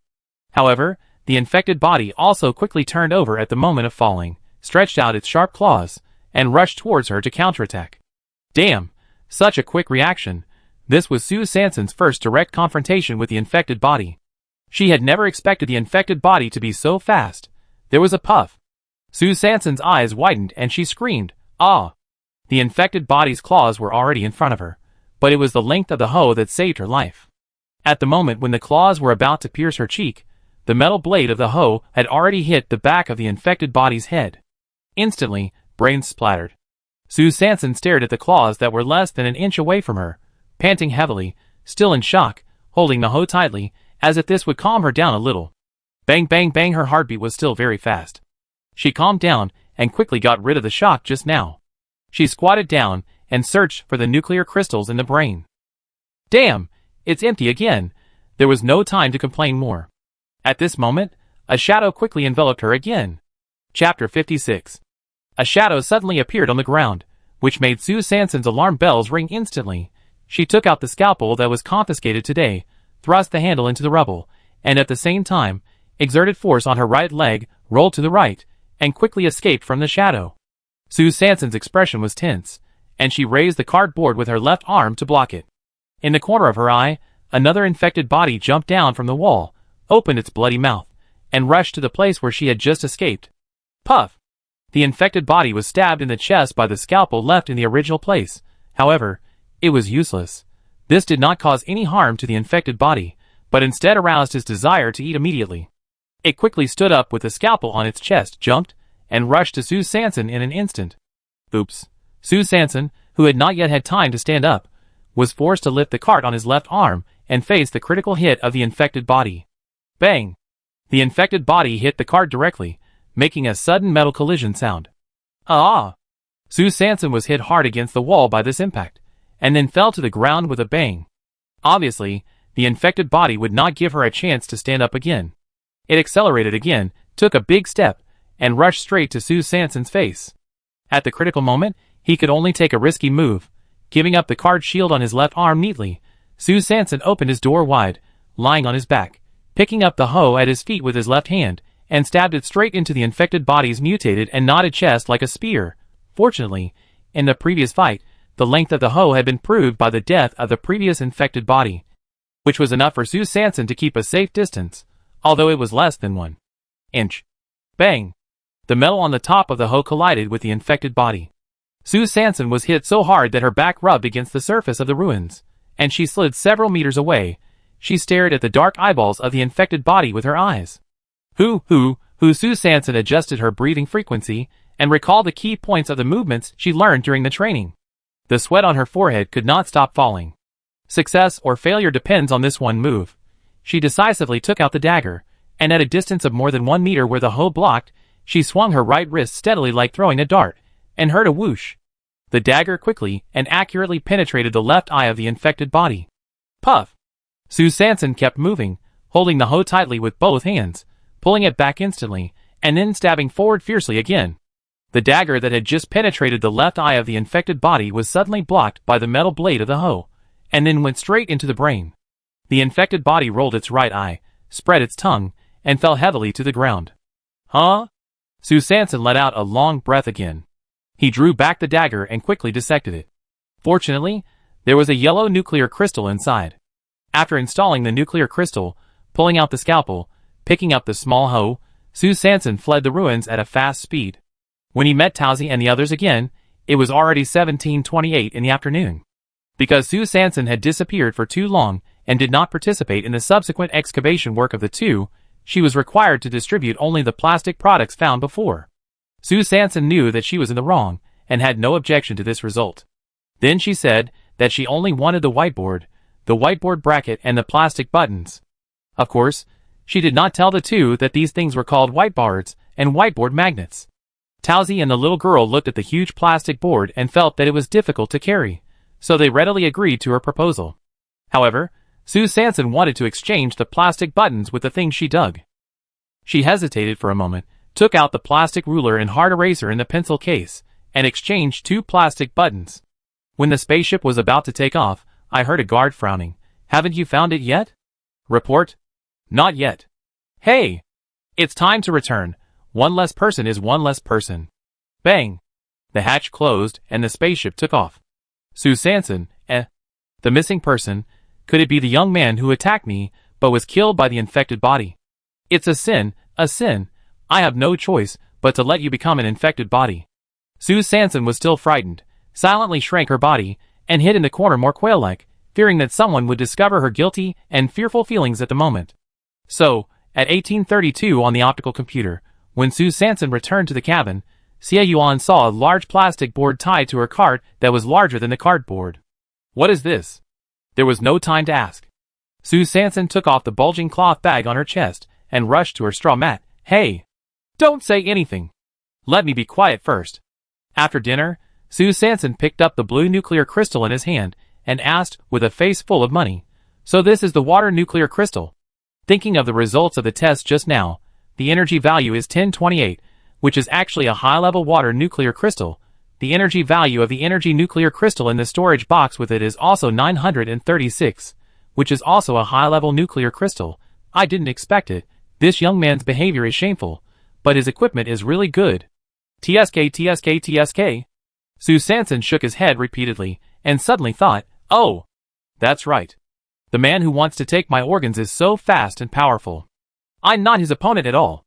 Xie Yuan seemed to have known it all, and explained unhappily, "He should be a genetically modified person."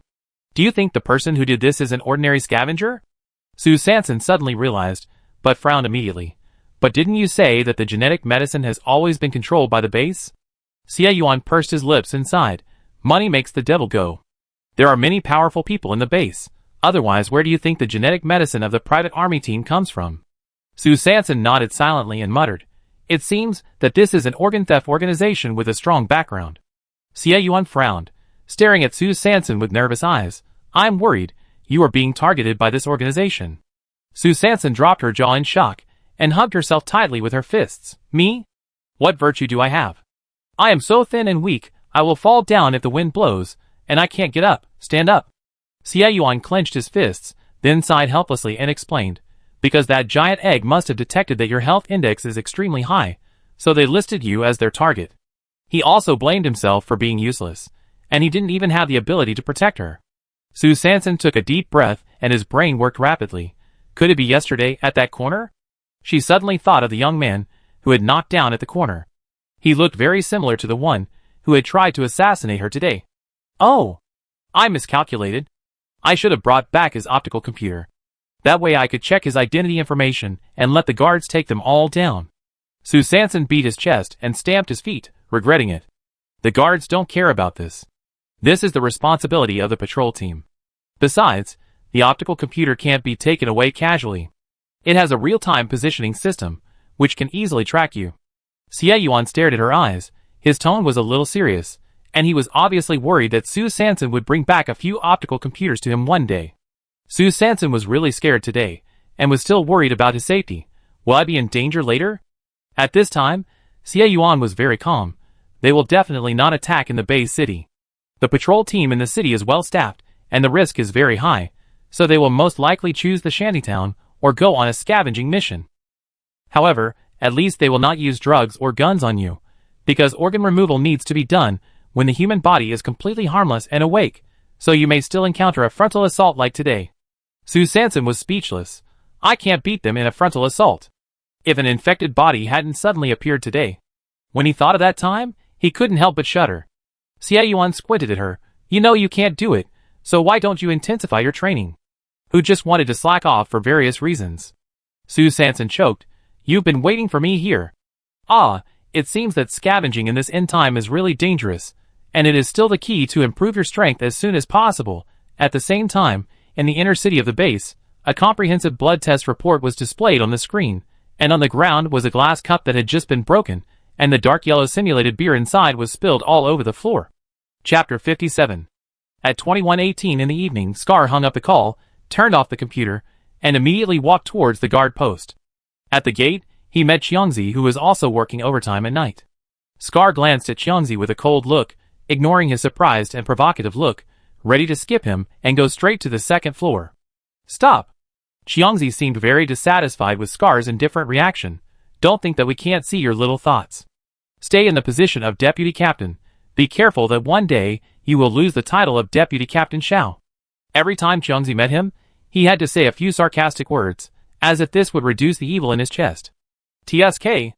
Scar sneered. You should take care of yourself first. Xiangzi clenched his fists hanging by his side, staring at his receding back angrily. Wait for me. Scar quickly entered the information room on the second floor. Xiangzi followed closely behind him, standing behind the door of the conference room next to the data room, frowning slightly. Come to the data room again. What on earth does he want to do? Bang bang bang. At this time, the door of the data room was knocked. Who? Scar closed the document he was reading, quickly put it back in place, and walked to the door in a few steps. It's me. Scar opened the door. Wu Feng stood outside the door with a smile on his face. It's so late, are you still busy? Scar had no expression, just nodded casually. Wu Feng raised his chin and motioned Scar to follow him. It just so happens that I have something to ask you. The two came to the captain's office. Wu Feng closed the door lightly, sat behind the table, took out a well-designed heavy-fire pistol from the drawer, and pushed it to Scar. There were a few numbers engraved on the bottom of the pistol. 1779. Xie Yuan's gun was handed over by you. It's very good. The base is very satisfied with your performance. I think it needs a new owner. What do you think? Wu Feng chuckled, with a tentative look in his eyes. Scar looked normal, and took the gun readily. Star calendar year 336, Yinji day 87, 5:30 in the morning. I was woken up by the optical brain again, and I need to get up early. Because Sue Sanson wanted to try his luck in the Wasteland today to see if he could find some more fruits and vegetables, he decided not to go to the official contribution point exchange place to buy solar panels and power storage devices, and wait until tomorrow. With a familiar broadcast, the hatch is about to open, please pay attention, do not leave the protective cover. Sue Sanson stood in the forest of Wasteland number 21. That's right, this time it's not a dense forest, not a grassland, but a forest. In addition to the dense forests and vegetation nearby, the endless mountains in the distance are in sight. There is no cloud on the top of the mountain, only green forests, lush and green in the sun, and full of vitality. Well, I don't know if it is full of vitality, but given the nature of the end-time wasteland, there must be no shortage of murderous intentions and crises. Sue Sanson scared himself and shivered. He quickly came to his senses, pulled up the small cart, and started today's feudal superstition in advance. The goddess planted a seed ticking. It can fulfill small wishes, and has magical powers. I heard that every time you pick up waste, you need to get it. Get the hoe ready and dig together. This seed is called luck, and it is about to sprout. Sue Sanson finally learned it this time. While singing a hymn to the goddess of luck, he began to bury his head in testing without distinction. This wasteland is indeed the origin of metaphysics. Not long after the start of today, she had a good start. Just hearing ding. Mildly polluted, edible. Sue Sanson looked at a thick leaf in her hand, and couldn't come back to her senses for a long time. At the same time, this detection sound was particularly abrupt among the many severely polluted. When she was still immersed in her disbelief, she was already surrounded by various envious and even jealous eyes. Then, many scavengers gradually gathered around her, glancing at the thick leaves in her hand from time to time, and then hurriedly lowered their heads to look for them nearby. Well, it turns out that following the trend exists everywhere. Sue Sanson finally came back to her senses. The first thing he did was to lift the thick leaves onto the cart, and then tie them up with hemp ropes. Maybe it was because she set the fastest record for scavenging in the wilderness today, so wherever she went in the morning, there was a group of people following her. Well, metaphysics really can't be analyzed with common sense. Sue Sanson saw that the tail chasers behind her just wanted to take advantage of her luck, and they didn't covet the things on her cart or take any ill-intentioned actions. So she was generous for once, holding the small cart tightly to her side and letting the group of people follow her around. Maybe all her luck today was used on this leaf. In the next 4 hours, her light brain showed heavy pollution. And there was not even a moderate pollution appearing. Gradually, fewer and fewer people followed her. Until noon, she was the only one left. Is it so realistic? It turns out that the traffic she brought can only support 4 hours. This tail chaser who suddenly disappeared made Sue Sanson feel lonely. Ah, let her be alone. If she is followed by such a group of people again, who knows, in the afternoon, they might be desperate and unite to snatch her away directly. It will be too late to cry then. Sue Sanson shuddered, thinking that the situation in her mind might happen. Think about the barracks in Area 8 of the refugee camp. Alas, it's still my fault. Why did I forget to turn the optical computer to silent mode? I was careless. Sue Sanson continued to walk deep into the forest while reflecting on herself. As she walked, she suddenly heard the sound of kicks and taps from time to time behind the dense leaves in front of her right. The sound was very noisy, and there was no exact pattern. She immediately became alert. There was a living creature, and more than one. He stopped immediately, held the hoe tightly, and looked around. After a while, except for the occasional kick and tap noise from the right front, there were still trees and grass around, and there was nothing unusual. Sue Sanson took a deep breath, calmed his mind, and slowly approached the right front step by step. When he got close to the big tree in front of him, he slowly squatted down. The branches of the big tree were hanging down casually, and the dense leaves on the branches overlapped each other, forming a dense leaf wall more than 10 meters high. The dense leaf wall blocked the sky and the sun. If Sue Sanson hadn't heard the sound coming from inside, she would have thought that there were still dense leaves behind the dense leaf wall. She gently pushed aside the dense branches and leaves of the big tree, and glanced out through the gap very cautiously. Oh my God! There was a large open space outside the wall. The open space was 3 to 4 meters lower than the dense forest, and there were a large group of strange beasts gathered in the open space. Some of them used their front hooves to kick the open space. Some used the curved horns on their heads to push against the ground, and some even stretched out their tongues to gnaw the ground. Each strange beast was as big as a bus. Sue Sanson stared at the places where they kicked, pushed, or gnawed with great curiosity. What was it that made these strange beasts so persistent? Then, she saw crystals reflecting dazzling light in the sun. Damn! It couldn't be nuclear crystals. Sue Sanson was about to stretch her neck to take a closer look, when a branch above her head suddenly broke with a click. The leaves of the dense forest swayed slightly, making a rustling sound. Then, the branch snapped and fell to the ground. The herd of mutant antelopes in the open space suddenly stopped their movements and looked up in the direction of Sue Sanson. Chapter 58. Damn it! Sue Sanson regretted it so much. If she had known, she would not have been so curious. She wanted to slap herself a few times. But she dared not move now. She could only hold her breath, for fear that she would make any more noise and attract the group of mutant antelopes in front of her. Time passed by minute by minute. The group of mutant antelopes seemed very alert. They still kept looking at Sue Sanson collectively. At this time, Sue Sanson's legs were shaking slightly, and she could no longer stand. Does this branch have a grudge against me? It broke when I came, not when I broke it. If you insist on breaking it, that's not impossible. But why did it have to be interrupted when she was in the process of squatting or standing? She didn't know how long she would have to play 1, 2, 3 wooden man with a group of mutant antelopes in front of her. She only knew that if she continued like this, her thighs and buttocks that had silently endured everything would soon be completely stiff. Dense sweat continued to gather on her forehead, and then quickly slid down her cheeks into her collar. About 1 minute later, the leading mutant antelope finally twisted its precious neck, and then continued to bury its head and gnaw on the shiny ground under its feet. This was like a signal. As soon as the leader moved, the other mutant antelopes immediately resumed their previous movements. Very good, the crisis alarm was finally lifted. Just when Sue Sanson finally breathed a sigh of relief and was about to change her posture and stand up, suddenly, she heard click, click. A few times, a mutant woodpecker with a worm in its mouth flapped its wings and flew out from the leaves above her head. It turns out that the branch that just fell was its masterpiece. The sound of the mutant woodpecker flapping its wings seemed particularly abrupt in this strange silence. Looking at the mutant antelopes that looked at her again, Sue Sanson trembled with her legs, half crouched behind the dense forest wall, and wanted to cry, but had no tears. God, save me! On Sue Sanson's sad face, in addition to the deepening sadness, there was more and more sweat. Plop, plop. Sue Sanson's little heart beat sadly. She held her breath, tightened her thighs, tightened her buttocks again, stared with her eyes, and stubbornly waited for the end of the wooden man game. Another 5 minutes passed, and finally, when her toes were about to dig out a 3-bedroom and 1 living room on the sole of the shoe, the leading mutant antelope twisted its neck again and returned to its previous gnawing state. Sue Sanson didn't have time to make too many moves. She gritted her teeth and supported her completely stiff body and slowly retreated. 1 step, 2 steps, 1 step, 2 steps, trying her best to keep the pace of this devil. Finally, after retreating to a place more than 10 meters behind a dense forest wall, Sue Sanson could no longer hold on. He turned around neatly, picked up the cart and hoe, and ran away madly. Who, oh my god, it was really scary. The joy of surviving the disaster made her return to the beautiful world again. Her body stretched out wantonly, running freely, her chest kept rising and falling, and she breathed the oncoming air in revenge.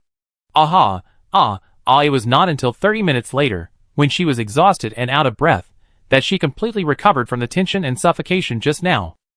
Sue Sanson looked at the computer, and saw that it was already noon, so he calmed down and started to walk and test again. Perhaps it was really that today's luck had been used up on the big thick leaf at the beginning.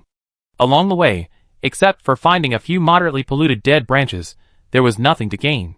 Sue Sanson was also a little tired, so he drank a sip of water and took out half a compressed biscuit to fill his stomach.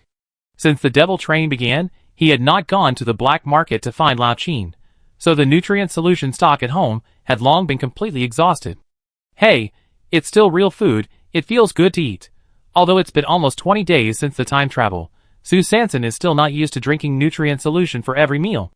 Although the thing can bring a sense of fullness, it doesn't take care of the appetite at all. Hey! It's the end of the world. I still want to eat. What do you want a bicycle for? Sue Sanson quickly began to criticize himself again. After a round of self-hypocrisy, he rested enough and continued to explore the depths of the forest. As he walked, he reached the edge of the forest, and a long slope appeared in front of him. Below the slope was a large lake with no visible edge. On the lake, countless lotus leaves as big as boats were scattered, and several giant lotus flowers in the lotus leaves were half covered in the distance. Wow! Sue Sanson was shocked by the scenery in front of him, and also shocked by the giant mutant lotus leaf and lotus. This. There won't be lotus seeds in it. Okay, let's put the beautiful scenery aside for now, and let's put food first. Sue Sanson reached out and touched the lotus leaf closest to her. The leaf was thick and strong, and should be able to bear her weight. While thinking, she tried to climb to the middle of the lotus leaf, then slowly stood up, twisted left and right, and ran and jumped a few times. The lotus leaf just swayed gently for a few times, and then steadily supported Sue Sanson and her increasingly intensified movements. Drop. Severe pollution. The lotus leaf under her feet did not bring any surprises. But it doesn't matter, there is a whole lake of lotus ponds here. Sue Sanson started from this lotus leaf, exerted force on her toes, and jumped easily to the lotus leaf next to her. Drop. Severe pollution. So she didn't stop, jumped again, tested again, jumped again, tested again. After more than 2 hours, Sue Sanson gradually came to the depths of the lotus pond. Looking at the pink and white lotus in front of her, which was larger than a car, she couldn't help but sigh at the magic of the end of the world. If Anderson knew that flowers in this world could grow so big, I wonder if he would have revised the fairy tale Thumbelina again. Thoughts were too divergent. Sue Sanson shook off the unrealistic fantasies in her mind and continued to focus on the present. Just heard ding. Slightly polluted, edible. The beautiful scenery must be accompanied by this beautiful note to complement each other. Sue Sanson looked at the giant lotus leaf under her feet with tears in her eyes, and her ears unconsciously played the perfect BGM. Good luck, that good luck, our good luck, welcome the good luck and prosperity. She jumped hurriedly, jumped onto the lotus leaf next to her, pulled out the hoe from her waist, lay on the edge of the lotus leaf, and swung her right hand forward. The metal hook of the hoe accurately hooked the stem of the slightly polluted lotus leaf, and then pulled it back with force, and heard a click sound, and the stem broke. Then, while the lotus leaf was still swaying and falling, she quickly moved the hoe to the connection between the leaf cover and the stem, and gently hooked it back, and the whole lotus leaf fell straight towards Sue Sanson. Pulling back the hoe, standing up, and catching the stem of the lotus leaf steadily with both hands, it was really heavy. Sue Sanson no longer had any extra hands, so she went to look after the hoe thrown aside, and lifted the large lotus leaf with both hands with great effort, intending to transport it back to the shore first. Holding the big umbrella, she jumped quickly in the lotus pond, whoosh the moment her toes touched the ground. She finally let go and fell down on the shore. Wiping the sweat, looking at the big green lotus leaf, her face was filled with joy that could not be concealed. After resting for a few minutes, she returned to the lotus leaf just now, and looked underwater along the lotus leaf stem that she had cut off. There was something bulging vaguely in the mud. Just as I was about to frown and think, an idea suddenly occurred to me. Could it be lotus root? Chapter 59. Sue Sanson lay on the edge of the lotus leaf, carefully observing the things in the mud. There was a very obvious bulge. Well, lotus roots are originally rhizomes. This should not change in the end of the world. Sue Sanson nodded, affirmed herself first, and then looked at the stem she had just cut off. The leaves were slightly polluted, and the connected stems were also slightly polluted after being tested on the shore. So, will the rhizomes under the mud also be slightly polluted?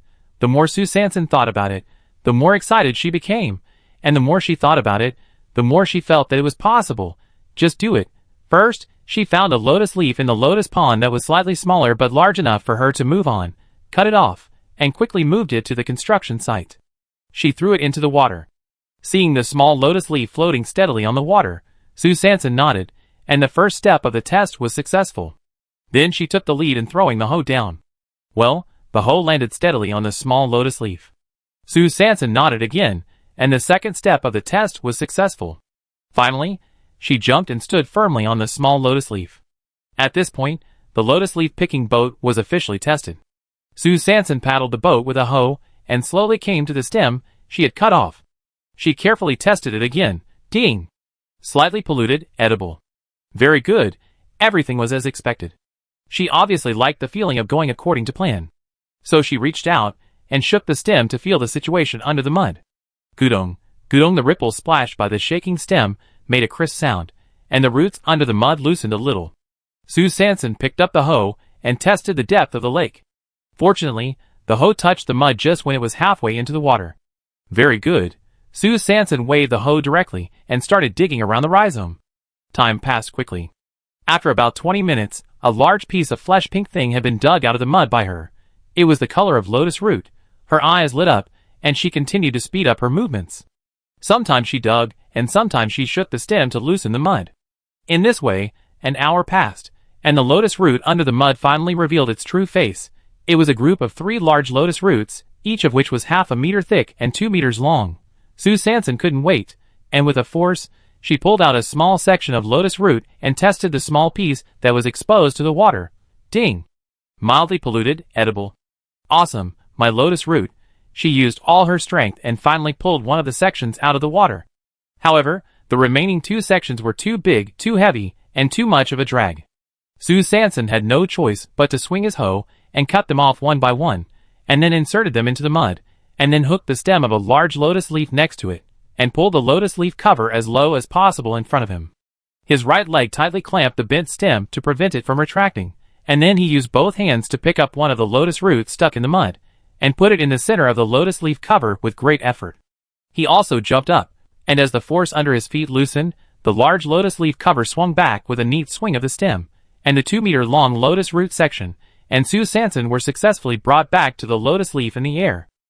He quickly tied the lotus root section with a hemp rope, squatted, and then carried it on his back. Sue Sanson stepped on the lotus leaf covers, and ran and jumped directly towards the shore. After 40 minutes, after 3 rounds of tossing and turning, she finally successfully transported the 3 large lotus roots to the shore. She panted, swung her arms which were a little sore from continuous exertion, stared straight at the lotus leaves and lotus roots on the ground, and showed a perverted smile. Seeing that it was still early, and there was still a large area of the lotus pond to be developed, Sue Sanson carried the lotus roots and lotus leaves to a big tree beside the lotus pond, picked a bunch of dead branches, covered them with dead grass, clapped his hands, and confidently headed into the depths of the lotus pond. More than an hour later, with a few beautiful notes of ding, mildly polluted, edible, Sue Sanson successively transported back 2 slightly smaller lotus leaves and 4 large lotus roots that were also nearly 2 meters long. It was just a pity that all the lotus seeds detected were heavily polluted, which inevitably made Sue Sanson a little disappointed. But it doesn't matter. Take advantage of the goddess of luck and start working more. So she quickly calmed down and returned to the depths of the lotus pond with full energy to continue testing. Pa! Sue Sanson jumped onto her lotus leaf boat again, picked up the hoe, and started digging around another stem she had cut off. But this time, the silt seemed very stubborn. No matter how hard she tried, the silt seemed to be firmly stuck to the bottom of the lake and would not move. Sue Sanson was also angry. I don't believe that I can't cure you.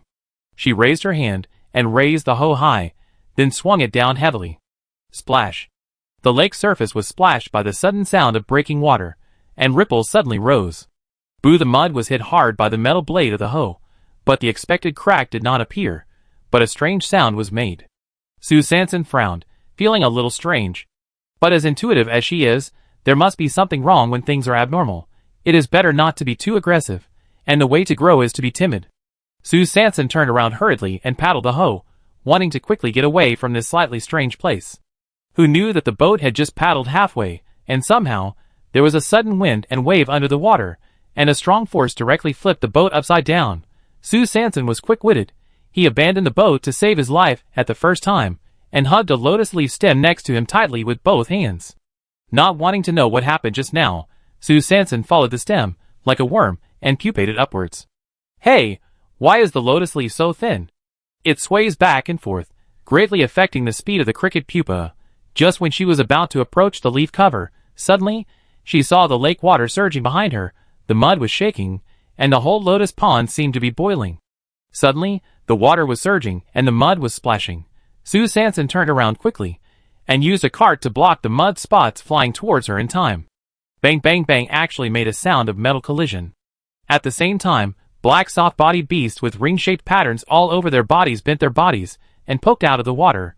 Sue Sanson looked at the black worms in front of her, which were taller than humans, and suddenly got goosebumps all over her body. Is it her nightmare coming, or are these beasts waking up from their hungry dreams? But her head began to ring unconsciously, and she widened her eyes in panic. Oh no, it's a mutant leech. A mutant leech that can suck blood and drill into flesh. Chapter 60. Sue Sanson's body was somewhat out of control, but her brain still retained a trace of rationality. No, I have to run away quickly. She gritted her teeth, hugged the slender and shaking lotus leaf stem tightly with her left hand, and pulled out a dagger with her right hand, and quickly cut a cross opening at the bottom of the lotus leaf cover above her head. She didn't dare to look at the situation behind her anymore. With both hands, she quickly turned over from the opening to the center of the lotus leaf. Without time to breathe, she immediately kicked off with her back foot, and quickly jumped onto the lotus leaf cover next to her. Thanks to the diligent handling this afternoon, she practiced back and forth many times. Sue Sanson held her breath, and this set of continuous jumping movements made it so smooth and seamless. However, no matter how far she jumped or how fast she ran, the army of mutant leeches behind her had already noticed her movements. Sue Sanson kept running and jumping out of the lotus pond, while the mud behind her was surging and rolling. The army of mutant leeches quickly moved their huge bodies and chased after her. This is really hungry. Sue Sanson only heard the sound of mud surging and water splashing behind her. She didn't even need to look back to know that she was definitely being targeted. Today is over. She subconsciously pulled down her frog skin hood and tightly grasped her collar with her palms, as if this way, the leeches would not get into her body. Paw paw paw. The mud splashed and hit Sue Sanson's back. Ah! Oh my! She was hit so hard that she quickly raised her left arm to block the back of her head. It was more important to save her head first. In the waves of gunfire and hail, Sue Sanson ignored the pain in her back and legs, and just kept jumping towards the shore. Damn it! I really hope I can get rid of it when I reach the shore. Just when Sue Sanson was only 2 or 3 jumps away from successfully reaching the shore, a mutant leech chasing in the front suddenly curled up, and its 2-meter-long body instantly bent into a bow shape. The circular patterns around its body were wrinkled and piled up into a ball. After 0.1 seconds, it quickly pulled back and opened. The bow-shaped body was directly ejected outward, heading straight for Sue Sanson's back. Sue Sanson felt something in her heart, and her legs quickly ran forward a few steps, then her right leg kicked hard, and the whole person suddenly jumped into the air, while holding up the shield with her left hand, turning around and shrinking back, hiding her whole body behind the cart as much as possible, and only heard a bang. The mutant leech suddenly popped out, and collided with Sue Sanson's cart. The strong impact pushed her straight to the shore. Bang! He landed on his back, and fell hard to the ground. Ugh! Ah! A sharp pain came from his back and buttocks. Don't break any bones. Su Sanson's heart sank, and he was sure that he was seriously injured. But he was happy again, finally got ashore. However, the crisis was not over. The mutant leech was not afraid of the dry environment at all. After missing the first attack, the body quickly began to curl up, accumulate strength, and prepare to launch a second attack. At the same time, the mutant leech army behind was about to roll out of the mud. Oh no, it's going to eject again. Su Sanson noticed the intention of the mutant leech, and ignored the injury on his back. He gritted his teeth, endured the sharp pain that came instantly, barely got up, and began to run away. You can't run in a straight line. Just as she made a quick decision and changed direction, the leech that had already charged up, whoosh, flying out from behind her, it just brushed past her ear. Huh, that was close. Seeing that this method was effective, Su Sanson immediately started to move in a zigzag pattern, sometimes suddenly to the left, sometimes suddenly to the right. Whoosh, whoosh, whoosh. Mutated leeches shot out from behind her one after another. Damn, how could there be so many? If this goes on, she will be shot sooner or later.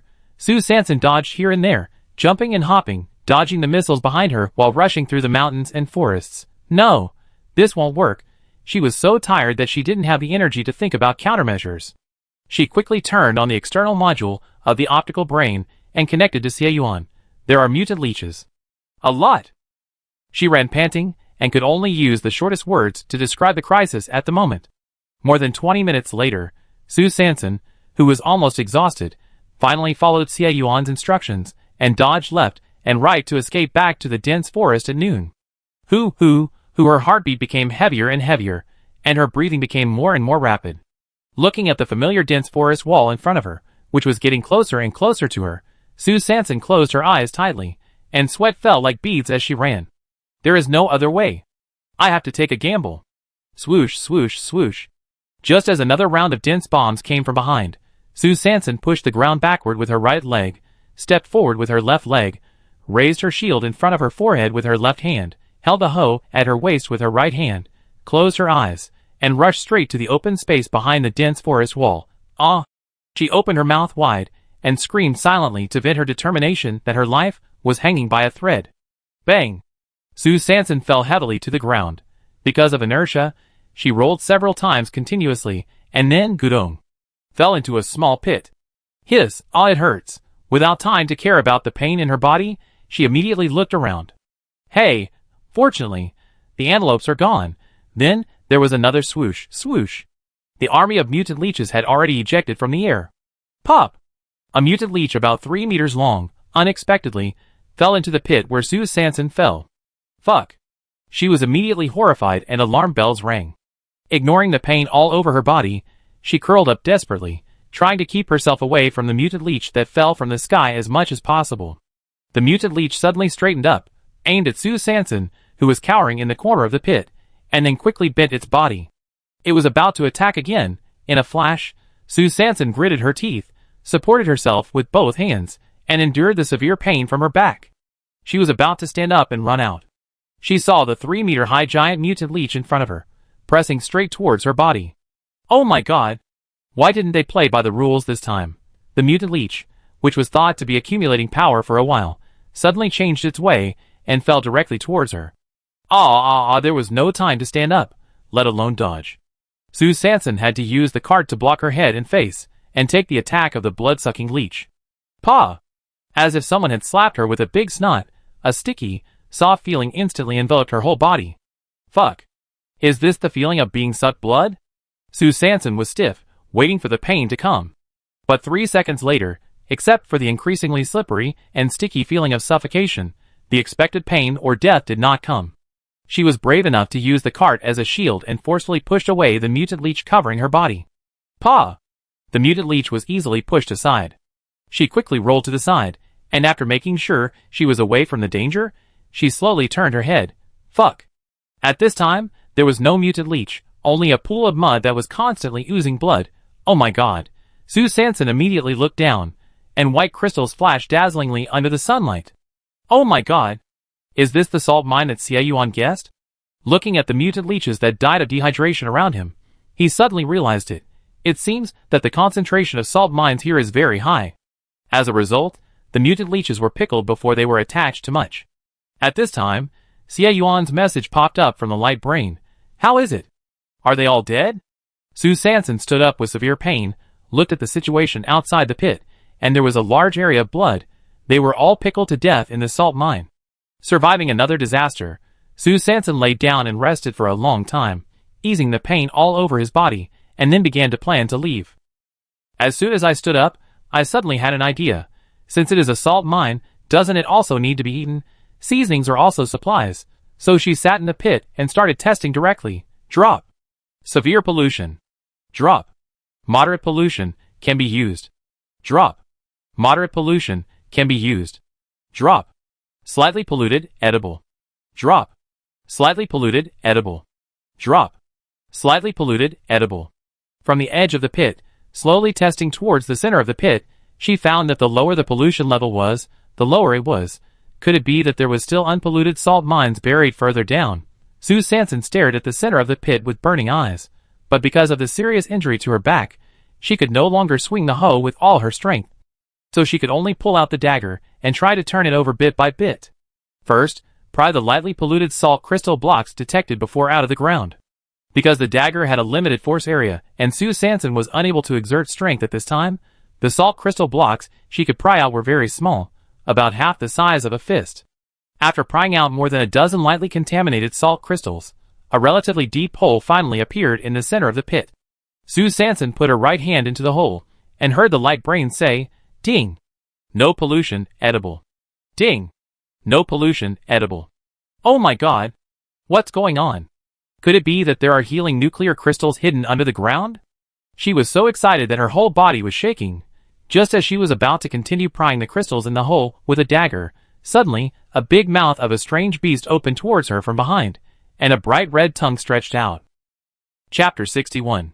Instantly, a wave of heat hit Su Sanson's back, and before she could react, she was immediately wrapped by a wet and soft thick blanket. Then the thick blanket kept moving back and forth, from bottom to top, then from bottom to top, and then from bottom to top again. Yes, yes, is there something licking me? Su Sanson's trembling heart and stiff body had to lie quietly on the edge of the small hole like a quail, holding a dagger in her right hand, still stretched at the bottom of the hole, against a salt crystal block, keeping the posture of preparing to lift up. But she didn't dare to move at all at this time. Even though there were already 10,000 horses galloping in her chest, she had to stay quiet and wait for the possible turnaround. Why did they start playing this damn 1, 2, 3 wooden man game again? At this time, Su Sanson already knew what was licking her from behind. If it wasn't the mutant antelope, who else could it be?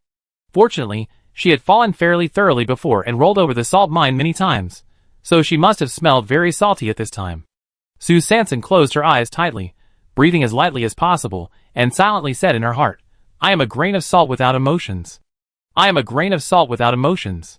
Not long after the brainwashing, she found that the mutant antelope seemed to have gradually lost interest in her, and began to chew the mutant leech corpse next to it. Oh my god, are antelopes in the end times not vegetarians? Then wouldn't she also be reduced to food? Su Sanson suddenly felt like a sheep in the mouth of a tiger. Oh no, it was like a person in the mouth of a sheep, and immediately a strong sense of crisis arose.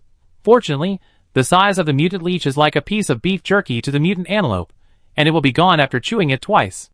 Fortunately, the mutant antelope seems to be satisfied with today's salt intake, and has no intention of eating further. So, just when Su Sanson was restless and almost losing his mind, the mutant antelope finally left. At this time, the light brain was already 17:15 in the afternoon. Su Sanson quickly dug several unpolluted salt crystals from the small hole, and specially found a few gravel on the ground and moderately or severely polluted salt blocks abandoned by the antelope, and completely sealed the small hole. I don't know if the salt crystals in this small hole will be polluted after the protective cover is removed, or it is better to seal it up and come back to see it later. Su Sanson gave a thumbs up to his sustainable ecological view, then held his waist with one hand and leaned on the hoe with the other hand, limping and walking quickly towards the lotus pond. On the way, she pressed the contact button of the optical computer without hesitation, and soon a familiar voice came out. "Hello, this is Shufeng Escort Agency, Jean Biado is at your service. I am in Wasteland number 21. Su Sanson lay beside the dead tree pile where lotus roots and lotus leaves were stored, watching the time on the optical computer pass by minute. When it was 1 minute before 5:45, The sound of the motor finally came from a distance. She glanced at the optical computer and frowned. Why haven't you sent a message yet? So she took the initiative to send a code. Which company has the best excavation technology? Jean Guifeng looked at the optical computer and drove the heavy truck flying. God knows, he just encountered a group of mutant antelopes on the road. He played the game of staring at each other. Whoever blinks first will die with them for 5 minutes, which resulted in him being late for the first time in his career. Looking at the dazzling code, which company has the best mining technology? So he replied impatiently, Shafeng Escort Agency Guifeng Wang. Su Sanson raised his eyebrows. This is not a contact code, but an emergency code. Did he have an accident? If Jean Guifeng had an accident, what about the thump-thump sound of the engine in her ears at this time? Just as her thoughts were flying, a conversation suddenly came from the truck. Brother Mousy, this is it. I saw that woman here all the time in the afternoon. Is there anything? Yes. In the morning, she picked a big thick leaf. Many people know about it. Oh my God, I'm being watched. Su Sanson was on full alert and was about to hide, when suddenly, someone shouted in the distance, Run! A herd of mutant antelopes is coming. The man drove his truck and rushed all the way, raising dust. He didn't forget to stick out his big bald head reflecting golden light, and wave to the people in the truck in front. Brother Mousy, what should we do? There are a herd of strange beasts. Brother Mousy spat and stepped on the accelerator to the bottom. What else can we do? Get out of here. The truck in front disappeared in the blink of an eye, leaving only billowing dust and smoke floating in the air, which could not dissipate for a long time. Su Sanson, who has the best excavation technology? Jean Guifeng pulled the corner of her mouth and was speechless. Card Ho Su Sanyang. Then he jumped down from the driver's seat of the truck. At 17 hours 59 minutes and 30 seconds, Su Sanson finally sat in the exclusive cabin of Shafeng Escort Agency. Jean Guifeng crossed her arms, looked down at him, clenched her back teeth, and insisted, I drove away the people who intercepted the goods, so I have to pay more. Su Sanson rolled his eyes in disbelief, took a deep breath, and retorted, You are late, shouldn't you be fined and give a bad review? Jean Guifeng choked, Oh! My reputation was ruined by those mutant antelopes. The mutant antelope leader, who was drinking water by the river, suddenly sneezed. All of a sudden, all the mutant antelopes stopped their movements and looked at the leader in unison. Mutated antelope leader, should I move or not? In the end, Su Sanson still took a 50% commission and asked Jean Guifeng to deliver her and the cart, as well as the 3.5 lotus roots, 1.5 large lotus leaves, a large thick leaf, and a bundle of firewood on the cart, to the public toilet 200 meters away from her home in the shantytown. After the truck disappeared completely, Xie Yuan, who received the news in advance, rode the cart and rushed out to meet. I can't use my strength now. I can only rely on you. I wait here first. Su Sanson was exhausted and sat on the ground. After 5 round trips, Xie Yuan finally transported the supplies, and Su Sanson back to the hut one by one. Xie Yuan stared at Su Sanson lying in front of him, his hands curled up, opened, curled up, opened, and curled up again. His cheeks flushed, burning. She. How could she let me? Su Sanson waited for a long time without any movement on his back, and said weakly, Why haven't you done anything yet? Hurry up and see if I have a fracture? I'm in pain in my waist, back, buttocks, and thighs. But. Xie Yuan's eyes widened. His mind was full of waist, buttocks, thighs. 10 minutes later, he heard a sudden sound from the hut. Ah! A pig-like howl. Crack. Xie Yuan exerted force again, and finally straightened the last dislocated bone. He was still dazed, and looking at his burning hands. This, Xia. Su Sanson lay on the straw mat, exhaled a long breath with despair, and took out a salt crystal from the cloth bag at hand. Look, what I found today. At the same time, in the Bay City, in the single dormitory of the Dawn Guard, Scar held the exquisitely designed heavy firepower pistol, squinted his eyes, and rhythmically tapped the bed board with his fingertips. Looking at the information displayed in the light brain, he fell into deep thought. I saw the list of candidates for the captain of the Wind Guard today. You and your companions are on the list, but I think you are more suitable. What do you think? Companion? Chapter 62. Star Calendar Year 336, Day 88 of the scorching season, 8:30 in the morning. Thanks to the serious injury, Su Sanson rarely sleeps until this time before getting up. Hiss, she slowly got up. Although the bones have been connected, and with the healing nuclear crystal energy she has absorbed, Her body's recovery ability has indeed greatly improved, but this big movement from supine to sit-up still hurts her soul out of her body. How is it? Do you need to go to the medical department to get an injection of repair potion?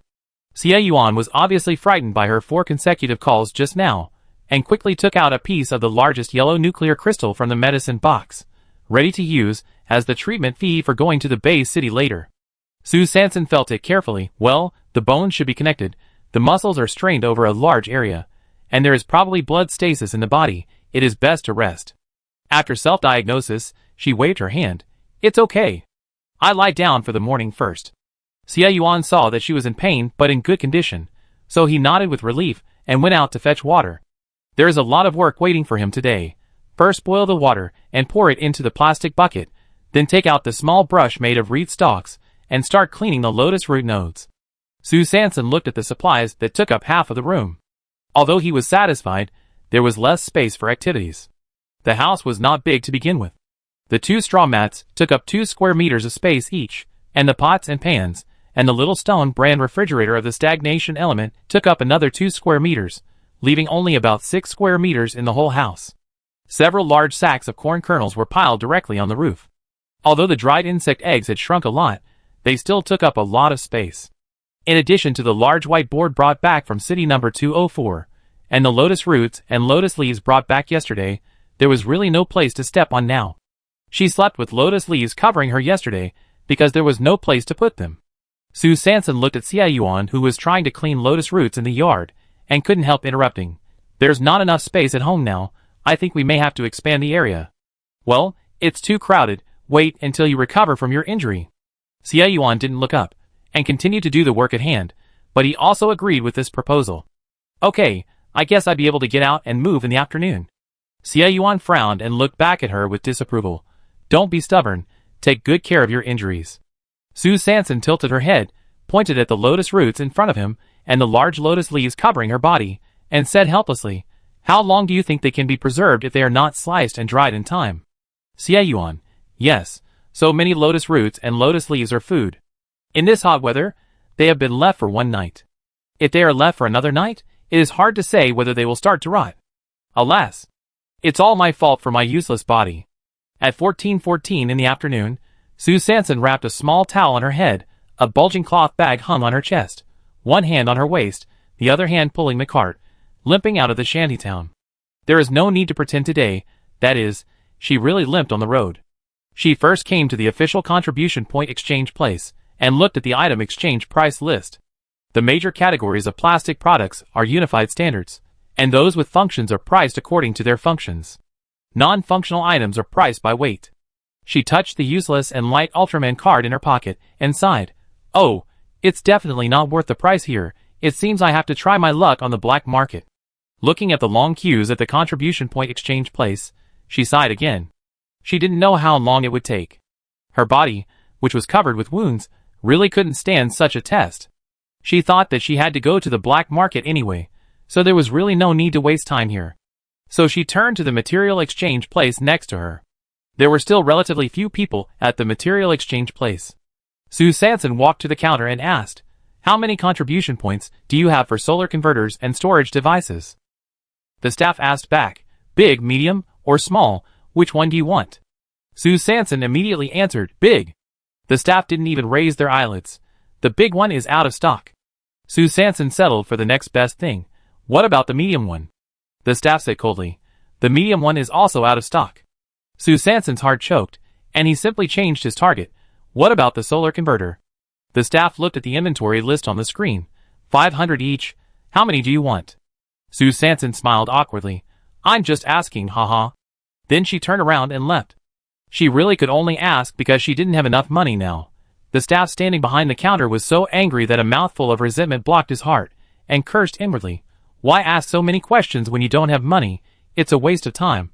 Half an hour later, with a ding, the elevator door of the black market opened.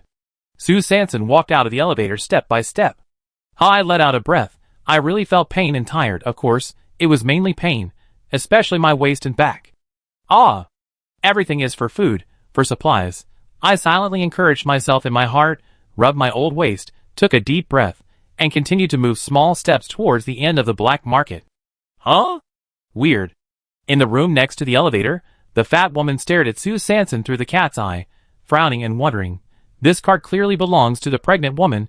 How come it is in the hands of this lame old lady now? When the man on the rocking chair heard the word pregnant woman, he immediately opened his eyes and showed a hint of viciousness. Is it the same person? The fat woman stared at the monitor screen on the wall and turned the gold ring on her finger. Not sure. This lame old lady is in poor health. Not to mention multiple internal injuries. Her muscles and bones are also seriously injured. It looks far less healthy than the data of the pregnant woman. The man closed his eyes again and said faintly, then continued to observe. Xiaowu's revenge will be avenged sooner or later. Bang bang bang, bang, 3 short and 1 long. Sue Sanson knocked on the wall of the second-hand store. Come in. Lao Qin opened the door and walked directly behind the counter. He quickly put away the account books, calculators, and other small items on the counter. After clearing a large counter, he was about to serve his cash cow with full enthusiasm and professional attitude. Suddenly, he thought of his last friendly opening that was so unwelcome that he had to let Sue Sanson restart the entrance posture. So he cursed in his heart, bitch. Then he immediately restrained his emotions, and then he looked up casually, glanced at Sue Sanson who was limping and walking slowly in, and snorted coldly, Humph! You are still pretending to be so serious today. Sue Sanson had a blank expression on his face, but he couldn't complain in his heart. Hey, I am acting in my true colors today. Please, give me a seat. Lao Qin was startled and quickly moved a chair from behind the counter, and then looked up and down. Seriously injured? Sue Sanson sighed, supported her waist, and sat down slowly. In fact, she didn't want to come to the second-hand store in person today, but thinking about the things in the cloth bag, she was afraid that she would have to talk in person, so she waved her hand. Well, anyway, I got a little injured and need to rest for a few days. Old Qin was shocked. Rest for a few days is a few days. He hesitated and said, well. Sue Sanson looked at Old Qin's little eyes that looked like he had lost 100 million yuan, rolled her eyes. It's just a day or 2 of rest. As she said, she took out a piece of salt crystal from the cloth bag on her chest and comforted her very carelessly. Don't worry, I will definitely find you if there is something good. Old Qin stared at the half-fist-sized salt crystal on the counter, and his attention was quickly diverted. He stretched out his hand and pointed lightly, and tentatively said, What is this? Sue Sanson raised his chin, indicating that he should test it himself first. Ding! Mildly contaminated high-purity salt crystal. The detector quickly gave the result. What does high-purity salt crystal mean? Sue Sanson was wondering in his heart, and saw Lao Qin take a deep breath, calm down first, then slowly turn around, suppressing his trembling voice. How much do you have? Sue Sanson raised his eyebrows. This question, you want to trick me? She didn't rush to hand over her trump card, but just touched the bulging cloth bag on her chest vaguely, and asked with a smile, How about talking about the price first? Lao Qin's fingers hanging by his side moved slightly, which means that there are still goods, and there are still a lot? Could it be that he wants to decide how much to sell me based on the price I offer? Well, it seems that it's not easy to fool today. Lao Qin frowned slightly, tapped his fingertips lightly, thought for a moment, and rolled his eyes. I won't be fake with you. This high-purity salt crystal is indeed an extremely rare good thing. You also know that salt crystals are the cooking seasonings pursued by those big men. Agent, but the main thing circulating on the market is still slightly polluted low-purity salt crystals. These low-purity salt crystals need to be sent to the processing plant to remove impurities, and then purify. So, I can't estimate the price. Sue Sanson raised his eyebrows. In other words, in fact, everyone has not seen high-purity salt crystals? Old Qin stared, obviously overreacting to Sue Sanson's ignorance. This high-purity salt crystal has only appeared once in recent decades. I heard that it was discovered in the distant base city number 903. It is a piece of pollution-free high-purity salt crystal. At that time, it caused a sensation in the entire Doomsday. This is big news. Sue Sanson was touching the 6 pieces of pollution-free high-purity salt crystals in the cloth bag. When he heard Old Qin's passionate propaganda, his hands paused. I dug up a treasure? Xie Yuan said before that this salt crystal is a scarce material in the Doomsday. But the difference between high-purity salt or crystal and salt or crystal can be tasted literally. Sue Sanson felt that this thing was different from what he had discussed with Xie Yuan before, so he quickly asked about the high-purity salt or crystal on the small button. Soon he received a reply, extremely scarce supplies. Chapter 63. Sue Sanson's heart was surging, but his face was calm. In other words, if it is a piece of unpolluted high-purity salt crystal, it will be sold at a sky-high price? Lao Qin's passionate emotions had not yet completely subsided. Suddenly, he heard her sudden question, and his heart trembled again. What does she mean by this? Is there any unpolluted one in hand? Lao Qin did not dare to think further, but just lowered his head stiffly, looked at Su Sanson who was sitting on the chair, and then asked tremblingly, You still have unpolluted? Su Sanson heard it, not good, and hurriedly. The main reason why Lao Qin was interrupted was because of his amazing reasoning ability, which was always so accurate that it was frightening. She didn't dare to keep exposing herself like this. She thought about the dozen salt crystals in her pocket, and decided not to reveal everything. So she took a step back, and took the initiative to reveal, I have 3 slightly polluted high-purity salt crystals here. Although they can't be compared with unpolluted ones, they are definitely rare materials. So give me a real price. Since these high-purity salt crystals are extremely scarce materials, it's better to keep more in your hands in case of emergency. Finally, after Lao Qin's careful consideration, these 3 slightly polluted high-purity salt crystals were all sold for 3,600 contribution points. Su Sanson suddenly had 3,600 points, and her first reaction was, can't she rent a house in the city? Then she immediately remembered Xie Yuan, an illegal resident, who couldn't enter the base at all, and she really needed the full support of this military advisor. She had persuaded him to stay not long ago, and they had also reached a division of labor agreement, so it was impossible for her to leave him alone and rent a house in the city. What's more, he had saved the original owner, such a brave and kind person, and now he is seriously injured. How could Su Sanson do such an unkind and unjust thing? That? Today. What do you want to buy? Just when Su Sanson's thoughts were racing, Lao Qin rubbed his hands and suddenly spoke. It was finally his turn to collect money. Su Sanson came back to his senses and raised his hand to stop. Don't worry, take a look at this. Then he took out a well-preserved plastic card book from the cloth bag. Lao Qin's hand, which was just about to collect the money, paused and raised his eyebrows. There are still treasures? Then he saw Su Sanson open the cover of the card book, and what caught his eye were 9 first-generation Ultraman cards reflecting golden light. This is... Lao Qin's eyes widened instantly, staring at the card book tightly, unable to come back to his senses for a long time. Su Sanson raised his eyes lit up. Oh, this is... Recognized? Great. I didn't expect that the aesthetics of the end of the world would also be dominated, so it would be convenient to bargain. Old Qin turned and went upstairs, quickly took out his silver detector, and scanned the card book. Ding! Old Century Collection. The name of the collection is unknown. Old Qin frowned. The name of the collection is unknown, which is not easy to deal with. How can he go to the underground auction to select the best? And how can he introduce the best? Su Sanson looked at Lao Qin's sad face and sighed in his heart. Oh, it turns out that Ultraman is not popular in the end of the world, so how should I make an offer later? Really, it's a false joy. But... The eyes turned, and suddenly a light flashed. She stared at Lao Qin's eyes, and said the torture from the depths of her soul. Do you believe in light? Lao Qin's hands holding the card book froze, his eyes flickered, and his chest suddenly surged with inexplicable emotions. Could this be the power of faith? He looked at the card book in his hand seriously.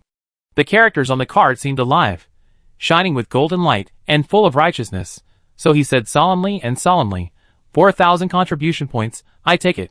Su Sanson grinned, almost bursting with laughter. For 1,000 points. This is a big order. Finally, Su Sanson spent 1,800 points from Lao Qin to buy a set of second-hand solar panels and power storage devices that are said to be the latest models. The main reason is that the power storage device is expensive, so she directly asked for the largest capacity. For 400 points, she bought a shadowless transmission board, which is said to be able to transmit the electricity in the power storage device directly to various devices through the dark matter in the air. When she heard the name, she felt it was very magical. Who told her that she had never seen this kind of black technology in her previous life, so she waved her hand and took it directly. 50 points, bought 2 light bulbs. 2,600 points, got a second-hand household air-drying vacuum machine. This thing is really expensive. 200 points, a set of vacuum packaging bags.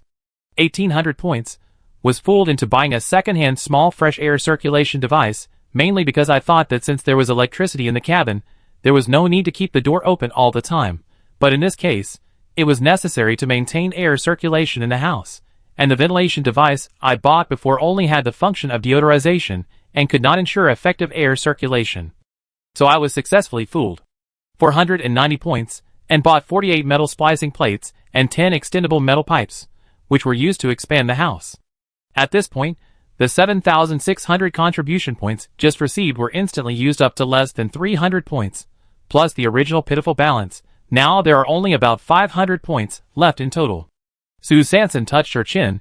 She suspected that she was tricked by Lao Qin, but she had no evidence. Before leaving, Sue Sanson spent another 50 points and bought 5 nutrient solutions that were about to expire. How to say it, when scavenging outside, nutrient solutions are more conspicuous than compressed biscuits. At this time, Qin Ergu came down from the upstairs with a thump-thump sound and said excitedly, "What business do you need my help with?" Sue Sanson pointed to a pile of supplies piled in the corner. "Send it to the public toilet at this coordinate in the shantytown. 50 contribution points, how about it?" Qin Ergu looked at the pile of supplies that was as high as a mountain, stunned for a moment, and then bargained, "This? I usually don't leave the base city." Sue Sanson heard the trick and asked straightforwardly, "Then tell me about the unusual price." Qin Ergu swallowed his saliva and smiled innocently. 20 dried insect eggs, I make an exception once, Sue Sanson took a deep breath. "Why don't you go and grab it? Dried insect eggs are not okay," and then rolled his eyes. "How about lotus root?" Old Qin was surprised, selling his son quickly, and quickly answered, 5 caddies of lotus root. Sue Sanson immediately took the board. "Deal. Remember to bring a beam scale when the time comes." Qin Ergu laughed. Lotzi, looking at Sue Sanson's limping figure gradually going away with despair, "My dried insect eggs." After Sue Sanson left, Lao Qin secretly breathed a sigh of relief and sat alone behind the counter, reviewing the conversation between the two just now. He felt that he had not made any mistakes and habitually glanced at the table legs. Xie Yuan repeatedly emphasized that in order to prevent Sue Sanson from being targeted, he must be cunning enough instead of upright. Fortunately, he was a profiteer, which was just a true performance for him, a black market veteran. Lao Qin's eyes once again glanced at the table legs of the counter. Then he silently took out his small account book from the drawer, turned to the middle page, and added salt mine crystals and card books under the antique shoes. As for the amount that needs to be distributed, let's talk about it after the auction. At 16:30 in the afternoon, Qin Ergu pushed his dilapidated public toilet sweeper, carrying a full load of supplies under the plastic sheet, and walked quickly out of the South City gate. "Hey! Ergu!" Xiangzi and his 4 companions were just returning from their mission. Qin Ergu smiled innocently and greeted them. "Brother Xiangzi, Brother Qiechui, Brother Maji, Brother Alung. Where are you going?" Xiangzi patted Qin Ergu on the shoulder and asked a question casually. "Hey! I took a job and just did it blindly, Xiangzi's eyebrows moved slightly. Since the old Qin and his son escaped death 5 years ago, they have never left the base city. Now they have taken a job outside the city. Glancing at the plastic sheet on the sweeper, he didn't show it on his face, and tried to say, "It seems to be a big job." Qin Ergu scratched his head. "I dare not say it's a big job in front of Brother Xiangzi," and then he said shyly, If Liming has a chance, I will definitely. Taichu smiled and pounded his chest. "You have practiced well, kid. If there is a chance, the brothers will definitely think of you."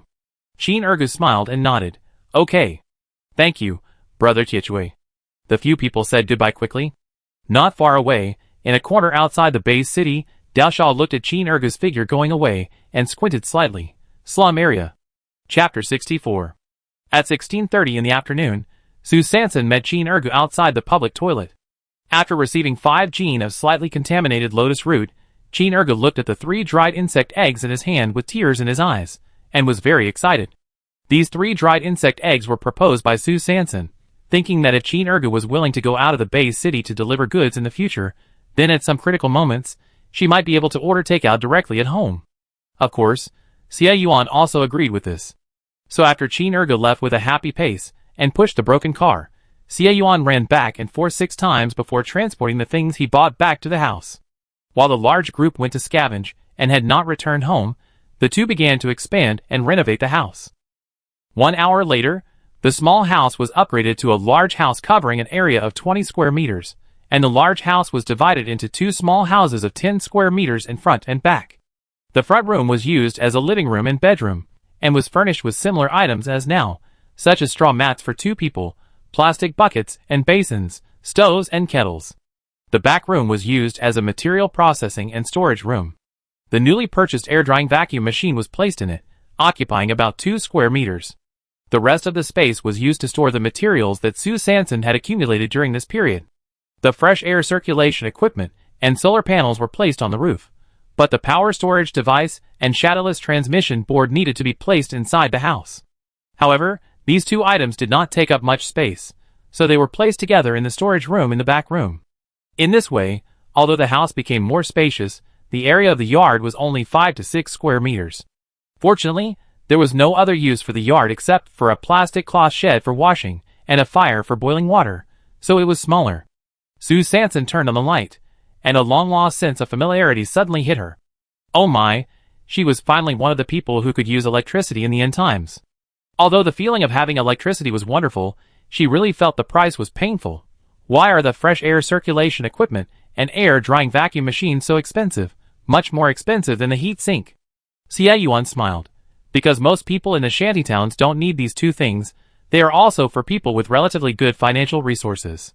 Sue Sanson immediately became energetic when she heard it, and was very complacent. So, we are now considered to have a small financial resources. Xie Yuan's eyebrows curved, and the corners of his mouth also raised a beautiful arc, nodded, and expressed affirmation. We have a small fortune. Fortune. Family. Xie Yuan was just lost in his own endless reverie when he saw Sue Sanson blinking her eyes, and taking out 6 pollution-free high-purity salt crystals from her cloth bag with great care. Hey! You didn't tell me yesterday that these pollution-free high-purity salt crystals are rare treasures. Xie Yuan opened his mouth wide immediately, broke out of his reverie, and looked at the 6 salt crystals in her hand in disbelief. You said, these are all high-purity salt crystals? It's all because the testing equipment in their hands is not advanced enough.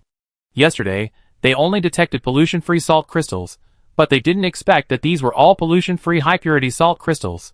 No wonder Sanson suddenly sent a message to ask about the high-purity salt crystals when she was in the black market. Xie Yuan was extremely shocked, but Sue Sanson nodded in confusion. The machine used by Lao Qin measured it. Xie Yuan took a deep breath. Although he was used to her opening big treasures every time, but this, high-purity salt crystals can instantly restore people's physical strength in battle. The lower the pollution level, the stronger the recovery effect. In the past few decades, only Base 903 has obtained a piece of pollution-free. After saying that, he trembled and pointed at the 6 not-so-small crystals and asked, All? Sue Sanson nodded heavily. That's it. Lao Qin is really a swindler. He lied to me that it was a cooking seasoning. Fortunately, I was smart and didn't fall for it. In Xie Yuan's dazed eyes, in the light, she took out 9 slightly polluted high-purity salt crystals from her cloth bag. I sold 3 to Lao Qin, and there are 9 left, but they are slightly polluted. Xie Yuan. What kind of luck is this? Fortunately, Lao Qin kept the price low enough, otherwise if those people noticed it, San. I'm afraid it would be dangerous. After 2 days of recuperation at home, Sue Sanson was not idle. He stood in front of the westernmost wall of the front room with the large white board dug from city number 204, and then held the 2 button-shaped magnets in his hands, and threw them at the target that Xie Yuan had circled with a reed rod on the white board in advance. Pa! Still missed. Her hit rate at 5 meters is always 0. Oh, but it doesn't matter, this is just the beginning of practice. Xie Yuan said that if you want to have a high enough hit rate, you must first practice your eyesight. And then, the stability of your arms. Star calendar year 336, day 90 of the yen season, 9 o'clock, Sue Sanson boarded the spaceship to the Wasteland city number 407. 20 minutes later, a familiar broadcast. The hatch is about to open, please be careful, do not leave the protective cover. Looking at the piles of concrete debris, and the steel bars intertwined in the air, Sue Sanson realized again, why did I forget to bring the backpack again? So he quickly contacted Towsy, but it was a pity that Towsy went to the Wasteland today, and did not choose the city. Well, it seems that I am destined to become a lone hero today. While Sue Sanson was humming, I love you walking alone in the dark alley, I love you for not kneeling, I love you for confronting despair and refusing to cry. Xie Yuan took out the note that Sue Sanson brought back from Lao Qin the day before yesterday, frowned, and was puzzled. Is Wu Feng the new captain of the Dawn Guard? Scar was not elected. So, chiefing is indeed problematic. But why did they send Wu Feng here? Is it to gather the people of Dawn, and serve them for some purpose? Or is it to find out something in Dawn? But what is there in the Dawn Guard that is worth finding out? At the same time, in a room in the inner city of the base, A pair of big hands rub the clothes. There is a glass of simulated beer, and she is intimidating without being angry. The last report is of no value. Is the new captain's work not done well enough? At 12:15 noon, Sue Sanson sweated all morning. Looking at the ruins she dug on the ground, she couldn't help but doubt her life. How come the city has started to talk about metaphysics? Otherwise, why didn't I dig anything this morning? She stopped helplessly, drank the drinking water in the plastic bottle, and then glanced around stealthily. Well, there was no one, so she quickly took out a tube of nutrient solution, drank it in one gulp, wiped the sweat on her head, wrapped the small towel around her again, picked up the hoe, and prepared to fight again in another place. As Sue Sanson walked, she thought about her failure today. Or, I can also take advantage of other people's traffic, follow the lucky person who has already dug out treasures, and see if I can also get some benefits from the material layer? Yeah. It makes sense. After self-affirmation with a fist clap, she walked in the direction where the large group went deep in the morning. Half an hour later, she finally saw a group of scavengers. Among them, there were a few who stopped digging from time to time, then stood up and looked around secretly. After a while, several people all gathered around a young man. The young man's basket was full of things. Obviously, he was the first one in the group to dig into the material layer. It was him. Sue Sanson locked the target, also looked around, then tiptoed, pretended to have discovered something inadvertently, gradually approached the young man, and finally stopped about 100 meters away from him, waved the hoe, and started digging. It must be said that the material layer aggregation effect is indeed a very effective theory, which must have been verified by the practice of scavengers for hundreds of years. Not long after Sue Sanson started working, she dug up something, a small shiny dot, which was particularly dazzling in the sun. She hurried forward, pulled out a dagger, and carefully dug the broken stones. Now she has finally learned it, and she dare not dig a big pit with a hoe like she did last time when digging a crystal lamp, and directly smash dozens of contribution points. Of course, the dozens of contribution points were also randomly estimated by Sue Sanson, but these are not important at this time. The important thing is that she actually dug up a lot of small glass balls. The diameter of the glass ball is about 1 centimeter. There are colorful patterns in the transparent body. The patterns are like ribbons in the center of the glass ball, very elegantly bending and stretching. The patterns come in many colors, including yellow, blue, green, red, white, etc. The glass balls are neatly packed in a large square iron box, and there are obvious dents and scratches on the lid of the iron box. The lid is not on the box, but is ruthlessly flipped aside by gravity, but the words printed on it can still be vaguely seen: assorted biscuits. This is an iron box that was once used to hold assorted biscuits. There is a whole box of small glass beads in the iron box. Suddenly, a strong sense of age swept over. Oh my god. Isn't this the marbles that were particularly popular in the 1980s in the last life? Sue Sanson touched the concave part of the lid of the box, and when it looked almost flat, he directly closed the lid, quickly tied a few knots around the box with hemp rope, made it like a small basket, and directly slung it over his body, and then continued to dig around. Half an hour later, Sue Sanson raised her arms and hoed down, and suddenly she heard a duong. The sound made her ears hurt, and she was startled. What? What sound? The scavengers nearby stopped what they were doing, picked up their weapons and backpacks, and looked in her direction with great vigilance. Sue Sanson touched her nose, laughed dryly, and then hurried forward to check what she had dug up. She dug through the gravel, and soon found a gong covered with copper rust in her hand. The red tassel that should have been tied on the top of the gong had already decayed due to long-term weathering, and only the remaining light red fibers could vaguely show its former appearance. Sue Sanson strung the gong with a hemp rope and hung it directly on her chest, then squatted down and continued to search, because she vaguely saw something metallic again. 5 minutes later, a well-preserved swana was dug out and held in his hand. The body of the swana should be made of acrylic, which is relatively well preserved.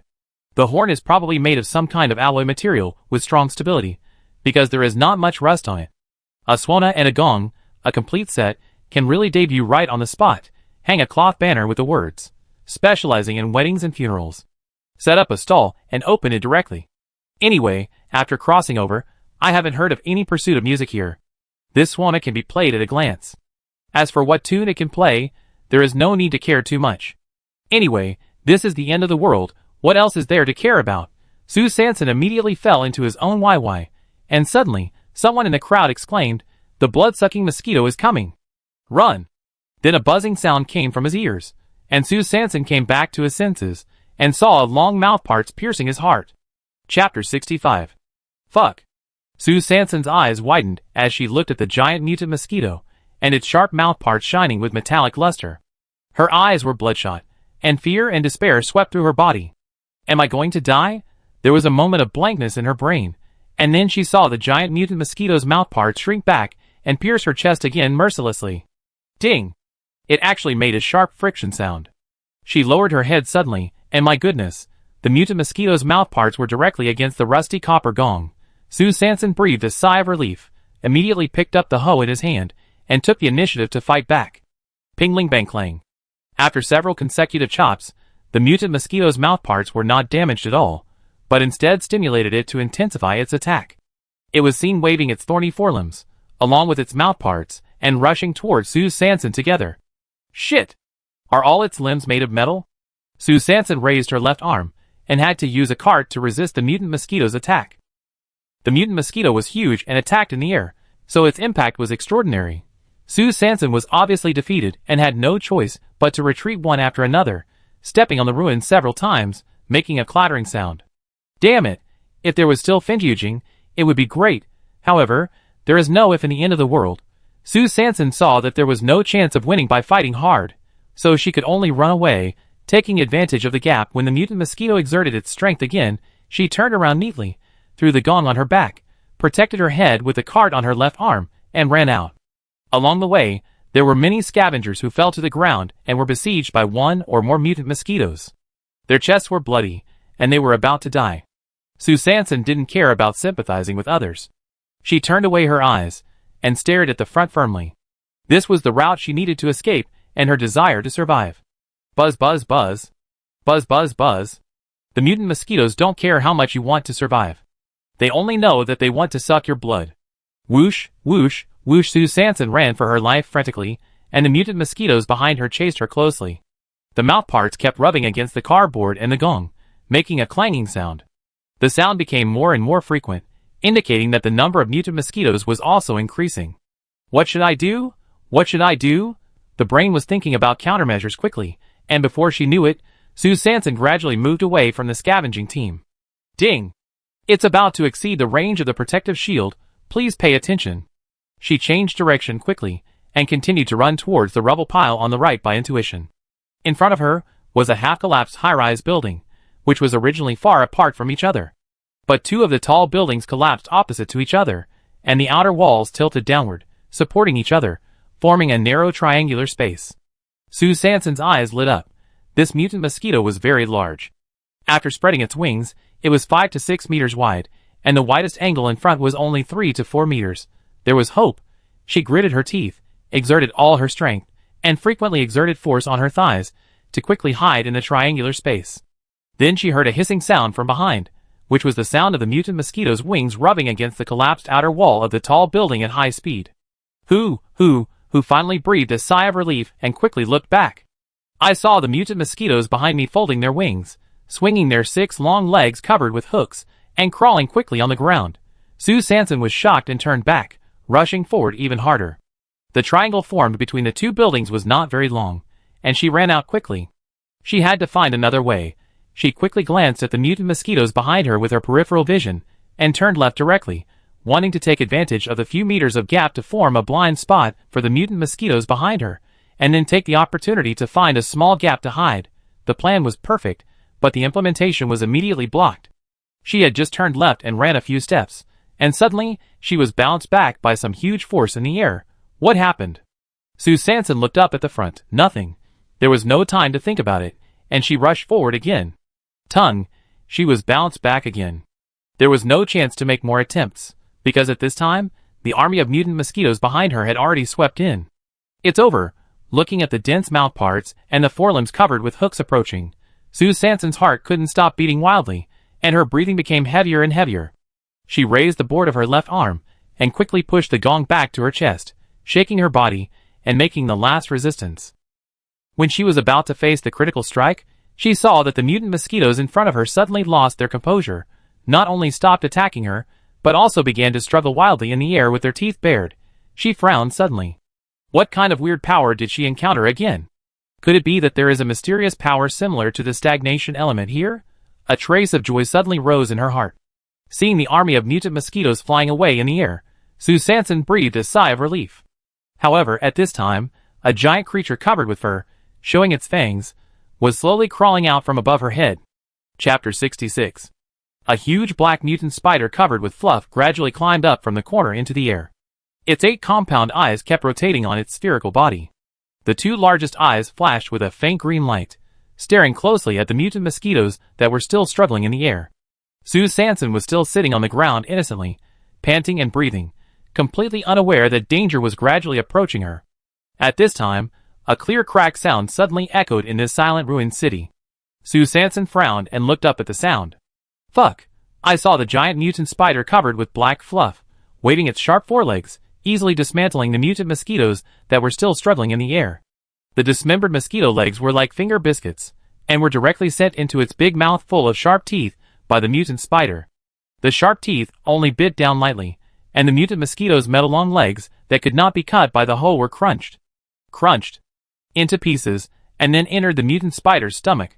Gurgle Sue Sanson swallowed her saliva, and was frightened to the point of limp.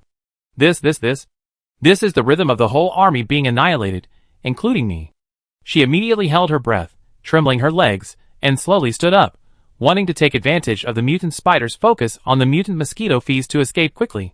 She held a biscuit iron box with glass marbles in her arms, because when she escaped before, the mutant mosquito's forelimbs and mouth parts had poked the hemp rope on her shoulder several times. If she continued to carry it, she was worried that the hemp rope with thousands of holes would suddenly break. She stared at the rubble under her feet and stepped back step by step, fearing that she would step on something she shouldn't step on and make a noise. Just as she gradually retreated to the corner and was about to turn around and run, she quickly glanced at the mutant spider in the air. Oh my! The pair of compound eyes with green light were staring at her. It turned out that it had discovered her a long time ago. No matter, just run away. She clenched her fists, bit her back teeth, turned around and was about to run away. But how could the mutant spider easily let go of any prey that fell into the web? I saw its 8 long legs swinging quickly left and right, and the mutant spider instantly moved to the back of Sue Sanson. Its 2 front legs waved casually in the air, sometimes forward, sometimes backward, as if stirring something, and as if it was moving something. In an instant, a harsh sound wave rushed straight towards Sue Sanson. Zzz, hissing. Ah! What's that sound? Ah! Sue Sanson's eardrums were immediately shaken by the strange sound waves. She quickly covered her ears with her hands, but she didn't stop. She gritted her teeth and continued to flee. The mutant spider saw that one move didn't work, so it directly sent out 8 long legs. Its 8 long legs moved quickly, not back and forth, but very harmoniously, sliding rhythmically in the air. Instantly, waves of more piercing audio swept towards Sue Sanson. But there was only dizzy tinnitus in her head, and the constantly piercing nerves forced Sue Sanson to stop. With a pop, she fell directly to the ground.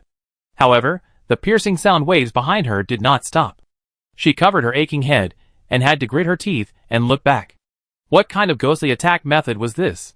As soon as she turned her head, she saw the mutant spider dancing with its 8 long legs behind her, strumming quickly, with a high frequency and a large amplitude. Damn! Is this mutant spider playing guitar in the air? With a tricky angle of looking up from the bottom, Sue Sanson could only vaguely see under the reflection of the setting sun that the air wall that had bounced her back mercilessly before was actually a large spider web woven by this mutant spider. The spider web was woven very skillfully, and the distance between each grid was almost the same. Sue Sanson squinted and estimated that the interval should be between half a meter and 1 meter. Although the visual error was as long as half a meter, it was indeed not her fault that her evaluation ability was limited, because she was really having a headache at the moment. It was already an extraordinary performance that she could catch a glimpse of this terrible spider web wall with her peripheral vision, when she was so weak and urgent. Seeing that the prey that had escaped had finally fallen completely, the mutant spider quickly swung its 8 long legs left and right, and moved back to the place where it had been feeding before. At this time, the advantage of having many legs was fully demonstrated. The 2 front legs were responsible for dismantling the mutant mosquito again, the 4 legs in the middle continued to play the guitar, and the 2 hind legs tightly hooked the spider silk to maintain the balance of the whole body. Zzz, hissing, the magic sound lingered in the ears for a long time. Sue Sanson held her head with both hands and curled up. Only in this way could she feel that the pain from the nerves would be better. Damn it. Today I actually encountered a sonic attack type of monster. What should I do? Can I just wait to die here? Sue Sanson knew clearly that after the mutant spider dismantled the mutant mosquito on its head, it would be her turn. So, she didn't have much time left. Looking at the remaining 3 mutant mosquitoes above her head, she gritted her teeth. Maybe this was the only chance, and she had almost no chance of winning. But, in order to survive, she had to take a gamble. Resisting the severe pain, she quickly took out the Swana from her cloth bag, spat, wiped the whistle, and put it to her mouth resolutely. Come on. Use magic to defeat magic. Just heard. Dee-dee-dee, da-doo-doo, ba-ba-ba, da-da-da. Suddenly, a sound without rhythm, without beauty, harsh, sharp, and extremely unpleasant sound came from the Swana in Sue Sanson's mouth, rushing straight towards the mutant spider opposite. The sound of the Swana was extremely loud, completely covering the previous sonic attack of the mutant spider. At this moment, the mutant spider, which was eating, paw's forelimbs, and the 4 legs that were plucking the magic strings suddenly stopped. Sue Sanson stared at its every reaction, and as the mutant spider's legs paused, the needle-like pain immediately disappeared from her brain. Opportunity! She seized the opportunity when the mutant spider was stunned, holding the Swana in her left hand, continued to blow the magic sound to fight back, and took out the scalpel with her right hand. While her legs flew forward quickly, she made a long-distance projection towards the mutant spider's compound eyes. Bang! How could the mutant spider be hit so easily? It moved its 8 long legs left and right, and quickly avoided the flying scalpel. However, just as it avoided the scalpel, it heard puff, puff. 2 consecutive sounds. Its 2 huge green compound eyes were shot by 2 daggers that suddenly rushed straight at it. It worked. Sue Sanson, who was already completely close to the spider web, clenched his fists excitedly. It turned out that the scalpel he had just thrown was just a trick. The real attack came from her 4-meter flying shot. At this distance, her hit rate can reach 60%. Fortunately, the mutant spider's compound eyes are large enough, so she was lucky enough to hit. After the mutant spider's 2 most important eyes were hit, severe pain came instantly, and it immediately lost its composure, crawling up and down and left and right on the spider web in the air like a headless fly. Sue Sanson took advantage of the victory, and grabbed a handful of dust from the rubble on the ground and threw it into the air. Suddenly, the powder flew, and these flying powders successfully stuck to the spider silk that was not easily detected by the naked eye. Sue Sanson used the powder to see the trend of the spider web clearly, and then climbed up with all 4 limbs, rushing straight towards the mutant spider that was still crawling mindlessly. Less than a meter away from the mutant spider, she decisively pulled out the hoe from her waist and chopped at the compound eyes. Snap! Snap! Snap! The green slurry splashed in the air, dyeing the surrounding spider silk green. Sue Sanson continued to attack until the mutant spider was completely motionless. With a bang, it fell straight to the ground from the spider web, splashing a large amount of dust. She exhaled, turned her head, and looked straight at the mutant mosquito that was still struggling in the air. 5 minutes later, there were 3 more loud noises. Bang! Bang! Bang! 3 mutant mosquitoes fell in response. Sue Sanson then came down from the spider web, panting, calming down the adrenaline that had just surged. However, how could there be no accidents when scavenging in the city? At this time, 2 very tall infected bodies suddenly rushed out from the half-collapsed high-rise building next to them. Hiss, cough, they kept making swallowing sounds before eating, and at the same time, they rushed towards Sue Sanson, who was still gasping for breath at an extremely fast speed. Chapter 67. Hiss, cough. Sue Sanson was just breathing heavily when she heard the disgusting slurping sound of the infected body beside her. Is this not even letting me breathe? She cursed inwardly, then rolled sideways on the ground, barely avoiding the sneak attack of the 2 infected bodies. Damn it! 2 of them came at the same time. Without time to complain, she immediately turned around and ran towards the corpse of the mutant spider. As soon as she pulled out the 2 daggers stuck in its compound eyes, she felt a large shadow attacking her head. Too fast! How can they be so fast? Without time to dodge to the side, Sue Sanson had to fall back, curl up her legs, exert force on her waist and abdomen, and push her hands hard on the ruins. She rolled backwards, and was only 0.1 seconds away from being attacked by the infected body. That was a close call. She was still in shock and fear when she saw the 2 infected bodies that had just missed her turn around and attack her again with their claws. There was no way to avoid it. Sue Sanson thrust the dagger into her waist, exerted force with her legs, and pushed down hard. She jumped into the air, quickly grabbed the dusty spider silk with her right hand, and then pulled it down hard. Her left hand reached up and grabbed the spider silk on the upper layer. She tightened her waist and abdomen again, and curled her feet up and stepped directly on the spider silk 3 meters above the ground. Her heartbeat accelerated and her breathing became rapid, but she continued to move, and continued to climb up quickly like this.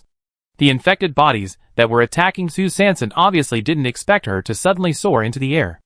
After another attack failed, they still didn't give up the prey in front of them.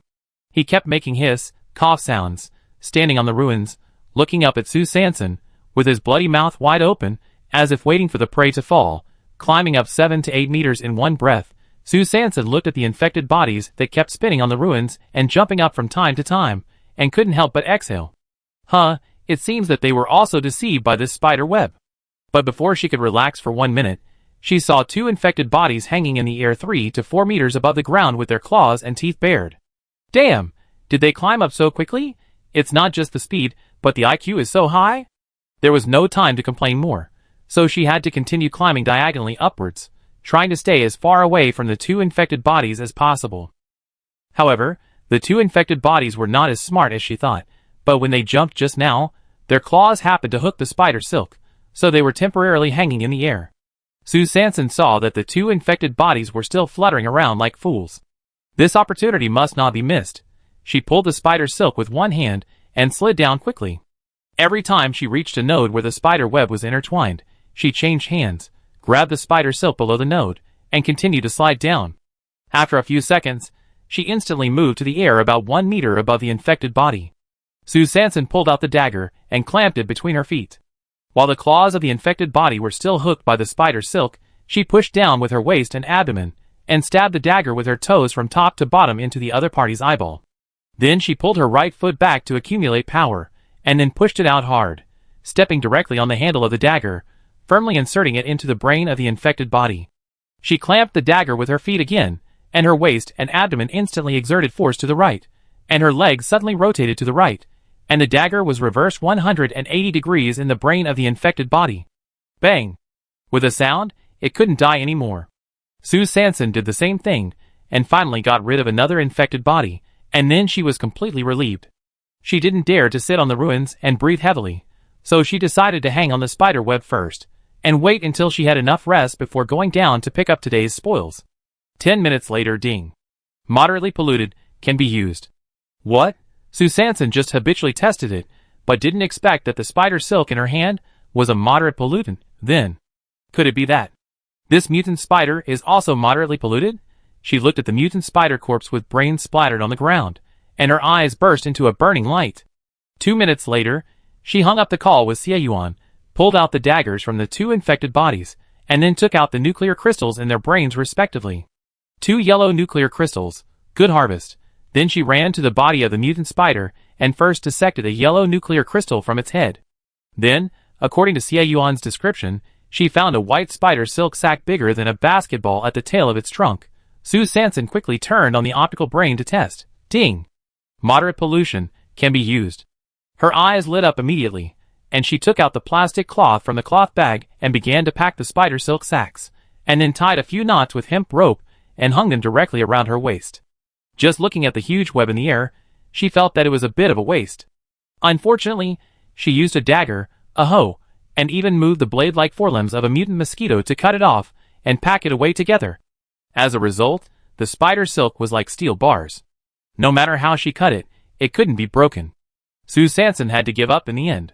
She picked up the biscuit iron box that fell to the ground first, looked at the huge spider corpse on the ground, turned around reluctantly, and prepared to leave. Alas, there is no way. In the ruins, even the cart cannot be used. Even if the spider leg has a considerable recycling value, she has no tools. Alas, it is shameful to waste. Just as she looked back every few steps, suddenly, there were urgent footsteps from nearby, and there was more than one person. Sue Sanson immediately became alert, raised the cart on his left arm, and drew out the dagger, ready to fight at any time. Then, he saw the person clearly. Captain Gao? Why are you? Yes, today the Xuanwu Guard is responsible for the scavenging task of city number 407. Gao Xian looked at the person in front of her, who was dressed in a torn coat, a sweat-soaked towel on her head, holding a shield and a dagger, a cloth bag with a copper gong around her neck, a large plastic bag tied around her waist, and a large iron box full of dints. She didn't recognize her for a moment. Was there a strange beast roaring nearby just now? Sue Sanson frowned. There were several strange beasts, but roaring. Apart from the mutant spider's guitar magic sound, there didn't seem to be any roaring sound. A tall man next to Gao Xian saw that Sue Sanson was hesitant to answer. Then he further explained, "It's just like this. Beep beep, beep beep, ah, bang bang bang." Sue Sanson. Although she couldn't say that she learned it exactly, she seemed to understand the meaning of the roar. So she used the biscuit iron box to block the swana in the cloth bag and laughed dryly. "Haha, it seems that I didn't hear it, but there was the buzzing sound of the mutant mosquito." Gao Xian and others frowned. How could it be? We came here specifically to find the sound. Did we misjudge the direction? After a few whispers, they discovered the mutant spiders, mutant mosquitoes, and infected bodies behind Sue Sanson. Then everyone looked at Sue Sanson in disbelief, scanning her from top to bottom, and from left to right in unison. Sue Sanson's mouth twitched, and then laughed very casually. "If I say that they looked like this when I came, would you believe it?" Gao Xian rolled her eyes unconsciously. At this time, someone finally pointed at the cart on Sue Sanson's left arm and the hole on her waist, and shouted excitedly, You. You are the cart, sister." Sue Sanson paused. "And you only recognized me now?" Then everyone looked at the corpses lying on the ground behind her, and gave her a thumbs up in tacit understanding. "It's you. The cart, sister." With the help of the members of the 5th team of the Xuanwu Guard, Sue Sanson successfully transported the bodies of the mutant spiders back to the spacecraft. "Captain Gao, according to convention, we will split the bodies of mutant spiders in half. Please transfer the contribution points to me after you deal with them." Sue Sanson sat in the guard's exclusive cabin and discussed with Gao Xian. Gao Xian didn't expect that she would directly divide the spoils in half, which was a bit unexpected. After all, they helped to carry it, which was just a matter of convenience. "But if you don't take advantage, you bastard." So Gao Xian added Sue Sanson's contact person and agreed readily. Because he got the guard's exclusive cabin again, and got the benefit of getting off the spaceship 1 minute earlier, Sue Sanson returned home very smoothly. At midnight, 5 figures came to the rattan fence of Sue Sanson's house stealthily. They held weapons in their hands, and one of them gritted his teeth. "Don't be polite for a while, beat me to death. If you don't take revenge, you are not a gentleman." Chapter 68. I saw 5 people climbing ladders and benches, holding machetes, hoes, and shovels, preparing to attack Sue Sanson's family. But just as the 5 people were turning over from the outside of the rattan fence, they heard snap, bang, dong, duong, dang. Then, ouch, fuck, my waist, my back. What's going on? The 5 people were bounced back by the unknown divine power on the rattan fence at the same time. Niu Wanhua, who was lying on her back next door, rubbed her buttocks and gritted her teeth. "Get up. I don't believe it. What kind of mechanism can this broken fence have?" Then, there was another round. Snap, bang, dong, duang, dang. What the hell is this?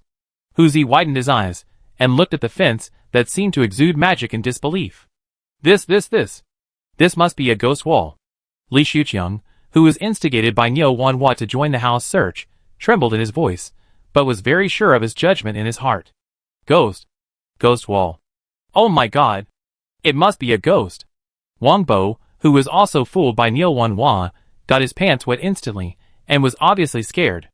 Niu Wanhua lived on the east side of Sue Sanson's house, and Li Shuqiang and Wang Bo lived on the west and north sides of Sue Sanson's house respectively. Niu Wanhua only asked one question at the time, and successfully persuaded Li Shuqiang and Wang Bo to join the night raid tonight. "Didn't you smell the fragrance of meat a few days ago?" Finally, under the urging of Wang Bo and Li Shuqiang to retreat, this house raiding operation ended in failure again. The 5 people returned home in disgrace.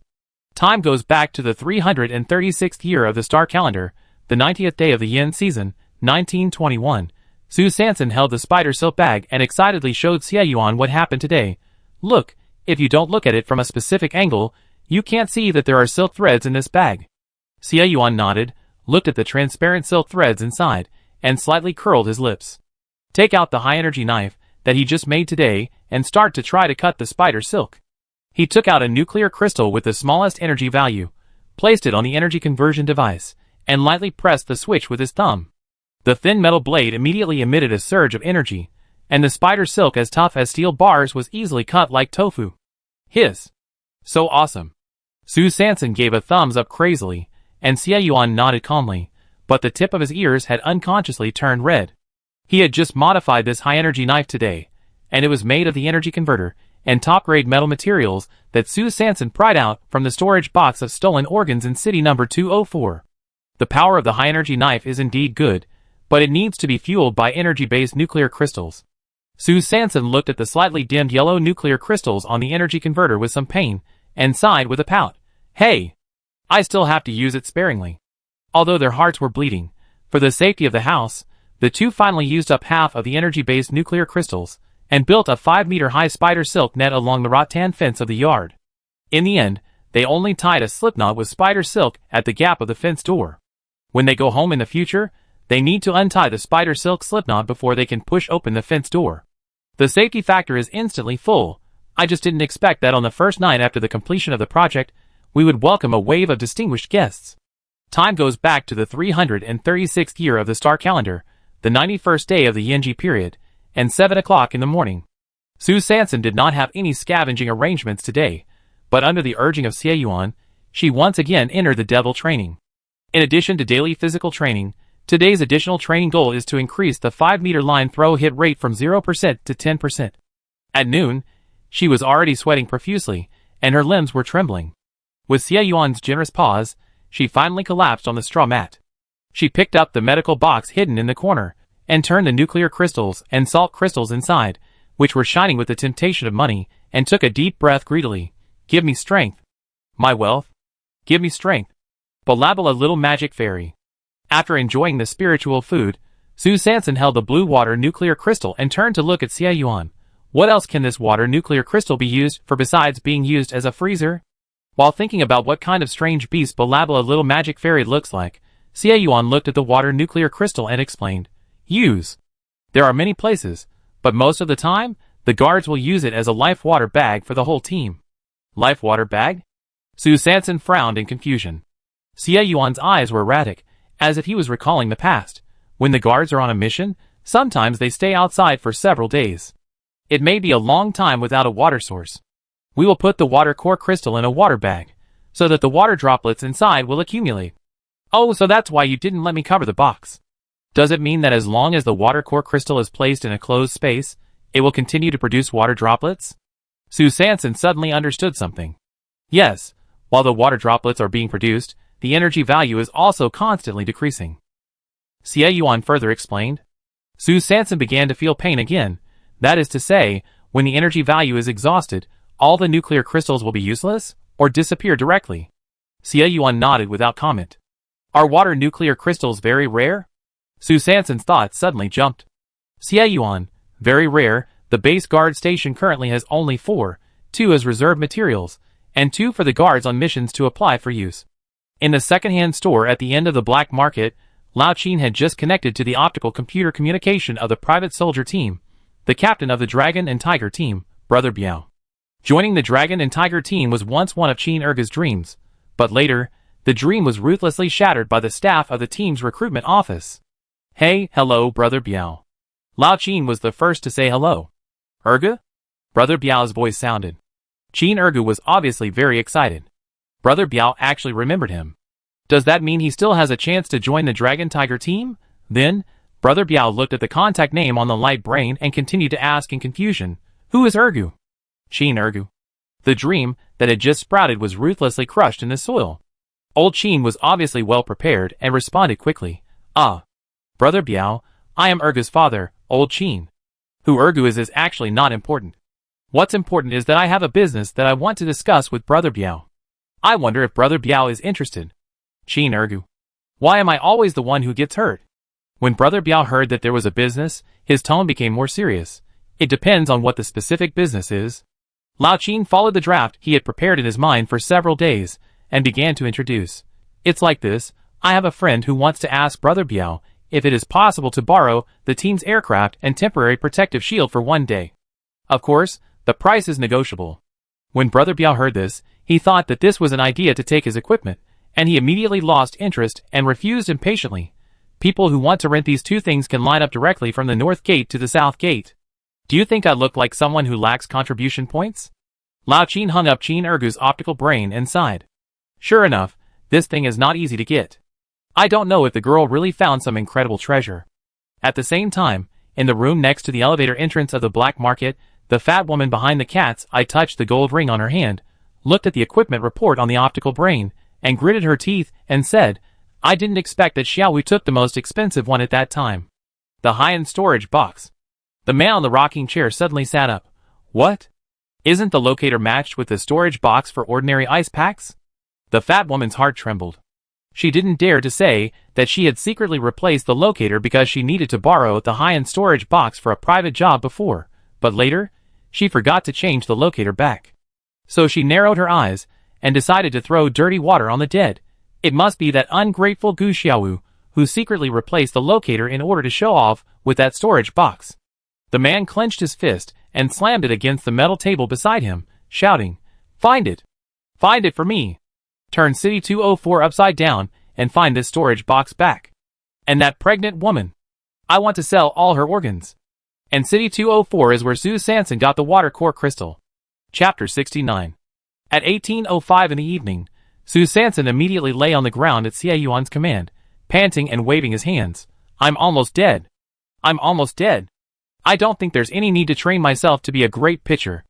Xie Yuan looked at Su Sanson lying on the ground carelessly, and said unhappily, who said excitedly that she wanted to become the end of the world so-called Shan Tatsuya and take me to Koshien, and who said that she wanted to become the Mitsui beast in the shantytown and lead Xiangbei to the National League. Xie Yuan stiffly recalled the various unfamiliar words she mentioned in the morning. Although he didn't understand what they meant, he guessed that they were some self-proclaimed powerful people who had appeared in Su Sanson's chaotic memory. The authenticity of these names is not important, but as long as they can serve as an incentive, Xie Yuan feels that it doesn't matter if he follows her and talks nonsense. Su Sanson paused when he heard this.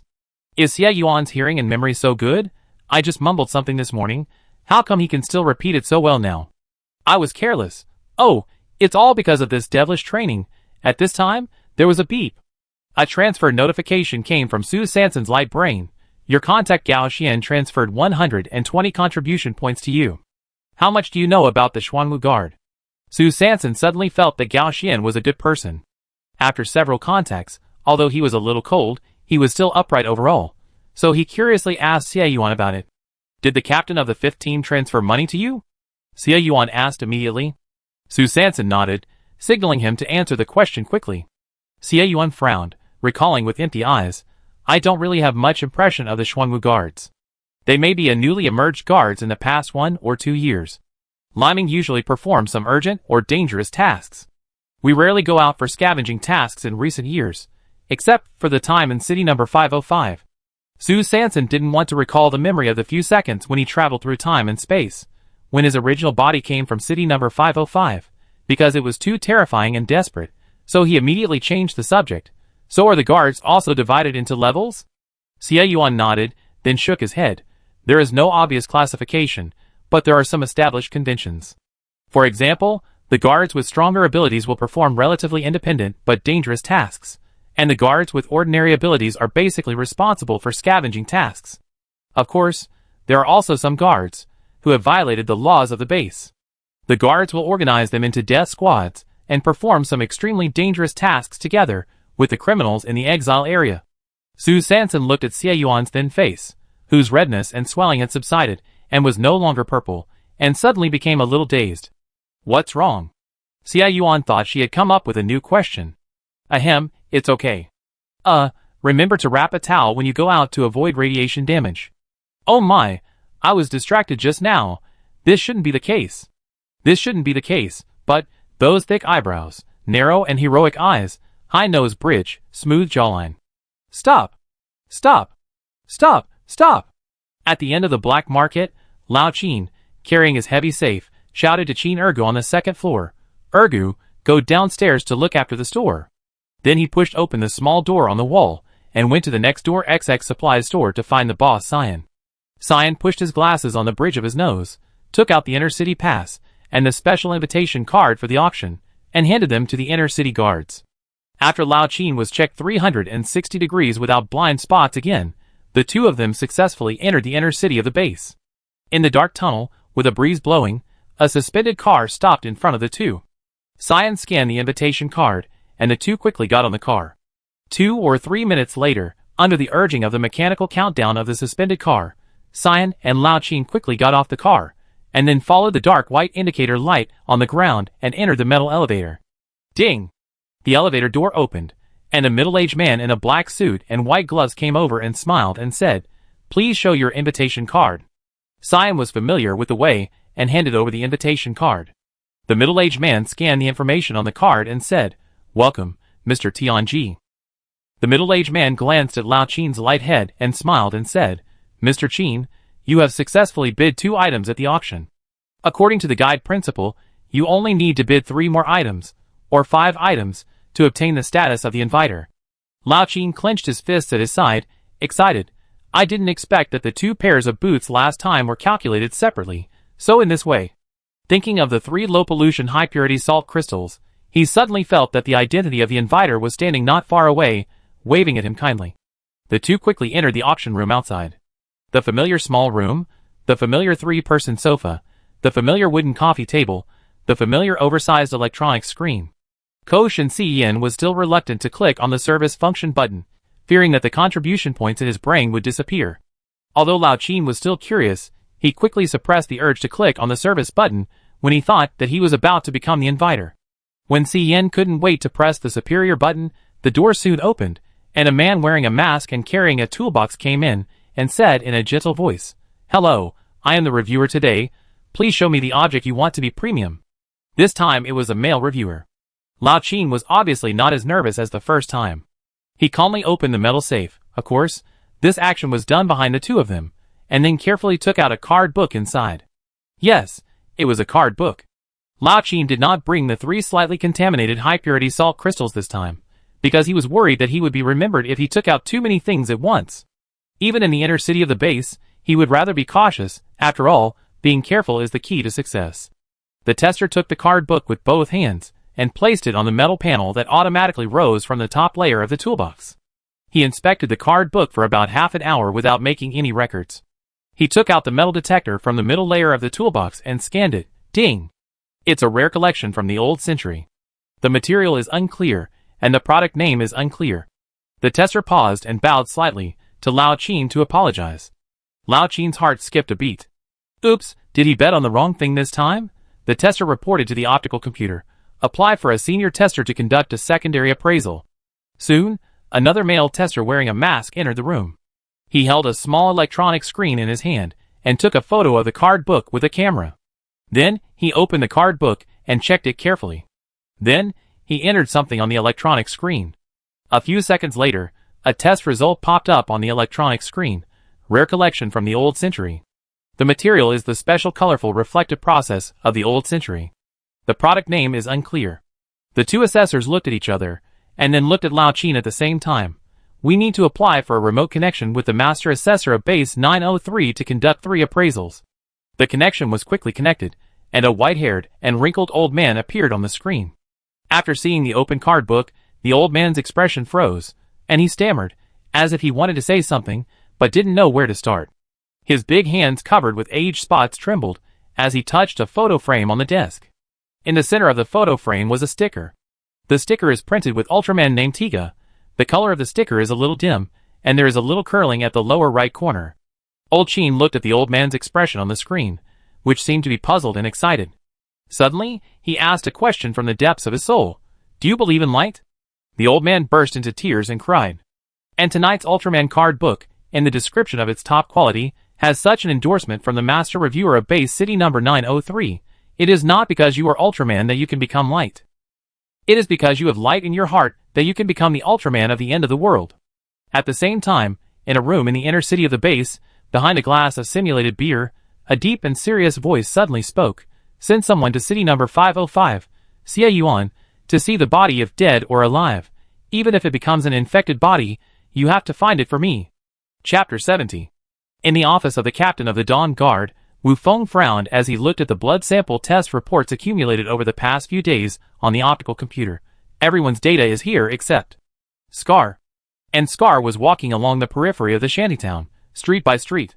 Every time he passed a house, The detector in his hand would display the number, gender, and estimated age of the life forms in the house. Star calendar year 336, Yinji day 92, morning 5:30. Sue Sanson had a dreamless night.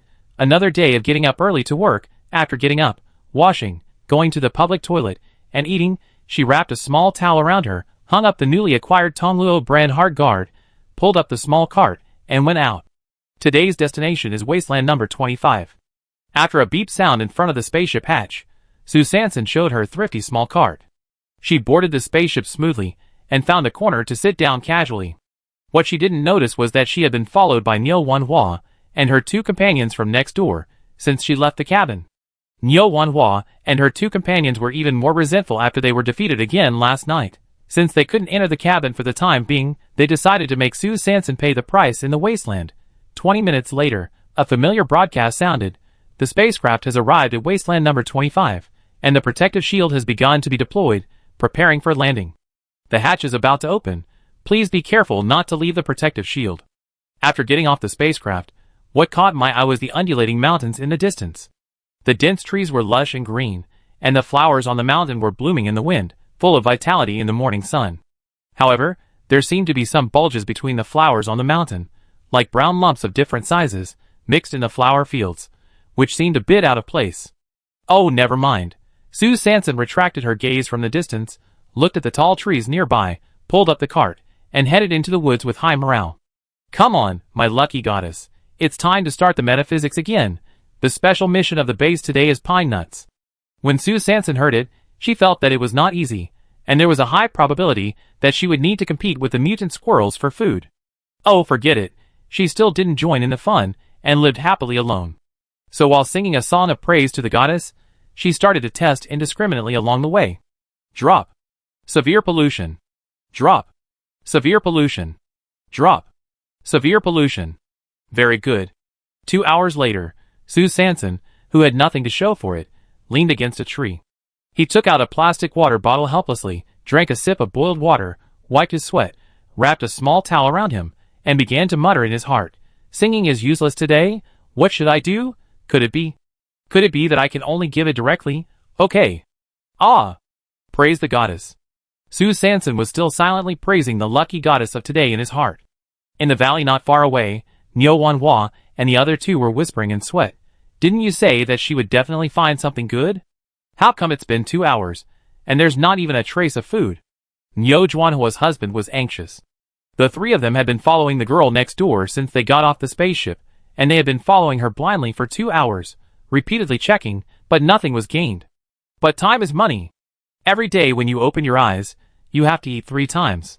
How can you keep wasting time like this? Niu Wanhua snorted, and was also unhappy.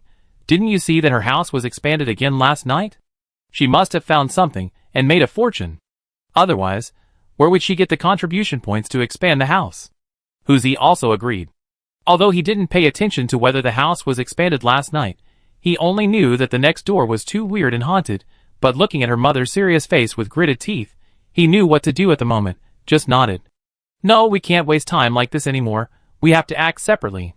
Niu Wanhua made a decision, with the remaining rationality of a man. So the three of them divided the work. Niu Wanhua was responsible for continuing to follow Sue Sanson, and the other two began to look for food at their own pace. A few minutes later, Sue Sanson had rested for a while, and finally got up and continued to set off. Maybe the direct giving strategy worked. In the next hour, she found a lot of moderately polluted dead branches along the way. She was seen swinging a hoe, cutting off the qualified tree trunks neatly in a few strokes, and then skillfully taking out the hemp rope and fixing it on the cart. Niu Wanhua, who was not far away, narrowed her eyes. She was right. This person was so skilled in tying materials. He must have found a lot of good things. She was about to rush forward to look for it, and see if she could find any leaks. Suddenly, she looked at the hoe in Sue Sanson's hand with lingering fear. Damn, I didn't expect this little girl to use the hoe so skillfully. Niu Wanhua was a little worried that the other party would find her following and would attack her directly, so she suppressed her jealousy and anger in her heart. After Sue Sanson left, she hurried forward and started to pick up leaks. It seems that we need to find some powerful guys to deal with this girl. Niu Wanhua was secretly jealous while checking the dead branches in her hand. About an hour later, Sue Sanson continued to walk deeper into the forest. The small cart behind her was already loaded with several thick bundles of firewood. She walked forward happily, and soon, after passing through the woods, she saw the endless sea of flowers. Wow, it's pretty beautiful. The colorful wild flowers bloomed in the sun, colorful and gorgeous. Each wild flower is as big as a basin, and the branches have also undergone mutations. Some are half a person tall, and some are 2 meters tall. Sue Sanson pulled the cart slowly through this beautiful and magical sea of flowers. Puff! I stepped on something accidentally. She looked down, and saw that her right foot was stuck in a large pile of unknown brown and black mud. Oh my god! Sue Sanson hated herself for only admiring the flowers, and not looking at her feet while walking. So she squatted down, pulled a leaf at random, and quickly wiped the dirt off her shoes. However, as she squatted down, a stream of air generated by the rapid downward movement of her body rushed straight towards her, and the air was mixed with an indescribable stench. Sue Sanson looked at the wild flower in front of her that was waving in the wind in the mud. What a beautiful flower, stuck in cow dung. She was sure that this strong smell of shit must be the feces of some strange beast. As for whether it was cow dung, she felt it was not so important. When she thought of this, she immediately became alert. The presence of feces means that a strange beast has been here. This is still a dangerous area. But suddenly, he looked at the dung pile under his feet. The surface of the dung pile was dry and cracked, and the smell was not obvious unless you got close to it, which meant that it had been drying here for a long time. Huh, it's good, which means that the strange beast has left for a long time, and the alarm is lifted. At this time, Sue Sanson had another flash of inspiration, and he quickly took out a match from his cloth bag, lit it with a click, and lit it towards the dung pile at his feet. Zzz, the dung pile was quickly ignited, and in the green smoke, there was even a faint smell of grass. Not bad, a magical dung pile. It doesn't stink when burned, it's really a rare fuel. Just do it. Sue Sanson began to go deeper and deeper along the edge of the flower sea, determined not to miss any dung pile. Nyo Wanhua, who was panting and finally caught up, looked up and saw the little girl with an excited face. I don't know what good thing she found, running around in the mud piles with high morale. What did you find? Nyo Wanhua was obviously a little excited, and she hurried forward to see it clearly. Suddenly, there was a pop. Who? Sue Sanson heard the sound and immediately became alert. He took out his dagger and looked towards the place where the sound came from. Could it be? A strange beast is coming? Chapter 71. Nyo Wanhua saw Sue Sanson busy, and was too impulsive to pay attention to her feet. She tripped over a stone and fell to the ground. Then she heard a puff, and fell directly to a pile of mud. Sue Sanson saw that there seemed to be some movement behind the dung pile in the distance, so he held the dagger tightly and approached slowly. She walked very cautiously step by step. At this time, Nyo Wanhua, who was hiding behind the dung pile with a dirty face, was actually a little scared. Damn! This damn girl actually had a dagger in her hand.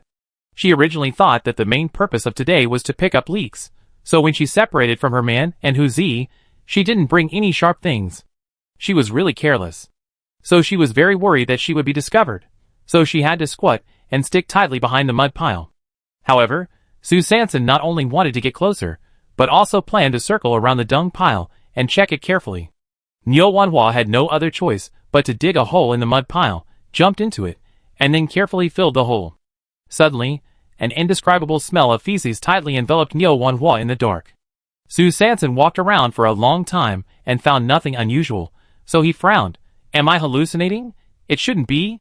1 hour later, Sue Sanson neatly dropped 4 large pieces of moderately polluted manure piles on the small cart. At this time, the manure pile on the cart was already 2 or 3 meters high.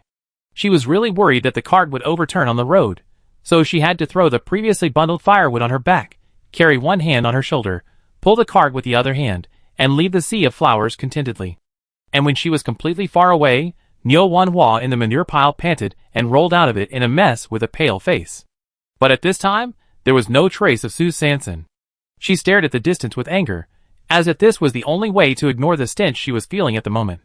Sue Sanson continued to move forward slowly, and at this moment, she found a relatively flat piece of land not far ahead, with a dozen large trees growing sparsely on the land, and the branches of each tree were very long and thick. The trunks of these dozen large trees were not too close to each other, but because the branches stretched outward, they could intertwine and overlap with the branches of the adjacent trees, as if holding each other's hands, forming a huge tree net. Wow, my trees are amazing. Sue Sanson was shocked by the wonders before his eyes. After sighing, he suddenly found that there were many green twigs as thick as sticks growing sparsely on the land around the big tree. The twigs spread outward, and the leaves on the branches were lush and green, from small to large, like a bunch of scattered radish leaves. Like what? Radish leaves? Sue Sanson was about to look away, but then his body froze, and he hurried forward a few steps to carefully identify why these big green leaves looked like giant radish leaves. So without saying a word, he put down the firewood on his back, waved the hoe, and started digging. Soon, before he dug deep for a long time, he saw a touch of snow white in the soil. Ah, it's really a big white radish. Oh my God, I was worried that I couldn't find vegetables in the end times. I encountered a white radish. Sue Sanson was overjoyed and stopped digging. He started from the southeast corner of the land, testing one leaf at a time. 2 hours later, with a continuous drip. Severe pollution. In the search, there were 5 mildly polluted, edible. Oh my God, it was 5 times. This means there are 5 big white radishes waiting for her hug. Sue Sanson was overjoyed, so he tied the slightly polluted leaves detected one by one with hemp ropes as a mark, then picked up the hoe, and came to the first big white radish detected, swung the hoe, and began to dig slowly. The hoe was not swung fast, mainly because he was worried that he would accidentally chop the radish, so he had to dig around the radish leaves little by little. Half an hour later, the big white radish in the soil finally showed its head. It was a white column with a diameter of about 2 meters, with emerald green leaves connected to the top, and most of the body was still buried deep in the soil. Sue Sanson looked at this white radish with such a huge head, and her heart was so happy that she quickly stretched out her right hand and used the optical brain to check it. Ding! Mildly polluted, edible. Ha ha ha! I really couldn't help it, and couldn't help but put my hands on my waist and laughed up to the sky. Then she quickly wiped the drool from her mouth, raised the hoe, and continued to dig the soil. But the radish was really big. She worked hard again, and after digging the soil for almost half an hour, she still hadn't seen the bottom. She looked up at the 4 big radish rope marks in the distance, wiped the sweat from her forehead, and sighed. Oh, this is not a solution. It takes at least 1.5 hours on average to dig 1 radish, and at least 6 hours for 4 radishes. It's already past 2 p.m. She was really worried that she would run out of time, so she had to stop what she was doing and quickly think about what simple and quick ways she could do. So she looked at the big trees holding hands one by one. She thought to herself, let's try the lever principle to pull out the radish. Sue Sanson took out the hemp rope from the cloth bag and tied a knot around the big white radish that had been dug out. After fixing it, she quickly climbed up a big tree not far away with the other end of the rope, stopped on a branch 5 meters above the ground, wrapped the hemp rope around the branch, and then quickly slid down the trunk. With the 5-meter-high branch as the axis, Sue Sanson pulled the hemp rope to her shoulder and ran forward in the opposite direction of the white radish. After running a few steps, the hemp rope was instantly tightened and straightened due to the resistance of the big white radish, and it was difficult for her to take another step forward. Sue Sanson gritted her teeth and exerted force. Hey! Wah wah wah was the sound of the soil loosening. She clearly felt that she had successfully moved forward a few steps, indicating that the white radish was slowly being pulled out. This method works, so she continued to exert force. However, in the next 10 minutes, no matter how hard she tried, the white radish seemed to weigh 1,000 pounds and would not move. It seems that she needs to add a lever. Sue Sanson returned to the tree again, wanting to choose a higher branch as the axis, so that the weight that can be pried would be greater. She quickly climbed up the trunk and stopped on a branch 7 meters above the ground. She was about to wrap the hemp rope around the branch, when suddenly, she heard a rustling sound not far away, and then the soil under the tree began to turn over. In an instant, it seemed that countless spheres were rolling underground. Oh my God, what is going on? Then, Sue Sanson saw dozens of large holes suddenly appear in the radish field, and countless brown-gray heads with sharp teeth squeaked out of the holes. Damn! Is this a mutant mole preparing to come out to look for food? Chapter 72. I saw countless heads sticking out of the cave, looking around and whispering to each other. Suddenly, in an instant, they all looked at Sue Sanson, who was still standing on the branch. Sue Sanson suddenly met these dozens or hundreds of sharp eyes, and her back was immediately trembling. What's going on? Are they all hungry? She was afraid, but she had been through the apocalypse for so long, and she knew that hiding blindly was not a long-term solution. So this time, she decided to take the initiative to control the mouse. She quickly took out 4 marbles from the cloth bag, clamped them between the 5 fingers of her right hand, bent her legs slightly, and jumped directly from the 7-meter-high branch with a charge, and then landed steadily on a branch 4 meters above the ground. At the same time, the 4 glass marbles in her hand flew towards the nearest hole to her. It's time to test. The result of the training. Paw! Paw! Paw! Paw! The moment the 4 marbles were shot out, 4 consecutive crisp sounds were heard. 2 of them hit the heads of 2 moles respectively. The remaining 2 missed and hit the mud, sinking several centimeters deep into the ground. It can be seen that the marbles are very powerful. Yes, 50% hit rate. Sue Sanson was quite satisfied. She pulled back with her left hand, and some inexplicable force in the air pulled the 4 glass marbles that had just flown out back into her hands in an instant. These were the spider silk marbles that Xie Yuan made for her last night. The imperceptible spider silk was woven into a fine net, put on the glass marbles, and then a spider silk more than 10 meters long was connected to the top of it. In this way, every time the spider silk was gently pulled, the glass marbles would be collected obediently. Sue Sanson was very satisfied with this design. Just kidding. She only had about 100 glass marbles in total. If they couldn't be recycled, wouldn't it be 1 less marble? She couldn't bear to part with them. Enough of small talk. At the moment, when Sue Sanson pulled back the spider silk with her left hand, she took out 4 glass marbles from her pocket with her right hand. Swish, swish, swish. Another round of long-distance shooting. Snap! Snap! Snap! Snap! 3 of the glass marbles hit the heads of 3 moles respectively. Everything happened very quickly. It was only 2 or 3 seconds from the first wave of marbles to now. Squeak, squeak, squeak. The 5 moles that had just been hit in succession immediately ran away with their heads in their hands. They turned around and hid back in the cave. The remaining 100 or so moles saw that the situation was not right and the enemy seemed too powerful, so they turned around and burrowed into the ground. Sue Sanson thought it was not good. They have already fled back to the ground. How can she go to pull radishes with peace of mind? When she is facing away, and they attack her from behind, she will be finished. No, we must not let them escape. So he quickly fired several waves of glass marbles, but unfortunately, only 2 or 3 hit the fleeing rats' buttocks and failed to kill any of them. Damn it, they all hit in the ground. Sue Sanson frowned, looked at the holes one by one, took out the matches from the cloth bag, and prepared to use the smoke method like he did last time in the mutant white rabbit cave. But then he thought of the mutant radishes in the field. If they were accidentally damaged by the fire, wouldn't that mean all his efforts would be in vain? So he quickly rejected the idea of a fire attack. Sue Sanson stared at the hard mirror on her chest and thought for a moment. Suddenly, she had an idea. Why not use sonic wave attack again? Although the sound might attract strange beasts, she couldn't think of any better way for the time being. Let's take a gamble. Just do it. She quickly took out a spare spider silk from her pocket and tied it tightly to the top of the copper gong. Then she aimed at the nearest mole hole and threw the copper gong like a frisbee. With a bang, the copper gong landed accurately at the hole.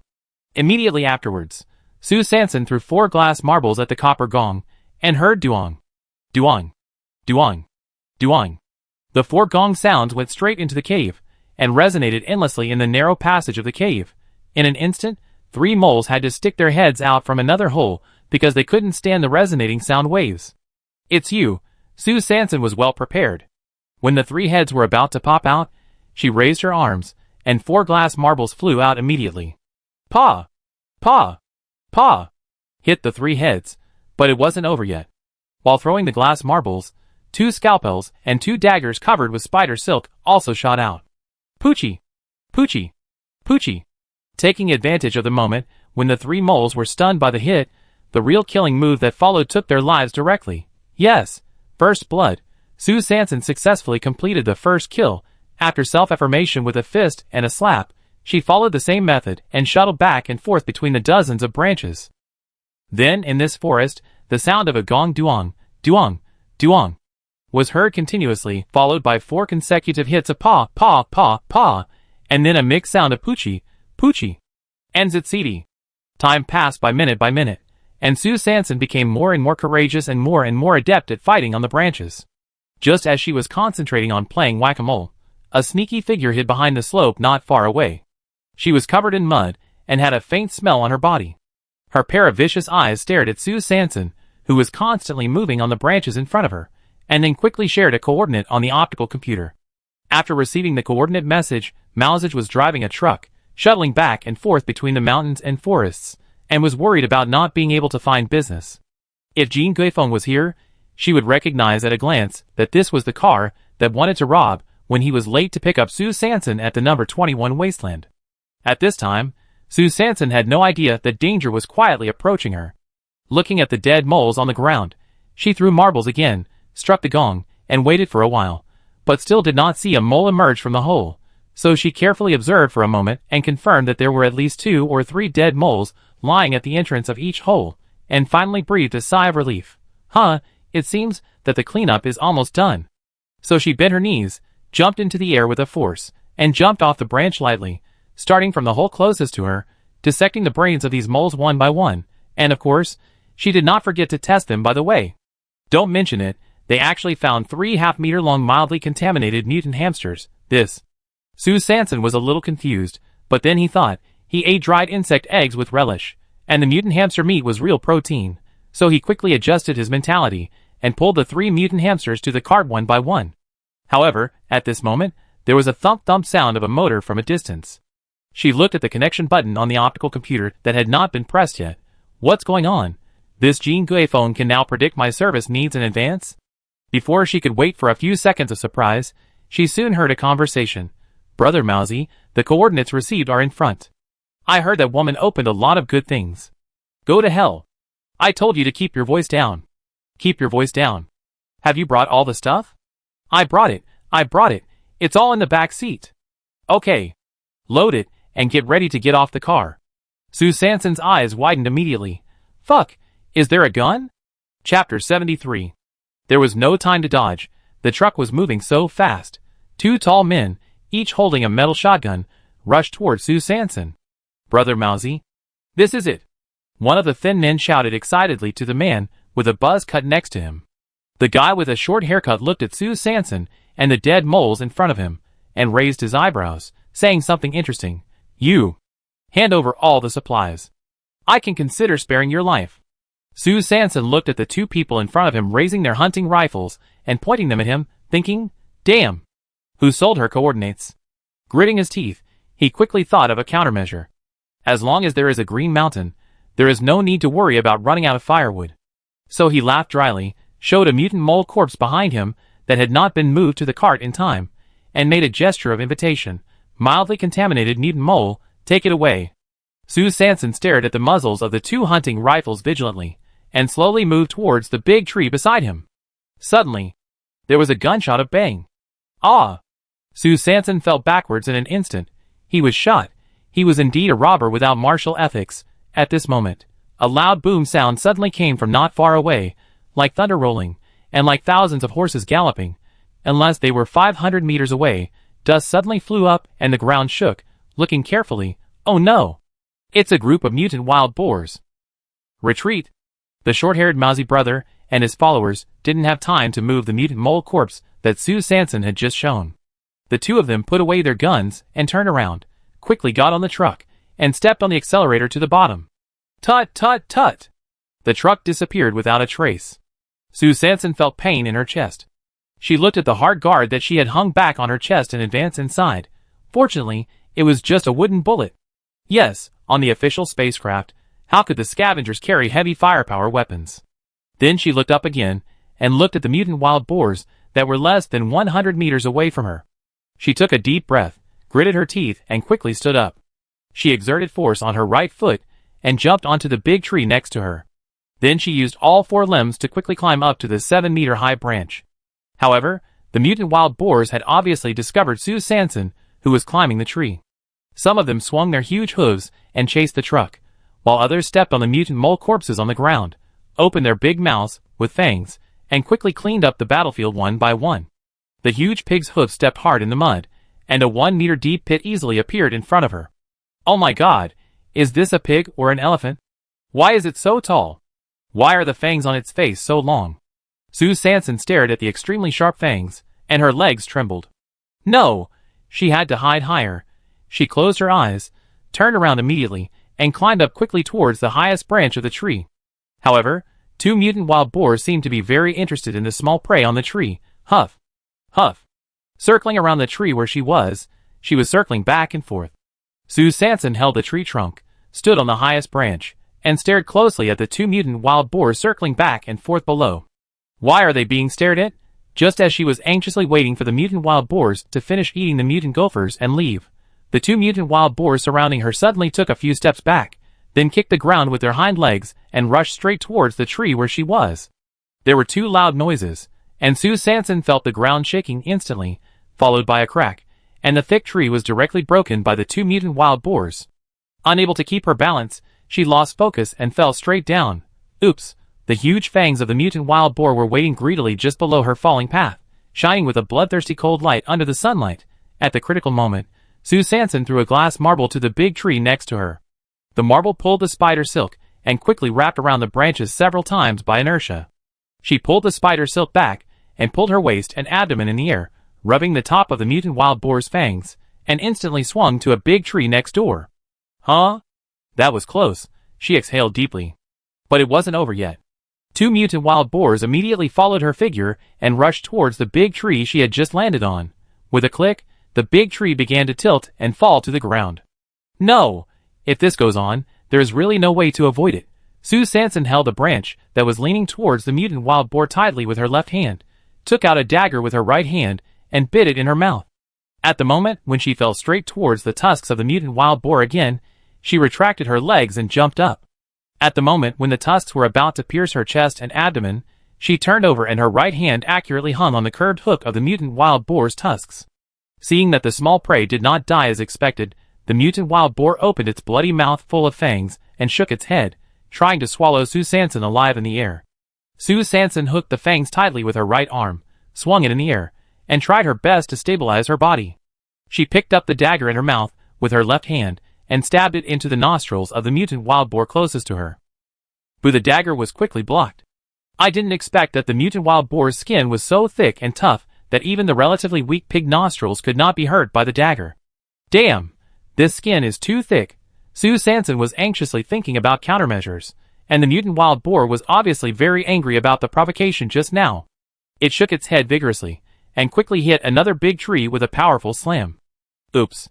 Sue Sanson looked at the tree trunk getting closer and closer to her, her heart pounding, and the sweat on her forehead flowed down in a line. If she hit it, she believed that she would be turned into a pool of meat on the spot. Calm down, calm down. There must be a way. She looked at the connection between the mutant wild boar's tusks and the head, and wanted to stab it directly into its eyes, like she did with the mutant bullfrog before, but it didn't work. This mutant wild boar was too big, and the root of the tusk was too far away from the eyes. She couldn't reach it at all when she jumped up. Just as she was about to hit the trunk of the giant tree, she suddenly thought of the new weapon in the cloth bag. When the new weapon entered the spaceship, it was specially stocked, and she spent a full 50 contribution points on the ship. Yes, how could she forget it? So she curled her lips, smiled evilly, and loosened her right hand at the right time, quickly sliding towards the root of the mutant wild boar's fangs. At the same time, she suddenly pulled out the high-energy knife that Xie Yuan gave her last night, pressed the switch without hesitation, and stabbed it straight down into the mutant wild boar's throat. Just heard woo. The mutant wild boar suddenly felt pain, its feet were unstable, and its head swung wildly. With a bang, it turned sideways and hit the big tree next to it. Ah! Due to the inertia of the collision, Sue Sanson's fangs were thrown off abruptly, and he fell under the mutant wild boar with a snap. Tick, tick, tick. The blood that kept gushing out of the mutant wild boar's throat fell vertically and hit Sue Sanson's head. The other mutant wild boar next to him saw his companion in danger, stared at her with angry eyes, stepped forward with his strong hooves, and rushed towards her quickly. The dirt and dust flew everywhere. Sue Sanson felt that the ground seemed to be shaking violently. Chapter 74. The angry mutant wild boar was like a madman, with its head lowered, rushing towards Sue Sanson with its huge fangs. Not good. Sue Sanson was hurt by the fall, and could not stand up quickly. She had to stretch out her right hand and hug a big pig hoof of the mutant wild boar next to her whose throat she had just pierced. Then she exerted force with her arm, and at the moment when the fangs pierced her, she circled the big pig hoof, whooshed back, and hid behind the hoof.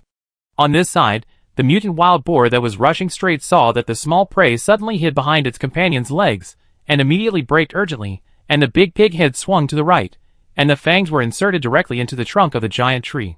All this happened too fast. The mutant wild boar that had just charged and wanted to turn around quickly and launch a second attack on Sue Sanson. However, its fangs were too deep in the tree trunk, so it suddenly turned around. The giant tree with its 10-meter-high crown was pulled left and right by the mutant wild boar's fangs. The roots of the tree that could not withstand the huge force pulled out of the soil in an instant. The mutant wild boar saw that it was blocked from turning around, so it swung its body back and forth more frantically, trying to quickly get rid of the giant tree that was in the way. But the giant tree was so big, how could it be easily uprooted and thrown away? Sue Sanson saw that the mutant wild boar was tripped by the giant tree, so he seized the opportunity, bit his back teeth, endured the severe pain, and rolled directly to the bottom of the mutant wild boar's body that was still swaying randomly, raised the high-energy knife in his hand, pressed the button, puff. With a hard force, he stabbed it directly into the abdomen of the mutant wild boar above his head, and then spun it hard. This was not over yet. She did not stop. She held the high-energy knife in her right hand, and quickly moved along the texture of the abdomen, moving straight towards the mutant wild boar's tail. Hua la la. In an instant, blood flowed, and the mutant wild boar was disemboweled by Sue Sanson on the spot, and its belly was broken. Woo woo woo was another more shrill scream. Bang! With a sound, the mutant wild boar, with a big hole in its abdomen, finally fell to the ground. Oh no! It finally wanted to fall to the ground, but because its fangs were stuck on the trunk of the giant tree, it could only fall diagonally in the air in a very strange posture, drooping backwards on the ground, with its head hanging on the trunk, completely dead. Sue Sanson exhaled, her eyes were determined. She turned around immediately, and walked back to the mutant wild boar whose throat she had cut before, pulled out the high-energy knife, stabbed it into the wound again, and then turned it hard, puff. Blood splattered. This mutant wild boar, which was already dying due to poor blood circulation, finally couldn't escape the bad luck and died under Sue Sanson's knife.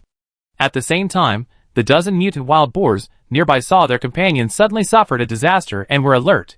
The air seemed to be silent for a moment, and at this time, a relatively small mutant wild boar suddenly took the lead and ran away.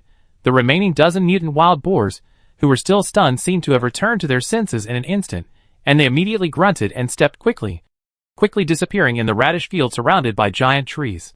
Sue Sanson looked at the mutant hamster corpse that had been eaten to the last bit in the distance, and finally breathed a sigh of relief, then fell to the ground with a plop.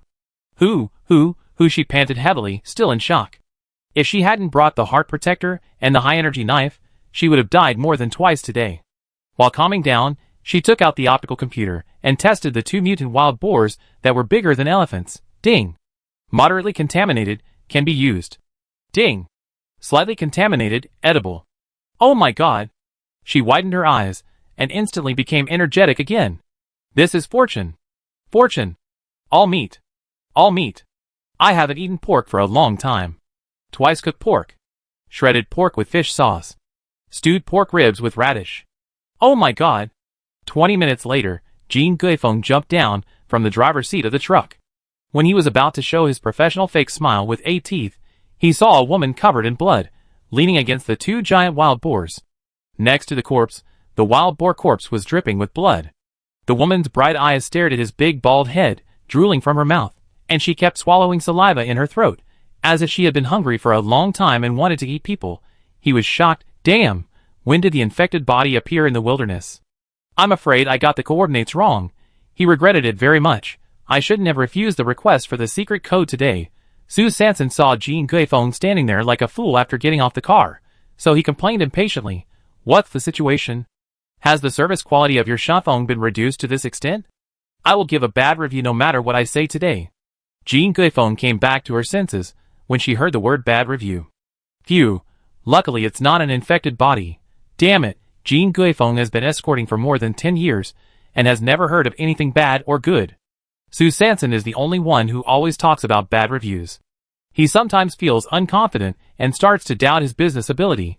10 minutes later, Jean Guifeng drove a crane and used a mechanical arm to pull radishes from the ground, gritting his teeth and saying, "Let me make it clear first, this will cost extra money. We at Shafeng are only responsible for transportation and related matters after transportation, and we are never responsible for specific excavation work." Sue Sanson stood by the radish pit, with his arms around his chest, supervising while curling his lips and retorting, "Didn't I ask you specifically last time? Which company has the best excavation technology? Do you remember how you answered?" Jean Guifeng frowned and recalled, "Did you ask? Did I answer? How did I answer?" Su Sanson rolled his eyes. I asked which company has the best excavation technology, and you said it yourself, Nanchangman Shufeng Gaifengwang. Jean Guifeng punched the operating table. That was the code you gave. Why did you pin it on me? Hey! No! That's not the key. What the hell does this have to do with excavation technology? His train of thought was almost completely led astray. The key is whose excavation technology. Is the magic strong? Fuck you. The key is that you have to pay more today. The money is the key. Jean Guifeng was about to swear. Her fingers were creaking, and she was thinking of getting off the car to teach her a lesson, when she suddenly saw Su Sanson pointed to the corner under the big tree next to her. The mutant mole over there is slightly contaminated. Although it was stepped on by a wild boar, it has not been eaten yet. It belongs to you. Jean Guifeng looked at the half-meter-long mutant mole on the ground, feeling very useless. He couldn't help swallowing his saliva, but he still tried his best to maintain his arrogant image and spoke indifferently. Well, okay then. Just kidding, that would be great. He hadn't seen a meaty person for a long time. Although there would be scavengers occasionally bringing edible giant beast meat to him for escort, the commissions deducted belonged to the escort agency, and he couldn't get any of them. So he swallowed his saliva unconsciously, and looked at the half-meter-long mutant mole. This was his kickback. Not to mention, Jean Guifeng had only received 2 kickbacks in the more than 10 years of escorting. The first time was the eyeballs and tongue of the mutant bullfrog, and the second time was this mutant mole. How come all of it came from this slick-talking brat? Jean Guifeng was pulling radishes diligently, while looking at Su Sanson with complicated eyes. Could it be that he was going to give her the only VIP quota he had? Jean Guifeng was struggling over whether to keep the VIP quota while pulling radishes diligently. Meanwhile, beside the spaceship, Niu Wanhua and the other 2 were gathering together with a short-haired guy, whispering and plotting. Chapter 75. Beside the spaceship, Niu Wanhua and the other 2 and Maozi were happily dancing and plotting. After the mutant wild boars came, I ran away. Maozi, what happened later? Niu Wanhua looked excited. The crew-haired Maozi spat. You also knew that the mutant wild boars were coming, and you ran away. Are we still staying here and waiting to die? Niu Wanhua choked, laughed dryly, and leaned in to whisper, yes, safety is definitely the first priority. I just want to know, what about that little girl? As she spoke, a trace of resentment unconsciously appeared in her eyes. The guy with a short haircut was really annoyed by the smell on her body. He stretched out his index finger to touch Niu Wanhua's forehead and said with disgust, You, stay away from me. Then he smiled contemptuously. I shot her, what do you think will happen? Niu Wanhua was originally angry that she was killed and smelled stinky, but when she heard that she was shot, she instantly balanced again, as if a big stone in her chest finally fell to the ground, and then smiled cunningly. Then you see, my reward for sharing the coordinates, is it? The guy with a short haircut raised his eyebrows, and his voice suddenly rose. Reward? Not only did I make a wasted trip and get nothing, but I was chased by a group of mutant wild boars for dozens of miles. I haven't even asked you for the energy cost? You still have the nerve to ask me for reward? Niu Wanhua shuddered immediately. Su Sanson sat in the co-pilot of the truck, and the truck drove directly into the exclusive cabin of Sha Feng. Of course, he knew nothing about what happened outside the spacecraft. Because she still didn't need to go to the official contribution point exchange office to exchange it this time, Jean Guifeng started disassembling the mutant wild boar as soon as she entered the cabin warehouse. It must be said that Jean Guifeng is sometimes ruthless and cannot bear the slightest loss, but his business ability is also outstanding. He picked up the special electric melting knife on the spacecraft and very neatly skinned, deboned, cut the meat, and removed the internal organs of the 2 huge mutant wild boars in just over 10 minutes. It's settled. We take 50% of the slightly contaminated mutant wild boars. We also split the skin and tusks of the moderately contaminated mutant wild boars equally. We each take half of the 4 intact white radishes. The crushed white radish is yours.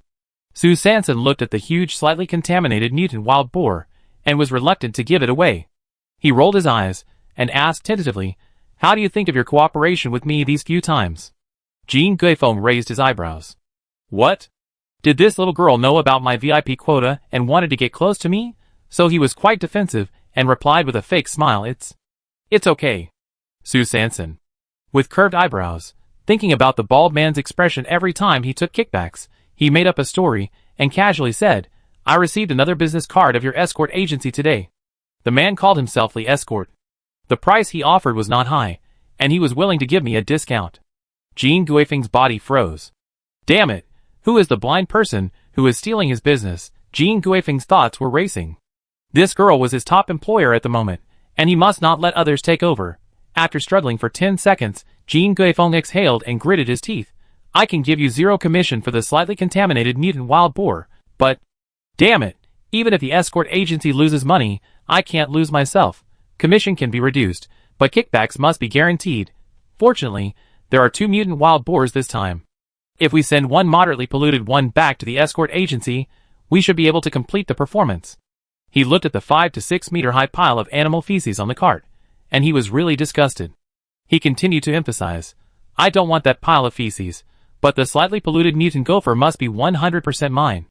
And, if there is business in the future, you must come to me. Sue Sanson heard it. Wow, this big wild boar was actually 100% guaranteed. She originally thought that the commission would be reduced to 20% or 30% at most. Not bad. It seems that Shafong can also be bargained. As expected, introducing a competition mechanism is the ultimate magic weapon to improve market efficiency and protect consumer rights. So she nodded and said, just deliver the things to the public toilet later. My customers will come to pick up the goods by themselves when the time comes. Jin Guifeng nodded, but she was muttering in her heart, what new way of material delivery is this? Is it popular to conduct large-scale transactions in public places now? Soon the spacecraft landed, and the cabin of Shafong opened 30 seconds in advance. Jin Guifeng stepped on the accelerator to the bottom, thump thump thump, and within a minute or two, the materials belonging to Sue Sanson were unloaded next to the public toilet. When the truck disappeared completely, Xie Yuan appeared in a small cart, and was responsible for guarding the materials. Sue Sanson quickly went back and forth between the public toilet and the hut one by one. It took 11 trips to move all the goods received today back to the yard. Cow dung was piled directly in the corner of the yard, and mutant wild boar meat and large white radishes were moved into the storage room in waves. Suddenly, the storage room was filled to the brim. However, this was not the end. Sue Sanson sneakily opened the fence gate and looked around.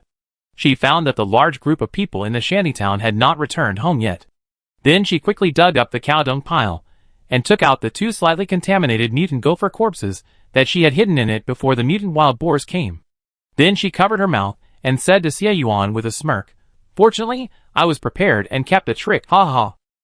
Xie Yuan looked at Sue Sanson's face, which looked like a villain, and smiled with relief. He never thought that this girl could kill 2 mutant wild boars today. Judging from their physiques, they should all be 1 star. A strange beast, and she even encountered a slightly contaminated edible one. What did she just say? That she would stew a pot of pork ribs and carrot soup in the evening. What kind of food is that? He had never heard of it, but he felt that it must be very delicious. How come this life suddenly feels better than when he was in the Dawn Guard before? Living a happy life? Is this the feeling of being kept again? After the 2 of them cleaned up the strange beast feces on the mutant mole, as soon as they entered the hut, Niu Wanhua and the other 2 returned to the next door with a pale face. How could they not be pale? Not only did they not find anything to eat today, they also owed the short-haired mousy brother 500 contribution points for truck fuel. 500 contribution points. That's not a small amount. Niu Wanhua, who was in debt, didn't care about the stench on her body at this moment. She just kept listening to her husband and her son's complaints. Ah, damn it. If I had known, I wouldn't have asked Mousy for compensation. How can she pay back these 500 contribution points? At the same time, Sue Sanson took out 6 yellow nuclear crystals from her cloth bag, 2 large and 4 small. Xie Yuan took another deep breath. This girl's ability to find nuclear crystals is too strong. She is almost catching up with the guards. Wild boars and moles? Sue Sanson smiled brightly. Yes. The big ones are from 2 wild boars. Before Jin Guifeng came, I crawled into their mouths and dug them out. It's really not easy for a few nuclear crystals. Xie Yuan's mouth twitched. It was indeed not easy. But I should have been followed by someone today. When I was in the flower field, I found something unusual, but I didn't catch him. Who is that mousy brother? Do you know? He had a gun in his hand and shot me. Sue Sanson suddenly changed the subject and began to talk about the conspiracy he encountered today. Xie Yuan's brows were furrowed tighter and tighter, and his fists were creaking. Especially after hearing Sue Sanson say that she was shot, he began to look her up and down with great concern.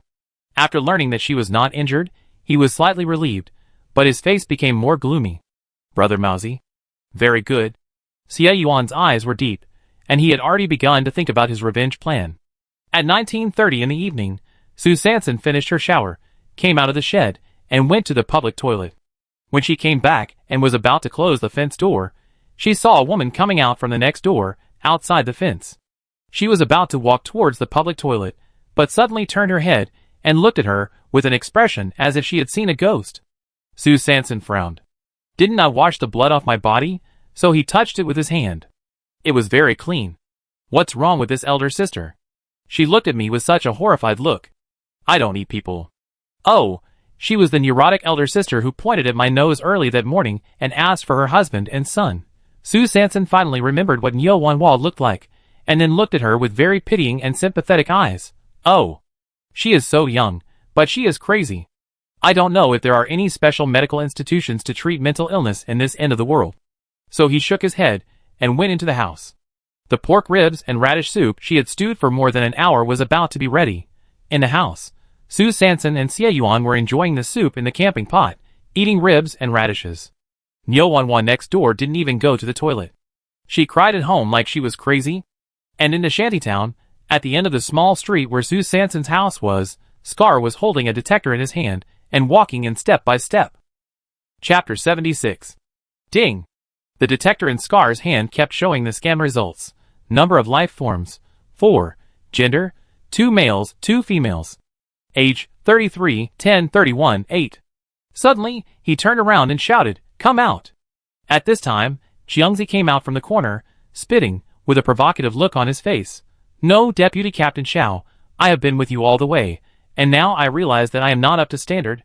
Scar narrowed his eyes slightly, and his right hand fingers flew, and he cleverly hid the detector in his hand in his sleeve, then replaced it with a tracker, and turned around slowly. "What? You want to help me share some work?" As he said that, he shook the tracker in his hand, pretending to be very generous. Jiangzi glanced at the tracker with his peripheral vision, and his fingertips moved.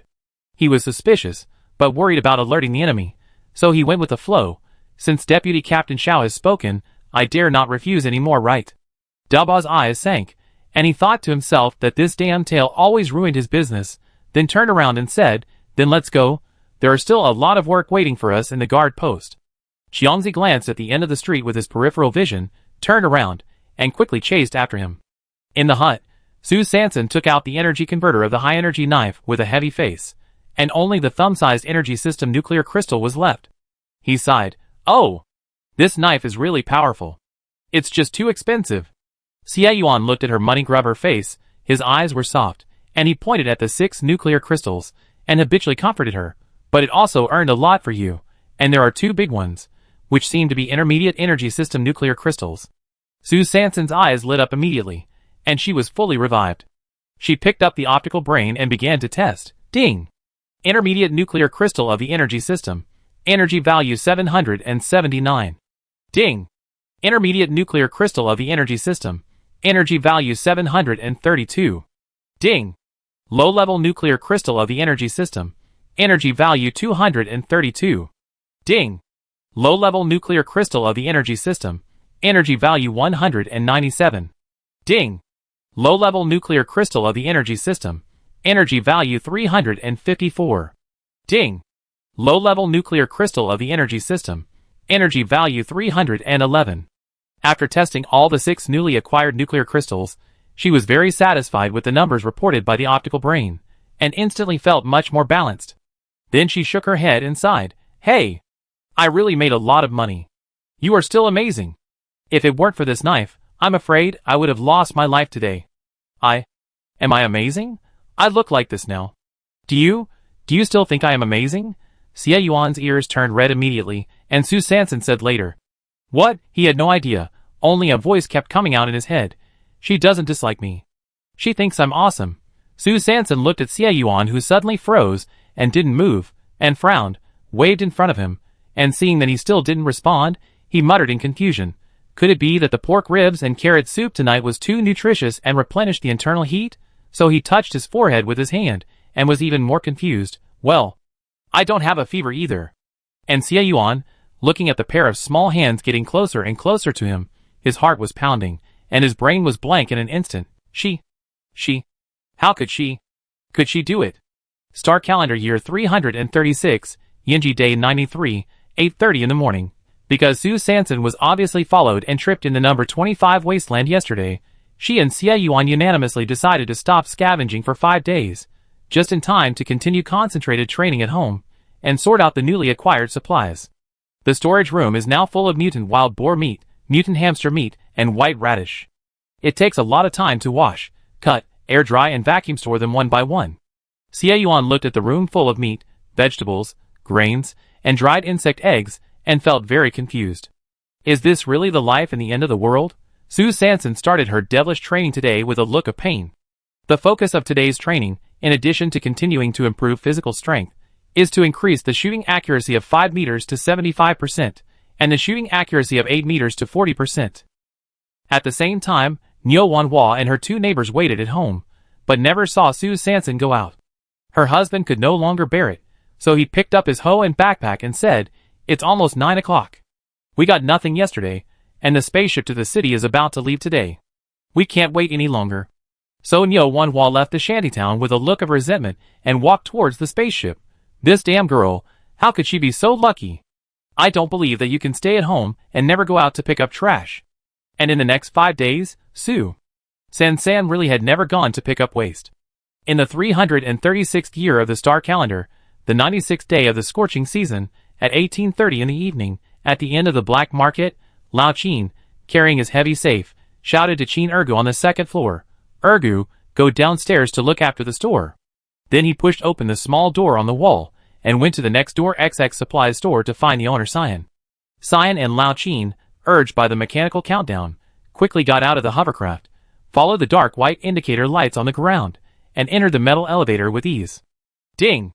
The elevator door opened, and a middle-aged man in a black suit and white gloves came over and said with a smile, "Please show me your invitation card." Cyan handed over the invitation card, and the middle-aged man scanned the information on the card and said, "Welcome, Mr. Tianji." The middle-aged man scanned Lao Qin's light head and smiled and said, "Mr. Qin, you have successfully bid 3 items at the auction. According to the guide principle, you only need to bid 2 more items, or bid 5 items, to obtain the status of the inviter." Lao Qin clenched his fists. His heart was so excited that he was flying, but he still managed to maintain his composure on his face. But the perverted smile on his face really betrayed his surging emotions at the moment. After today, the identity of the inviter will be his. The 2 quickly entered the auction room outside the field, and the familiar process of top-quality products was quickly completed. After the masked evaluator said, "The recommended reserve price is 50,000 contribution points per piece." In the middle, the 2 slightly polluted high-purity salt crystals that Lao Qin took out entered the auction process. On the big screen in the room, the auctioneer quickly began to introduce the 9th item of the day. This is a high-purity salt crystal found in an unknown wasteland at an unknown coordinate.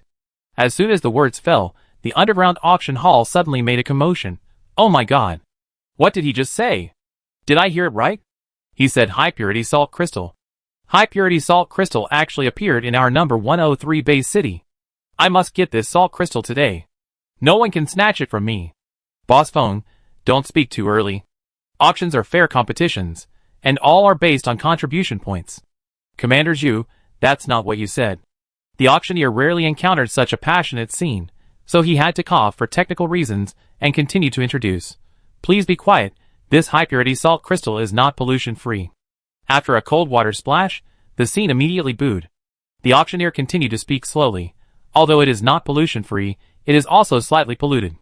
I believe you have heard of slightly polluted high-purity salt crystals. In the past 50 years, let alone pollution-free, even this slightly polluted high-purity salt crystal has never been found by major base cities." The scene that had just quieted down suddenly boiled again. The auctioneer was obviously very good at creating momentum. He gently pressed down with both hands and continued to release a big move. "And today, at our underground auction site in base city number 103, there will be 2 slightly polluted high-purity salt crystals. Top-quality auction." "Oh my god! There are 2! I've never seen such a thing. I have to grab one anyway." The auctioneer gave a sweet date, and immediately tried to calm down the overly excited atmosphere at the scene. Because the auction item is rare, considering the intensity of the subsequent bidding, the auction decided to temporarily add a rule. The participant who bids for the first slightly contaminated high-purity salt mine crystal cannot participate in the second auction. Oh my god! The atmosphere at the scene was once again pushed to a climax, because the underground auction had not temporarily added rules for many years. After an hour and a half of competition, 2 slightly contaminated high-purity salt mine crystals were sold at a sky-high price. Old Cheen was overjoyed to receive his underground auction invitation card from the middle-aged man in a black suit and white gloves. He was about to leave the back room when a pair of big hands stopped him. A tall man with a stubble on his face walked in and said, "I heard you have an unusual source of goods. I wonder if I can get to know this outstanding scavenger." Chapter 77. At about 22:30 in the evening, a message suddenly popped up on Sue Sanson's computer. "Come to the store tomorrow at noon. There is something important to discuss." Sue Sanson, who had just fallen asleep, was suddenly awakened by the reminder sound of the computer. Looking at the message sent by Lao Qin, he looked at Xie Yuan, who sat up beside him, and said, "It looks like something urgent." Xie Yuan frowned. "Did something happen to the Dawn Guard? Ask him how Ergu is doing recently." Lao Qin quickly replied, "Ergu is fine, but there is something important to discuss." Xie Yuan pursed his lips. This was the code between him and Lao Qin. Ergo referred to the Dawn Guard. Since everything was normal with the guard, it was not him who had important matters. So he asked doubtfully, "It should be related to you. Have you discussed anything with him before?" Sue Sanson scratched her head. She had discussed a lot with Lao Qin. She waved her hand. "Since it's for me, it shouldn't be anything dangerous. Go to sleep first. You know tomorrow Lao Qin won't sell me out." So she yawned and fell asleep again. In the outer room of the underground auction in the inner city of the base, Lao Qin, who was thinking about how to sell Sue Sanson at a high price, finally received her affirmative reply, so he smiled flatteringly and replied to the bearded man in front of him, "Boss Sui, I have an appointment with her to discuss it in detail tomorrow. How about this, you go back today and wait for my letter. I promise that I will get this done for you." The bearded man, known as Boss Sui in the underworld, controls more than 50 private soldiers in the South Gate area of the base, and can be said to be the big boss of the private soldiers' business in the South Gate. Of course, not all private army teams are under the control of Sui Lauda. There are more than 50 private army teams that belong to independent teams. The teams are mainly operated by the captain or the team members. Such teams have greater autonomy, but are relatively weak in other resources or channel forces. At first, these private army teams still maintained their own independent operation mode, did not disturb each other, and rarely had any intersections. But as the number of private army teams acquired by Sui Lauda increased, the monopoly of resource channels became stronger and stronger, which squeezed the living environment of the private army teams that were still fighting alone. So these independent private army teams gradually united and established an independent union, led by the captain of the Dragon and Tiger team, Brother Biao. And this Brother Biao was the captain of the Dragon and Tiger team, who was ruthlessly rejected by Lao Qin a few days ago when he tried to rent an aircraft and a temporary protective shield from him. Boss Sui saw Lao Qin patting his chest and making a solemn promise to him, and then glanced at the thin man wearing glasses next to him.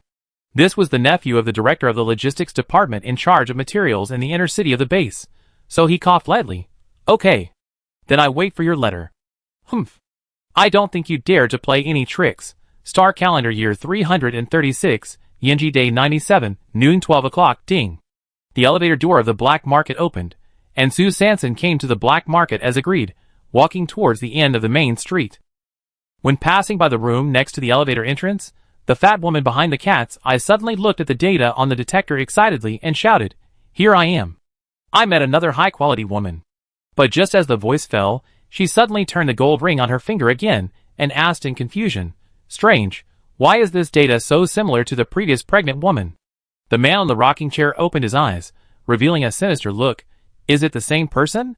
The fat woman stared at Sue Sanson's receding back, uncertainly. "She is not pregnant, she is not old, and most importantly, she does not have a cart." The man narrowed his eyes slightly. "It doesn't matter. Send Lao Jio to follow first. She hasn't opened a shop for a long time." At the end of the black market, Sue Sanson knocked on the wall. In the second-hand store, Lao Qin quickly crossed out the 2 astronomical figures behind salt mine crystal and card book on the middle page of the account book, and rewrote 2 relatively smaller amounts before putting the account book into the drawer. Alas, after so many days of entanglement, Lao Qin has always been unsure about this allocation amount.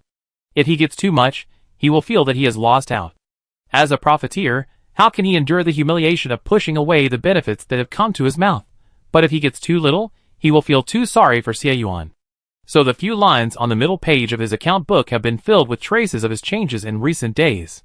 Ah, he sighed, immediately managed his expression, and then walked out of the counter quickly. Soon the wall opened and closed again. Old Qin pulled Su Sanson in with excitement. When he came to the counter, he sat down, moistened his throat, and suddenly put on airs and looked at her with a squint. Did you say before that you wanted to rent a small aircraft and a temporary protective shield? Su Sanson took a deep breath, and her eyes were immediately alert. When? Did I say that? It's over. He is not trying to test me. I can't let you trick me with the secret of the stagnation element. Lao Qin put his hands on his hips and said, you keep acting. But he didn't expose anything. He just said unhappily, I have always wanted to help you get these two things, but you know that this is very difficult. However, there is a chance now. Su Sanson heard that there was a chance to get a flying machine and a temporary protective shield. His eyes lit up immediately, but he looked at Lao Qin with suspicion and asked tentatively, what chance? Lao Qin looked at her cunning little look and snorted, humph. In order to let you get in touch with the boss of the private soldier team, I decided to reluctantly sell him a slightly contaminated high-purity salt mine crystal at the lowest price. Don't play Tai Chi with me here.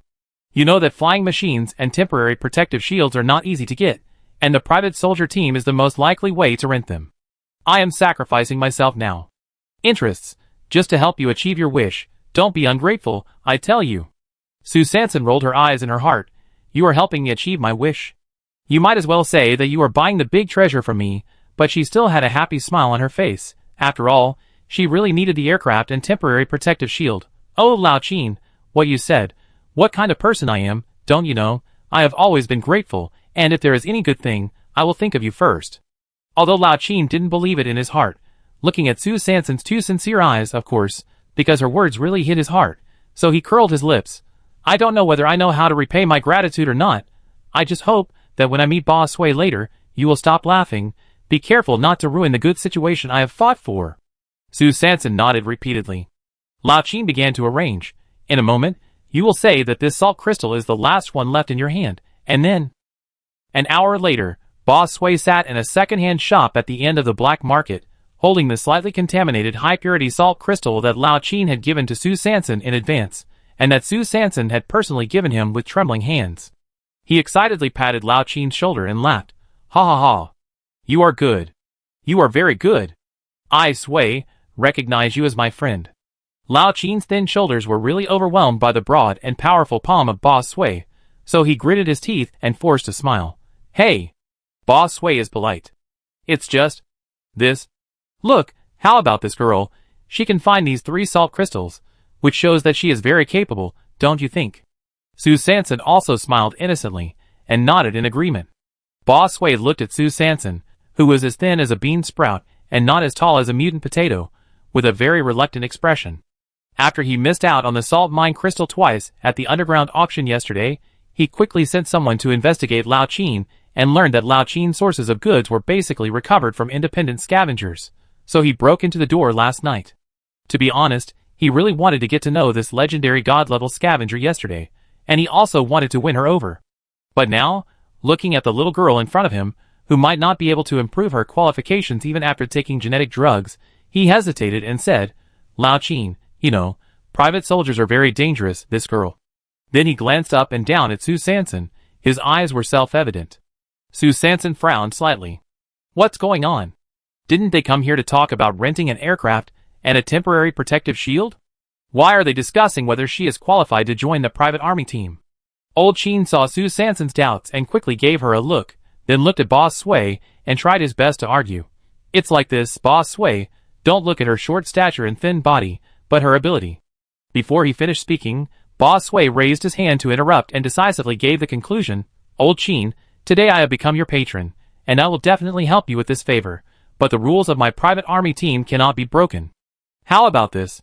Let her come in as a temporary worker first. How about it? Temporary worker? What do you mean? Am I joining the private army team? Or the kind without a regular staff? Su Sanson had a question mark on his forehead. Chapter 78. Lao Qin thought, it's okay, although he is just a temporary worker, but at least he has entered the private army camp, which is more than 50 private army teams. Besides, if he doesn't become a formal member, his information will not be registered, and there is no compulsory binding force, which is a good thing. After all, he is the boss Sway. When cooperating with the boss, it is better not to tie himself up. It is still necessary to keep a hand, so that he can withdraw at any time. So he calmed Sue Sanson with his eyes again, and then smiled and said, "Hey, temporary workers are good, thank you, boss Sway." Sue Sanson was furious when she heard it. How could she enter the thank you process? How could she bear it? Quickly said, "No, I don't agree." Unexpectedly, at the same time she spoke, boss Sway received an important message on his optical computer. He looked hurried, took the slightly polluted high-purity salt crystal in one hand, and took the optical computer in the other hand to quickly scan Sue Sanson's right wrist, added her contact, and then left a sentence. "It was agreed before that the payment will be made according to the reserve price. I, Sway, always keep my promises." Then he got up and went out.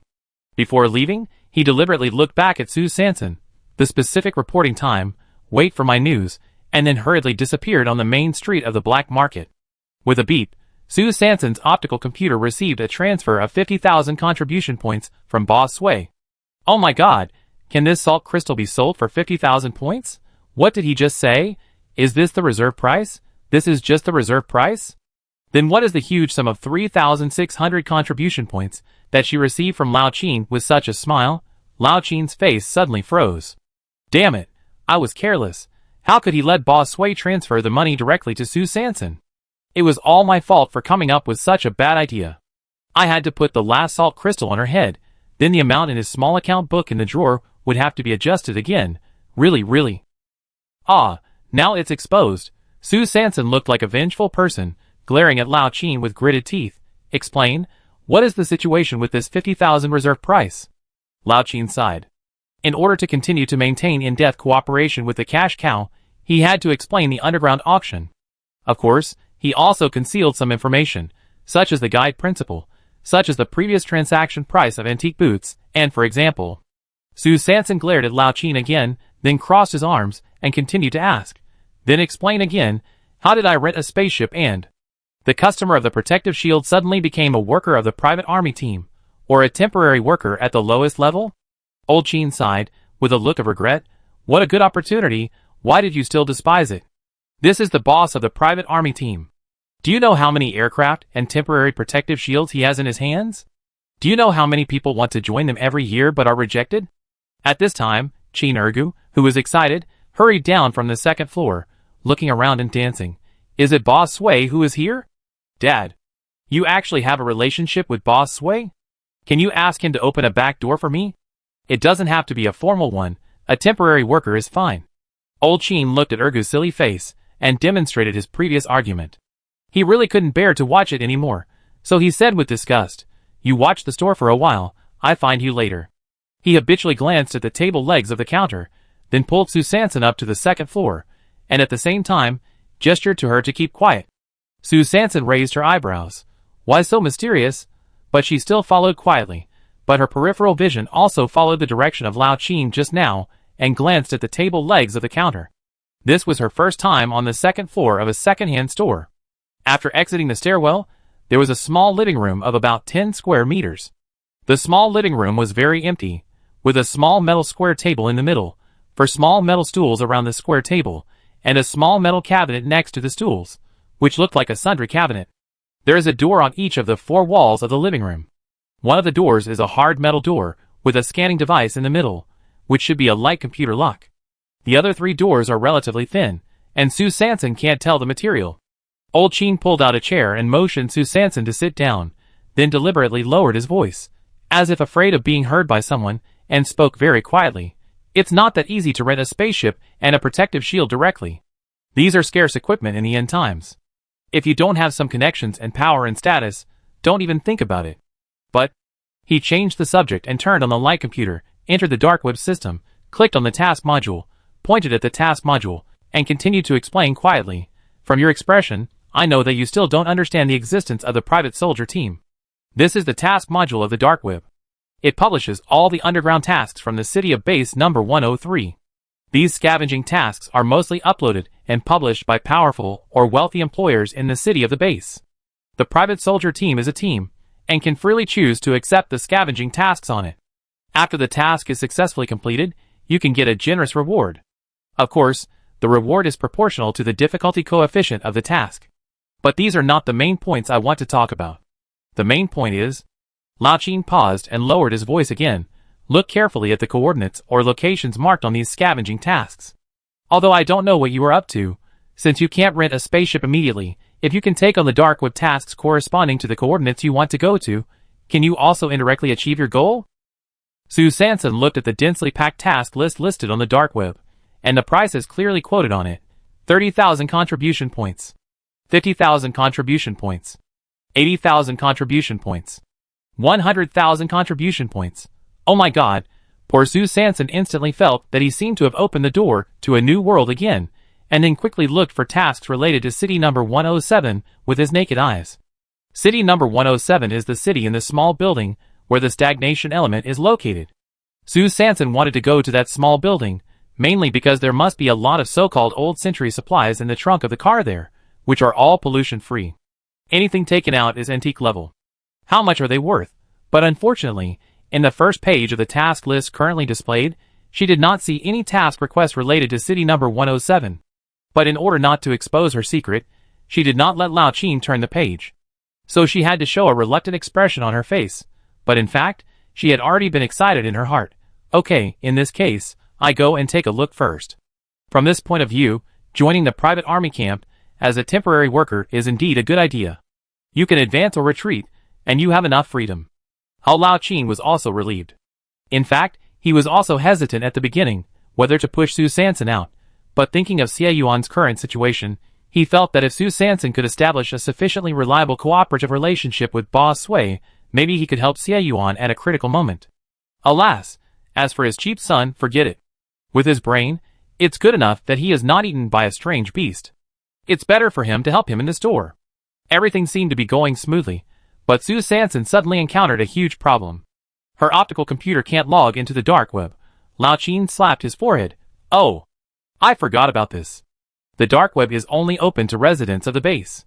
You live in a shantytown now, and don't have a fixed address in the base, so you can't log into the dark web. And the certification requirements for base residents are that you either have a property in the base city, or have an official stable job in the base city, or rent a house in the base city, and the remaining lease period is at least 365 days. Oh my god, the dark web is openly discriminating. But Su Sanson has no house and no job now, so where can she go to run this broken base? Huku, does she need to rent a house first?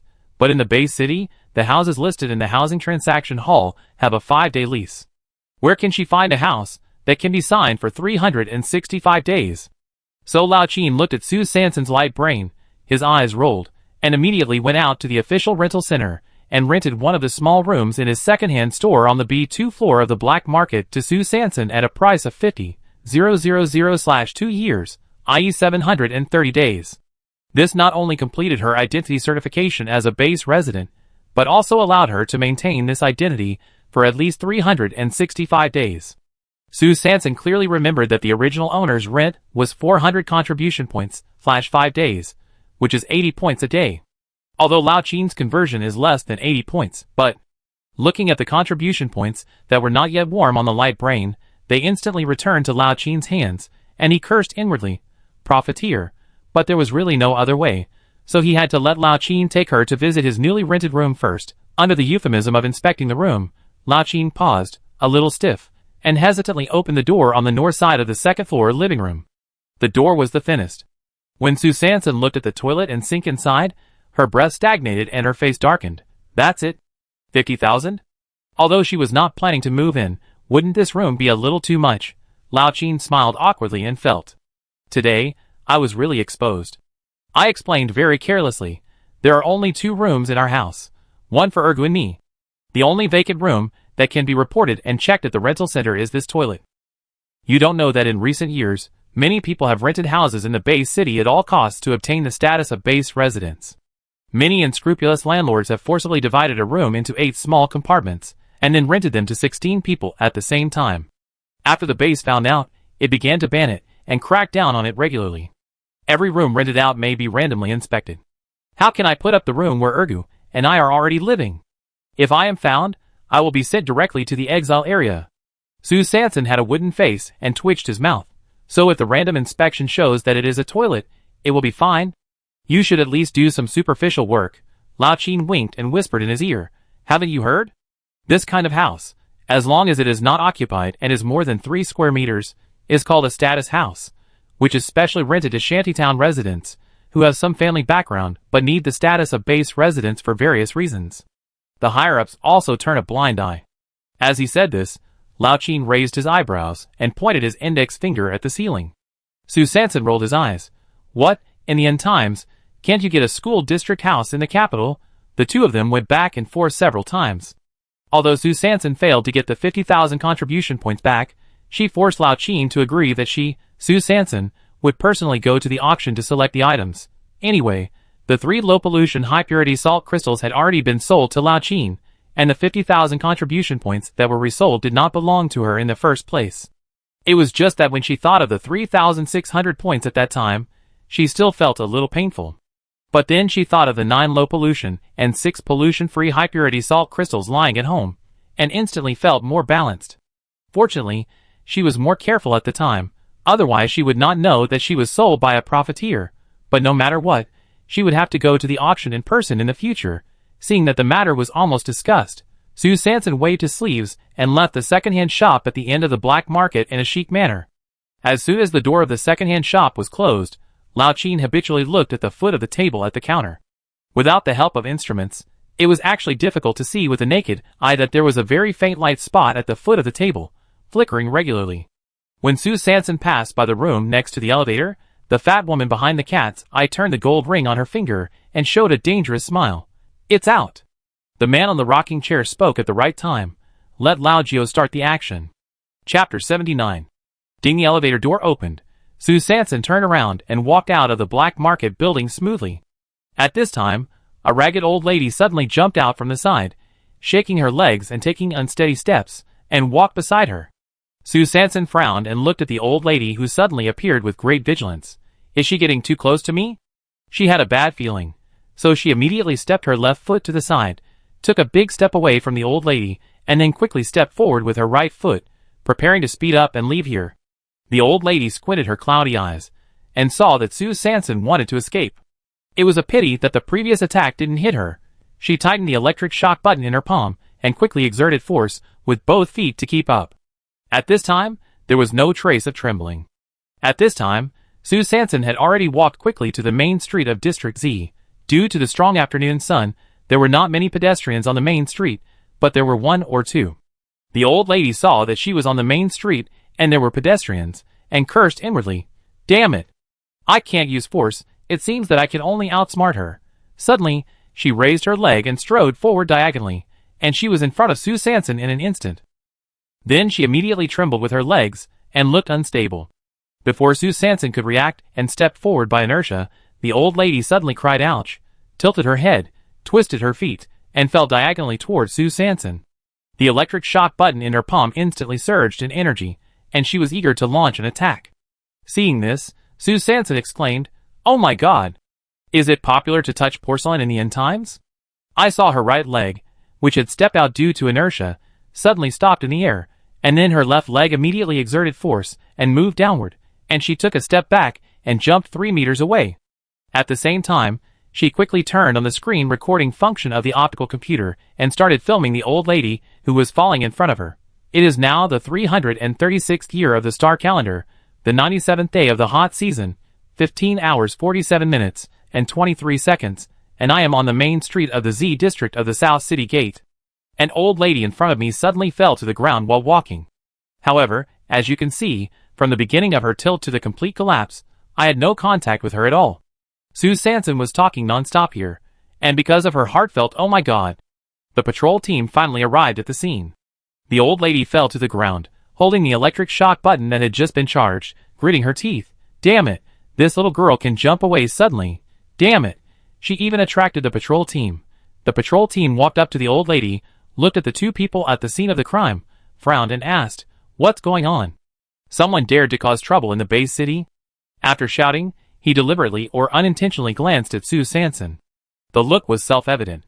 The old lady who fell to the ground was overjoyed. Unexpectedly, she had a chance. Just when she was about to speak in a low voice and blame others, she saw Sue Sanson open the light computer video and immediately clarified. "No, sir. She fell down by herself. I recorded the video here." 3 minutes later, the patrol team recorded Sue Sanson's confession and video, and quickly sent the two away. Sue Sanson pulled the frog skin hood on his head, and quickly moved his short legs towards the south gate, laughing in his heart. "Humph! Want to blackmail me? No way. These are all tricks I've seen in my previous life." After the patrol team left, the old lady, who had failed in her mission, stared at Sue Sanson's back with resentment, clenched her fists, and cursed inwardly. How cunning. The old lady was the old 9 in the man's rocking chair. She originally wanted to knock Sue Sanson unconscious with high-voltage electric shock, drag her directly into the dark room, tie her up first, and wait for her to wake up. After the test data was no problem, she would directly use a knife. As a result, who would have thought that she didn't even have a chance to get close? She even recorded a video and handed it to the patrol team. It seems that this mask is useless. She spent a lot of money to customize it 3 days ago. Damn it! After returning home, Sue Sanson told Xie Yuan everything that happened at Lao Qin's place today. Xie Yuan frowned. He had been doing special training for Sue Sanson during this period. His original intention was to let her interview for logistics or civilian work in the guard before the snow season. This kind of work has low income, but it is relatively safe. You don't have to leave the base city every day. And because it does not involve materials or core secrets, it will not be involved in power disputes. Therefore, this kind of work is actually quite popular in the base city, and there may not be recruitment quotas. But when the time comes, he can find a way to find the director of the guard station, Shi Dongming, in advance. As long as you enter the guard, even if you are just a civilian, you will naturally have a chance. I will contact the small aircraft and temporary protective shield through some official channels, and then I will adapt to the situation and find an opportunity to go to the stagnation element building in city number 107. But now, although the channels of this private soldier team are not official enough, it is indeed more flexible than the guard system. Maybe it will be more flexible and convenient in the future. Xie Yuan quickly analyzed the pros and cons, nodded to Sue Sanson, indicating that he understood, and then said with some concern, "The competition in the private soldier team is fierce, and the degree of danger they face is much higher than that of ordinary scavengers. In fact, you can think about it again, don't take too many risks." He couldn't say the second half of the sentence after all, because he couldn't provide protection now, and it was impossible for him to go to City 107 instead of her, so he had to lower his eyes silently and analyze for her as much as possible so that she could be fully prepared before making a decision. Sue Sanson was actually nervous deep in her heart, but if she was just scavenging, she was obviously being targeted now. She had encountered the guy with a short haircut twice before, and the other party had a gun. Under the premise that she was not sure of self-protection, she thought that changing her mind and going to the private army team to have a look might be a delaying tactic. So she nodded and replied, "Well, anyway, let's go and have a look first." After hearing this, Xie Yuan stopped persuading her, so he immediately said with a serious face, "In this case, let's train for 3 hours today." Sue Sanson. Can I answer it again now? Night. At 23:58, Lao Jiu followed the route he had followed in the afternoon, and came to the rattan fence outside Sue Sanson's house in the dark. He turned around, confirmed the surrounding environment, avoided the patrol team that just passed by, and was counting the equipment on his waist, ready to start the action at midnight. Suddenly, his shoulders sank, and a woman's voice rang in his ears. "Hey! I didn't expect you to arrive early. I said I would come to pick you up earlier. How about it, are you ready?" Lao Jiu's heart skipped a beat, and he frowned immediately. What's going on? The organization has always acted alone, and there has never been a situation where 2 people are assigned to a task. Who is this person? How did she know my action plan tonight? She even knew that I like to arrive at the scene in advance. This person must know our people in the Golden Triangle very well. Could it be a competitor? The Brotherhood of Eastgate? During this period, the Brotherhood of Eastgate has been very active, and its sphere of influence has expanded quite quickly. And it seems to be trying to invade their business territory in the Golden Triangle of Southgate. Damn it! I didn't expect that I would be followed by the Brotherhood. Lao Jiu, on this side, was thinking quickly, and determined that the woman behind him was a competitor in the same industry. Niu Wanhua, who was excited and smiling wickedly, put one hand on Lao Jiu's shoulder and held a machete in the other hand, and was eager to take action. "Hey! I robbed all the supplies in your house today, and the 500 contribution points I owe are not a small matter."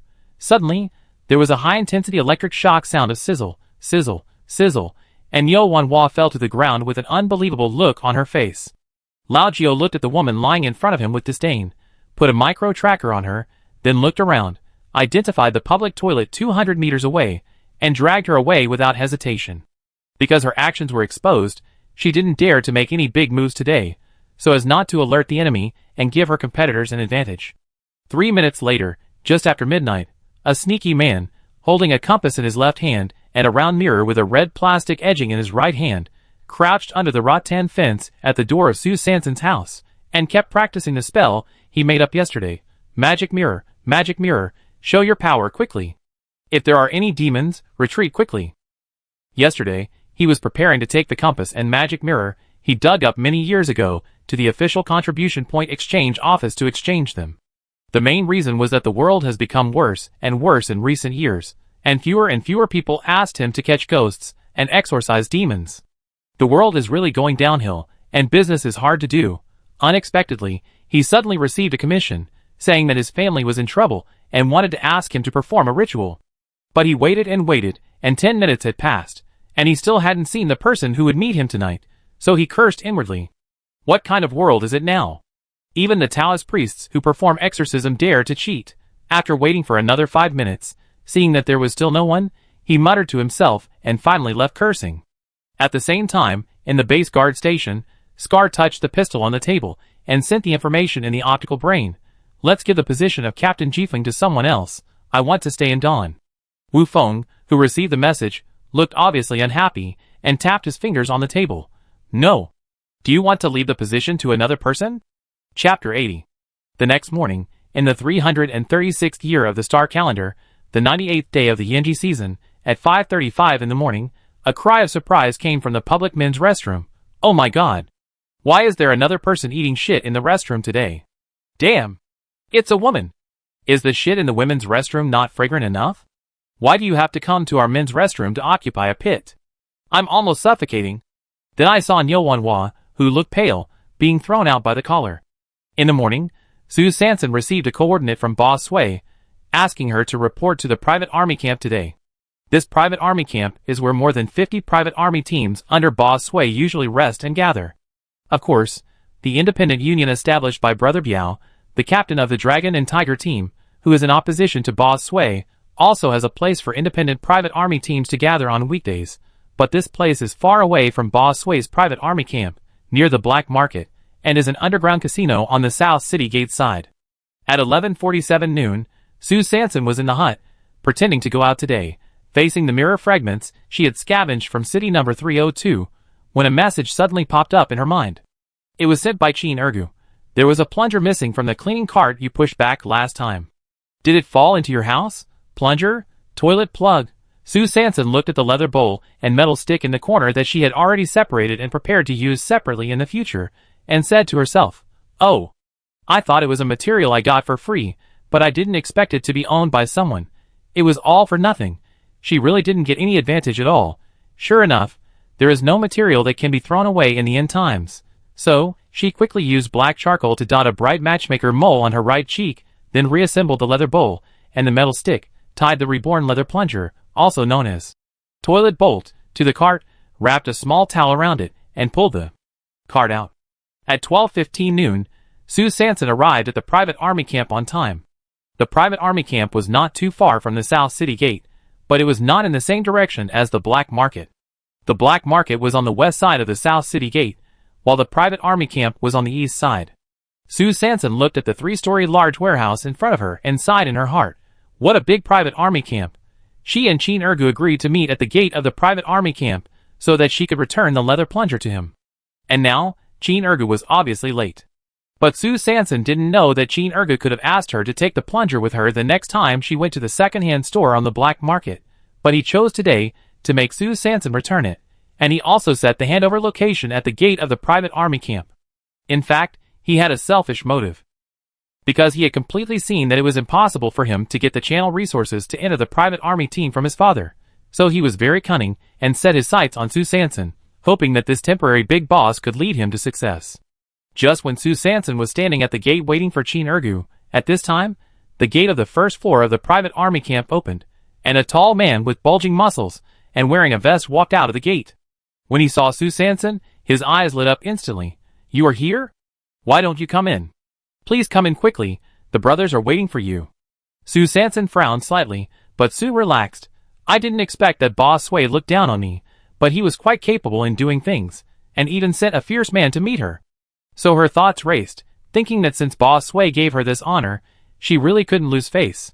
So she had to leave Ergu alone first, because he was late. Then she smiled and walked towards the muscular man. "Hey. Okay. I'm coming."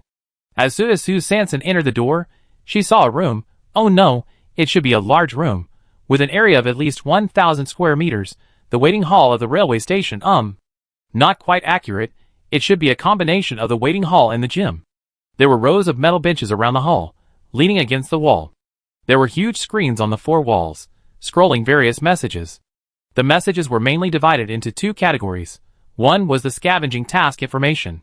The description format of each line of message was almost the same, covering the task purpose, task location, task reward, task deadline, and a capital letter in English. Some showed D, some showed E, and a very small number of FS could occasionally flash by in the scrolling screen. Sue Sanson didn't know what these capital letters meant. The other type of information was like a ranking, from 1 to 10, and then 2. Before Sue Sanson had time to look down carefully, he was blocked by a muscular man in front of him. The muscular man was wearing a tight short-sleeved t-shirt and shorts, revealing his leg hair. He opened his eyes wide and shouted at her, Ha! Sue Sanson was startled and immediately moved her short legs to the side. Only then did she see clearly that the muscular man was practicing weightlifting on the spot. Around this macho man, there were countless macho men and women standing, squatting, lying, or lying. In the gym area in the middle of the hall, some were lifting dumbbells with one arm, some were sitting in a circle and twisting their wrists, some were doing push-ups alone, and some were gritting their teeth and pulling fitness equipment that Sue Sanson had never seen before, probably doing some kind of strength training. But the big brother in the distance, why are you lying on the ground and putting a pile of stones on your chest muscles? The big brother groaned, his arm veins bulged, and his chest muscles expanded rapidly. With a crack, the stones were broken into slag. Oh my, this is the real chest-breaking stone. Alright. Sue Sanson opened his mouth wide, his eyes quickly passed through the fitness area in the center of the private army camp, and fell on the metal benches around, and the picture style suddenly became more weird and strange. I saw a group of behavior artists who were tall, but their muscles were not as developed as those of the macho men and women in the center area. They were sitting or lying quietly on the benches. Some were picking their ears, some were picking their noses, some were squeezing pimples, some were scratching their dandruff, and the key point was that there was one person who was picking his feet with an excited look on his face. Took a deep breath, and suddenly felt that the air seemed no longer fresh, so he had to break abruptly and rubbed his eyes again, feeling that it was spicy. Just when she was about to sigh, "Life is full of monsters and demons," the muscular man who led her in suddenly said, "Boss! We are finally here." The boss mentioned by the muscular man, well, he was also a muscular man. He looked at Sue Sanson's thin body and hesitated. He glanced up and down.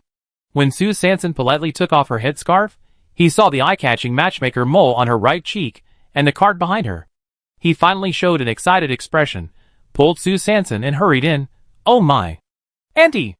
I finally waited for you to come. Come on. Hurry up. The brothers are waiting." Sue Sanson, "Auntie? Me? No, how did I become an auntie? Could it be that today? Is the disguise too much? Today's vest is clearly positioned as the eldest sister." The eldest sister. Just when Sue Sanson was thinking about it and doubting herself, the muscular man who was called the leader turned left and right and took her out of the hall from another direction. Passing by a corridor, I came to a small room that could smell the smell from a long distance. There was a long line of people on the side of the corridor, at least 20 people. They were either gritting their teeth and arching their backs, or pursing their lips and leaning against the wall, but they all clamped their legs in the same way. Sue Sanson felt that things were a bit off, but she had no evidence until she saw the 4 big words public toilet. Oh my! So such a warm welcome was just for me to clean the toilet.